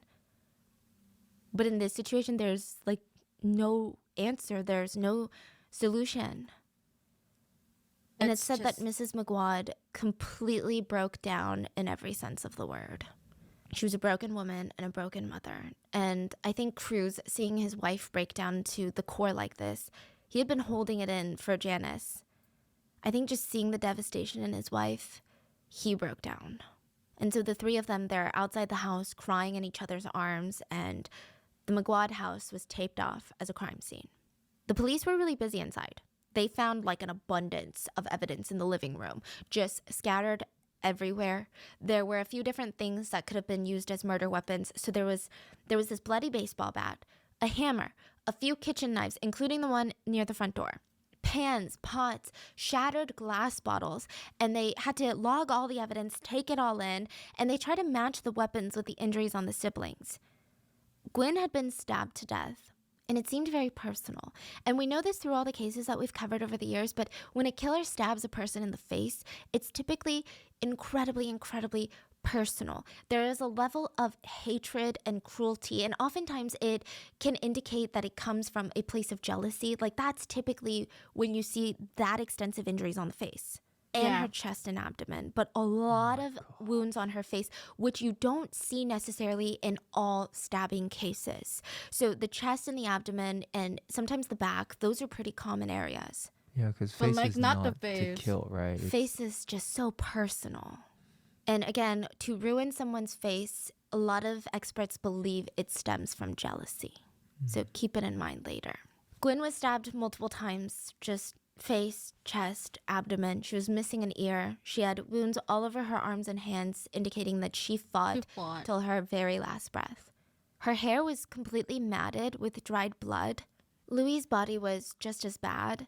The police counted 51 stab wounds on his body. Let me repeat that. 51 stab wounds on a 16-year-old's body. How can anyone ever hate a 16-year-old so much to stab them, I mean, even once, but 51 times? Like, it doesn't make sense.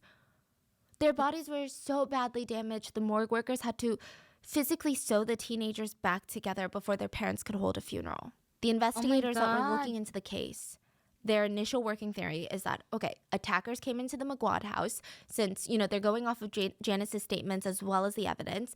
Maybe the attackers, they were looking to target one of the better off families in the area. They most likely thought that the house was going to be empty, but they came across the 3 McGuad children and all hell broke loose. That was the running theory. That was the very initial theory. But when they're taking log of everything at the crime scene, just laying around in plain sight, there are so many objects of value. TVs, phones, laptops. I mean, if these are thieves that are willing to kill teenagers, innocent children, I feel like they would steal on their way out. They would take And it's not like everything, they were hearing everything. police sirens on their way. So very quickly, the angle of burglary gone wrong, it was dropped. The next runner-up as a theory was a family dispute over land. So Lavella had siblings, and there have been reports prior that Lavella and her siblings had gotten into these fights over land. Maybe some of the siblings were jealous enough to hurt the McGuads? Maybe they thought that they could get the McGuads to hand over some land if their children were now dead? But the evidence wasn't adding up with that either. I'm sure the police checked the alibis and the motives because in the end they ruled that theory out too. So now they're out of options. The family, the public, they all want answers. I mean, this is terrifying to every single family in the area. I think whenever children are involved, it's a huge, huge deal. And like, don't even get me started on what's going on in the US. But, when even children aren't safe, you feel like, what is wrong with society? Like, we need to do something drastic now. People are demanding answers and change. Like, they're in their homes. So the police, they form a special investigations unit focused on this crime, and the mayor puts up a reward for $5,000 for anyone with information that would lead to the arrest of the attackers. Meanwhile, the police go back to the crime scene. They're like, we gotta search through everything again. This is how we're gonna break this case wide open. They bring in forensics teams. They're combing through the place. And I'm not sure why they didn't follow up with some of these leads to begin with, but they finally decide. We gotta search the perimeter of the house. Not just inside the house, not just the living room, but like outside.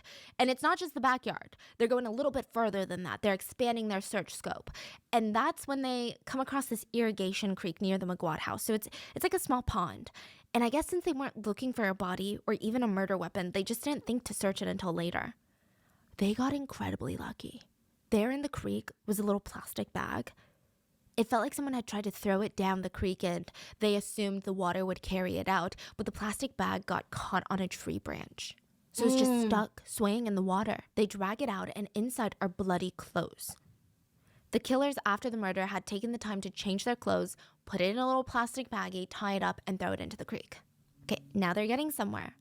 So with this in mind, they're feeling a boost of confidence, okay? They start combing through the McGuad family house again, and they're searching for anything at all that might seem even remotely suspicious. Meanwhile, the netizens, they're doing their own little investigation. And the police, they explored the burglary gone wrong theory, the land dispute theory, but there was one theory that nobody really wanted to be the first to say.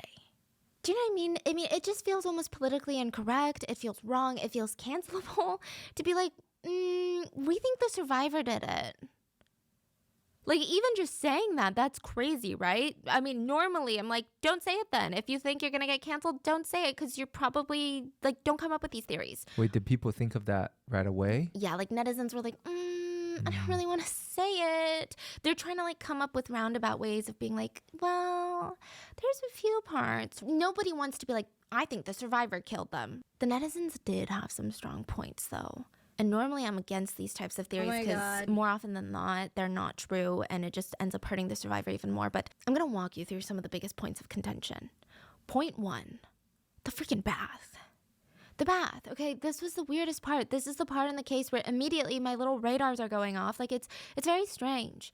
When Cruz, the father, found her in her room after he found his 2 children murdered in the living room, he was just so happy that she was alive. He was so happy that she wasn't injured. But she's soaking wet. And she explains to him, once the screams of her siblings stopped, she took a bath because she was so nervous. Again, what an oddly vulnerable position to put yourself in when there were just 3 homicidal attackers in your home? I think that's even a nightmare to most people. Being in a bath when intruders break in. You just don't feel safe and secured. That's why when you're like showering, you're trying to open your eyes and you're like, I gotta keep looking. Even Cruz said, when I heard that and when the shock of my kids passing wore off, I just couldn't stop thinking about that part. He didn't want to, but he couldn't help but wonder, like, why? Like, wouldn't a more natural reaction to be either run to your siblings' bodies, keep hiding under the bed until someone found you, or maybe even run out of the house? Netizens speculated in a very roundabout way initially that she took a shower to get all the blood off of her after she stabbed her siblings. And again, Louis was stabbed 51 times. That's just on his body. That's not including the injuries on Gwyn's. Another point of contention was the fact that Janice didn't come downstairs when she heard Cruz yelling their names. The house isn't massive, and from where her bedroom was, I mean, she could hear him banging on the front door, screaming the kids' names, running around to the back of the house. She didn't even scream back. She didn't alert him that she was in the house. Nothing. She stayed hidden, and she didn't come out until she heard him come across his children's bodies in the living room. But there's bigger points to be made. The third point is the room that Janice hid in was ransacked. She said the attackers entered the room and they just didn't see her hiding under the bed, and they ransacked her entire room. Why just her? It's just kind of weird. And the house really isn't that big. So if she ran away when the attackers were already inside the house, wouldn't at least one of the 3 attackers had seen her run to her room? And one of the first places you would check is underneath the bed. So they just go into her room, ransack the room, and think, you know what? I'm sure she's not going to tell anyone what happened. It's weird. Also, she stated that she locked herself in the room and then hid under the bed. If the door was locked from the inside, how did the room get turned inside out? There were also droplets of blood that were inside of her room. And so she's arguing, yeah, because the attackers came into the room and ransacked the place, of course there's going to be droplets of blood because they were probably covered in blood, because look at how graphic the crime scene is. But it just wasn't making any sense. Then the last point of contention was Janice sent the message to her family group chat at 2:48 p.m., remember? After the autopsy, police discovered that the McGuad siblings' time of death was closer to 2 p.m. So what happened during those 50 minutes? This next one is a bit more speculative, but I'm still going to go over it. A lot of netizens were wondering how she was able to post a Facebook post spelled 100% correctly and including emojis. So the Facebook post begging for help because there were intruders in the house, that post included emojis. Just kind of strange. And on top of that, just a few minutes after posting on Facebook, she changed the last name to her profile to P, P-E-E. We don't know what P is. Her birth last name is Sibiel, and her adoptive last name is McGuad. I don't know what Janice P is. Wait, after she made a post, she changed her last name? Yeah. So you're telling me you're hiding under the bed and there's 3 knife-wielding attackers downstairs murdering your siblings, and you're like, I need to update my Facebook name, right now. I wonder, That is so okay, weird. this is, Yeah, again, exactly. speculation time, but maybe in her 17-year-old mind, she thought that if her name wasn't Janice McGuad, the police couldn't find her profile. So, I think maybe she thinks the police are going to go and be like, oh, you know what? Let me just investigate this whole family. And, okay, Janice McGuad types it in Facebook. There's no Janice McGuad. Was it Janice McGuad Yes, before? yeah. Oh, okay. She's trying to hide her name. I mean, that's all they can think of in a 17-year-old's head. Because obviously they're going to find you regardless. Yeah, okay. But I'm trying to think like a 17-year-old because it's so random. For now, these are just netizen theories and arguments. Meanwhile, the police would find droplets of blood in rooms of the house that just didn't make sense. Like the laundry room. There were droplets of blood there. But the laundry room shows no sign of struggle or anything. So the killers just walked in there, spattered some blood around from their clothes, and then walked out. Now, the police believe that they do an exhaustive search of the house and the crime scene tape comes down. And the McGuads were allowed back into their home to clean and tidy up. And I guess figure out what they wanted to do with the place. Mrs. McGuad felt like a zombie in this house. So while the police were investigating, all she did was cry and grieve and scream and then crawl up in a ball and then wait for the wave of emotions to hit again. And now she's back in the house. She's like, I just want to stay busy so that these floodgates don't open. She starts tidying up the areas, and she starts with Janice's room. It's been ransacked, so this is Louis' old room. Mrs. McGuad starts going through and cleaning up, and she stumbles across an ID.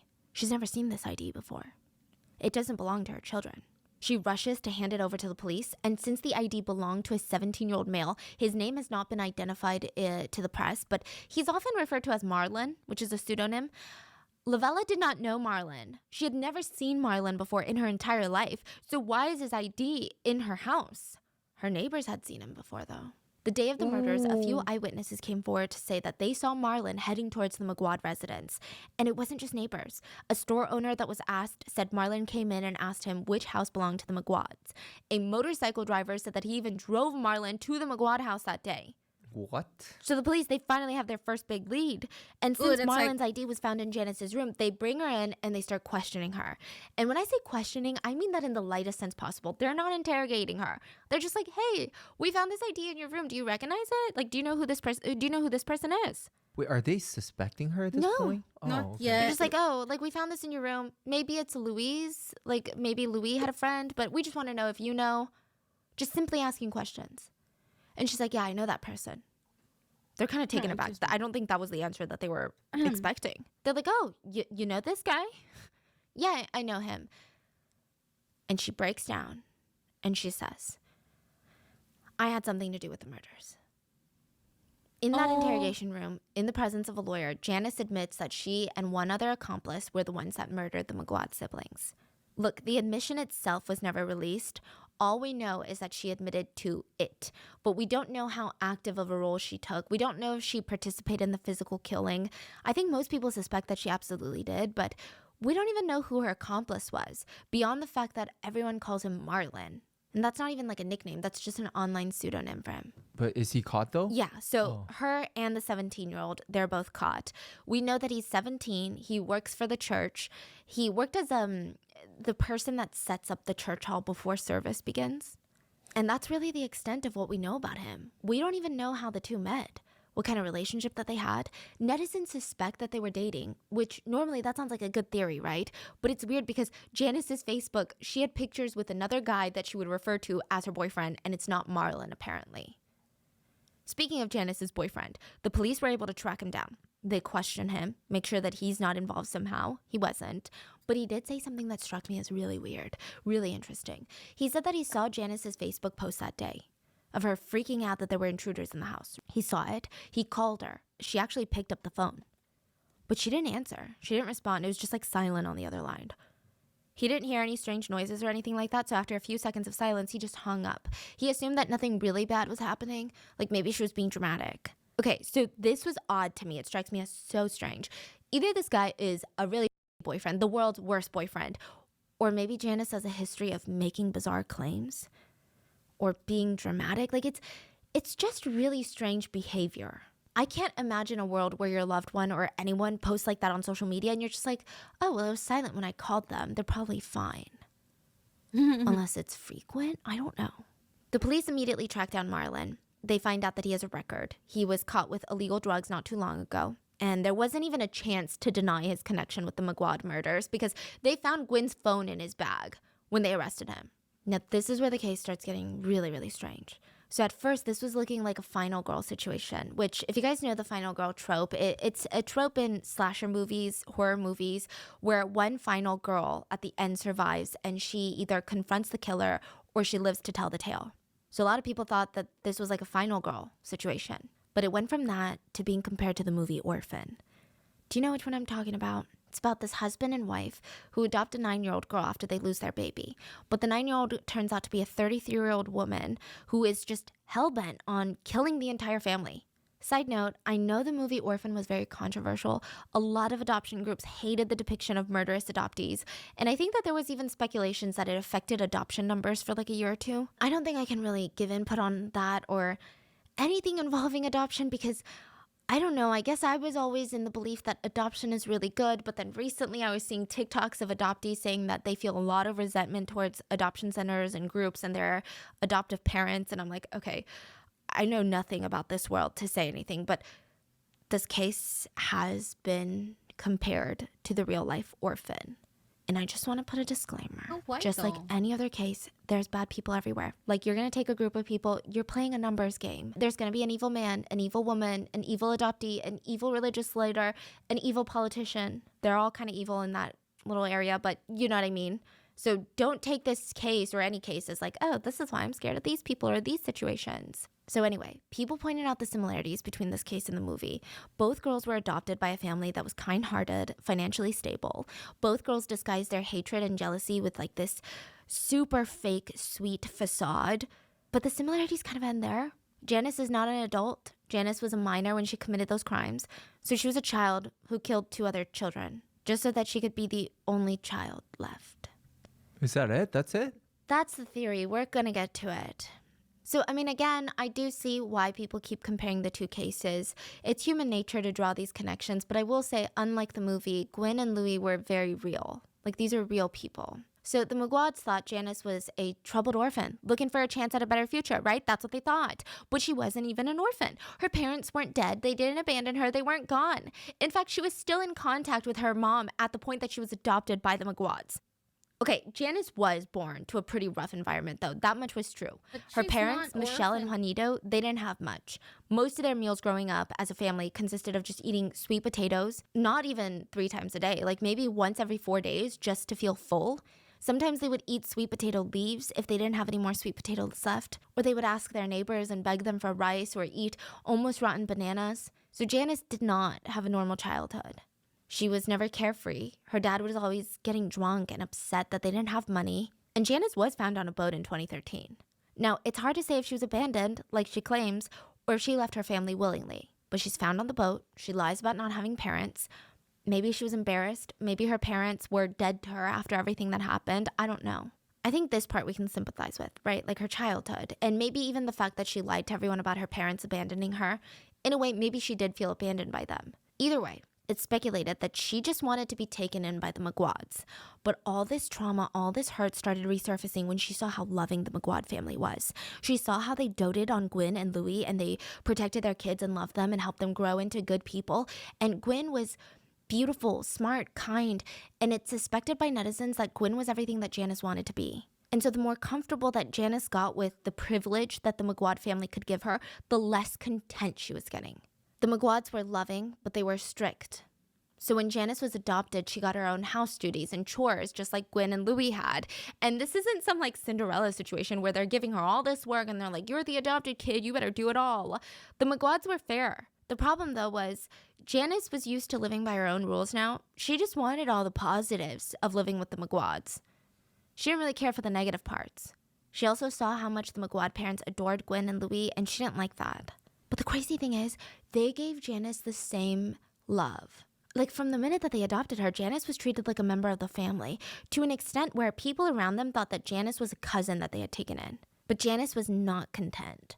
She just wanted all of it. Mr. McGuad thinks that's the reason his children are dead. He said, based on her confession, she was jealous and envious, and she hated our daughter Gwen because of the love we showered her with. But the netizens are confused because even if she saw all the love Gwen is getting, she also has love. Like, love is not a finite resource. How can someone be greedy enough for something like parental affection to kill their siblings?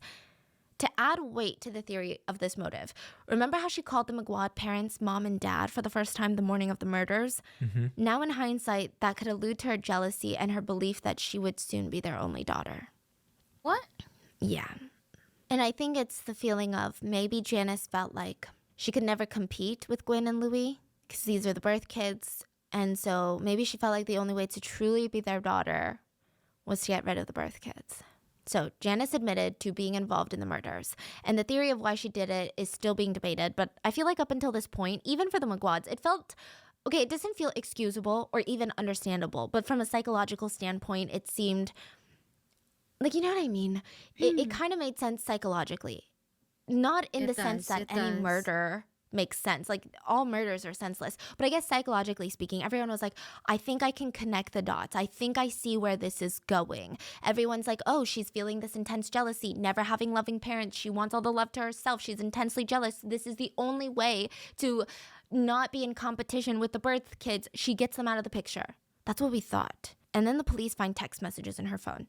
They're in Tagalog, but they've been loosely translated to English. The identity of the person she's texting has not been released, but we can kind of assume that it's Marlon. In the text, Janice says, there are 7 people I want to kill. I won't tell you who they are now because you might report me, but this is all I have left to do before I can finally get the freedom I want. He texted back, "Don't do it yet. Think about it first, then do it when you learn how to." They both laugh, and she texts him back, "I think I can do it now. Tell me, do you think anyone would still take me or accept me if I ever do kill someone? Isn't there a saying that no matter how big your sins are, even if you killed someone, the Lord will still forgive you? You just have to ask for it, right? Hell, I mean, even soldiers kill people, so I should be allowed to." You're crazy, Janice. But for me, it's okay because I have someone special who will still love and accept me even if I do end up killing someone. Janice says, "I'm being serious. I want to be a Marine." What? Yeah, she wanted to be a Marine, okay? And he says, "Soldiers don't kill people who wouldn't kill them first. I just want to finally be happy and do what makes me happy." Same. I want to not worry about the people around me anymore. Janice gets upset and she says, "Whatever, if you don't want to do it with me, then I'll just find someone else who will. I just can't take my surroundings anymore. It's not healthy for me." Same, haha. Don't you have anything better to say than just same? Anyway, can you imagine it? I think it'll be fun to kill someone. The other person asks again, "Who do you want to kill? Let's make a list." I don't want to tell you though yet, because you might report me to the authorities. This is all while she was living with them? Yeah. So I don't really know if I believe in this whole like, I wanted to be the only loved one. Not that that's even more excusable, but I feel like there's a financial motive, there's something. On December 16th, 6 days after the murders, both Janice and Marlon were arrested. They weren't sent to jail because they're minors. They were both taken into basically like a juvenile facility. And Wait, so what's going on with her mom? You're saying she's still talking to the mom? yeah, her mom has no idea what's going on with her. I guess the mom is like, "Okay, you're just off to fend for yourself," and they would just keep in contact through Facebook. So her mom was a mom. Speaking of Janice's mom, she would actually meet with the McGuad parents. She would look for them, and she ran into them at Gwen and Louis' cemetery. So Michelle, Janice's mom, approached them, and she got down on her knees and said, "I'm so sorry. Every time I see their photos, I can't hold my tears back. I feel how you feel." Lavelle lifted the woman back into a standing position so that they were eye to eye, and she said, "You don't need to kneel. If only I could make you feel how painful it is, but I don't have the courage to do that. All I want and all I'm asking you is maybe you're the one person that can get her to tell the truth of what really happened." Michelle, Janice's mom, tried to go meet with Janice, but she was not allowed to see her. So the killers were tried separately. So they were tried for the murder of Louis and for Gwen separately. One for Louis, one for Gwen. And when the first sentence came out, it was insane. Oh, speaking of, while they were at this juvenile center, they're provided with like activities. It doesn't even seem like prison. They're going through therapy. They have activities to keep them not bored. And while they're at the center, Janice, for lack of a better word, she gave everyone there the creeps. She would just sit in her cell quietly, never made small talk, no interest in anything, just sitting there watching everyone. The other kids there were so scared they asked to be transferred to a different room. So the first sentence came out, and the two killers would receive 10 years each for the murder of one McGuad sibling. So there was still another trial left, but the public and the McGuad parents, they were outraged. Like, how can someone get only 10 years in prison for taking another life, for taking the life of a child? It said the sentence was light because in the Philippines, the criminal age of responsibility is 15, meaning if you're younger than 15, you get no legal liability, just rehabilitation, but Janice was 17. So between the ages of 15 and 18, the criminal sentence would be rehab until they reached 18. Basically, they're going easy on them because they were minors when the crimes happened. That's freaking crazy. Yeah, the McGuad parents were not happy at all with this sentence. Neither was the public. Cruz and Lavella, they started giving media interviews, talking to officials. They went on national TV, and they just wanted to put pressure on the judicial system. Lavella admitted something really heartbreaking in these interviews. She said that because of her religion, she was actually willing to forgive Janice. She said she was trying to be understanding, and she felt like Janice, in her eyes, was a victim in her own life. You know, a victim of the system, a victim of circumstance, poverty, the lack of education. She said she wanted to forgive Janice. I mean, this woman is so strong. But then one day, Janice was taken into custody, and Lavella was there, and the two made eye contact. Janice was looking at the woman who gave her love and support and who treated her like her own children. She looked at the parents of her two victims, and her face was completely blank. No remorse, no guilt, not even anger or sadness or confusion, just cold indifference. It's That was when Lavella changed her mind. She said, "We were so proud when we adopted Janice because we thought God was using us to help this young girl. It was a blessing, but then this is what we get."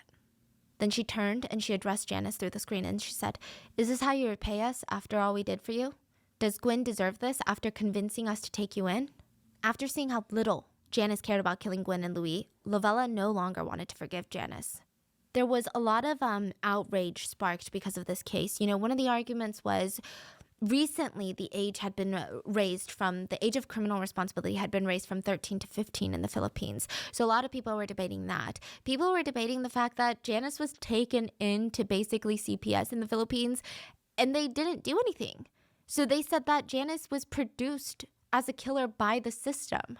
Like, they should have been able to support her in a way that she didn't have to kill someone, that she didn't have to end up in this situation. And another thing is, they were just kind of confused. If Janice had a mom, CPS didn't know that, and they legally let the Magwads adopt her?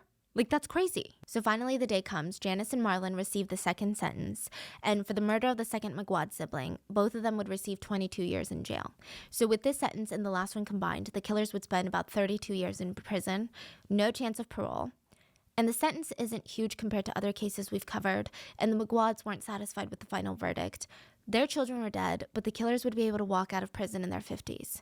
They would have half their life left to live. Half a life that the Magwad siblings would never get to have.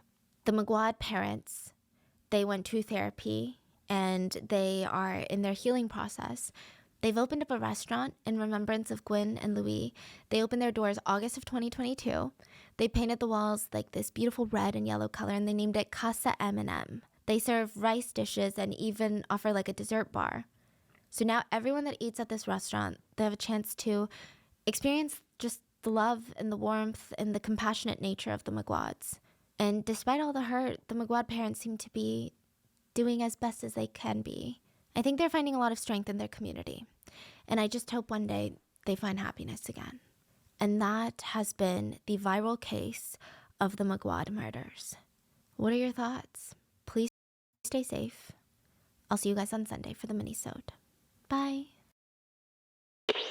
That is just crazy. Those are just crazy stories. She's like, looking at it right now, it seems like it's just borderline psycho. Actually, not borderline, it's just freaking psycho at this point. Sheesh.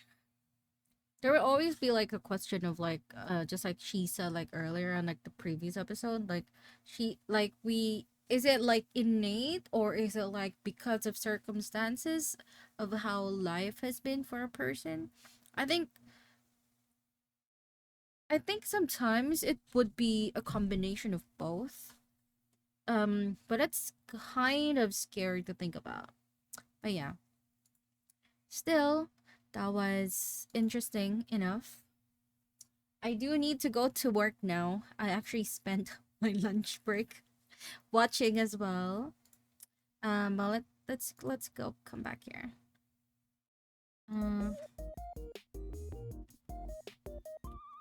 There you go. Alright, but I guess I'll be ending it here for the meantime. I'm gonna be getting so busy now, so I have to go. But I'll go see you again, guys, probably by Friday, because that is where I will be free again. Tomorrow I will be at the office until Thursday, so I cannot, and I'll probably be very sleepy after I get home. So yeah, I guess that's it for today. Thank you so much everyone for staying on today's stream. Thank you. Oh my god. Sorry, I was eating earlier. Thank you so much for staying up, and I hope you guys have a good day. Stay safe, rest well, and thank you so much again for tuning in and, you know, catching up with everything. Thank you. Alright, let's go raid someone. Let me see who I have here.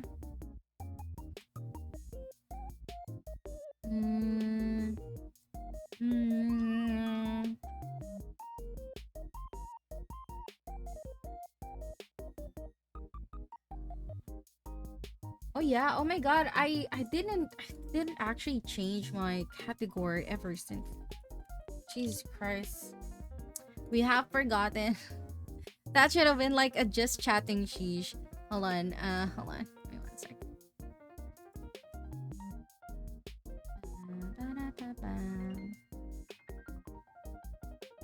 Alright, I guess let's go raid Cringy. He is currently playing Euro Truck Simulator. Let's join in the... let's go join in the road trip. Let's go. Alright. There you go.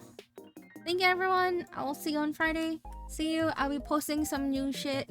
And hopefully you guys like it. See you. Thank you.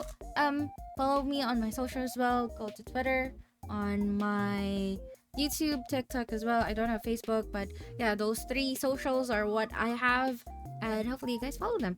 I'll see you next time. Goodbye. Bye. Bye. Bye.